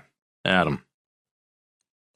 Aubrey sits on my lap as we look through a photo album Sophie had made for her parents the week before she died. Aubrey's warm and a little sleepy, but I'd promised. The pictures come at us one by one. Each makes her smile, laugh, or point. My birthday, she says, indicating the image of Sophie lighting a trio of pink candles on a chocolate cake. That's right, I tell her. I'm unsure if Aubrey really understands the finality of what happened to her mother. She talks of her as if she's in the other room. I want to show Mommy, she says of the nightgown Helen gave her. She sees it, I say. I want Mommy, she says. I know. She loved you very much, Aubrey. You were everything she ever wanted. She leans against my chest, and we look at more photos. And as I sit there holding her, I think about the time I sat in that very chair and how my life vanished right before my eyes. Nothing invites my prying eyes more than a folder on a computer marked personal. That's a goddamn fact. I'll bet that every time that a person with computing problems brings a device into the Geek Squad or Office Depot, the first thing techs do is look for the good stuff. I know I would.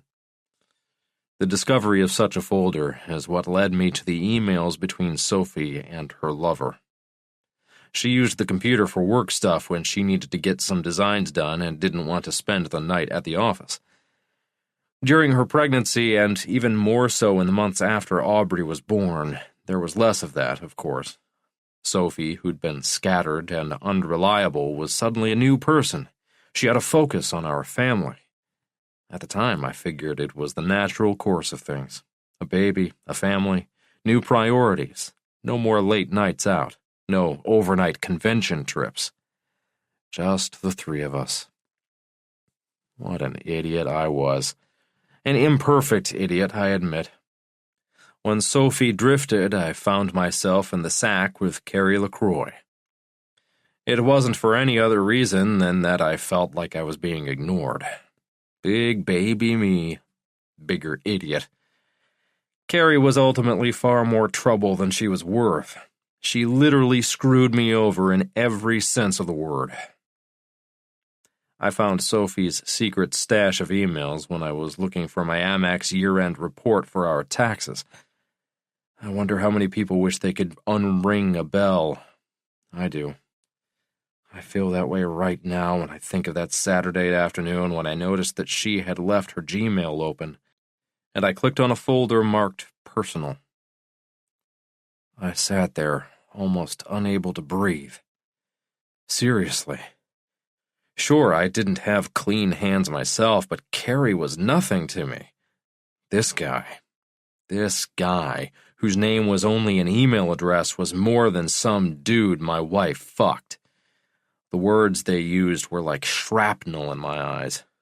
Soulmate, love of my life. Never felt such a connection. I love your body, but I love your being even more. I'm lonely when I'm without you. The allness of you consumes me. Your touch heals me. I feel you inside me even when I'm away from you. God, I can't live without you. Is it wrong that we feel this way? A noose was around my neck and I couldn't breathe. That's the best way to describe that first reaction. Just no air. After I was able to suck in some oxygen, I bawled. Really, I did. I seriously doubt that I've ever cried as hard as I did reading those emails. It was an ice pick in my heart. I'm not sure why I sobbed like I did. I think it was just realizing that the world as I viewed it was not as it seemed. That everything I thought was true was a facade. In a way, I could kind of accept that. I worked hard to provide for Sophie and Aubrey, and maybe I'd taken my eye off the ball. Maybe I had some blame here, too. I copied the folder onto a thumb drive and jammed it inside the pocket of my Sky Arrow laptop bag. I had a millennial at work who I knew could track the IP address and probably the sender if I ever wanted a confrontation scene. I chose not to take this step, though, or didn't have the balls to take it, but I did hang on to the thumb drive. I never told Sophie what I'd found. I never let on that I didn't trust her anymore, that she'd hurt me so bad I wasn't sure I'd ever get over it. For a few days, I couldn't stand the sight of her. The idea that she'd let another man fuck her. Jesus. I wonder if they did it here in our house. I wonder how many times they fucked and what she said about me. Had she laughed at me when she lay in the bed next to him? Had she writhed when they had sex and proclaimed to him that his cock was thicker, bigger than mine? I observed Sophie with newfound interest after my discovery. I studied her like a naturalist watching some strange animal in the wild, trying to understand why this creature does the things it does. How was she able to live that lie? Would it happen again? But in time I came to believe that whatever had gone on with her lover had passed. Suddenly she was attentive to me. We grew closer. Deep down, I didn't trust her anymore. Even so, I really tried to let myself love Sophie the best way that I could.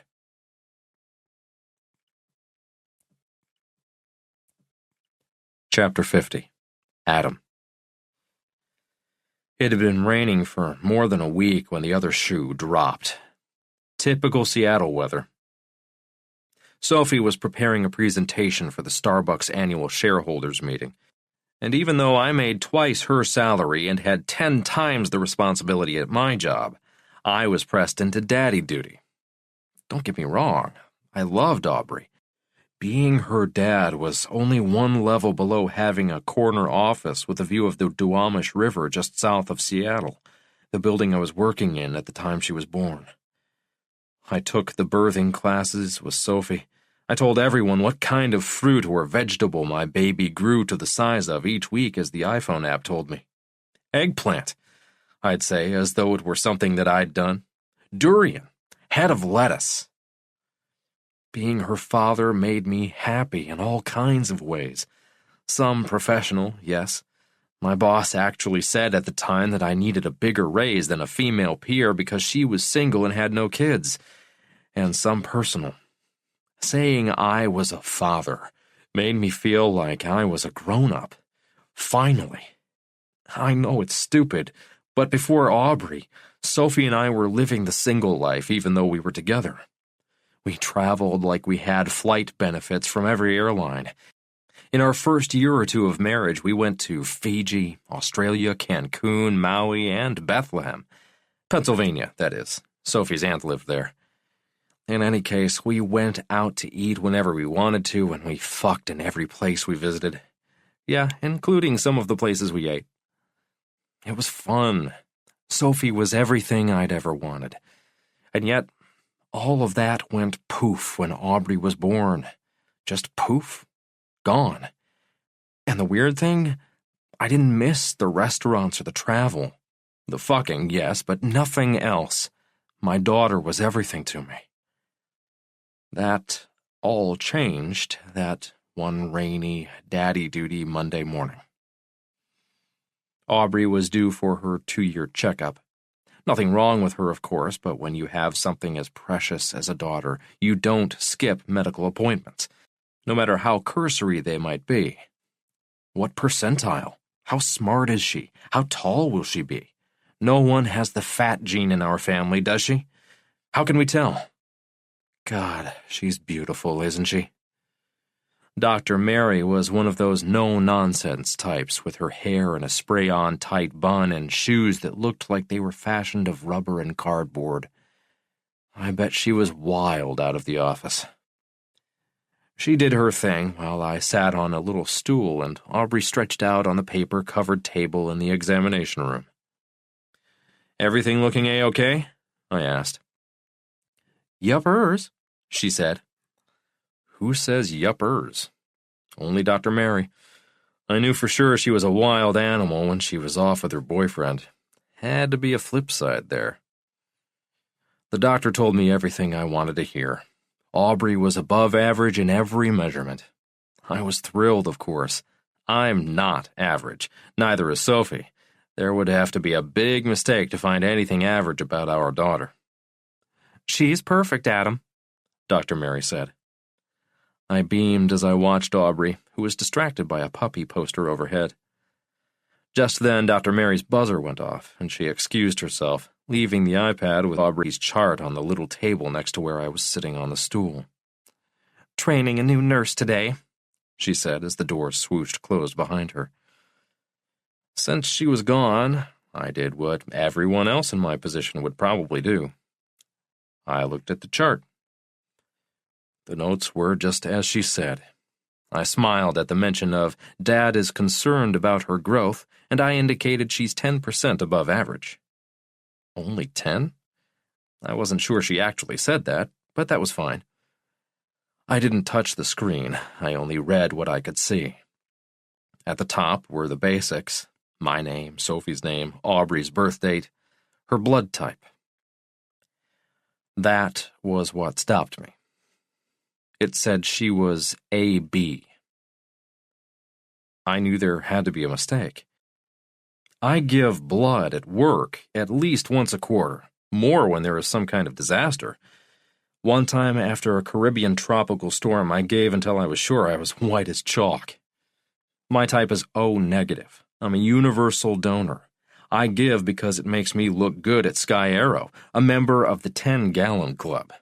I know it helps people too, but I'd be a liar, and that's one thing I'm not, if I said anything otherwise.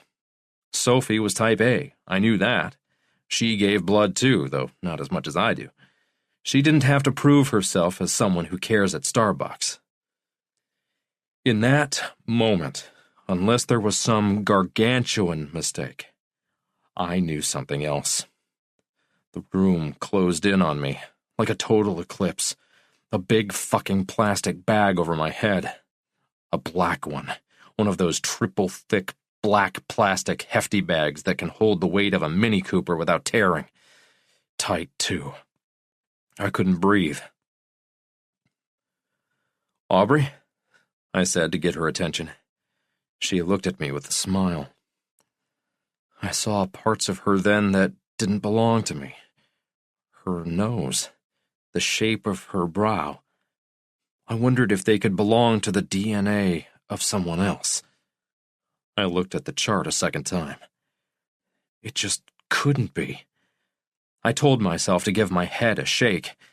The thoughts were pellets in a shotgun blast, none lethal on its own, but altogether effective enough to kill. One of them was the folder I found on her computer. The notes to a lover. He was more than a lover. They were notes to the man who got her pregnant. Aubrey's dad. I actually wanted to cry right then. The cut was so deep and so cruel. Dr. Mary came in, then immediately saw the look on my face. Her eyes were full of what I was pretty sure was genuine concern. "Is something wrong?" she asked. "Sorry," I said, pretending to look at my phone before putting it in my pocket.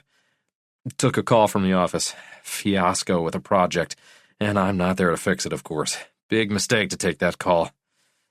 She gave me a knowing smile. "Big mistake to hire a new nurse when there's no one to train her but me. Goodness, how I hate Mondays." "I hate them too," I said. That Monday in particular was brutal. I'd brought my daughter to a medical appointment and left with someone else's kid. I did nothing to deserve this. Goddamn Sophie. She not only fucking cheated on me, but she had a baby with the guy. I can forgive myself for things I've done, but I can't forgive her. After all, she was supposed to be better than me. I took Aubrey for the drive home, barely looking at her in the car seat behind me. When I did, I saw only betrayal. I saw her mother in a hotel room taking it from another man. The affair might have been long over, but the consequences of it had ruined my life. After I handed her off to our nanny Katrina, I returned to work. And since I'd made a big deal on Friday about being late because I was taking my daughter to her checkup, everyone asked me about it. "She's great," I said. "A stranger to me, but great. Healthy as can be," I said. Some other dad would be glad to know that.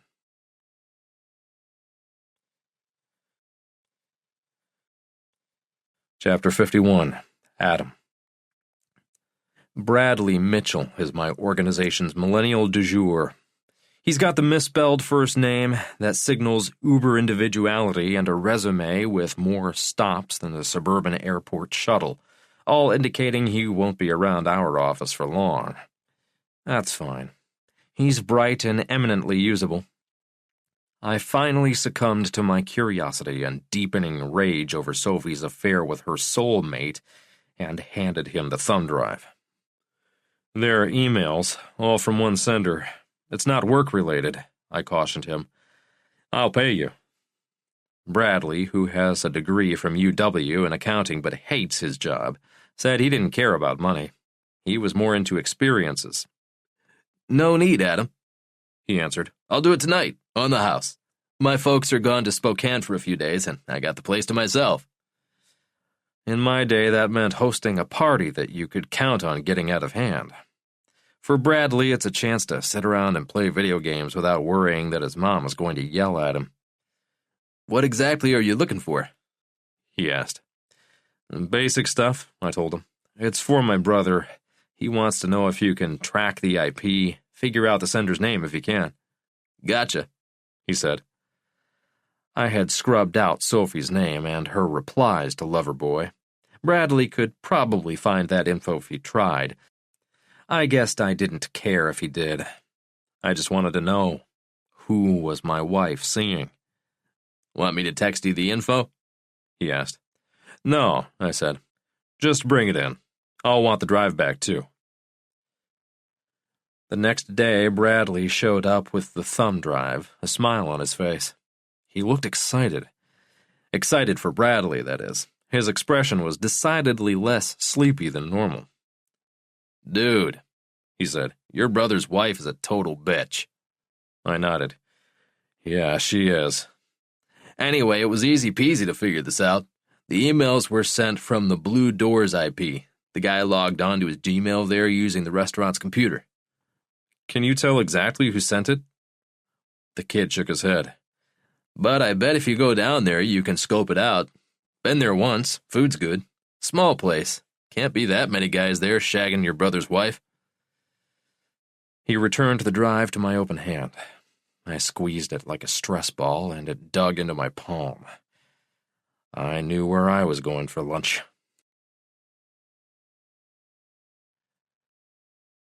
Chapter 52. Kristen. Randall Hauser is our law firm's senior partner. He's in his 70s and sports a shock of black hair that we assume to be a toupee. It seriously has to be. But of course, no one would mention it. He writes the checks, after all. And if he thinks it looks good, that's fine with me. In fact, make that fabulous. It's my anniversary at the firm. And while I'm up to my neck in the quicksand of a case and the worry over what's happening with Connor, I have zero choice but to go to the obligatory lunch. "Just you and me," Randall says. I don't feel uncomfortable about this. He's harmless. What isn't harmless is his insistence that we dine at the Blue Door. "I love that place," he says. I suggest a new Pan-Asian place downtown, but he shakes his head. I really like the Blue Door, he persists. I don't have a reservation, but I have a hunch you can get us a great table. I want to push back.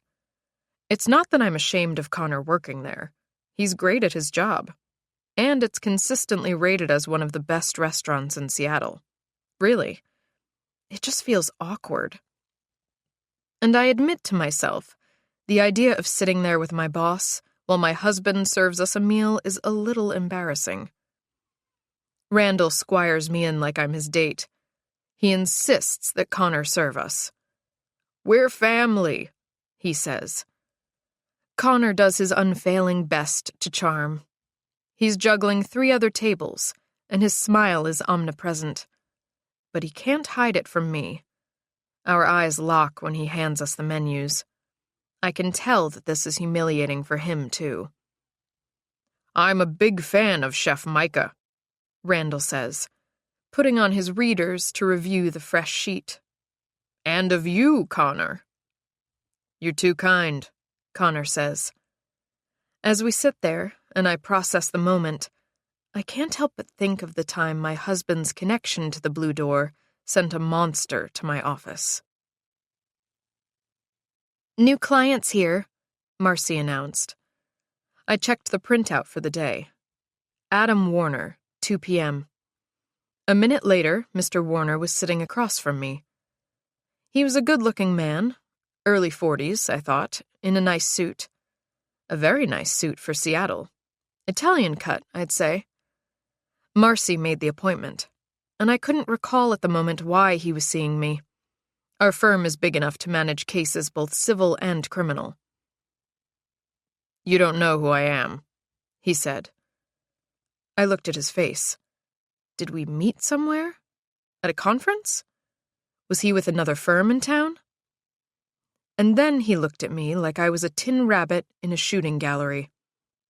Without preamble, he fired. Your husband fucked my wife. Even before I could process what was happening, I wanted to defend Connor. It's what I do. I don't know what you're talking about, I said, taking my eyes off him for a fleeting second that I knew would clue any juror in to the fact that I was lying. Yes, he said, you do. I think you should leave, Mr. Warner. You might think that, but I think you need to hear me out. Things are about to get real ugly. The truth, as I'm sure you know, being in the legal arena, is sometimes not very pretty.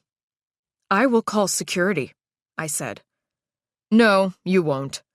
Not until after I say what I'm going to say. I watched Marcy walk by the window at the side of my door. A slow walk. I got up and lowered the blinds. In doing so, I noticed that my hands were trembling. I looked at the man who'd planted himself in the chair in my office like he was a suicide bomber and he was about to detonate both of us. How did you find me? I asked. Once I found Connor Moss at the Blue Door, it was 2 clicks of a mouse to unearth that he's married to you. You're all over the internet, Mrs. Moss. Seriously, though? A busboy? My hands were still shaking, so I hid them under my desk. He's the head waiter, I said, again defending Connor. Adam rolled his eyes. I know my husband had an affair, I told him. It was a while ago. It's over. I'm sorry that you came to see me about something that is already handled. I'm sorry for any part Connor played in your marriage, but it's done. He let a beat of silence fill the air as he walked over to the window to look out at the view.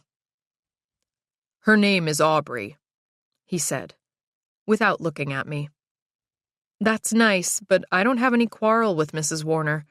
I hope you can work things out and get on with your life.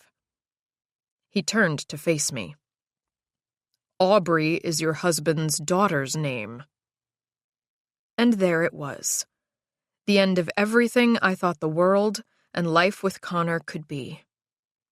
Aubrey was Connor's daughter's name.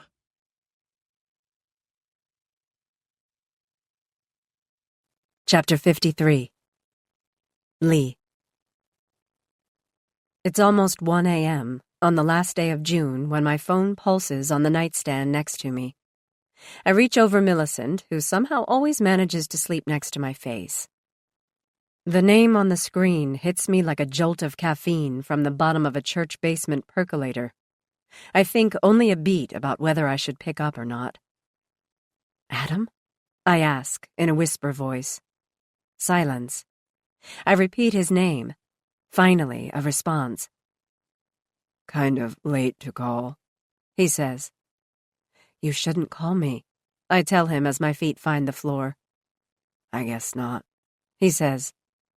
I wait for more, but there's silence once more on the line. Is he drunk? I wonder. "The investigation is open," I say, filling the empty space. "That means everything you say could become part of the case." "Yeah," he finally says. "I guess so." "Have you been drinking, Adam?" "A little bit." His words are slurred, and "guess so" comes at me like a single word. I suspect his drinking was more than a little bit. "I think you should hang up," I tell him. "I'm not calling about Sophie," he says. I don't know where this is going, but his words come at me like a warning. "What are you calling about then?" I ask. "Are you all right? Is Aubrey okay?" I hear ice in a glass. "Yeah," he says. "We're fine. Everyone's fine." I should end the call, but I don't. "Then what is it?" I ask. "I've been thinking about Hodge and what he did." I hate hearing my molester's name.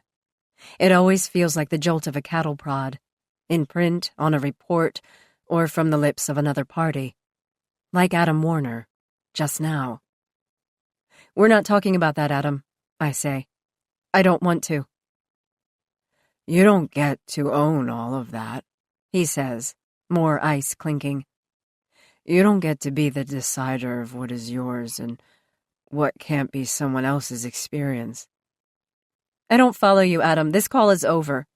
"Don't," he says, his voice louder and more urgent. "What happened to you that day was only one side of it. Do you know what it did to me?" "You became a hero, that's what," I think. But there is a churlish quality to those words when I think them in my head. "What?" I ask. "What did what to you?" "Finding you," he says, his voice now fading. Next, I hear ice cubes being released from a metal tray and the sound of liquid pouring. He's getting more booze into his system. "I'm very grateful for that," I say. "Not about you," he says. "This is about me right now. I want you to know that as long as I live, I'll look back at the day I found you as the greatest moment of my life. There was no pretense, no trying to get something for nothing, no game playing. You need to know that finding you was the best I'll ever do." His words touch me. He's right. I'd never really thought what the experience might have been for him, beyond the award he got and his picture in the paper. I may have cheated death because of him. Nothing Adam would do would ever surpass the moment he found me that day. There was no ulterior motive behind my rescue, no jockeying for a better job, no manipulation. His finding me was untainted by anything. It was pure and selfless. "There's something else," he says. There's something in his tone that makes me want to run. But I don't. I do what I'm best at, what makes me effective as an investigator. I listen. "I have always had feelings for you, Lee. Okay? I just wanted to say that to you because things are spinning out of control, and you deserve to know." This isn't expected or wanted. My head spins. "This call needs to be over," I tell him. And it is. The phone in my hand feels like poison. I don't need to hear any of that. I don't want to hear it. What Adam Warner feels about me or how he felt about the day he found me is best left unsaid. I set down the phone. Millicent is on my lap, purring and kneading her claws into my thigh. I don't wince. I'm just too caught up in the phone call. Tears fall. I always wanted to tell Adam Warner that I thought of him as a hero, like something out of a storybook. That I had feelings for him, too. Feelings that went beyond the fact that he'd saved me.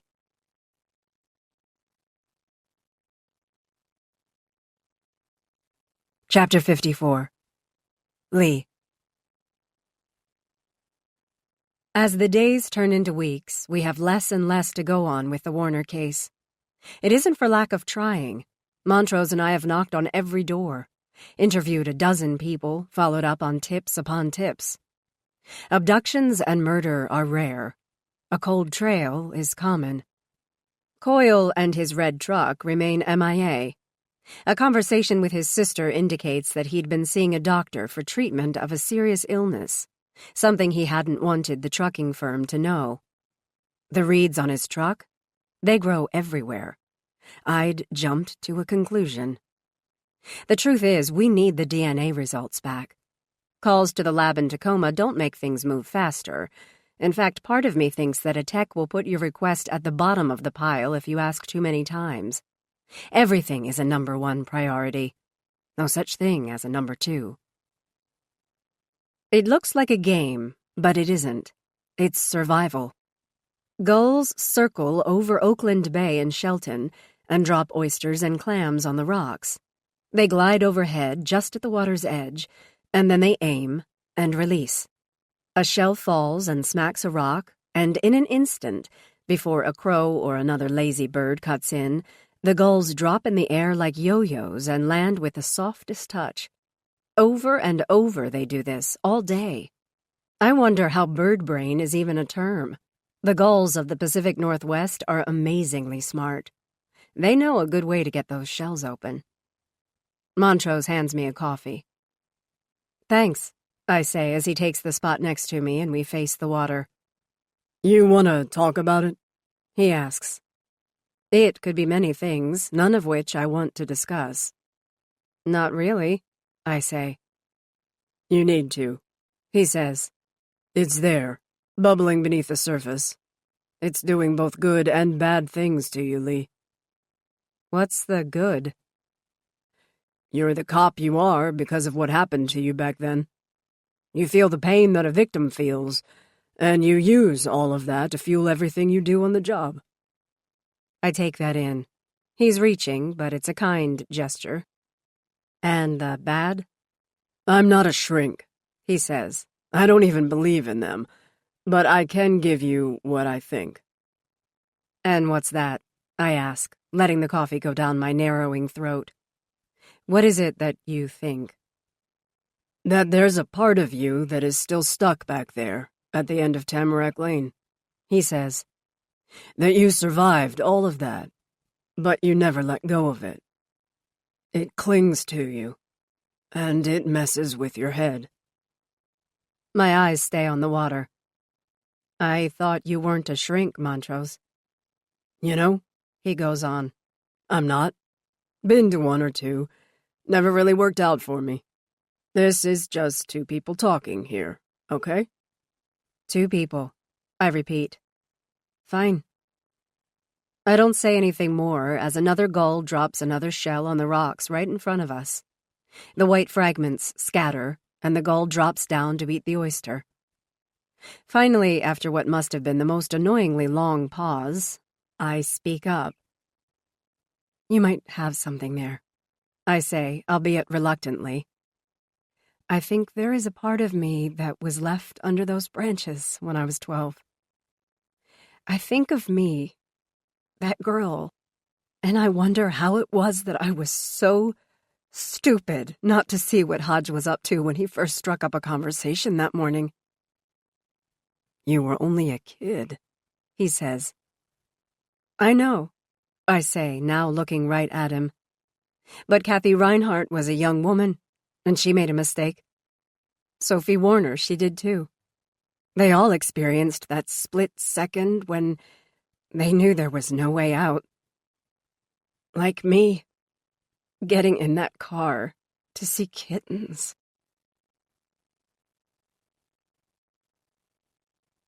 Chapter 55. Kristen. A toilet has more uses than one might imagine. There are the obvious ones, of course. But as I sit here with the pregnancy test wand in my hand, I think of the toilet as a kind of gulag, where I wait for an answer that eludes me month after month. I hold no doubts. I'm being tortured on that gulag toilet. No one can help me. No one can save me. I've put myself here, and I'm full of regret about it. That wand is far from magical. It has failed me time and time again. I don't even want to glance at the little window that gives the response. It's like the sun burning into your retinas, making you blind. I don't dare look. It's like a scene in a cheesy 3D movie, in which a spike or sword is aimed for your eye. You wince. You turn away. You don't ever want to look at that again. I've approached this quest from every angle. I've seen a psychic. I've pumped myself full of hormones. I've guzzled my way through more herbal tea than a taster at Stash. I've prayed to God so often that I don't even believe in him anymore. I'm bereft. I'm miserable. I am not a mother. Maybe I never will be. I think of the women on TV who have gone off the deep end, feigned their own pregnancies with pillows and padding, and befriended an expectant mother. I almost understand the craziness that takes them to the point where they will cut a baby from a stranger's womb. I don't think I could go that far. I have never seen a case in which the baby snatcher had a happy ending. I've also watched the news reports of the occasional woman who goes after a child in the park, in the schoolyard, in the hospital nursery. There's a singular kind of desperation that links all of us who cannot conceive but think of nothing else. I wonder about us.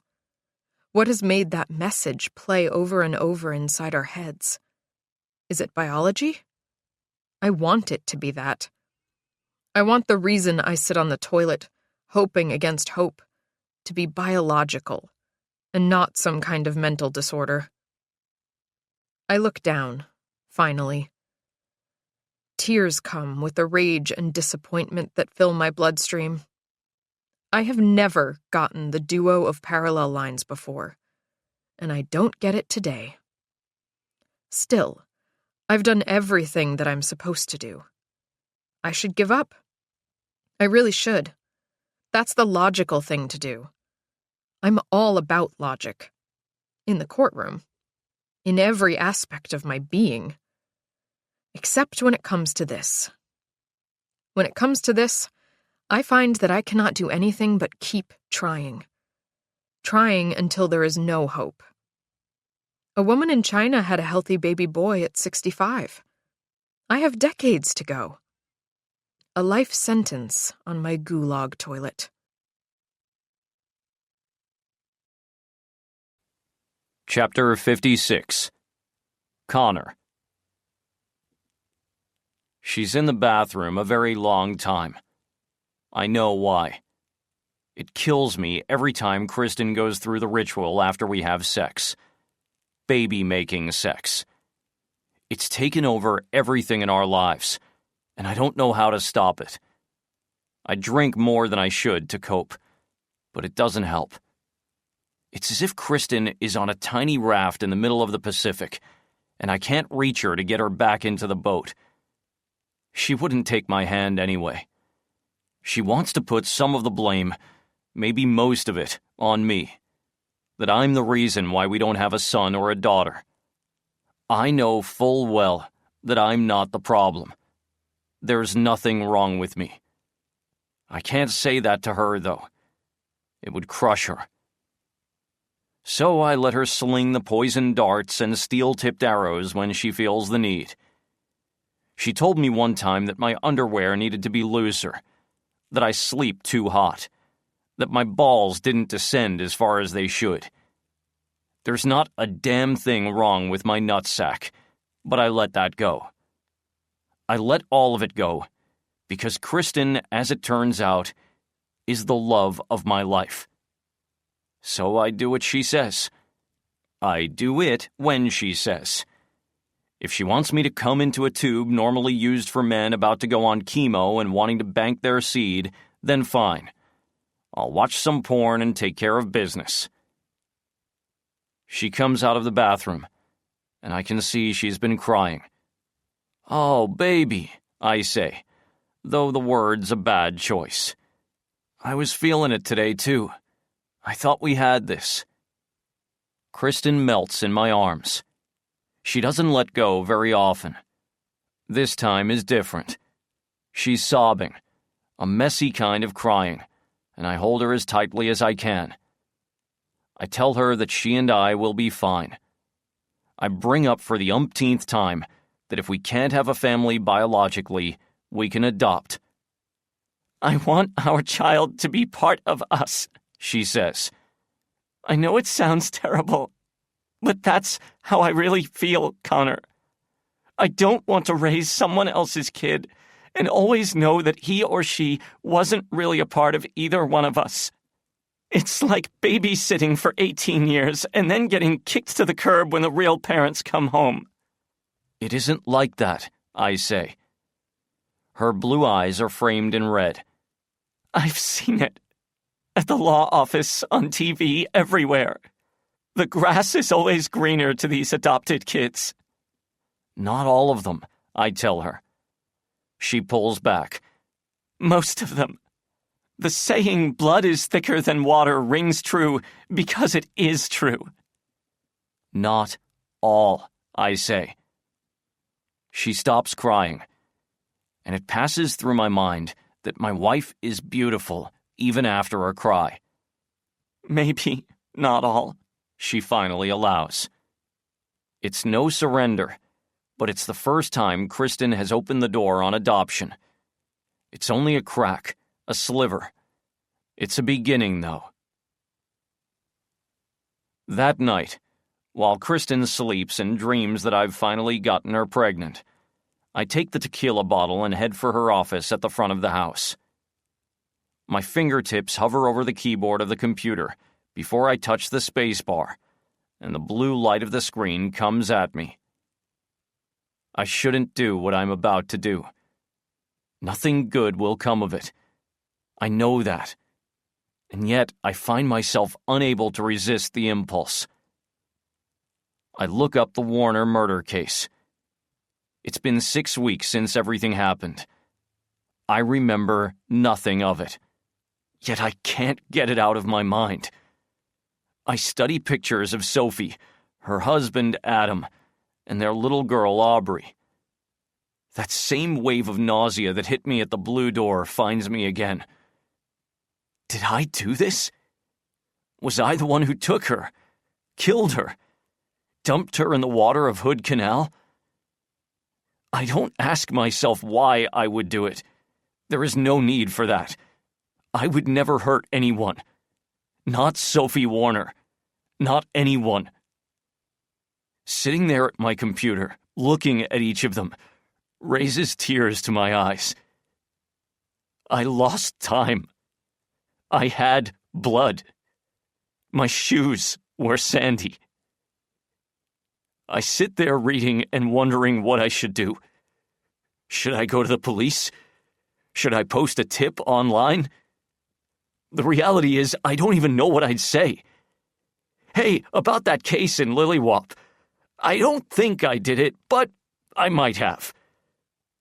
I don't think I could manage a list of reasons that would point to me. I don't remember. I could see the look of doubt in Kristen's eyes. I could imagine the hurt that this would bring to her, and the shame that would make her the subject of gossip all over our neighborhood. Indeed, all over Seattle. She wants to believe in me. I can see that too. I'm not imagining it. I know her better than anyone in the world. Kristen would do whatever she could to help me. I know that in the marrow of my bones. I know all of that, and yet I wonder, would she still stand by me if she knew that I'd known Sophie Warner? Would anyone? What are you doing up? I turn to see Kristen right behind me, and my heart rate ratchets up. Just thinking about what happened, I finally say. My wife sees the tequila, but doesn't remark on it, or say a word about my increasing need to drink. A finger whack, a head shake, nothing more. Let's go to bed, she says. You are fine, Connor. You are a good man. I need you to stop this train of thought right now. Okay? She reaches over and shuts off the computer. I look up and soak in the light that Kristen has always been. Right, I say. Okay, right. She's got my back, and I don't deserve it. I know that, too.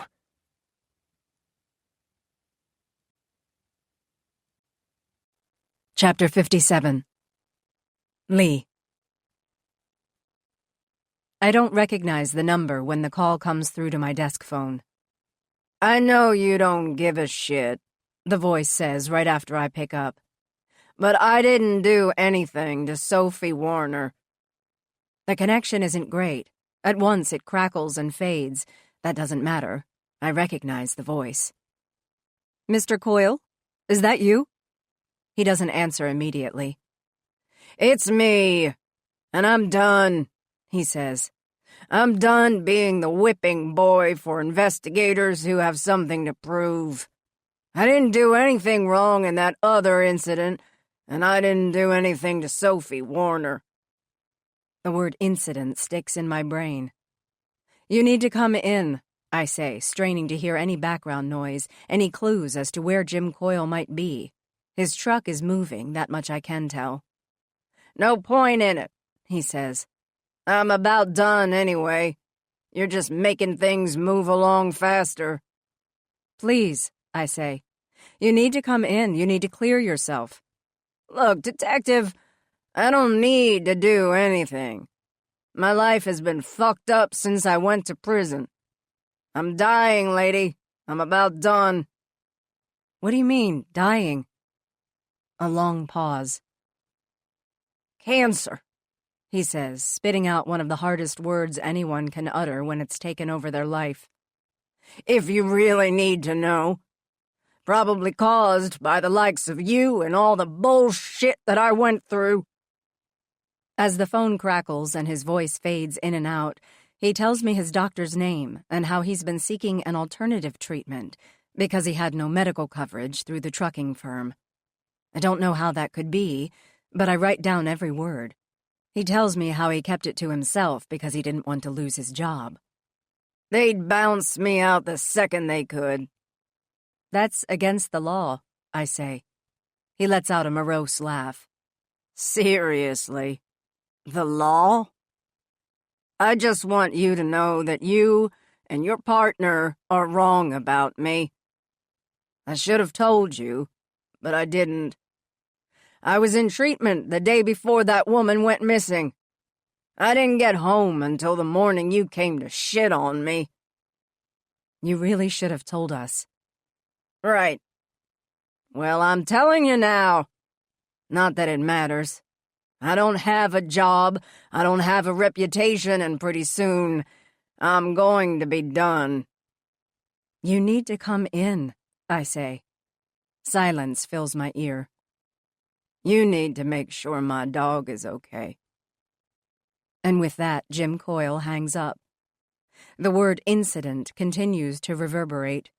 It's a familiar euphemism, well known by me and my family.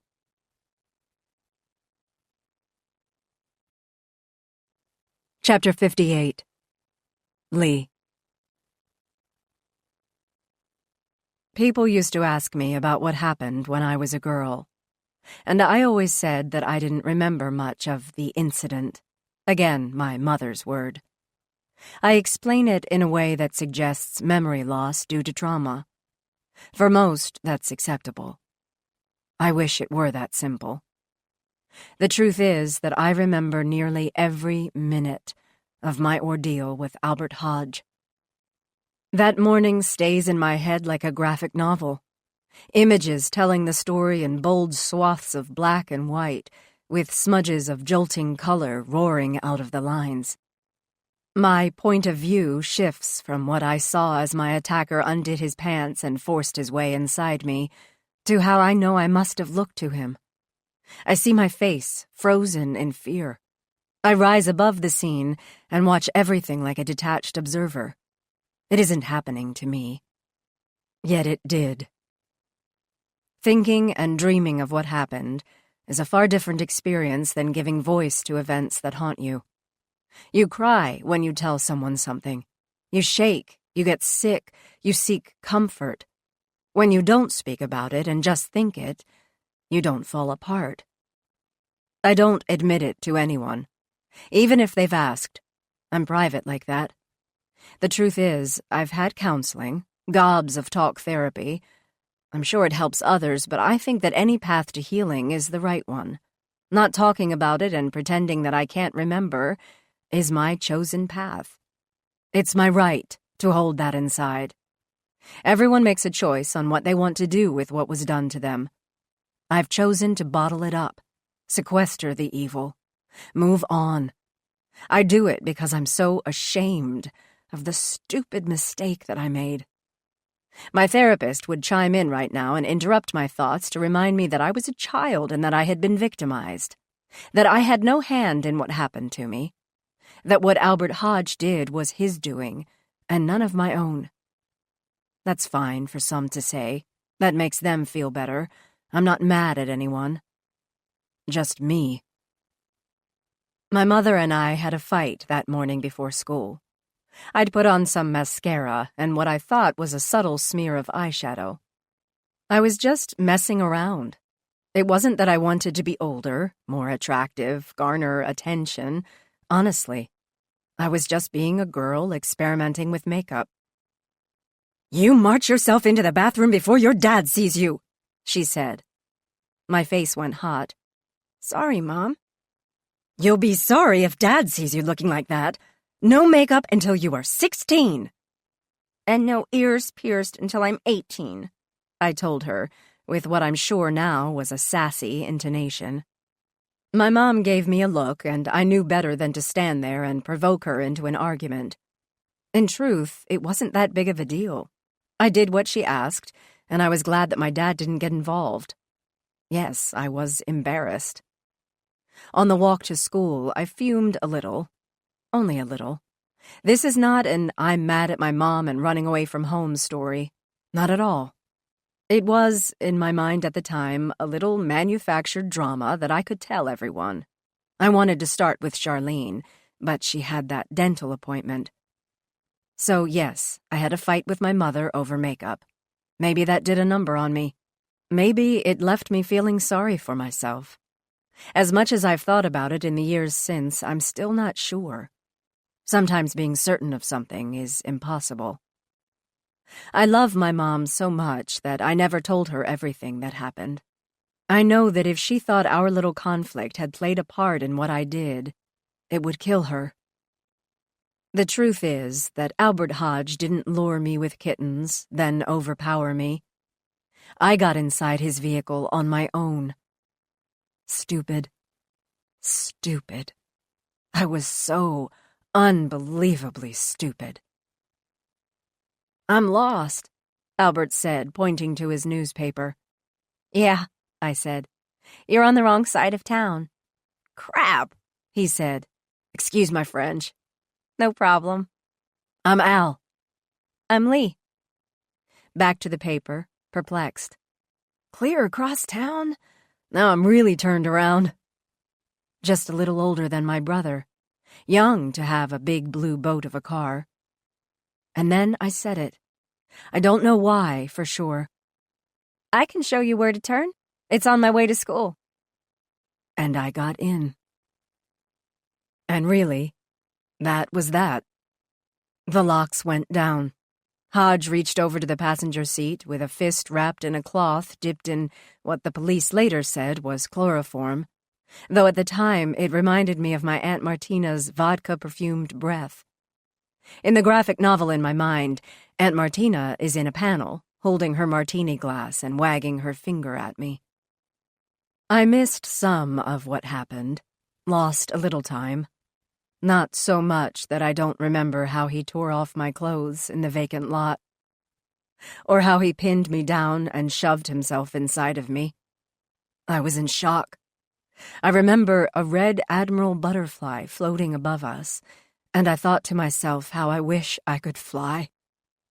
He raped me, choked me. He whispered things in my ear that reverberate today. "You're such a good girl," he repeated over and over. "You like this, don't you?" I didn't, of course. His face grew redder and redder. I was thinking that he might have a heart attack, hoping he would, praying that God would hear me and strike him dead. I never blamed God for not following through in that vacant lot. I know that I would not have been there if I hadn't stepped into his car. Trust and stupidity are close friends. Of course, no one really knows that until it's too late. 2 hours after Coyle calls me, Montrose confirms that our person of interest has been seeing a practitioner of sorts in Centralia, a small town on the interstate best known for its outlet malls. And, I guess, its alternative healers. "A quack," he says. "A nice quack. He says Coyle checked in there for some kind of overnight herbal infusion the Friday before Sophie Warner was abducted. Get this, Lee. The treatments are usually at the Super 8, but they don't allow pets, so Coyle and that insufferable dog of his stayed at the Bellflower Motel. The quack videotapes all treatments, he says, and would be glad to show us Coyle's. Not real big on HIPAA and all that, evidently. I said, sure, send me some footage. He says Coyle wasn't out the door until noon on Saturday. Assuming the video checks out, I'd say that he's not our guy." I want to ask about Montrose's own medical problems. It seems the door is a little open, but I don't do it. Montrose isn't the kind of man who likes to talk about himself. I don't like to talk about myself either. We're good that way. "We need to find him," I say. "He's suicidal." "We can't save everyone, Lee." Don't I know that?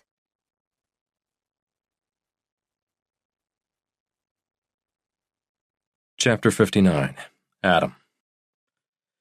The reception area at the law offices of Belding & Son is empty, except for a bunch of children's and parenting magazines and a play area strewn with toys. And me, of course.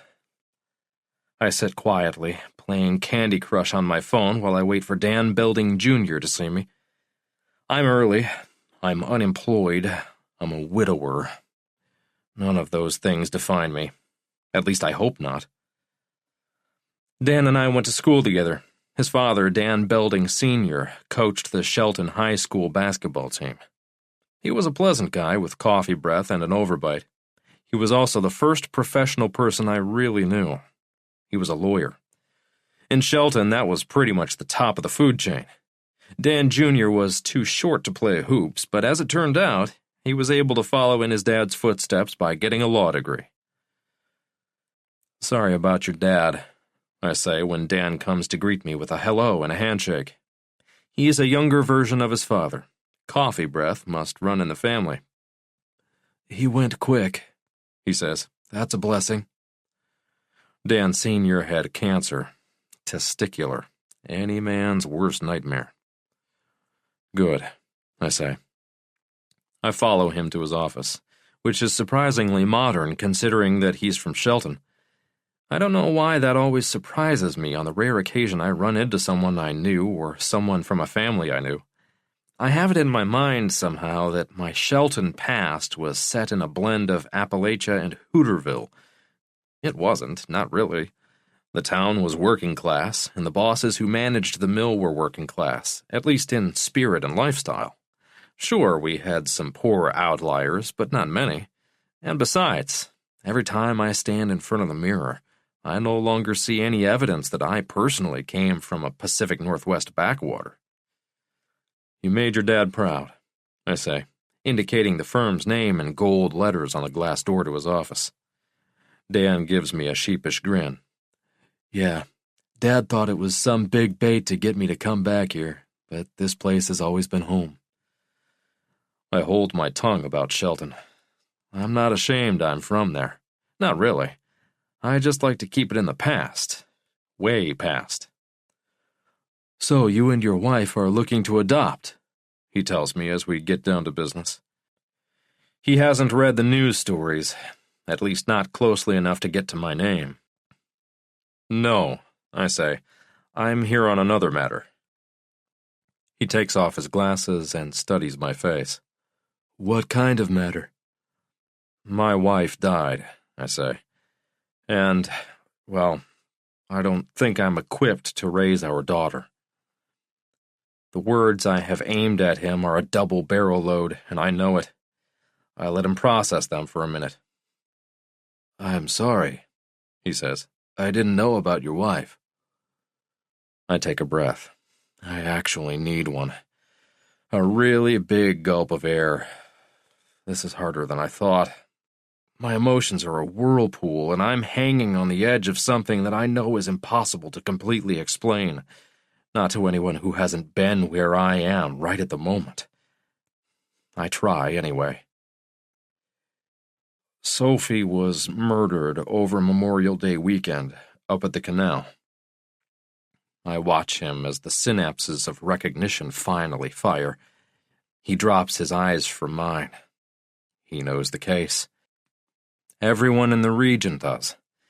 Linda London has received quite the uptick in her teetering career from her exploitation of my private family business. Wow, he finally says. That's terrible. Saw something about that. I guess I really didn't place that it was you, Adam. Really sorry for your loss. Thanks, I tell him. I appreciate it. Been rough. Rougher than anything I could have imagined. That's why I'm here. He sets his glasses on the desk. And why is that? How can I help you? I don't think I can raise my daughter by myself, I repeat. Hey, he goes on, you're going through a rough patch. You'll get through this. Tell me about your little girl. I doubt I'll get through it, I tell him. She's 3. She's great, smart as can be, cute like her mother. Her name is Aubrey. She's wonderful, but I can't raise her. You don't want to do this, Dan says, pushing back. You're just in a bad place at the moment. Maybe you could get some help, a relative, a nanny. He's trying to be helpful. That's Dan Jr. to a T. I remember how he served as equipment manager when he didn't make the basketball team. Always there with a clipboard and an earnest expression. I have a nanny. It isn't that I can't take care of her. Like I said, she's great. The fact is that, and don't think less of me because I'm honest, I don't want to get bogged down. I don't want the life of a single dad. Dan, we both grew up in Sheldon, where most families stuck together, and honestly, they were better for it. A mom and a dad. Traditional, right?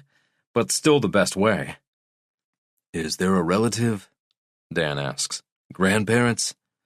I shake my head. God, no. I can't have Sophie's folks take Aubrey. Not after how her dad molested my wife when she was a girl. Another blast, and this guy will start ducking whenever I say something. Jesus, he says, now a little flustered. Of course not. You can't have your daughter around a pedophile. Sophie hated her parents, I say. Her dad for molesting her, her mom for putting up with it. I hear you, he says. Were there any charges brought against her father? No, I say. It was more than 30 years ago, when no one really talked about what sick fucks like Frank Flynn were doing to their daughters. Has he heard these charges before? He asks. From you? Your wife? I nod. Yeah, Sophie confronted him years ago. She acted like she forgave him because she let him come around and we had to go to their place for Christmas. Not sure why she did that, but that's what she did. He puts his glasses back on, gets out a notepad, and starts writing. And what about Mrs. Flynn? She's like a scoop of Crisco, I say. She's weak, no backbone, won't stand up to her husband. He sets down his pen. They'll fight for custody, he says. Those freaks often do. See it as a pathway to vindication. Wouldn't surprise me, I say. He's threatened it, but I doubt he'd go balls to the wall if he was going to be exposed for being a pervert. I give him Frank's information, everything I know about him. Helen, too. I give him Aubrey's birth date. He asks for little details as I lay out my hopes for Aubrey. Parents with education and some means. I'm giving her up. I'm not throwing her to the wolves. None of this is her fault. He takes down every word.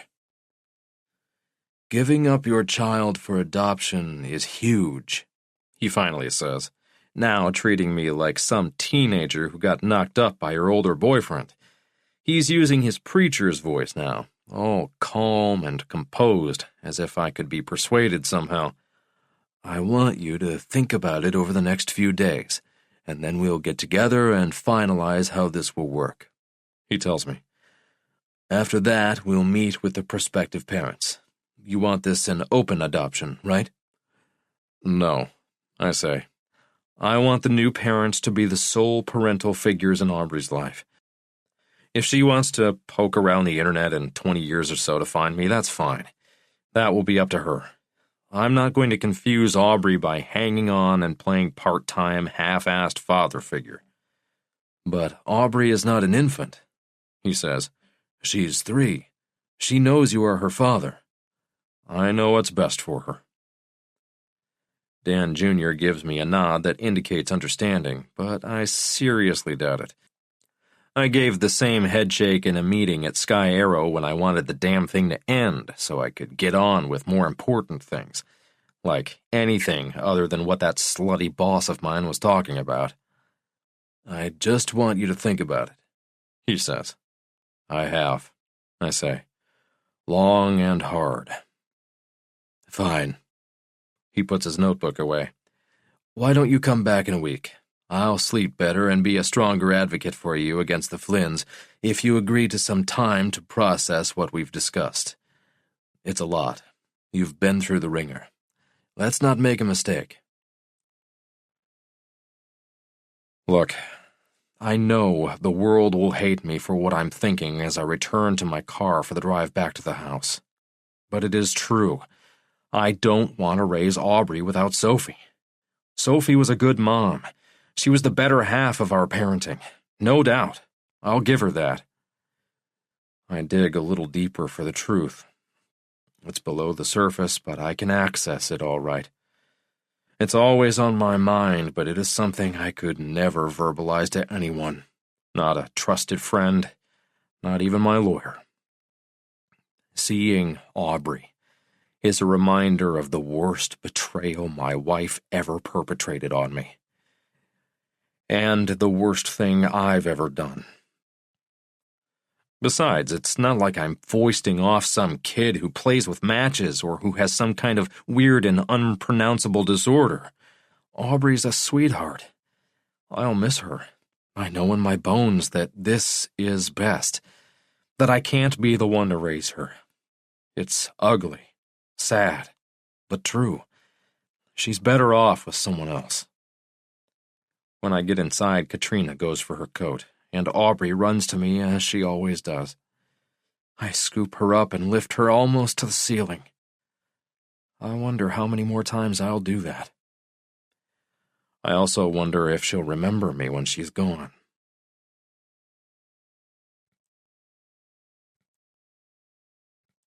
Chapter 60. Adam. Sophie rides in the passenger seat on our way to the cabin. I don't strap her in with the seatbelt. No need to. The cabin's owner alerted me of a cancellation, and I decided the time was right, and taking Sophie there, where it all started, was the best thing to do. Sure, she is in an urn now, but she was there when she last wasn't. I am bringing her back to scatter her ashes off the beach that she vanished from. It's a goodbye party of one. Aubrey's too young to understand, so I left her with Katrina. The Flynns are too obnoxious to invite to anything, let alone a celebration of their daughter's life, so I didn't even text them about what I was doing. Sophie always liked surprises. It's just you and me, babe, I say to the cheapest urn the wet-handed funeral home director offered as I go past the shingled exterior of the Alderbrook Resort and the hidden compound belonging to Bill and Melinda Gates. Lots of money here, I think. Money. My mind goes to that sore subject. My savings will only last until the end of the year. Sophie's life insurance will pay off the mortgage. I will need more money. A new job. A push of the reset button on my life.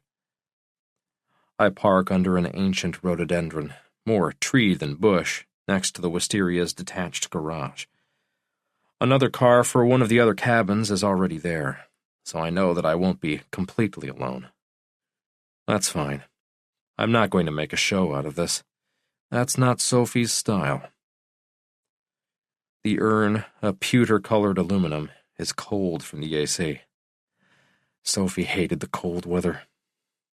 I smile. I carry the urn up the fern-lined path to the cabin door. I put it on a bench as I rotate the numbers on the lockbox and open the door. I haven't been here since the weekend Sophie died. I put her on the counter in the kitchen and survey the place. It is just as it was when we were here last, like a moment had been frozen in time. I think of that day and the night before as I wander from room to room. I have no idea how many people have stayed in the cabin during the month and a half since then. Dozens, maybe. Yet I can still feel Sophie as if she's just left the room. I can smell her. It unnerves me a little, and I return to my car to go get my bag and essentials. Makers, of course. It's 5 o'clock somewhere, as they say. I'm not a fancy drinker, but I am a drinker who likes a half-good whiskey and isn't willing to pay for something better. I pull at the red wax that surrounds the neck of the bottle. I taste that first splash over ice. Sophie, I think. I brought you back here because I can't think of a better place to say goodbye forever. The whiskey burns a little.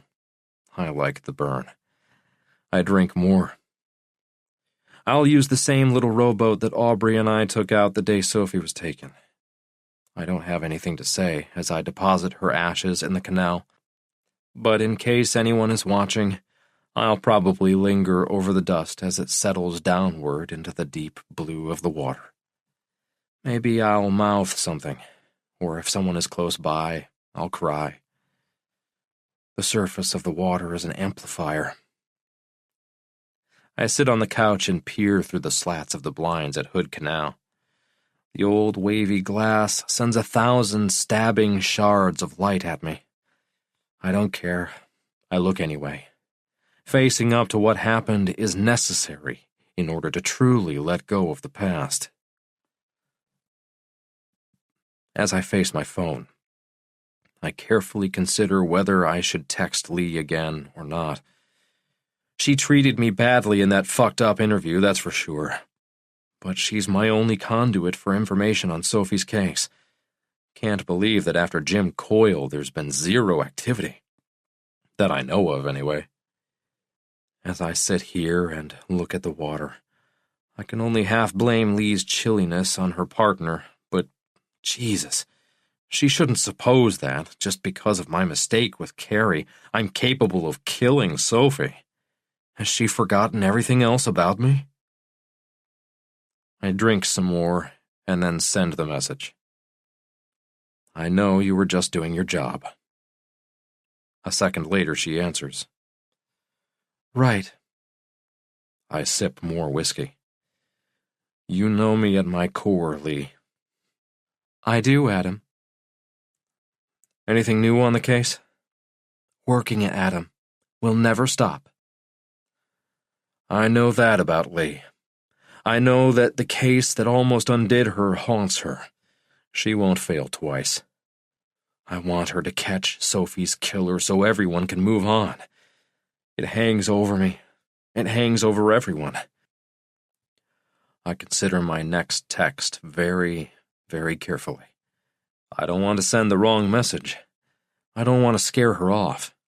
I want her to know that I am the grown-up version of the boy who found her that day under the branches of the plum tree. That I haven't morphed into something vile and hideous in the years since Albert Hodge took her. That maybe there was a purpose for our being reunited after all these years. I start typing. I'm up at the cabin. Brought Sophie's ashes to spread. Not sure I really want to do it alone.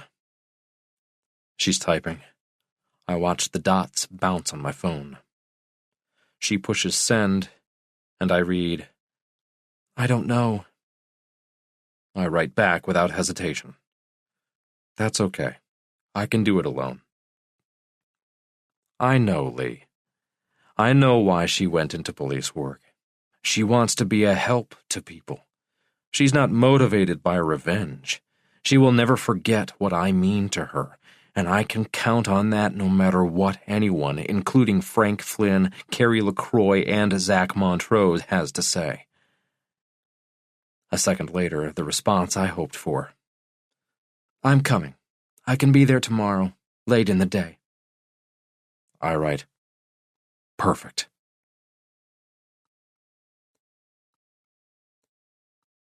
Chapter 61. Lee. I'm still holding the phone in my palm after texting with Adam when Sarah Leonard from the Washington State Patrol Crime Lab texts me to call her. Finally, got a hit on the Warner case.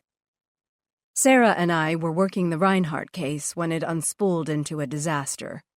We were both new in our jobs at the time and took the brunt of the blame for the botched case.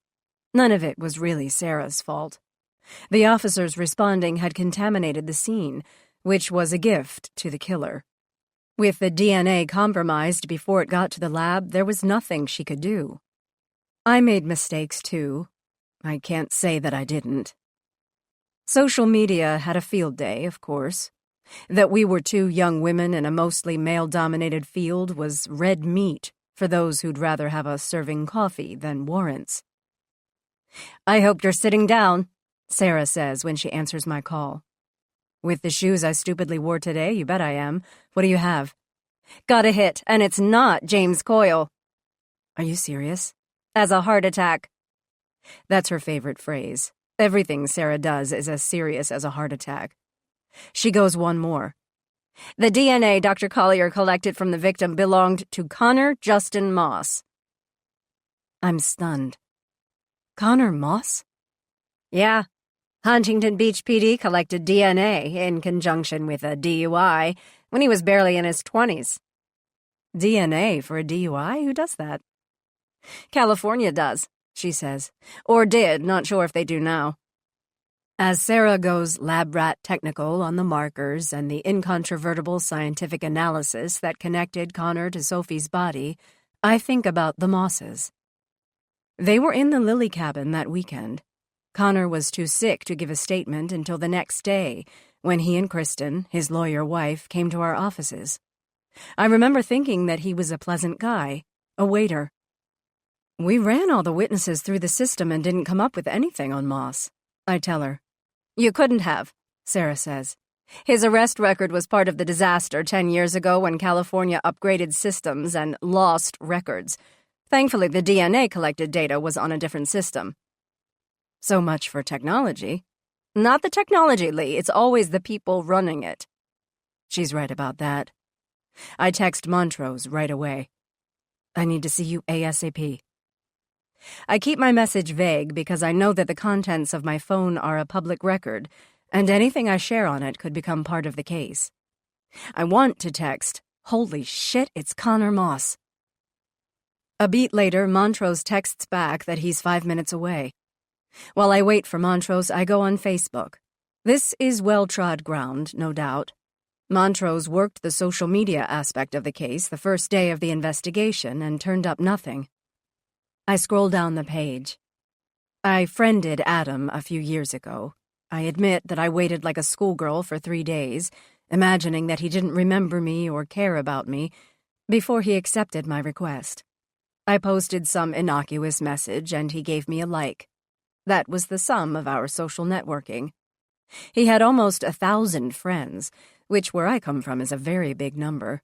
I have less than 100. Popularity has never been my thing. I look at Adam's page. He's updated it since I last viewed it to include a beautiful picture of Aubrey taken, I think, the day her mother went missing. She's standing in front of the wisteria with her little pink suitcase and the biggest smile I've ever seen. I know that the photo will haunt her when she's older and puts into context what happened later at the cabin. I read the words of encouragement and the, for once, proper use of the love emoji. Next, I click over to Sophie's profile. Her page is public, and it's frozen in time, of course. She posted a message the day before the trip to Hood Canal that she was heading out to what she hoped was her new happy place. "We all need a happy place, right?" she wrote. We all do, though clearly Sophie certainly didn't find hers. I scroll through a mix of posts in which she was tagged. Some were from friends at Starbucks. She shared images of Aubrey and Adam, too. Those were heartbreaking. A life lived in the real world, but now only existing online. I note the VRBO travel website listing for historic Hood Canal cabins. Rent one, rent all three.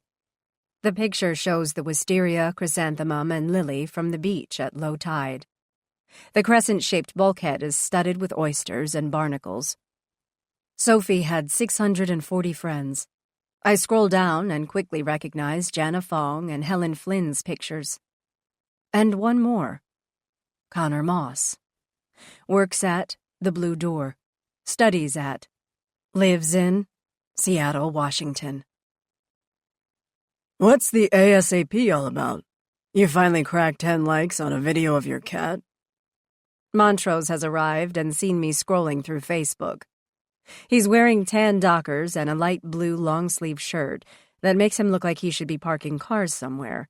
He smells like cigarette smoke, and I hope he's brought his Tic Tacs. I pass my phone to him.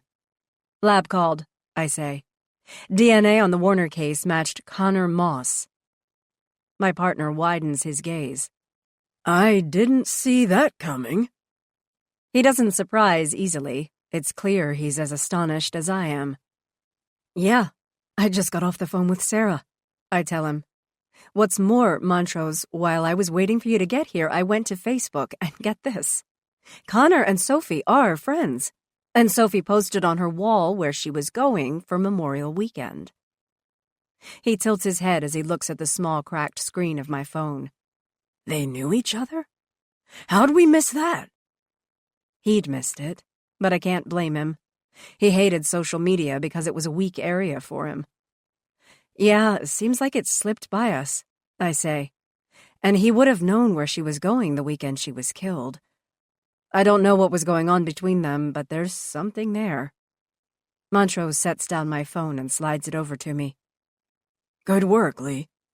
I smile at him as I get up. Honestly, Montrose says as we walk down the hall to let our sheriff know what's happening. I would have bet my house on Jim Coyle being the perp. Me too. Let's get over to the prosecutors so we can get a judge to sign an arrest warrant.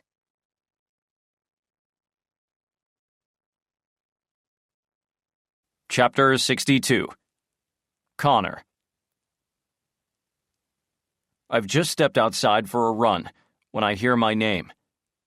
It's the detectives from Mason County, Lee Huseman and Zach Montrose. I turn in their direction, and in a nanosecond, I know that whatever is about to happen to me is not going to be good. Their faces are grim. Their eyes are piercing. Their mouths are straight lines. I feel a ripple of nausea. "Connor Moss," Detective Montrose says. "Put your hands where we can see them." I lift them in the air.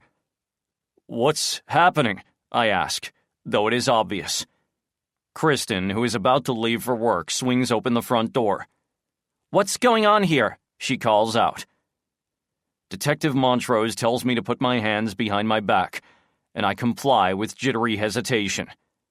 "I'm a lawyer," Kristen says. "We know," Detective Huseman says, giving a little glance in the direction of her partner. Kristen persists. "What are you doing here?" They ignore her. "Connor Moss," Detective Huseman says. "We're placing you under arrest on suspicion of homicide." I hear my Miranda rights being read. I think back to the first time that I'd heard those words, after the accident in Southern California. Since then, I have never so much as driven 5 miles over the speed limit. I never cheat on reporting my tips. I actually overpay my taxes. I have spent every second of my life trying to be on the right side of the law. I do all of that because I am sorry for what I've done. I'm not bitter that the drunk driving conviction has hung over me for my entire adult life. It was my fault. I have never, not even one time, not owned up to what I did. As the cold metal of the handcuffs encircles my wrists, I feel the blood drain from my face. I am physically fit. I run nearly every day. I do a weights circuit twice a week at the gym. I work in a restaurant and know what food is good for you and what isn't. And yet, as I stand there in a t-shirt and jogging shorts, my wrists locked together, I wonder if I'm going to collapse in front of the detectives and my wife. "I didn't do anything," I say. "Don't say another word. I'll get my purse and I'll follow you." It's Kristen. She's hovering just beyond the detectives. Her words are measured and calm, and her demeanor soothes and steadies me. She knows me. She knows I would never hurt anyone. They say her name. Sophie Warner. My eyes go wet as I go deeper into the vortex of a murder arrest. Oddly, though, I'm not ashamed of my emotions. The tears come and I let them. I am being sucked downward. I am helpless. I have no control over what's happening. My vision is blurred, but I can see Kristen clearly enough to see she's moving her mouth and saying that everything will be all right. Somehow her emotions don't track with her words. It's like an old Japanese movie dubbed in English. Just not quite right. I wonder then if she's thinking back to Hood Canal. I wonder then if she's looking at me in a way that she never has. When she first met me, she saw me as broken, but deep down, like the fixer-upper on our street, good bones. "You got this wrong," Kristen calls out to the detectives. "Not my Connor. He'd never hurt a fly." As they slide me into the back seat of their car, I catch another fleeting glimpse of her beautiful face. I wonder if she sees me as guilty. I wonder if that's what I am. Hours pass before I see Kristen. I've been strip-searched, fingerprinted, and photographed in the Mason County Jail by a couple of deputies who glower at me like I'm subhuman. In the holding cell, another man asked me if he could suck my cock when the guard is out of view. I declined. I sit motionless on a bench as a fruit fly circles overhead. I don't swat at it, because it is superior to me. As good as I've tried to be in my life, I know that I have been a fraud. I cheated on my wife. I cheated with Sophie Warner. It was a deliberate act. I can't make it into anything less. I could rationalize all I want. But God knows what I've done. God knows that I have been a fraud to a woman who adores me. A woman who wants nothing more than to make a family with me. I slept with Sophie, yet it was far more than that. I fell in love, too. We both did. Kristen is in the jail's small visiting room when they bring me to her. I know she must have taken her time to follow me here, because she is no longer dressed for work. She wears no makeup, and her hair is clipped back. Her look for days when she doesn't have the time or the desire to wash and style it. Mostly Saturdays. But this isn't a Saturday. I don't know why I thought that she was just outside the jail the whole time, telling the police that I was innocent. I take the chair across the table from her. The guard shuts the door. I'm sorry about all of this, I say. Her attention stays on the table between us. I'm not here as your wife, she says. I'm not sure I heard her correctly. I don't understand. I can't be your lawyer after today either. Kristen, what's going on? She looks up at me. No. Right through me. I can see her eyes are bloodshot. She's kneading her hands together, and I detect a palpable heaviness in her breathing. I'm worried about her. My pulse begins to accelerate. Are you all right? She shakes her head. Are you really going to ask that? Now her eyes are darts, and they are aimed at me with Kristen precision. I don't get it, I tell her, glancing around as if there were someone else here to help me explain. Kristen keeps up her stone face. You raped and murdered that woman, she says, her words carved out of ice. The police have DNA. Yours. They are wrong, I say, scrambling for words of certain denial. They can't have my DNA. Connor, she says, stop. Just stop. The lies have to end now. They can't make me testify against you. We're married. That's in your favor. I won't tell them about the bloody sheets, but you can't keep lying to me. You raped her. I never did that, I say. I could never do that. You know me, Kristen. I thought I did, Connor. I really thought I did. She stops to take a breath. I don't know you at all. I stand and lean across the table. I want to believe that this isn't really happening, but it is. I feel my heart beat as it pulses against my ribcage. I am alive. This is not a dream. Why are you saying that? I ask. Sit down, Connor, or the guard will come in. I sit and start to beg. You have to believe me. Kristen puts her hand up as if to stop me from any further nattering. I believe the evidence, Connor, she says. No emotion. Your semen was inside of the victim. That's a fact. That's something that will carry you through to a conviction. Maybe you don't remember doing it. I don't know if there's a plausible excuse for that kind of a lapse. And really, I just can't believe it. You know me, Kristen. You lied to me. You lied to everyone, didn't you? No, I didn't, I say, suddenly feeling like I'm involved in a tit-for-tat kids game. You knew Sophie Warner, didn't you? Isn't that true? Having her stating the truth like that, so starkly, is like a sledgehammer to the chest. I didn't kill her. The evidence the police have says otherwise. I loved her, I say. I would never kill her. Wrong words. I know that immediately. I'm not thinking clearly. Kristen starts to break.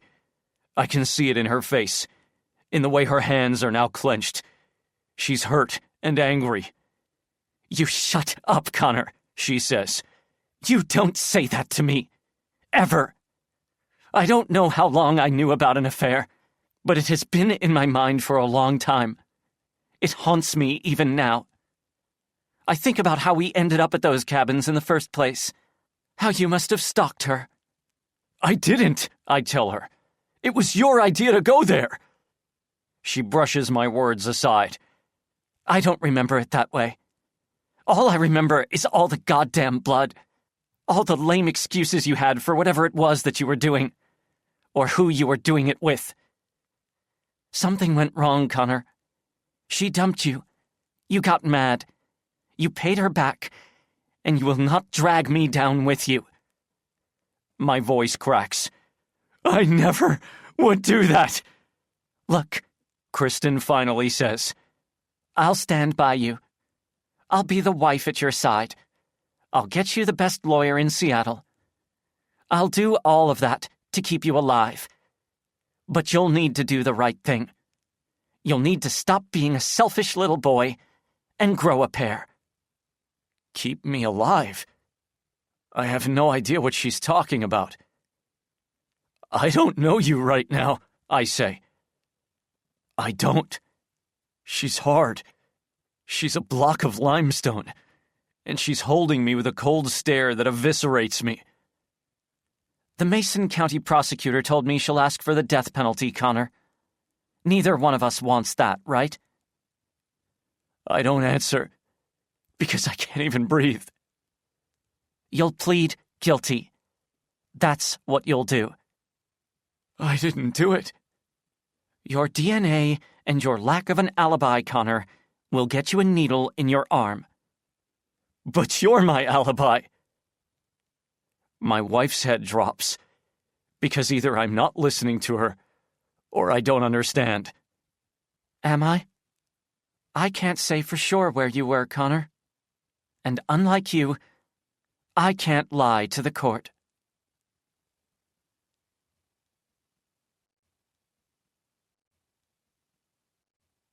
Chapter 63. Lee. I sit at my desk and leave a voicemail for Adam after several failed attempts. I could have waited to talk to him when I see him later at the cabin, but it felt wrong to withhold the news. And I want him to know that I never thought he was involved. That I knew he was innocent from the moment I saw him by the concrete bulkhead at the cabin on Hood Canal. I fill him in on Connor Moss's DNA match and arrest in Seattle. I watch my tone. I'm elated, of course, but the man I'm calling has suffered in so many ways since everything happened. Joy and relief are not the same thing. I'm sorry about everything you've gone through since Sophie was taken, Adam. I'm sorry about all of it. I hope you and Aubrey are doing all right. I'm looking forward to seeing you later. I look out my window. The plum tree is fully leafed out. Its green leaves are touched with a little bronze from the heat of the summer. The tree. The branches. Adam and I will always have a bond because of the day he found me. I know now that if I transferred some feelings of affection to him, they were misplaced. I'm a Shelton girl. The Shelton boy is now in Seattle, making a new life for himself. I reach for my coffee cup. You hungry? It's Montrose. Yeah, I say, setting down the cup. You drive. He nods, and we make our way to his car and drive down 4th to a Mexican restaurant that I've wanted to try since it opened over Memorial Weekend. I notice his grip on the steering wheel. Tremors better, I say. He gives me a smile. Yeah, he says. New meds. Can't stop the progression completely, but we're doing our best to slow it down. How long have you known? A while, I say. He doesn't ask me not to tell anyone. He knows he can trust me. At the end of the day, trust is everything.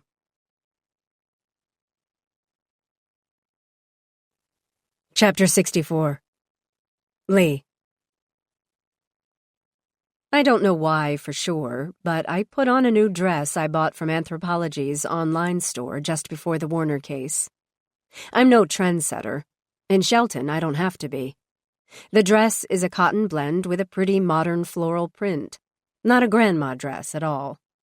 I saw Chrissy Teigen wear something similar on Instagram. I don't even allow myself to think that it's a sexy choice, because that's not the message I ever send to anyone. The truth is, I seldom feel sexy.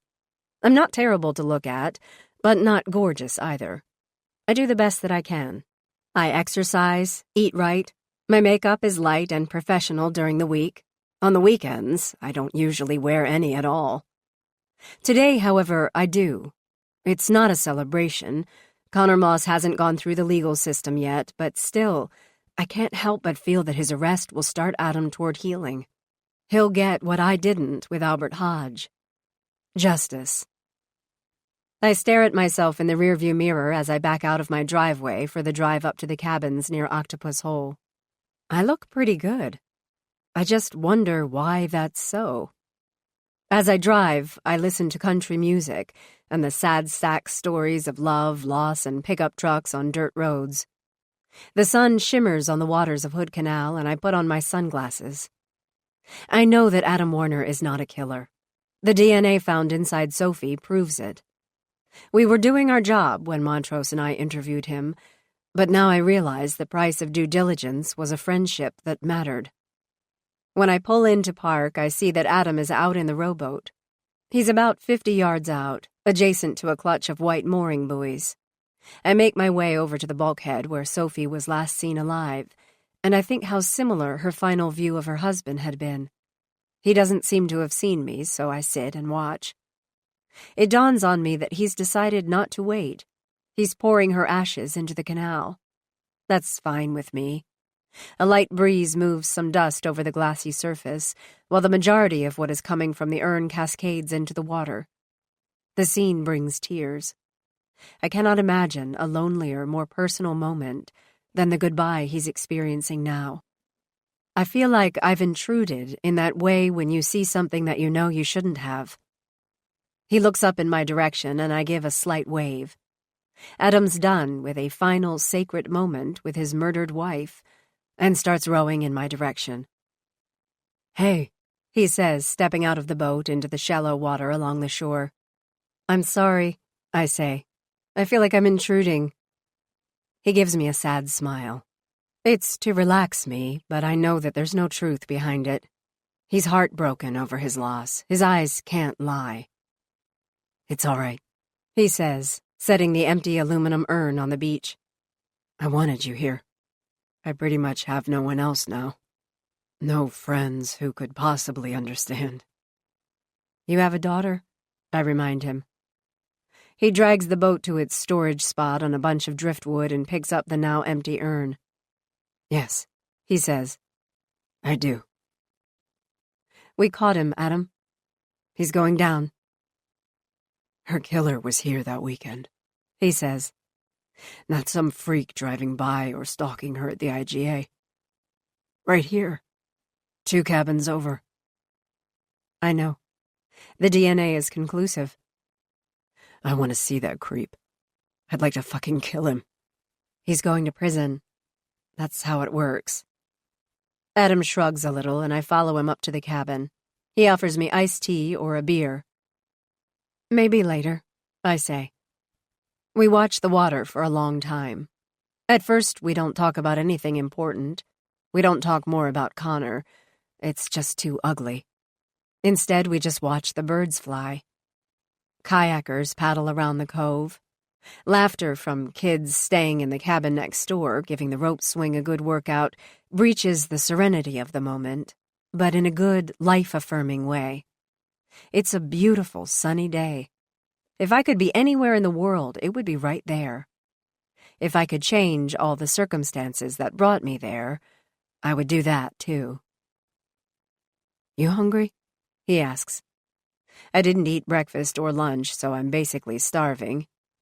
"I could eat something," I say. He stands. "Let's head up to Hama Hama." "Sounds good," I tell him. I haven't been there in ages. We walk to his car, and the empty car seat makes me think of his little girl.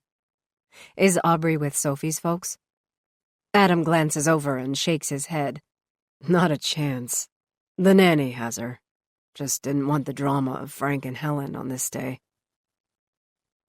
The Hama Hama Company's oyster saloon has been a fixture north of Lillywop for decades. It's not fancy, but it's authentic. Locals needing an oyster fix blend in with out-of-towners who have made the place a must-visit for any Hood Canal itinerary. Adam and I order oysters 2 ways, pan-fried and on the half-shell. I'm not a huge oyster fan, but under the right circumstances, nothing is better than a cold beer and some very fresh oysters. We sit there facing each other across a picnic table. We don't talk about the case. In fact, it's as if there is no case. We talk about his family, my family. We laugh about some of the things we used to do to pass the time in Shelton when we were kids. "Can you believe we actually played kick the can?" he says. "Yeah," I say. "It was the 90s, but Shelton was stuck in the 40s. He asks me if I've been seeing anyone. It's not a creepy question, just a summation of the fact that we don't know much of each other's lives after he left town. "Not now," I tell him. "Dated a guy I met at the academy in Burien, but things didn't work out. He took a job in Mesa, and I just don't do well with heat. A true Pacific Northwest girl." I drink more beer. That's me. He talks about making a career change and that he's got his resume out but hasn't found anything yet. "I'm going to run out of cash soon," he says. "Hate to dip into my 401k, but that's probably in the cards." I know there was life insurance through Starbucks, but I can imagine that money goes fast when you live in the city and have childcare and other expenses that I don't have. "Hard to find an executive position, I guess," I say. He nods. "Hard to find the right one." The sun is dipping low as we head back to the car. I'm feeling the effects of the beer. It'll be a while before I can drive back to Shelton. "I'm glad I came up to see you," I say as we cross the Lillywop Bridge. "Me too, Lee. Maybe the only good thing about everything that happened is reconnecting with you. I'm sorry for all you and Aubrey have gone through." "Thanks," he says. "No, really, I am." "I know, Lee." When we arrive at the wisteria, we sit in the same Adirondacks on the deck. The mood feels different. The breeze has stopped. The kids next door are no longer on the swing. Silence fills the air. Adam and I are alone. "I don't think I should drive," I say. "That's fine. Let's just sit."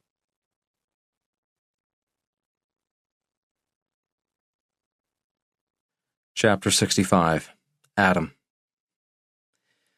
Lee drank too much, and I can't let her drive back to Shelton.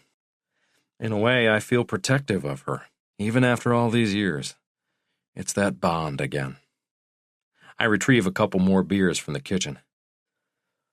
"Oh, God," she says, "I'm half drunk now." "Not even a quarter drunk." She laughs but pushes back on my offer. "Lee, you might as well stay," I say, sitting back down. "Your cat will be fine without you." Do I talk about my cat that much? I grin at her. Constantly. She makes a face and accepts the beer. "Sorry," she says. "I never thought I'd end up being the cat lady." "You're not," I say. "I think you are great." She drinks some more, and we sit there on the deck as 2 kayakers paddle by. A seal plunges into the water from a float.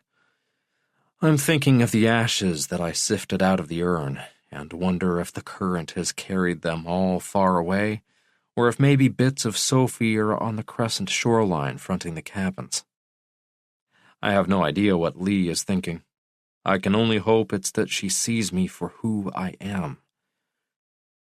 When it starts to get dark, I put a frozen pizza in the oven, and we eat it outside in the still but cooling air. My phone buzzes, and I read the text. "Katrina says Aubrey went to sleep without a hitch," I say. "That's good," Lee says. "I thought you didn't get great cell service here." "I texted you, didn't I? But yeah, it's far from great. So spotty that I don't think anyone out here can truly be connected without Wi-Fi." When she's finished with her beer, I ask if she wants to check out the sauna. She hesitates a little. I don't have a suit. I don't either, I say. But the owner has some really big towels. Come on, it'll be good for you. Get out those nasty toxins. Do I look like I'm full of nasty toxins? She asks with a smile. I shake my head. No, you look great. Inside, I turn on the sauna to let it heat up. I give Lee a towel and show her a little room off the kitchen where she can change. I go to the bedroom and do the same. A few minutes later, we're sitting on the cedar benches, feeling the heat pouring from the firebox. I tell her about rum runners on Hood Canal during Prohibition, how the cabin had even been a speakeasy. She notices the small panel on the wall near the firebox. What's that for? She asks. Nothing, I tell her. Lots of passageways in old places like this. She gives the panel a little kick and smiles. For only a second, the moment does seem a little strange. It isn't like I thought things would go this way, but I can see the way that she's regarding me.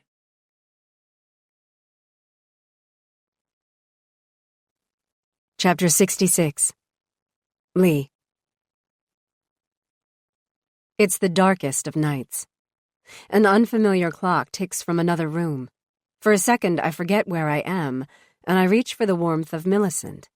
She's not there. Adam Warner is in the next room. I'm naked, covered by a white eiderdown. He's sleeping. I'm awake.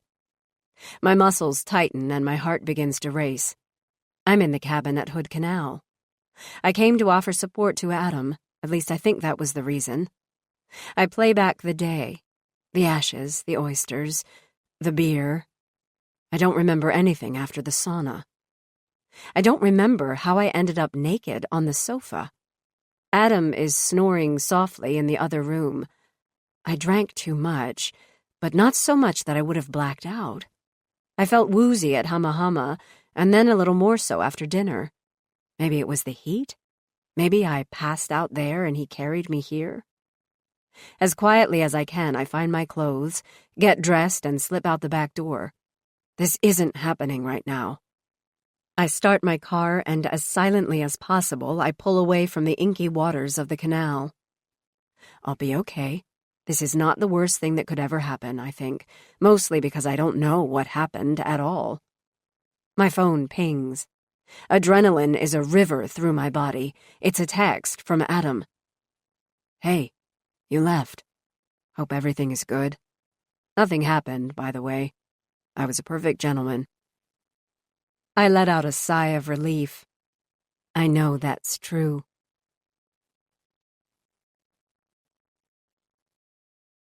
Chapter 67. Lee. It's a sunny Saturday morning a month after Connor's arrest, and I go where I always go on Saturday, Sister's Restaurant on Railroad Avenue. I don't have a sister, of course. I have a cat that thinks she's a person, so on some level I think I qualify. In any case, I order my usual, a Swiss and mushroom omelet and whole wheat toast with raspberry freezer jam. As I drink coffee and wait for my waitress, Diane, to bring my order, I ruminate on the past. I replay the same scenarios over and over in my head. It's a wonder that I can move forward when so many things keep me glued to the past. I'm a fly on flypaper. I think about how I was the one to survive when Kathy Reinhardt and Sophie Warner were not. How it was me who went on to live a full life, or as full as I can manage, and they were left to dust or memories. I almost never think of the perpetrators of crimes like these, but rather the what-ifs of the lives they've stolen. Kathy would be out on her own now, maybe have a family. Sophie would be reading to Aubrey and telling her silly stories about her father. My mom did that. She teased my father, and he went along with it. If she said he'd hunted bear in Alaska, then he'd join in and have me help dig for a bear's tooth in the backyard. One time she told me that Daddy had been to the moon, and he took me out to the backyard and pointed out where he'd left his footprints. I think I knew it was a game very early on, but I loved it anyway. When Diane leaves, I see Dan Belding Jr., a couple of tables over from me. Dan was 2 years ahead of me in school. I remember how Kip and Adam used to tease him by calling him Water Boy.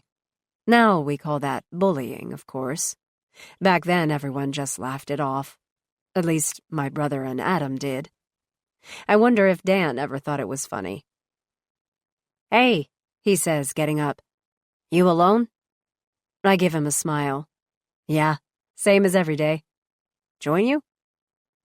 I don't get the uncomfortable "I'm interested in you" vibe, so I gesture for him to sit. Dan's a good guy. He's one of the locals who made good and did something with his life. "I'm sorry I haven't stopped by since you moved back to Shelton," I say. Dan rolls his shoulders a little. "My return was inevitable. Sawdust runs in my veins, you know." "Same here," I say. "Anyway, welcome back home." Diane sees that Dan has moved and brings his food. She gives me a little wink. She's completely wrong about Waterboy and me, but I don't say anything. My omelet arrives, too. "You must be relieved about the Sophie Warner case," he says. I can't tell if he's making a dig about the Reinhardt case not being solved, or if he's being kind. I choose to think he's being kind, because that's the kid I remember. I swallow a bite of my omelet and consider the raspberry jam. I am always glad when things end with a solid conviction, I say. He looks at me, then around the restaurant. "What is it, Dan?" I notice sweat on his brow, and while it could be the hot sauce he's doused his eggs with, it seems as if anyone who had a penchant for doing that would be used to it. "Attorney-client stuff," he says. "I hate that rule." I smear jam on my toast and give him a moment to think about what he really wants to say. I'm on the edge of my seat, but I don't show it. Dan's holding something, and it's like a ball made of razor blades that he wants to hand off. Quickly. "Yeah," I say. "That's not my favorite legal privilege. I understand it, though. I see the need for it, but I see the abuse, too." "Right," he says, staring down at the big yellow eyes of the eggs on his plate. I push a little. "Dan, come on. I've known you since we were kids." It's true, though a stretch. I took my position on Dan Belding Jr. from my brother. I didn't mock him. I would never do that to anyone. But admittedly, I laughed at the Waterboy jokes. Dan has egg yolk in the corners of his mouth, but I don't say anything. I try not to look at it. "All right," he says, setting down his fork. "I don't think I'm really violating much." "That's good," I say. He doesn't break his gaze from mine. It's a penetrating, unflinching stare. "One of our classmates came to me after his wife died," he says. I don't need to ask who he's talking about, and I can see that we're playing a game, so I go along with it. "That's interesting," I finally tell him. "I'm not saying who it is," he says. "Right, I got that, because that would be a violation." "Possibly," he says. "Yes, but the truth is, he didn't hire me." "So he wasn't a client?" "Like I said, it's a sticky wicket," he says. "He did come for legal advice." Diane brings more coffee. She's worked here for 25 years and still has the worst timing in the food service industry. We wait for her to finish pouring. My heart is sinking, and I'm not sure why. When Dan doesn't say anything for what seems like the longest time, I ask, "Is this going to be 20 questions, Dan?" I'm not irritated, I just need to know what the ground rules are here. I can see that he wants to tell me something important. It's not idle gossip about someone we know. He sets down his fork. "Adam came in about an adoption." I almost say, "My Adam?" But I don't. "Adam Warner?" "Yeah." "I didn't know he and Sophie had wanted to adopt," I say, whispering now because I know how keen the hearing is of the old man in the booth next to ours. I know that gossip travels faster than Wi-Fi in Shelton. Dan's expression is, well, expressionless. I can't tell what he's thinking as he sits across from me processing my question. "Like I said, it wasn't Mr. and Mrs., he says. "It was just Adam. It was after his wife was murdered." He's losing me. I'm not sure what to make of what he's saying. Did he say why, Dan? Yeah. He said that he didn't think he could manage the responsibility on his own. None of this makes sense. Then why would he come in to adopt another child? I ask. Dan looks down at the table and rubs his forehead. You're making me say everything. I wait for him to return my gaze. Because you aren't telling me anything. At least nothing I can grasp, Dan. Come on now, tell me. He was going to adopt out his little girl. I'm stunned. Aubrey? Yes. To the Flynns? I ask. He shakes his head. He wouldn't say. It was going to be a private adoption, and he specifically didn't want the Flynns involved. I told him they'd fight him and certainly win visitation, maybe even full custody. I don't say it, but I think it.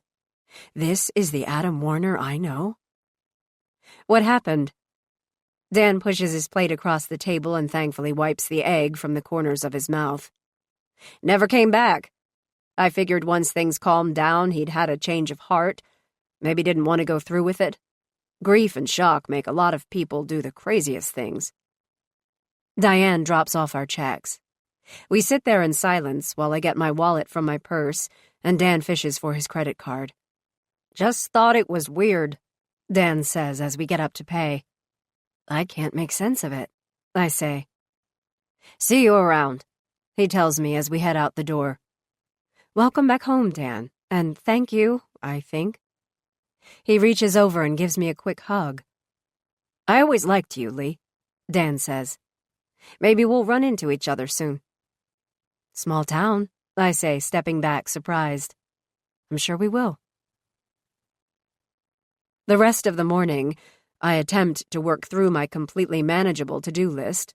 The bedding plants that I put out in the spring have bolted with the recent hot weather, and I decide to swap them out with late summer bachelor buttons and daisies.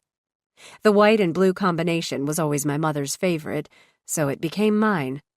I pick up a flat of each at the Fred Meyer garden store and return home. I start ripping out the old stock and planting the new. I wave at the new neighbors across the street while their kids play in the sprinkler. I'm so preoccupied that I forget to smile. The air is heavy. The kids' laughter only registers as an annoyance. All the while, I think about what Dan told me at Sisters. I can't make sense of why Adam would want to put Aubrey up for adoption. He seemed to be a doting father. He was adamant about wanting to protect Aubrey from the Flynns. When I go back inside, the letter sent to my home from Connor Moss draws me like a magnet. I opened it and set it aside, meaning to bring it into work for the case file, now closed. I fill a glass with tap water and sit down. Millicent is immediately on my lap and looking for some attention. The letter is dated a few weeks after Connor was processed and sent to the prison, all of which took a fraction of the time it usually does, like the system just couldn't wait to welcome him in. His handwriting is a little shaky. I wonder about that. Was he nervous? Scared? Desperate? No doubt all three. Dear Detective Huseman, I want you to know that even though I confessed to this terrible crime, I honestly don't think I did it. I don't think I am that kind of person. I know that soon enough, everyone will have gone on with their lives and forgotten about me. I'll be just another killer put away for rape and murder. I can't explain the evidence against me, but I know in my heart I would never have killed Sophie. I loved her. She was the mother of my little girl. I just want you to know that. I should have said this in court before sentencing, but I was still in shock. Goodbye. Sincerely, Connor Moss. I scratch Millicent under her chin and put the letter back into its envelope. She purrs like a chainsaw. I hate to do this to you, Millie, I say, setting her gently on the floor, but you'll have to get along without me. I'm going to prison.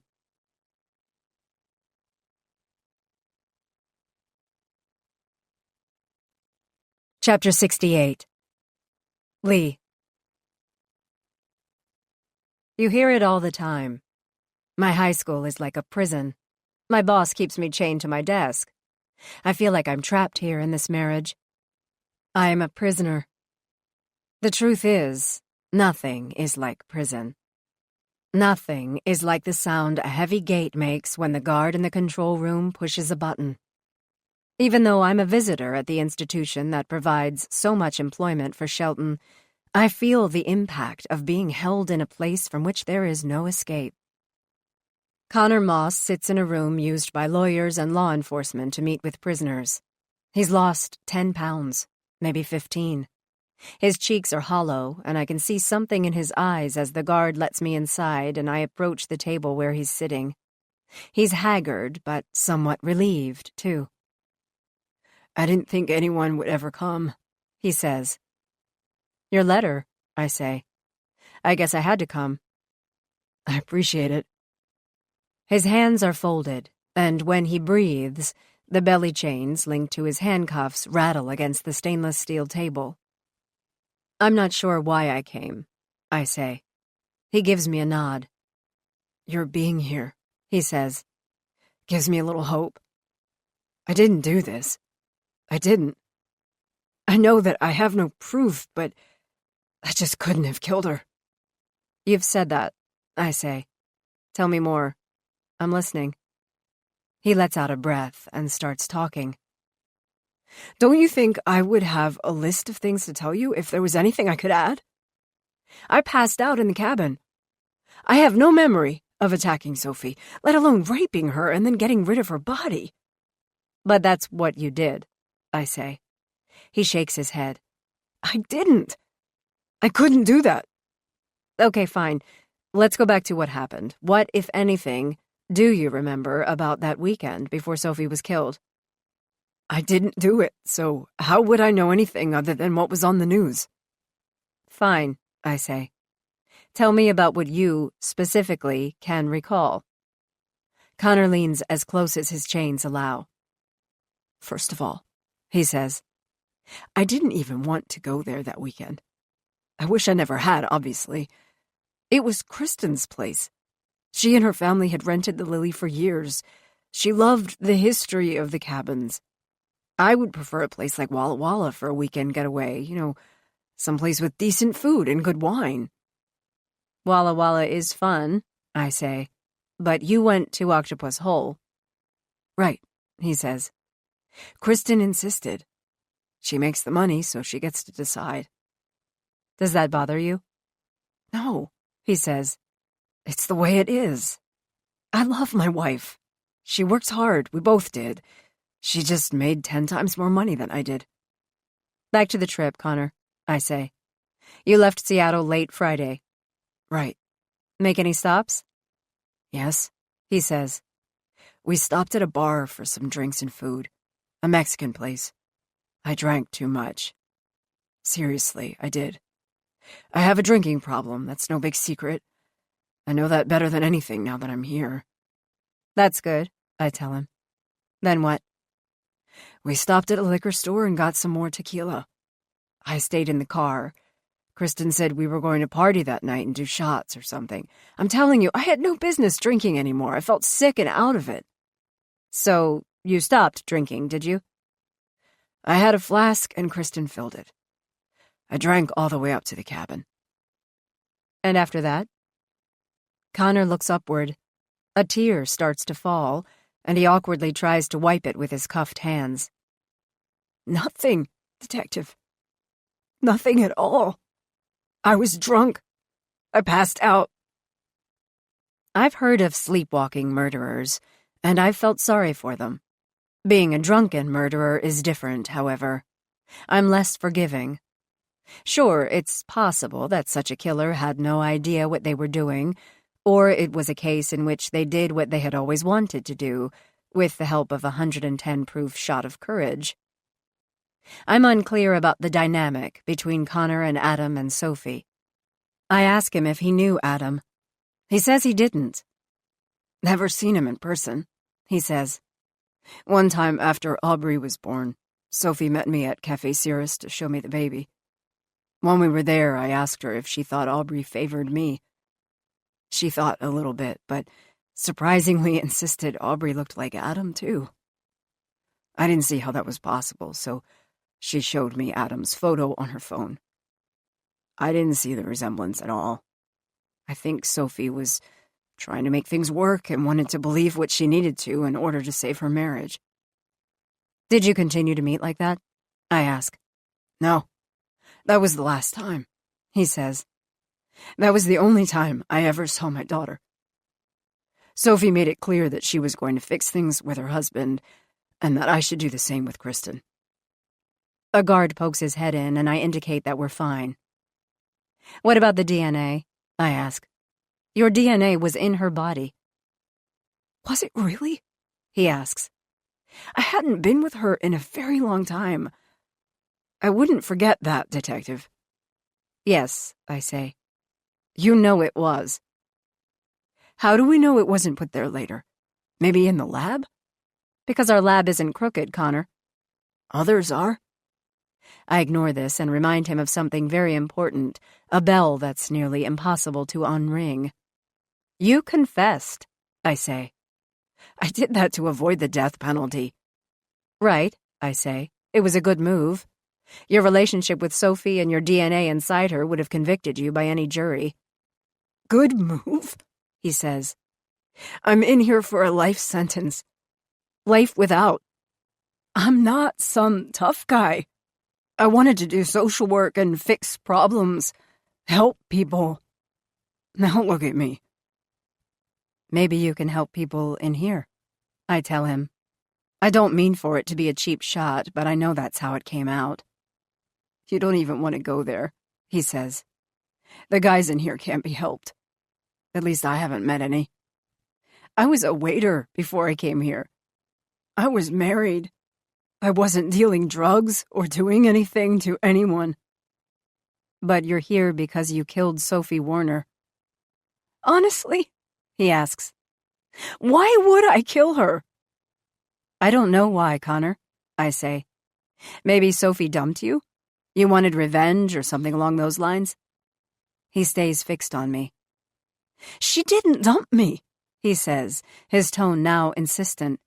It was mutual. It was the best thing for everyone. When she told me she was pregnant and she wanted to try to make things work with her husband, I agreed. I push a little. It made you angry. Connor's chains rattle against the edge of the table. Hurt, he says. Not angry. Disappointed. I wanted to be a father. Kristen and I had been trying for a long time. But you cheated on her. You know that I did, he says. I've never said differently. I fell in love. I fought it.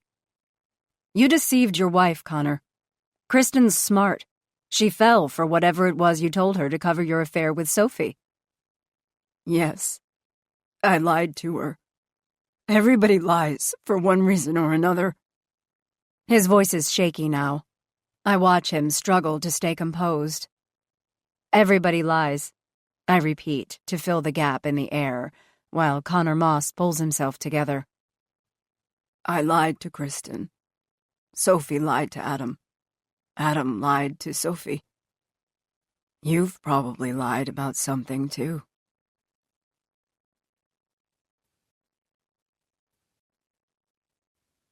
Chapter 69. Connor. I almost never work the lunch rush, but that's what I was doing that fall day when Sophie Warner and some others from her office came to the Blue Door. It was raining, and the entire party of 4 was soaked to the skin.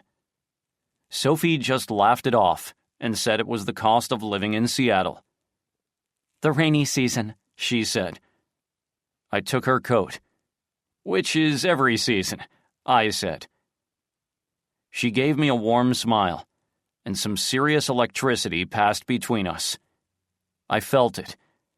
I didn't know if she did or didn't.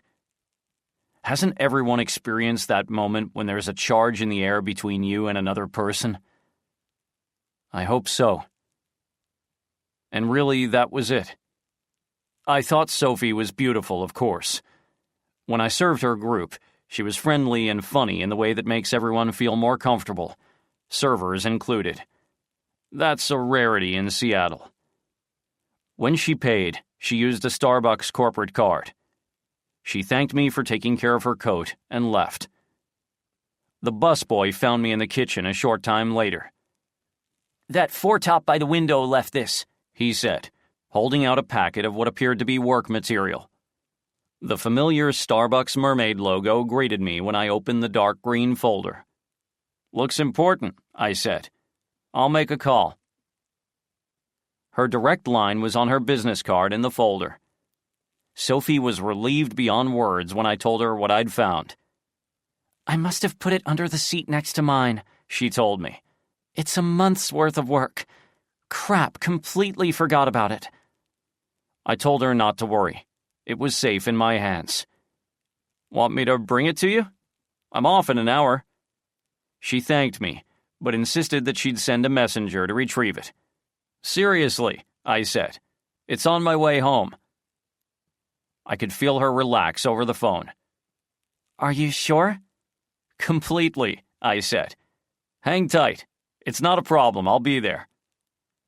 An hour later, I asked for her at the Starbucks front desk, but she was busy.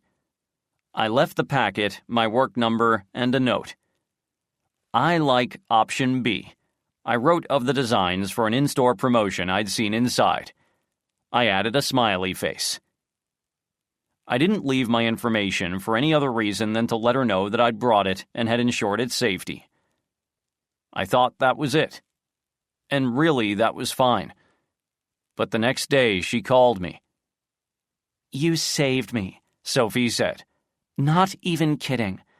Everything was backed up in that folder, but the notes my design director made. I didn't want to go back and tell her I lost it." "No," I said. "Don't want your boss in your face."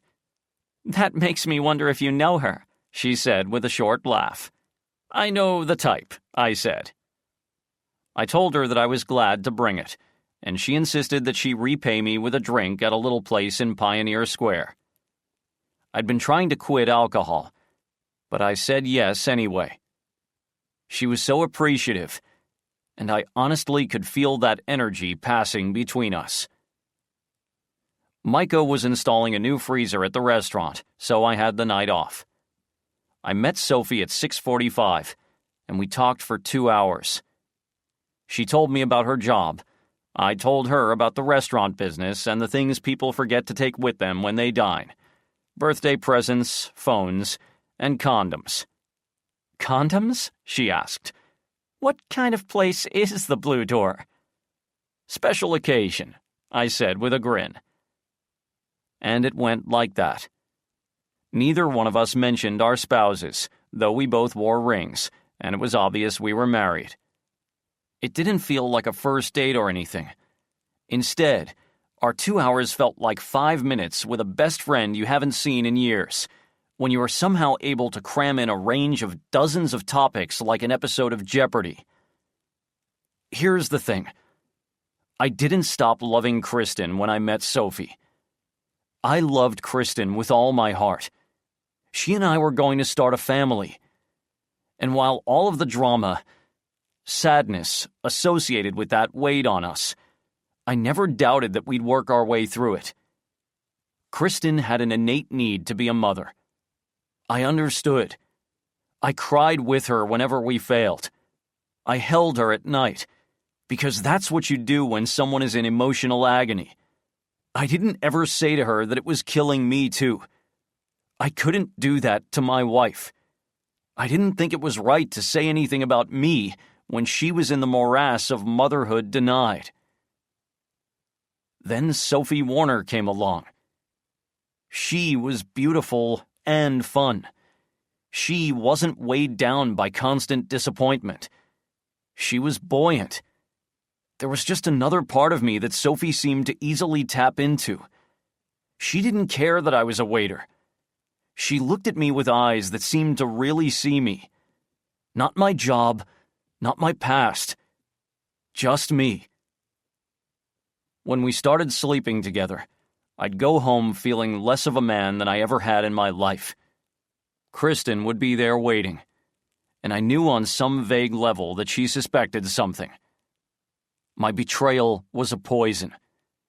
I tried to rationalize what was best for Sophie, her Sky Arrow manager husband Adam, and me. If Sophie and I were soulmates, then we should be together, right? I even asked God to help me sort out what I should do. God didn't give me the answer, though Sophie did. I met her at our place in Pioneer Square. She started crying before we even sat in our usual booth, one in the back that we were sure had been the territory of adulterers before us. What is it? Is everything okay? I wondered if she'd lost her job, if her husband had found out about our affair, or maybe she had cancer. No, she said. Not by a mile. She didn't say anything for the longest time. When the waitress came and she ordered a club soda with lime, I knew. You're pregnant, I said. She shifted her stare to the tabletop. I found out this morning. I was in shock. Really, I was. Nothing but silence. Is it mine? I finally asked. She pushed a lock of her hair behind her ear and drank her club soda. She fiddled with the lime. I don't know, she said. Sophie's answer astonished me, though it probably shouldn't have. She had insisted that she and Adam barely slept in the same bed, that he was probably having an affair at work, and she didn't even care. She told me that I was the only man she wanted to touch her. I was her soulmate.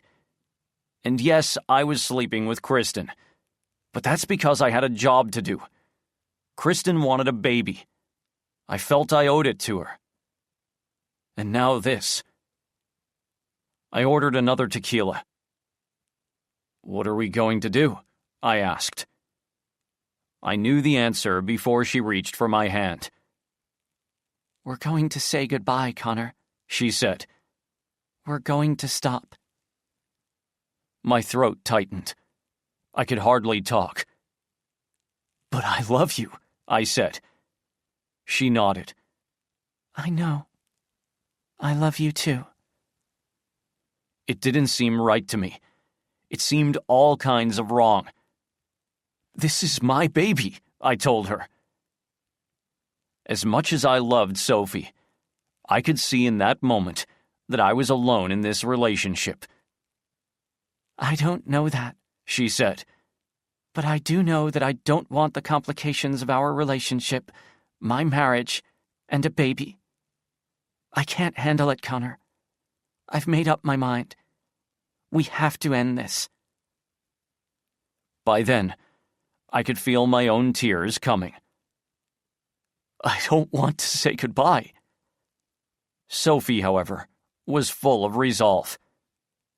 I knew in that moment that it didn't matter what I wanted or what I thought. She was going to do what she believed was best for herself and for the baby. She leaned in and gave me a kiss. And then she got up and left.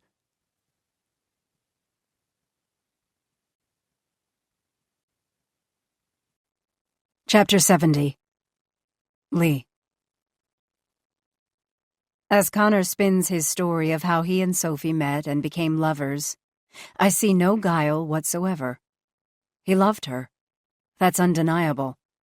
I believe his story that he doesn't really know what happened to Sophie, that he has no memory of what, if anything, he did after arriving at the cabin. I've been lied to by the best and worst of them. My BS meter almost never fails me. Even so, undercurrents of jealousy can be a hidden Niagara. Add some liquor to the mix, and it's possible there was an explosion he can't recall. You only saw Aubrey one time? I ask. When she was a baby, he says. Yes, that one time. Did you and Sophie communicate after that? Not once. No calls, no emails, no texts. Were you stalking her? I ask. He pushes back from the table. Seriously? No, I wasn't. When she said it was over, I accepted it. When she said she wanted me to see the baby, I said, all right. I never initiated any contact. Connor, I say. I don't know how I can help you, or even if I should. I do believe you don't have any recollection of what happened. Small consolation, but thanks, Detective. I appreciate someone believing me. You aren't alone, I remind him. You have Kristen. I had Kristen, he says. We're getting divorced. It's for the best. She can't wait, and there really are no appeals if you plead guilty, which I did. I'm sorry, I say, and I am. I really am. He keeps his gaze cast downward. Me too. I really fucked up my life. I dragged her down, and now maybe she's got a shot at happiness. I hope she finds it. She's a really good person. I think of how shell-shocked Kristen looked after her husband's arrest, standing there in front of their house all dressed for work. She was both beautiful and strong. I felt sorry for her. I knew she was a lawyer, she reminded everyone of that fact, and the profession relies on keeping one's emotions out of the worst of circumstances. This can't be happening, Kristen said as we picked up Connor on an arrest warrant for Sophie's murder. Not my husband. Not my Connor. He'd never hurt a fly. She stuck with him through a process that must have been excruciatingly humiliating for an officer of the court married to an accused killer. TV, newspaper, and online coverage rained like the worst Seattle storm in history. Later, Kristen added to the case against her husband by revealing her suspicions of an affair. I had no idea that he was seeing Sophie Warner, she told TV reporter Linda London in an interview that aired before his plea deal. But now it makes sense. It's the reason we went to the cabin. I wanted to go somewhere else, but he was so insistent. I wonder if he was planning to meet up with her. As I sit across from him in that chilly prison interview room, I tell him I don't know what to say to him. Axel Bacher saw what he saw, Connor. You can't dismiss his eyewitness account. A woman being abducted in broad daylight while her husband and daughter were offshore crabbing. I know, he says. But he didn't see me. I was wiped out in our cabin. That was supposed to be us out there crabbing. We had the pots in the trunk, but I got all messed up and ruined it. He shook his head miserably. Not that we would have been able to go anyway. Why's that? Found out Sunday when we tried. Turns out the crab fishery was closed until June sometime. Big notice in all the little boats that go with the cabins. But Adam Warner and his little girl went crabbing, I say. He just shrugs. Outlaw crabbers, he says. Great way to get a massive fine. They take it seriously on the Sound. I nod, knowing that to be true. I picture Adam ignoring the sign in the boat, loading Aubrey and the crab pots in anyway. I need to leave, I tell Connor. Are you going to help me after all? He asks. I don't know if I can, I say, getting up and tapping the glass for the guard. Thanks, he says. Thanks for seeing me. I want you to know that if I ever get out of here, I'm going to fight Adam Warner for custody or visitation. Aubrey's my daughter. You don't know that for sure, I say. I do, he says. I knew Sophie better than anyone. She lied to me when she said she thought it could be Adam's baby. I know that beyond a shadow of a doubt. When I looked into Aubrey's eyes, it was my own that I saw.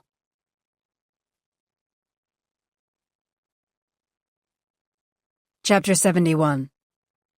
Lee. I stand on the bulkhead and look down at the 3 little boats associated with the 3 cabins just south of Octopus Hole, and wonder why I've rushed here. Something to do with crabbing and these little boats, each of which is now chained to the dock, and each of which once again displays a sign announcing the closure of the crab fishery. Yet Adam and Aubrey, outlaw crabbers, went out anyway. And Adam, seeing his wife being attacked, had then rowed like a madman to shore to save her, thrown his little boat up onto the sand, yanked his daughter free of it, and started searching for his wife, yelling for help, leaving Aubrey with the nice older woman there and charging up into the brush. That little boat had still been there, beached, cockeyed on the sand where Adam had left it when Montrose and I arrived. That little, utterly empty boat, containing not a single crab pot. Was that it? Was that what had sent me scrambling back to this place? Crabbing was banned on that weekend, and Adam's boat had contained no pots anyway. Maybe he just left his outlaw pots in the canal when he saw Sophie being attacked. Like an idiot, I scanned the water for crab pot markers, as though they'd still be out there nearly 3 months later. I heave a sigh and turn around. My eyes settle on the big gray cabin where Sophie Warner spent her last night on this earth. It's a straight line from the steps through the seawall to the trail to the Wistaria's front door, hidden by a big old cedar. I scan over the middle cabin where Teresa Dibley and her grandchildren slept and think of how the kids got up in the middle of the night and the little boy heard something. Finally, I cast my attention in the direction of the Lily. The Mosses arrived late the night before the crime. The tide is out, so I walk farther back over oyster shells and rocks to take in everything at once. I have no idea what I'm searching for until I see it. A faint indentation runs across the lawn from the wisteria to the chrysanthemum, and from the chrysanthemum to the lily. A buried water line? No. Each cabin has its own well house. Power, I know, comes across from the road above. It would make no sense for a sewer line to run from cabin to cabin. Patches of bright green grass indicate separate drain fields for septic systems.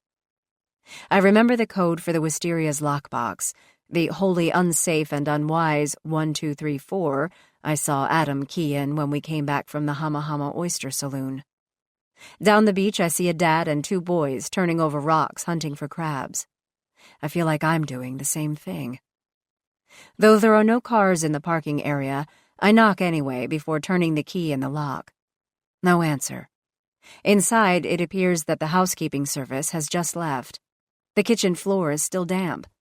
A big, loose bouquet of cosmos commands the space atop the dining table. It, like delphiniums and daisies, reminds me of my mother. She loved blue and white. I think more about how it was that the Warners and Mosses ended up at Octopus Hole over that long and deadly Memorial Day weekend. It was on purpose, of course. The assumption all along was that Connor stalked Sophie on Facebook, where she had posted their weekend plans. Adam and I are headed to Octopus Hole, #Memorial Weekend. Kristen said that her husband was resolute in his desire to spend that particular weekend there. But in reality, it was her place. She'd been going there for years with her family. She knew the history of the cabins. But so did Adam. I think of that night that I spent here. Stupid me. Drunk and infatuated with the memory of a boy who found me. He told me about rum runners on Hood Canal during Prohibition, how the big gray cabin had even been a speakeasy. Whenever the government agents came calling, he told me, they moved a bookcase and it hid the hard stuff, revealing the kind of drinks only a kid would want. Lots of people out here back then with things to hide. Hood Canal was a good place to get lost back then, I said. They never teach that in school. I remember how Adam and I sat in the sauna after eating oysters and drinking too much beer. Something struck me as odd back then. It comes to me as I return to the little sauna, the strange little panel by the firebox. He was dismissive about it. It didn't seem peculiar at the time, but now I wonder as I examine it. The door is small, but not that small. It's paneled in clear cedar like the rest of the space. When I give it a firm push, it springs open. The cedar is a cover over tight-grained fir, the original wood used to build the cabin. The hinges are time-worn, but the screws fastening them in place are new. When I open it, I poke my head inside. It's dark, so I reach for my phone and turn on the flashlight. Its beam points downward to some old, worn steps. I start down the steps. The space isn't very large, maybe the size of a small bedroom. The floor is dirt, but the walls are concrete. As I swipe the beam of light over into the dark, something catches my attention. A straw hat. A jolt goes through me, and I think of Axel Bacher. He said Sophie was wearing a straw hat before she vanished after the struggle above the seawall. Adjacent to the hat, I see something darkening the soil. When I bend down, I'm met by what I'm nearly certain is a pool of dried blood. It's mahogany in color. It has been there a while, but it isn't black. It's still the color of blood. I know the lab can tell me how long it has been there. I know, however, how long it's been there isn't as important as whose blood it is. I'm focused on what happened down here. How is Sophie's murder connected to the space? Connected. The cabins are connected. I make my way to an opening that leads down a short passageway. It's musty, but cobweb-free. Water drips. Through some gaps between the slats in the passage ceiling, I notice I'm under the little cabin. It passes through my mind that young Clark Dibley probably had heard something that night after all. And it wasn't a door closing. It was a body being moved. Only 20 yards separate the cabins. In another minute, I'm under the Lily, the last cabin, the one Kristen and Connor had rented. The tunnel goes farther and I keep going. I find that I no longer need my phone for illumination. I feel the breeze of the outside come at me. In front of me, partially obstructed by reeds and a snarl of driftwood, is an opening to the waters of Hood Canal.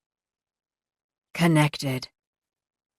Connor and Kristen came to Hood Canal for the weekend because she had wanted to. And it wasn't because she wanted a long holiday with her waiter husband. She knew what was beneath the cabins. She wanted her rival gone. Ragged as they are, the pieces are falling into place.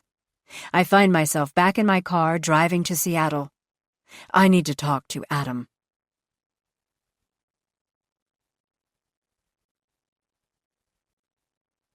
Chapter 72.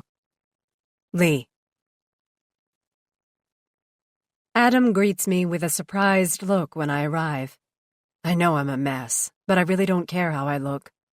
I'd spent the morning gardening and the afternoon crawling around the passageway between the octopus hole cabins. He's dressed to go out. "Hey," he tells me, pretending to ignore my appearance. "Wish I knew you were coming. Made other plans and would have ditched them for you." "That's fine," I say. "I'm not up for going out." "What's up?" he asks, letting me inside and leading me to the living room.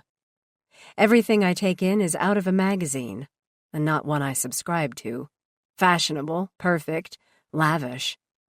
Adam's wearing a blue linen shirt and his shoes gleam like a pair of mirrors. I also notice new eyeglasses with Prada frames.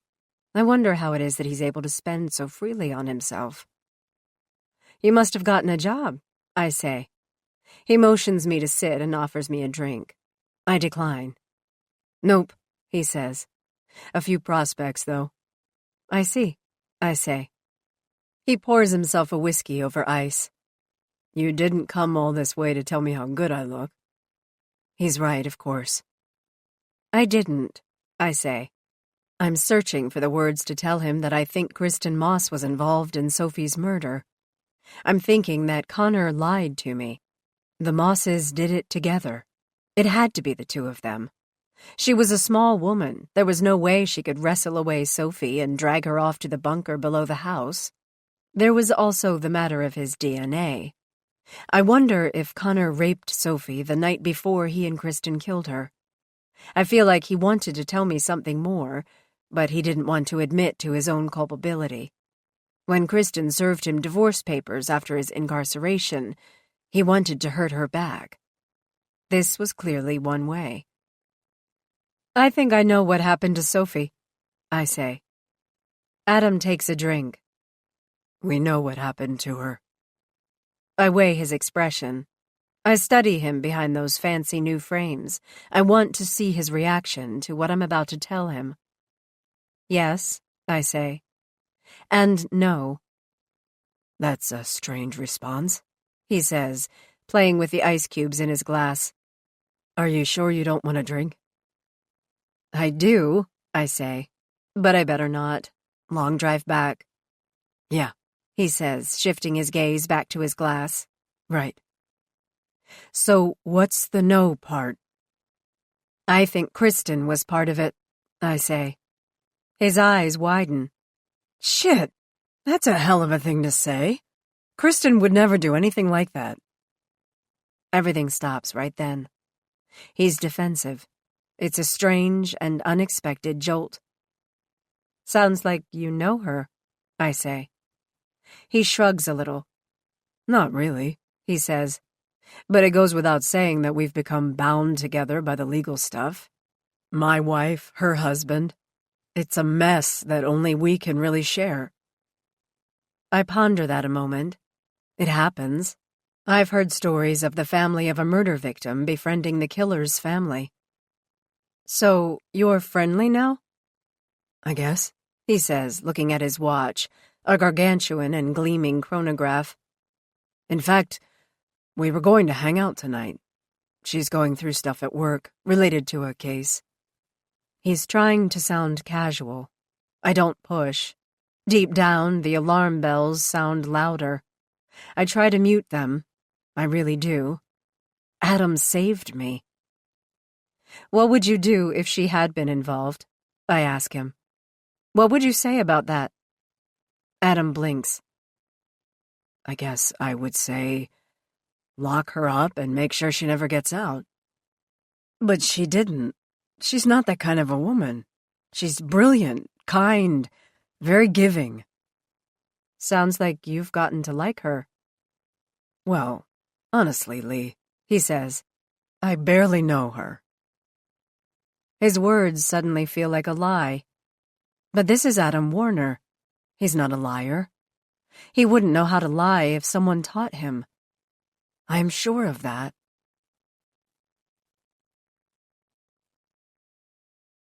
Chapter 73. Adam. The first time I saw Kristen Moss was when she knocked on our door one Sunday afternoon. I'd been watching football on TV, and the Seahawks were losing. Big time.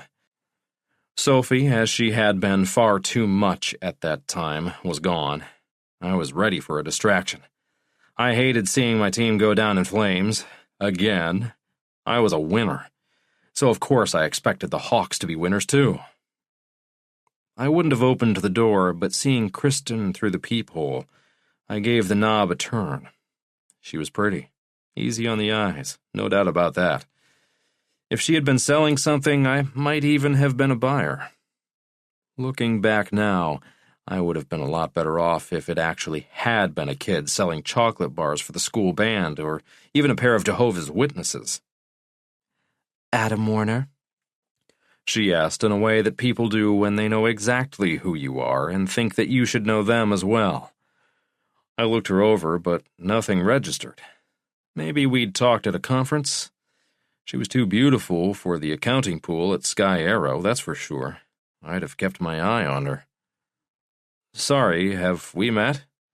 "No," she said. "I know your wife. Is she home?" I opened the door a little wider. "No, Sophie's out running errands with our daughter. Might be home in an hour. You want to wait?" I let the last word hang out in the breeze, an invitation for her to tell me her name. "Kristen," she says. "Kristen Moss. You might know my husband, Connor." I knew that name. Indeed, I knew a lot about Connor Moss. I'd Facebook stalked him after my office millennial helped me figure out who the hell he was. I'd gone by the restaurant where he worked, hoping to get a glimpse of the piece of shit. I even went to lunch there, but I missed him. I never even saw him. After a few days of being pissed off, I let it go. I'd been messing around with Carrie. I had no right to call Sophie out on it. And then things got better. "What do you want?" I asked. "I want your wife to stop fucking my husband." I didn't even flinch at this. I'd seen the emails between Sophie and her lover by then. I knew that things were bad between Sophie and me. I deliberately chose to ride it out. This woman in front of me was taking a different, more direct approach. It works both ways, Kristen.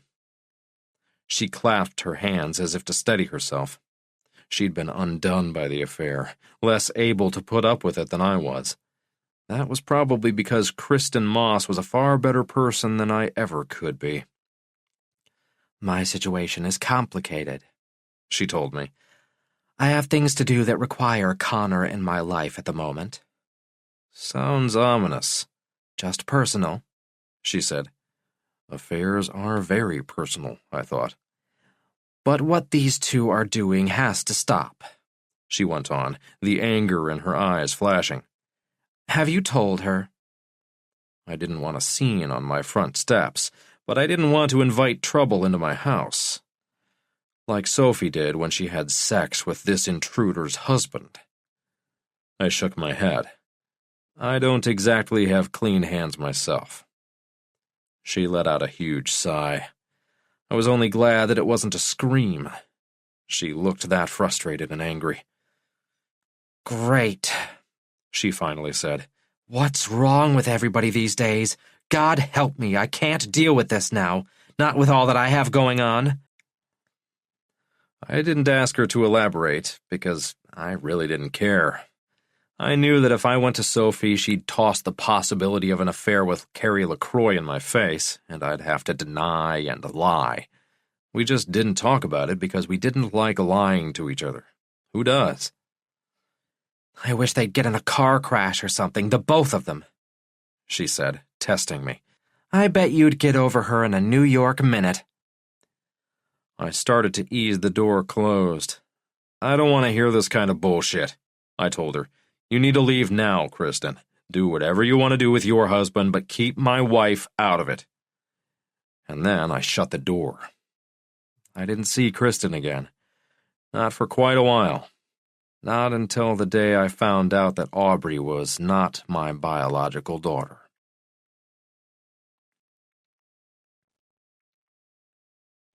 Chapter 74. Lee. I don't tell Adam about the straw hat. How I found it under the wisteria when I searched the old rum runner's passageway between the cabins. I don't tell him, as he stands there in his fancy clothes, that I know I've been lied to. I don't tell him any of that because, when he sets down his phone to refresh his drink, I notice the pendant that caught my eye in the interview with Kristen and Connor. Art Deco, platinum, sapphires. It's coiled like a snake on the table next to Adam's drink. It is almost like I've been swallowed by a black hole in the middle of that expensive sofa, down some huge drain and into the sewer. Everybody lies. It wasn't Connor at all. It was Adam and Kristen. I try to slow my heart rate and appear calm. I'll take that drink, I tell Adam, if you're still offering. He's oblivious to my shift in demeanor. Or maybe I'm more adept at hiding how I feel than I think I am. He flashes that perfect smile. Before, I saw a Cruise smile, a Clooney grin. Now I see Jaws. I can do that, he says. One quick drink, and then I need to get out of here. He turns his back to me and makes it, then hands me a glass. I take the smallest of sips. I wonder now if he spiked my beer that night at the cabin. It passes through my mind now that the boy who saved me when I was a girl has become a worse monster than my rapist and captor, Albert Hodge. How is it that I could be so intuitive with so many, but fail with the one who had saved me? The one I thought I knew better than anyone. How's Aubrey? I ask, trying to keep the conversation going. Must be hard caring for her. He wipes the lenses of his glasses with a tissue. I have Katrina, he says. That's right. She must be a big help. He sees me a little differently now. I can feel it. Where is she now? They stay at Katrina's on Saturdays, so I can get things done around here. It's tough doing it on your own. You don't have a job, I think. I'm sure. I avert my stare. Something's up, he says. What's going on with you? Are you all right? I think about what card to play. Adam knows me well. He knows every tell that I have. I start with Aubrey. I ran into Dan Belding today at Sisters. He shakes his head. That place still open? My heart pounds. Yeah, and Diane still works there, but that's not the interesting part. What might that be? The energy in the room has altered. The blood vessel in his temple pulses like the beating heart of a frog. It's rapid. He's got to feel it. Yes, in fact, he does. He wipes the back of his hand over that very spot. Says you sought some legal advice, Adam. I watch him very closely. Adam doesn't play dumb. He's smarter than that. No, maybe devious is the word. My brother used to tell me that Adam should join the drama club and give up the basketball court. I was at my wit's end, Lee, he says. Didn't know what to do. Didn't know how I'd make it. But as you said, you have Katrina, I say. I thought she was a great support. He pretends to brighten a little. It's phony, but I give an empathetic smile in return. Yeah, he says. I'd be lost without her. You're lost now, I think. I weigh my options. I'm not afraid of this man. I could be direct and confront him, or I could try to extract from him what I want to know. But I'm not stupid. I know the risks of such a confrontation. I need to use the bathroom, I say. He points down the hall. First door on the left. I find my way down the hall. I lower the toilet seat as though I'm about to use it. I turn on the water. While I stand there, I look at my reflection in the mirror. Without makeup, I am a blank canvas. Freckles bridge my nose. My eyes are full of sadness, and I almost make myself cry. I see someone who was blinded by a traumatic event, so blinded that when the truth was right next to her, she couldn't see it. I can see it all now. I can see the woman that I was meant to be, and I'm not letting this SOB get away. I can't have Adam hear me make a call, so I text Montrose. I'm at Adam's. He's Sophie's killer. Call SPD and get them over here ASAP. I press send and flush. I stay riveted to my phone until I see the dots moving up and down. Montrose. Roger that. Be safe. When I return to the living room, I notice that Adam has moved his phone. I bet he sent a message of his own. I decide to be direct. Aubrey isn't your daughter, is she? I ask. He holds my gaze for a very long time. It's clear that he's weighing his options, too. I saw Connor today at prison. I go on. He had a lot to say. Everything I say now is a log on the fire. I'm going for a bonfire. I'm going for the biggest blaze I've ever seen. Connor is a murderer, he says, and a liar. I don't think so. Before that moment, I might have added, and I'm a pretty good judge of who is truthful and who isn't. I know you killed Sophie, I say. He looks at me like I'm crazy, but I know I'm not. I was in the boat, he says. Axel Bacher saw me. You know that, Lee.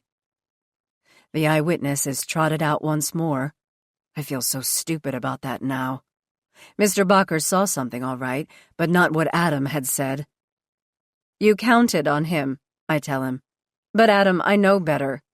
I found the hat and the blood under the cabin. I know that you knew about the passageway because the night I stayed at the cabin, you told me about the history. Oh, Lee, he says, moving closer. You were drunk that night at the cabin. He's a stranger. I know that now.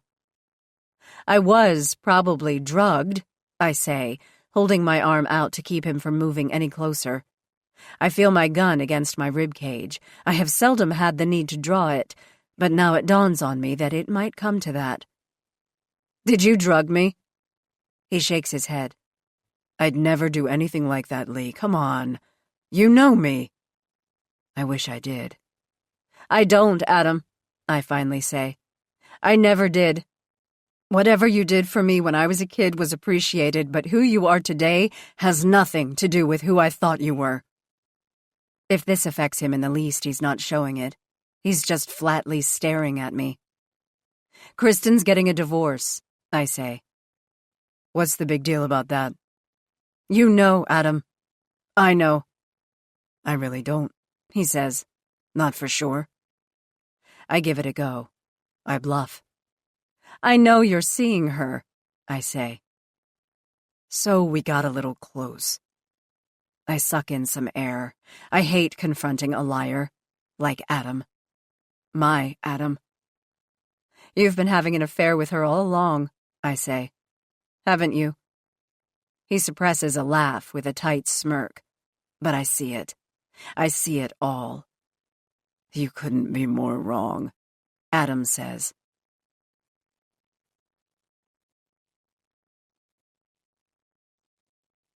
Chapter 75. Kristen.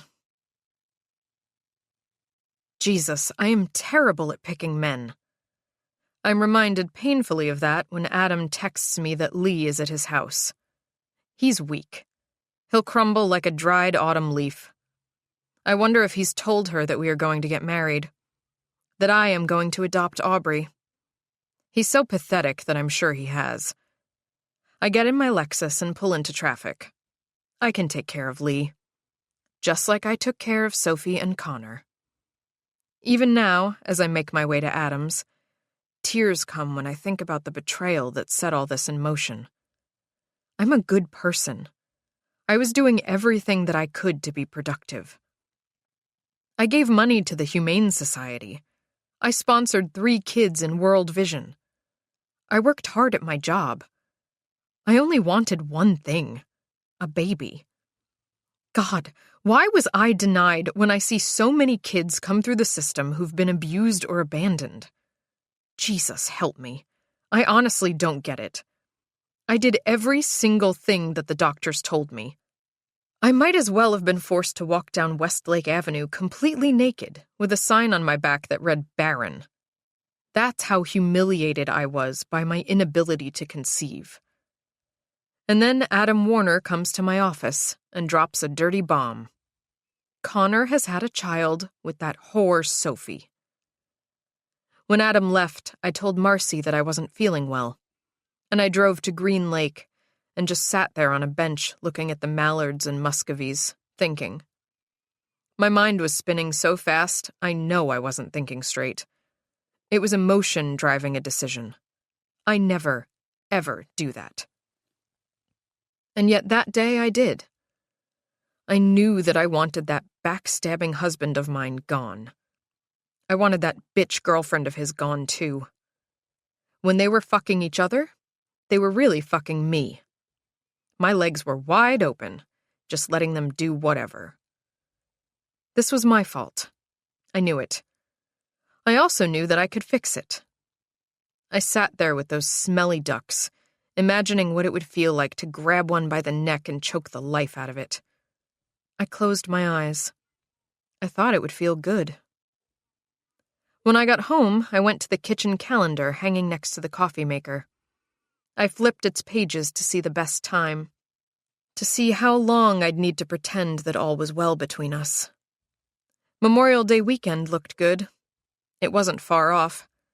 I could survive the routine of our lives with an end in sight. The date held some irony, too. I liked that.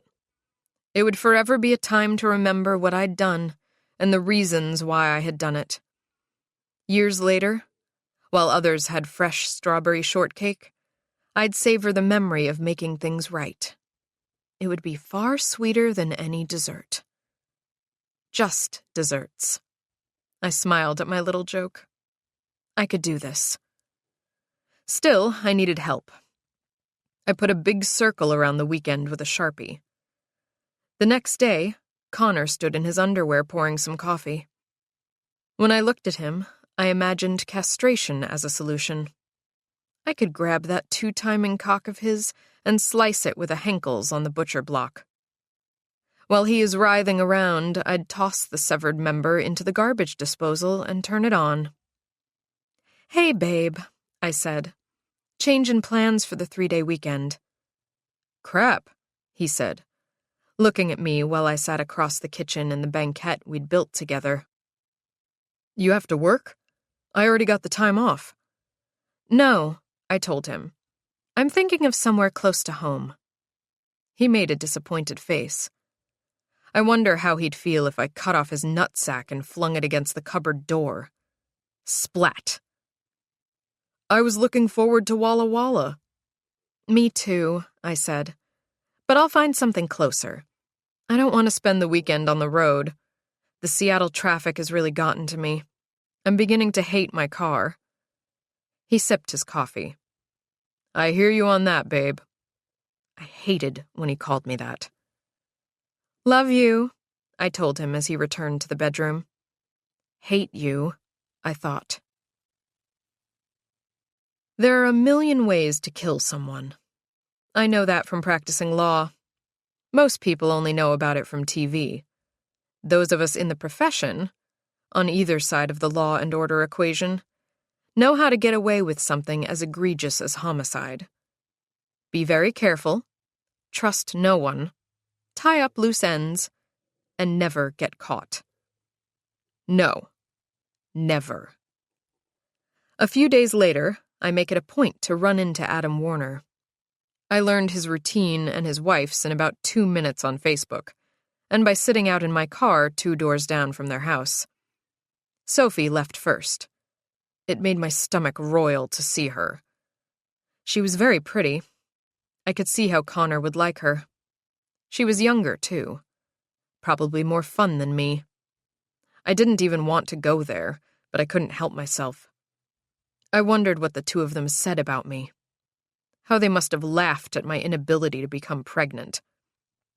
How it came so easily and accidentally to them when I put so much effort into it. That wasn't what made me sick when I watched Sophie. It was seeing her and that little girl. A girl that I felt was half mine. Or should be half mine. It was my husband that made that baby. Aubrey was perfect. She was the little girl that I dreamed about when I went to sleep in tears after having Dr. Y or some stupid girl at the herbal store tell me that I was not going to get pregnant. That I should just give up and adopt. Idiot. 20 minutes later, Adam backed his car out of the driveway. I followed him half a block, and then I started honking and waving frantically. He pulled over and got out, thinking that there'd been an accident. What do you want? He asked, recognizing me right away. The same thing you do, I said. He pretended to push back, but I'm persuasive. That's what I do. I don't know what you're talking about. Yes, I know you do, I said. I want you to meet me in the bar at the Four Seasons at 7. I won't meet you anywhere, he said. We have the same interests here, Adam. Our spouses betrayed us, and your marriage is going to end, you know it. And you'll be stuck paying child support for a kid that's not yours. You'll hate every minute of your life for the next 15 years. Aubrey will be a reminder of how Sophie betrayed you. A knife in your back. You know it. I know it. I have a solution. Meet me there. He looked at me like he'd been hit with an air gun.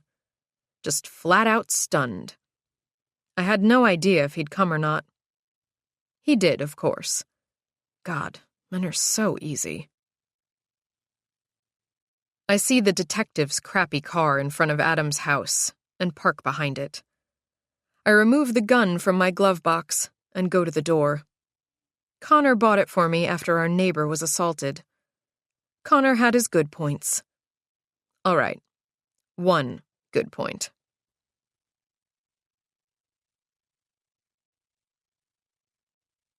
Chapter 76. Lee.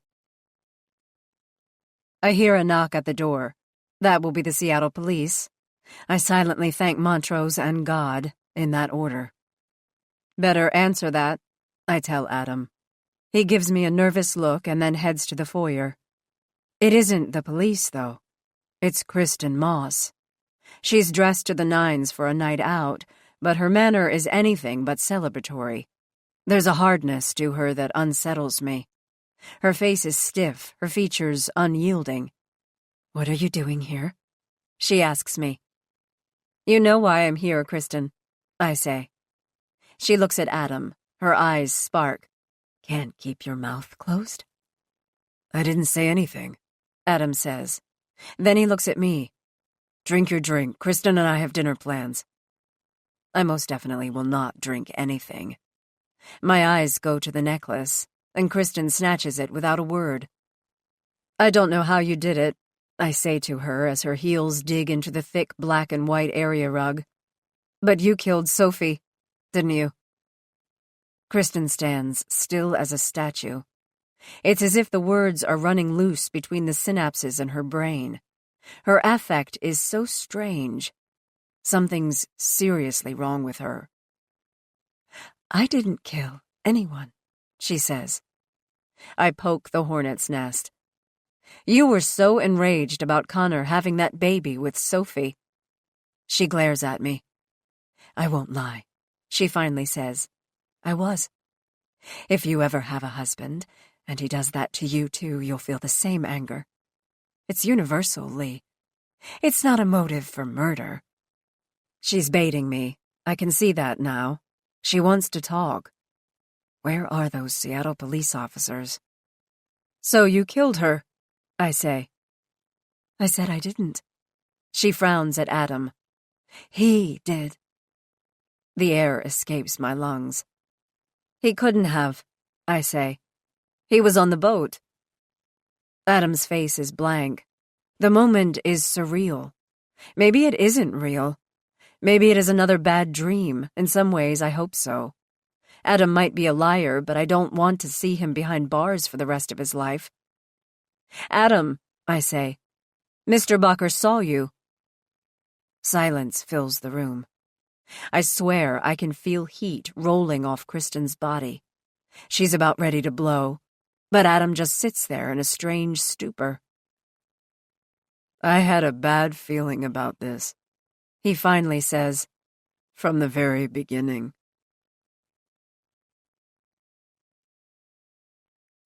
Chapter 77. Adam. We sat at the back table of the Goldfinch Tavern in the Four Seasons. Kristen had just come from work. I didn't have to make an excuse.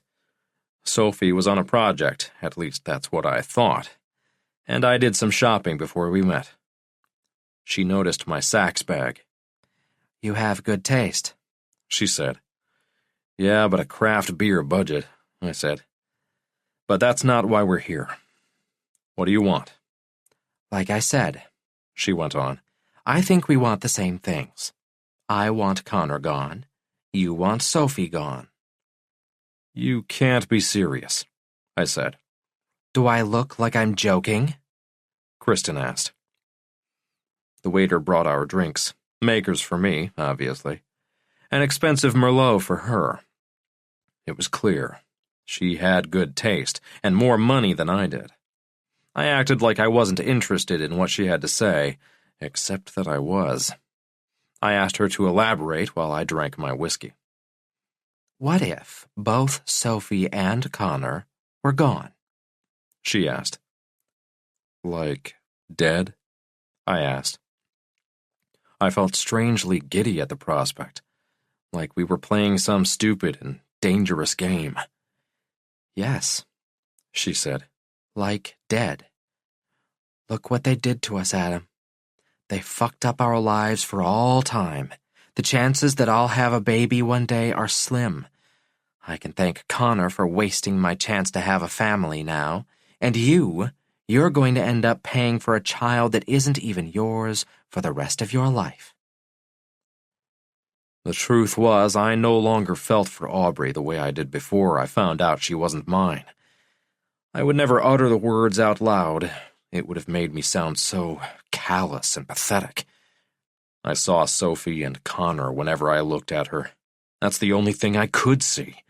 It made me angry and sick to my stomach. I thought of how the cuckoo pushes the offspring from a host's nest. I understood. Inexplicably, however, I defended Aubrey. It's not as if she's a brat, Kristen. She's a good little kid. Kristen raised her perfect brow and swirled her wine.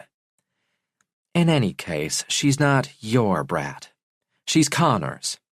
I know you hate that. I would. My dad once told me that no man wants to raise a child that's not his own. I ignored her remark. Instead, for some reason, I egged her on a little. I lowered my voice. I could never kill Sophie. You don't have to, because I could. Her eyes were ice. She actually meant it. It stunned me. And then, I suppose you want me to kill Connor, I said. Is that it? When she shook her head, big, fat diamond earrings caught the light and sent sparks off into the room. I looked around to see if anyone was watching. It was a reaction to the circumstances. She was plotting. I was listening. The conversation was going way too far. No, she said. You don't have to kill anyone. I'll do it all. You just have to help in other ways. The more she went on, the crazier I assumed she was. She had it all figured out, even had the time and place picked out. Some cabins on Hood Canal over Memorial Day weekend. She planned to frame Connor and give him the boot to prison for the rest of his life. I'd have an alibi. She knew that an old man walked the beach every single morning at 10:45. He'd done it for years like clockwork. She even made a reconnaissance trip up there to confirm it. Axel Baker was the key. Your cheating wife's abduction will be done in broad daylight, she said. By who, if I'm in a boat? Kristen locked her eyes on mine. It was as if she didn't need to blink. I'll kill her the night before, she said. You'll be traumatized. You'll clean up the mess. That's easy. I'll plant Connor's DNA on her body. He'll go down for it. We'll be free. You want to be free, Adam, right? I admitted that I did. Think about it. Divorce will never make you free, she said, still cool and resolute. You'll have to pay for Aubrey. I know women like Sophie. She'll bleed you dry, Adam.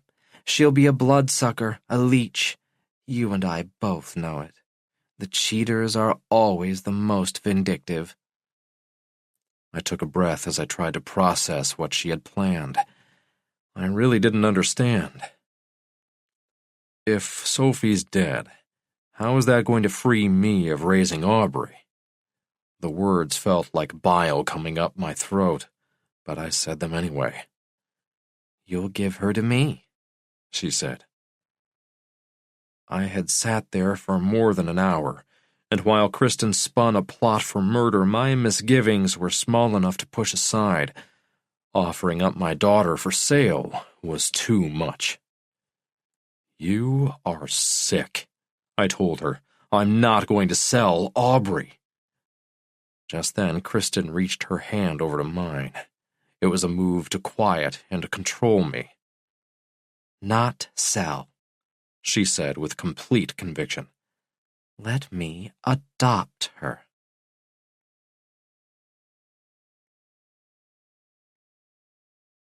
Chapter 78.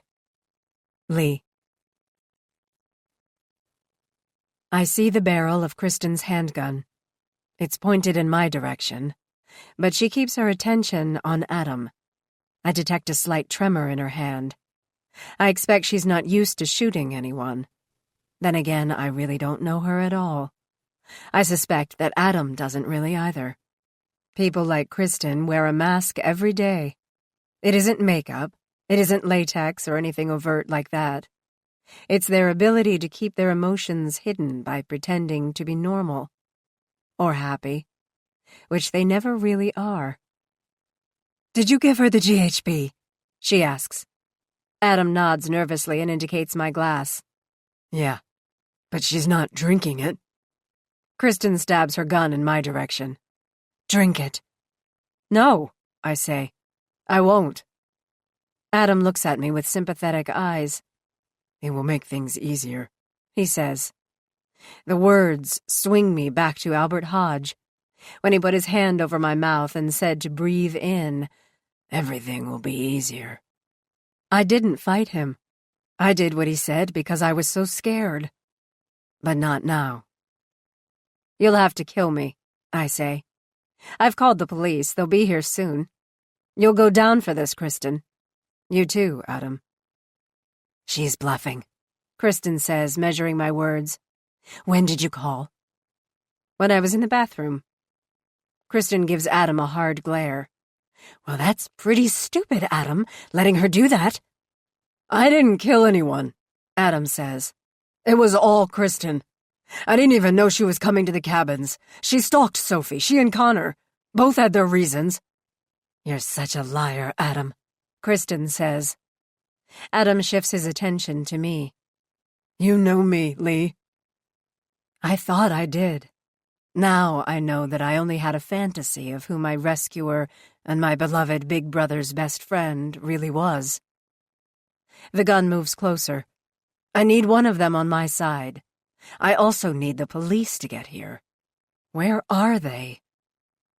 I know you couldn't have done it, Adam, I say. Kristen won't back down. We did it there because Adam told me an old friend, someone who looked up to him, who owed him, would be the responding detective.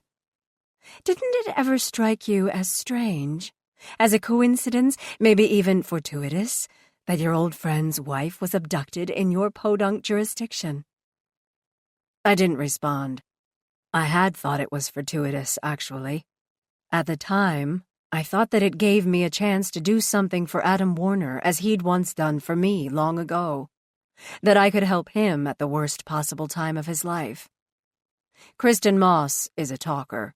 She talks in front of a jury for a living. She might also be the biggest liar on the planet. I know you are going to kill me, I say. I want to know what happened. I deserve to know. Adam looks away. This is really messed up, he says. He's not who I thought he was, or who I wanted him to be. You messed it up, Adam, I tell him. You did. Adam seems scared, like he's about to crumble. I didn't do anything, Lee. Really, I didn't. Kristen remains stone, but she can't stop talking. She wants to control the narrative.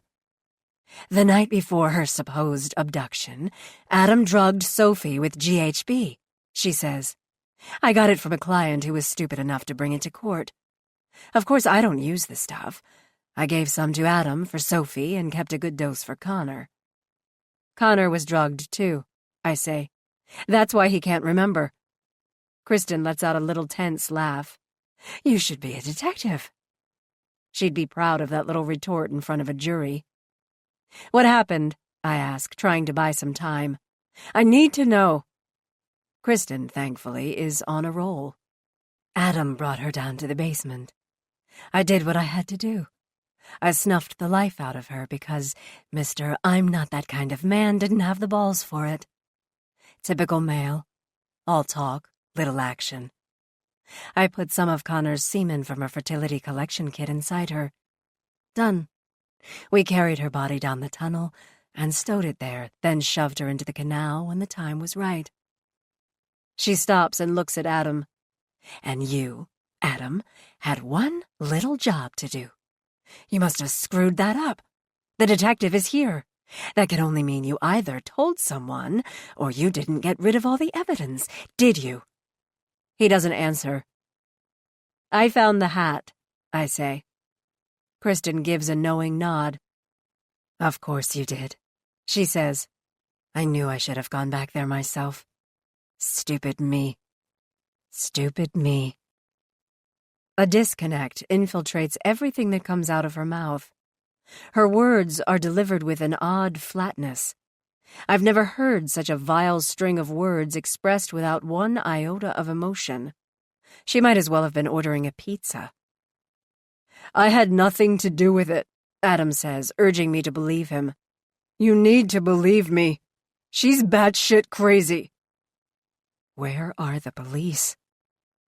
You came up with the best part of the plan, Kristen says, looking at Adam, who's now silent. What was that? I ask her. Kristen smiles. The blow-up doll.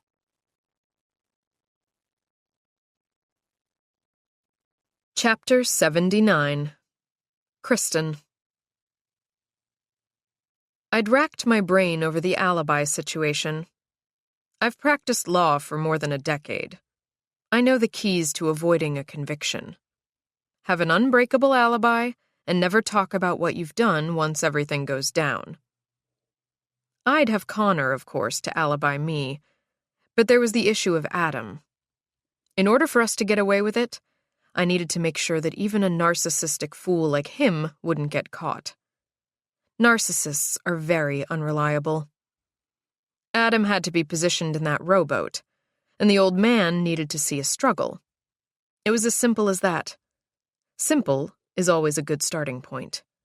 Complicated only trips up the best, or worst, of intentions.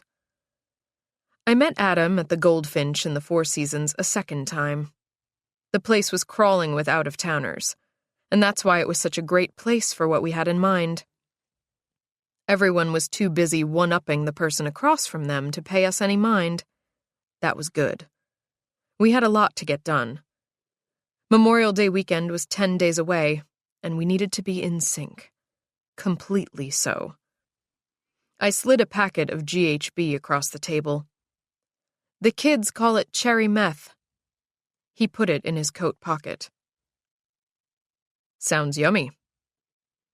We ordered drinks, whiskey and wine, and after they arrived, we got down to business. I studied Adam as we talked. He was all in. That was not only good, it was necessary. He had more to risk here. She was his wife. The old man has to see a struggle on the lawn above the beach, I told him. Right, he said. So you'll dress in Sophie's clothes and you'll make a scene. The old dog walker will see you fighting off someone, and then you'll vanish from view. Adam isn't a detail person. That was obvious from the start. That won't work, I said after swallowing some wine. I can't just pretend to fight someone.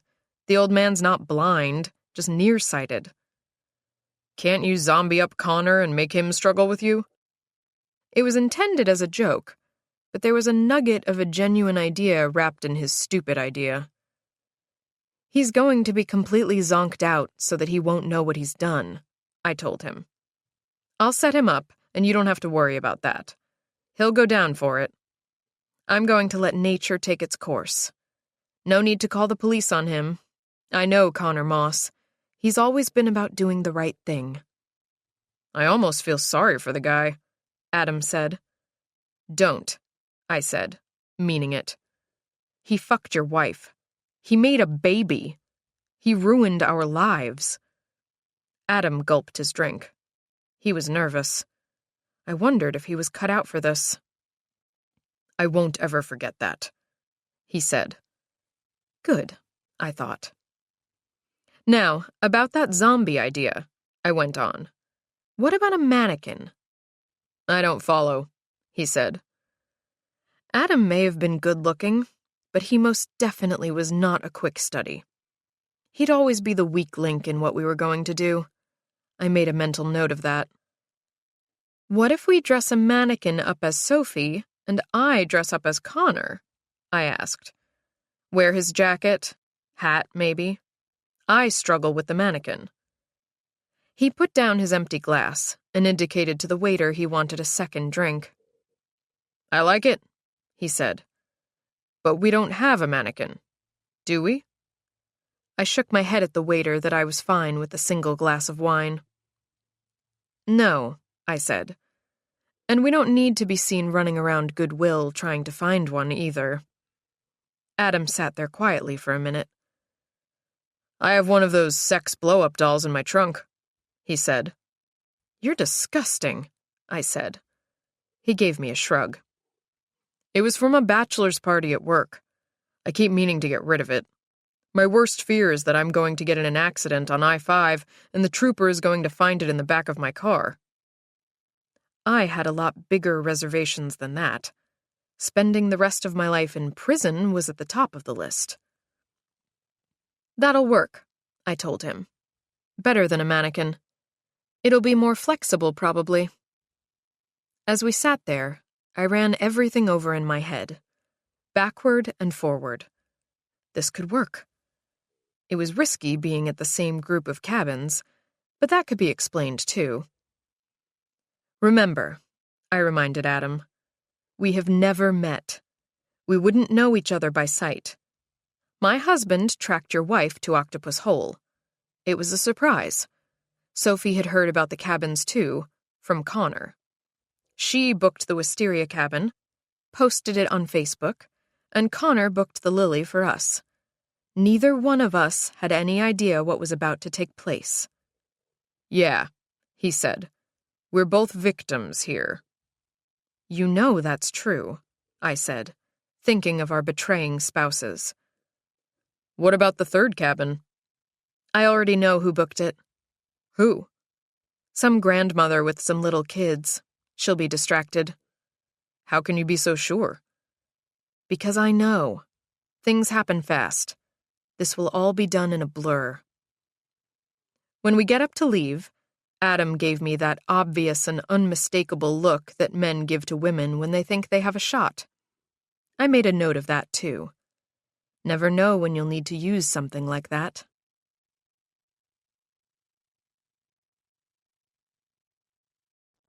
Chapter 80. Lee. She's a liar, Adam says flatly. I could never hurt Sophie. Sure, I was pissed off at her. Yes, I hated that Aubrey wasn't mine, but in fact was some other guy's kid. I would never be a party to killing my wife. You have to believe me, Lee. I don't know what to believe, I say as the three of us face each other in the living room of Adam's pricey Seattle home. Kristen is calm. Adam is unraveling. I know you are a killer, Adam. I think. Jana Fong told me about the blow-up doll in your trunk. He jabs a finger in Kristen's direction. She's crazy. Again, Kristen doesn't react. She's oddly flat, calm. Not crazy, she says, her gun now a divining rod pointed at her greatest threat, Adam. Just tired. Tired of working so hard and giving so much while everyone else just takes. If you had anything to give, you'd understand, but you don't. You're too wrapped up in your poor me, my wife slept with another man pity party. The way Kristen is talking removes any doubt that this is going to end badly for me and for Adam, but only if I let it. I actually do understand, I say. She swivels her attention to me. How is that, Detective? No one can really understand deranged. However, I know that a crazy person can be manipulated just as easily as anyone. You've been through a lot, I tell her. Connor told me. I know that you had struggles with infertility. She gives me a hard stare but says nothing. I know you did all of this because you wanted a child. Didn't you, Kristen? Her eyes flutter. I know you saw Connor, she says. He's a liar, too. Kristen, Adam says, put down the gun. This isn't going to work. His voice is a rasp, choked with what I think is genuine emotion. Kristen looks at me, then over to Adam. Don't you think I know that? She asks. Don't you think that I knew, almost from that first night at the cabin, that this would fall apart? I should never have gotten involved with you, Adam. You made me do all of this. You talked me into this. You bastard. And just like that, she fires the gun into Adam's chest. He gasps and puts his hand over the growing red pool on the shirt I admired when I first arrived. He seems stunned. Even though Kristen has been aiming a loaded gun at him, it dawns on me just then that Adam thought he was invincible. In his perfect marriage, his job, his plot with Kristen. Now that's all gone. He slumps silently downward onto that thick black and white rug, which is now splattered with blood. He doesn't say a word. Kristen's still watching him when I pull out my own gun and fire. She goes down, her fingers still gripping her weapon. Her eyes are open and staring into the room, but I know that my shot has killed her. I went hunting with my father when I was young. I know the confused, frightened look of a buck when the life force ebbs from him. Kristen Moss is that animal now. The smell of gunfire fills my lungs. I've never fired my weapon at another human being. Tears come. I glance around the room like a caged animal. I've been trained for this all of my career. I know what to do. I kick the gun from Kristen's hand and go to Adam, who is making horrific, guttural sounds. I'm really sorry, Lee. I don't know why, but I get on my knees to comfort him.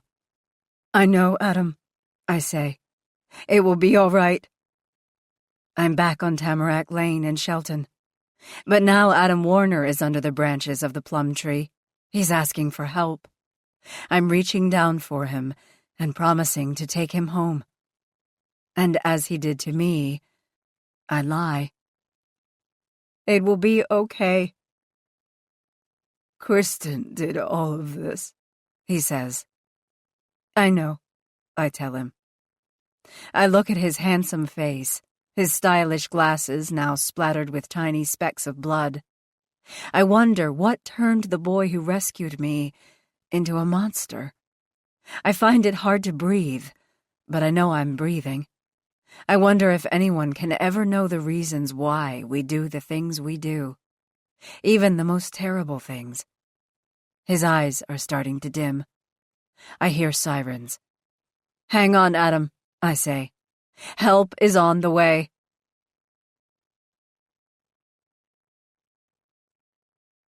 Epilogue.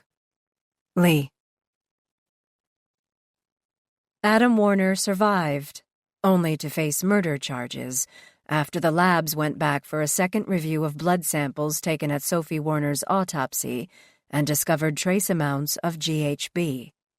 It's one of those drugs that isn't part of the standard tox screen. No one looks for it unless you think it might be there.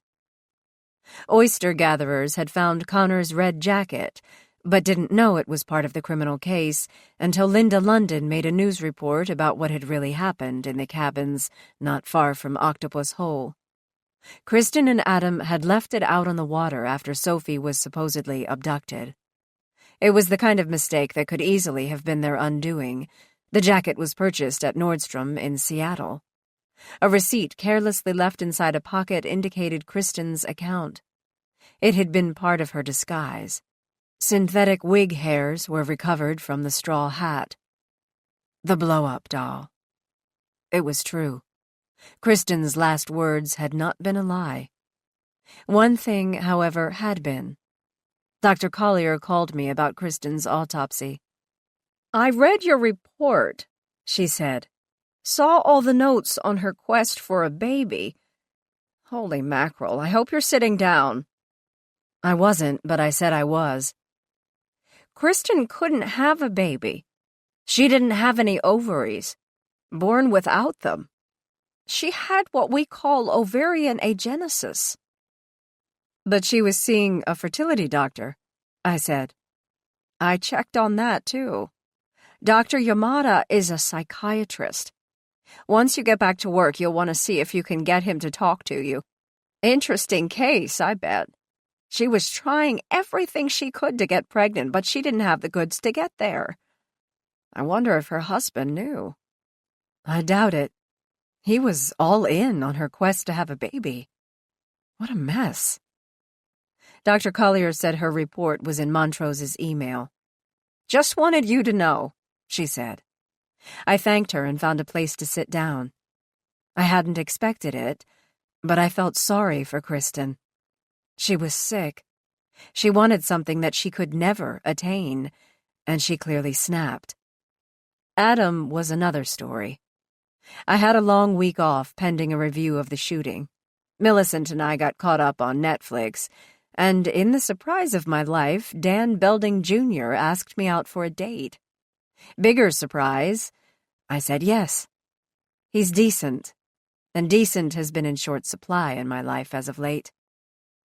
When I was growing up in that little house in Shelton, I didn't dream of being a cat lady. Like Kristen Moss, I wanted to get married and have a family. Probably not as much as she did, though. 2 weeks after Adam's arrest, a young woman followed her dog into a ravine off a remote logging road near Hurricane Ridge on the Olympic Peninsula. The red of Jim Coyle's much-sought-after pickup truck caught her attention, and she dialed 911. It was true. Coyle hadn't killed anyone but himself. I thought of his request about his dog during his call to me. Sad relief washed over me when I checked with animal control. A young couple from Union had adopted AJ, his beloved Pomeranian. The dog that unremittingly yapped had the only happy ending. At least as far as I could tell. Connor. You'd think that a confession and supporting evidence would get a guy out of prison in short order. But the wheels of justice move slowly, even when the right thing to do is so obvious. My lawyer tells me that I should be out of here in a couple of months. Undoing a guilty plea isn't easy. A paternity test confirmed what I already knew deep down when I first saw her. Aubrey is my daughter. Aubrey's grandparents have her now. Frank and Helen seem nice enough and have been here to see me twice. My lawyer has already put in the paperwork to fix the custody issues that will undoubtedly come up when I'm released. So far, I get the vibe that the Flynns won't fight me. They don't seem like the controlling type. In fact, as I sit in the visitation room, my heart flutters a little. This is all so new. Helen, dressed like she's headed to a garden party, looks nervous, and Frank's giving me a smile as the corrections officer gives them one last bit of instructions. And Aubrey, she comes at me now as a familiar face, with a smile that would melt anyone's heart. One day she'll call me Daddy. Turns out, being a parent is all I ever really wanted. Same with Kristen. Adam. As I await trial in jail, I weigh all the things that brought me here. I think about what I could have done differently to avoid this mess. Would my life have been better if I hadn't found Lee Huseman in that vacant lot? I was a hero in everyone's eyes that day. Just below the surface, like a bug bite that had yet to emerge from my skin, I knew that I was nothing but a guy who was in the right place at the right time. Or was it the wrong place? Here's the funny part, though I know funny is the wrong word. I actually loved Sophie. I really did. She hurt me so bad with the affair that the wheels came off the bus. I can't explain it. I gave her a second chance. I looked the other way. If only I hadn't taken Aubrey to the doctor that day, I might never have known she wasn't mine. Seeing her face, seeing Sophie's, I just couldn't get it out of my mind. It consumed me. I acted out with Carrie LaCroix, I admit it. But that's all. I had nothing to do with my wife's murder. I need everyone to believe me.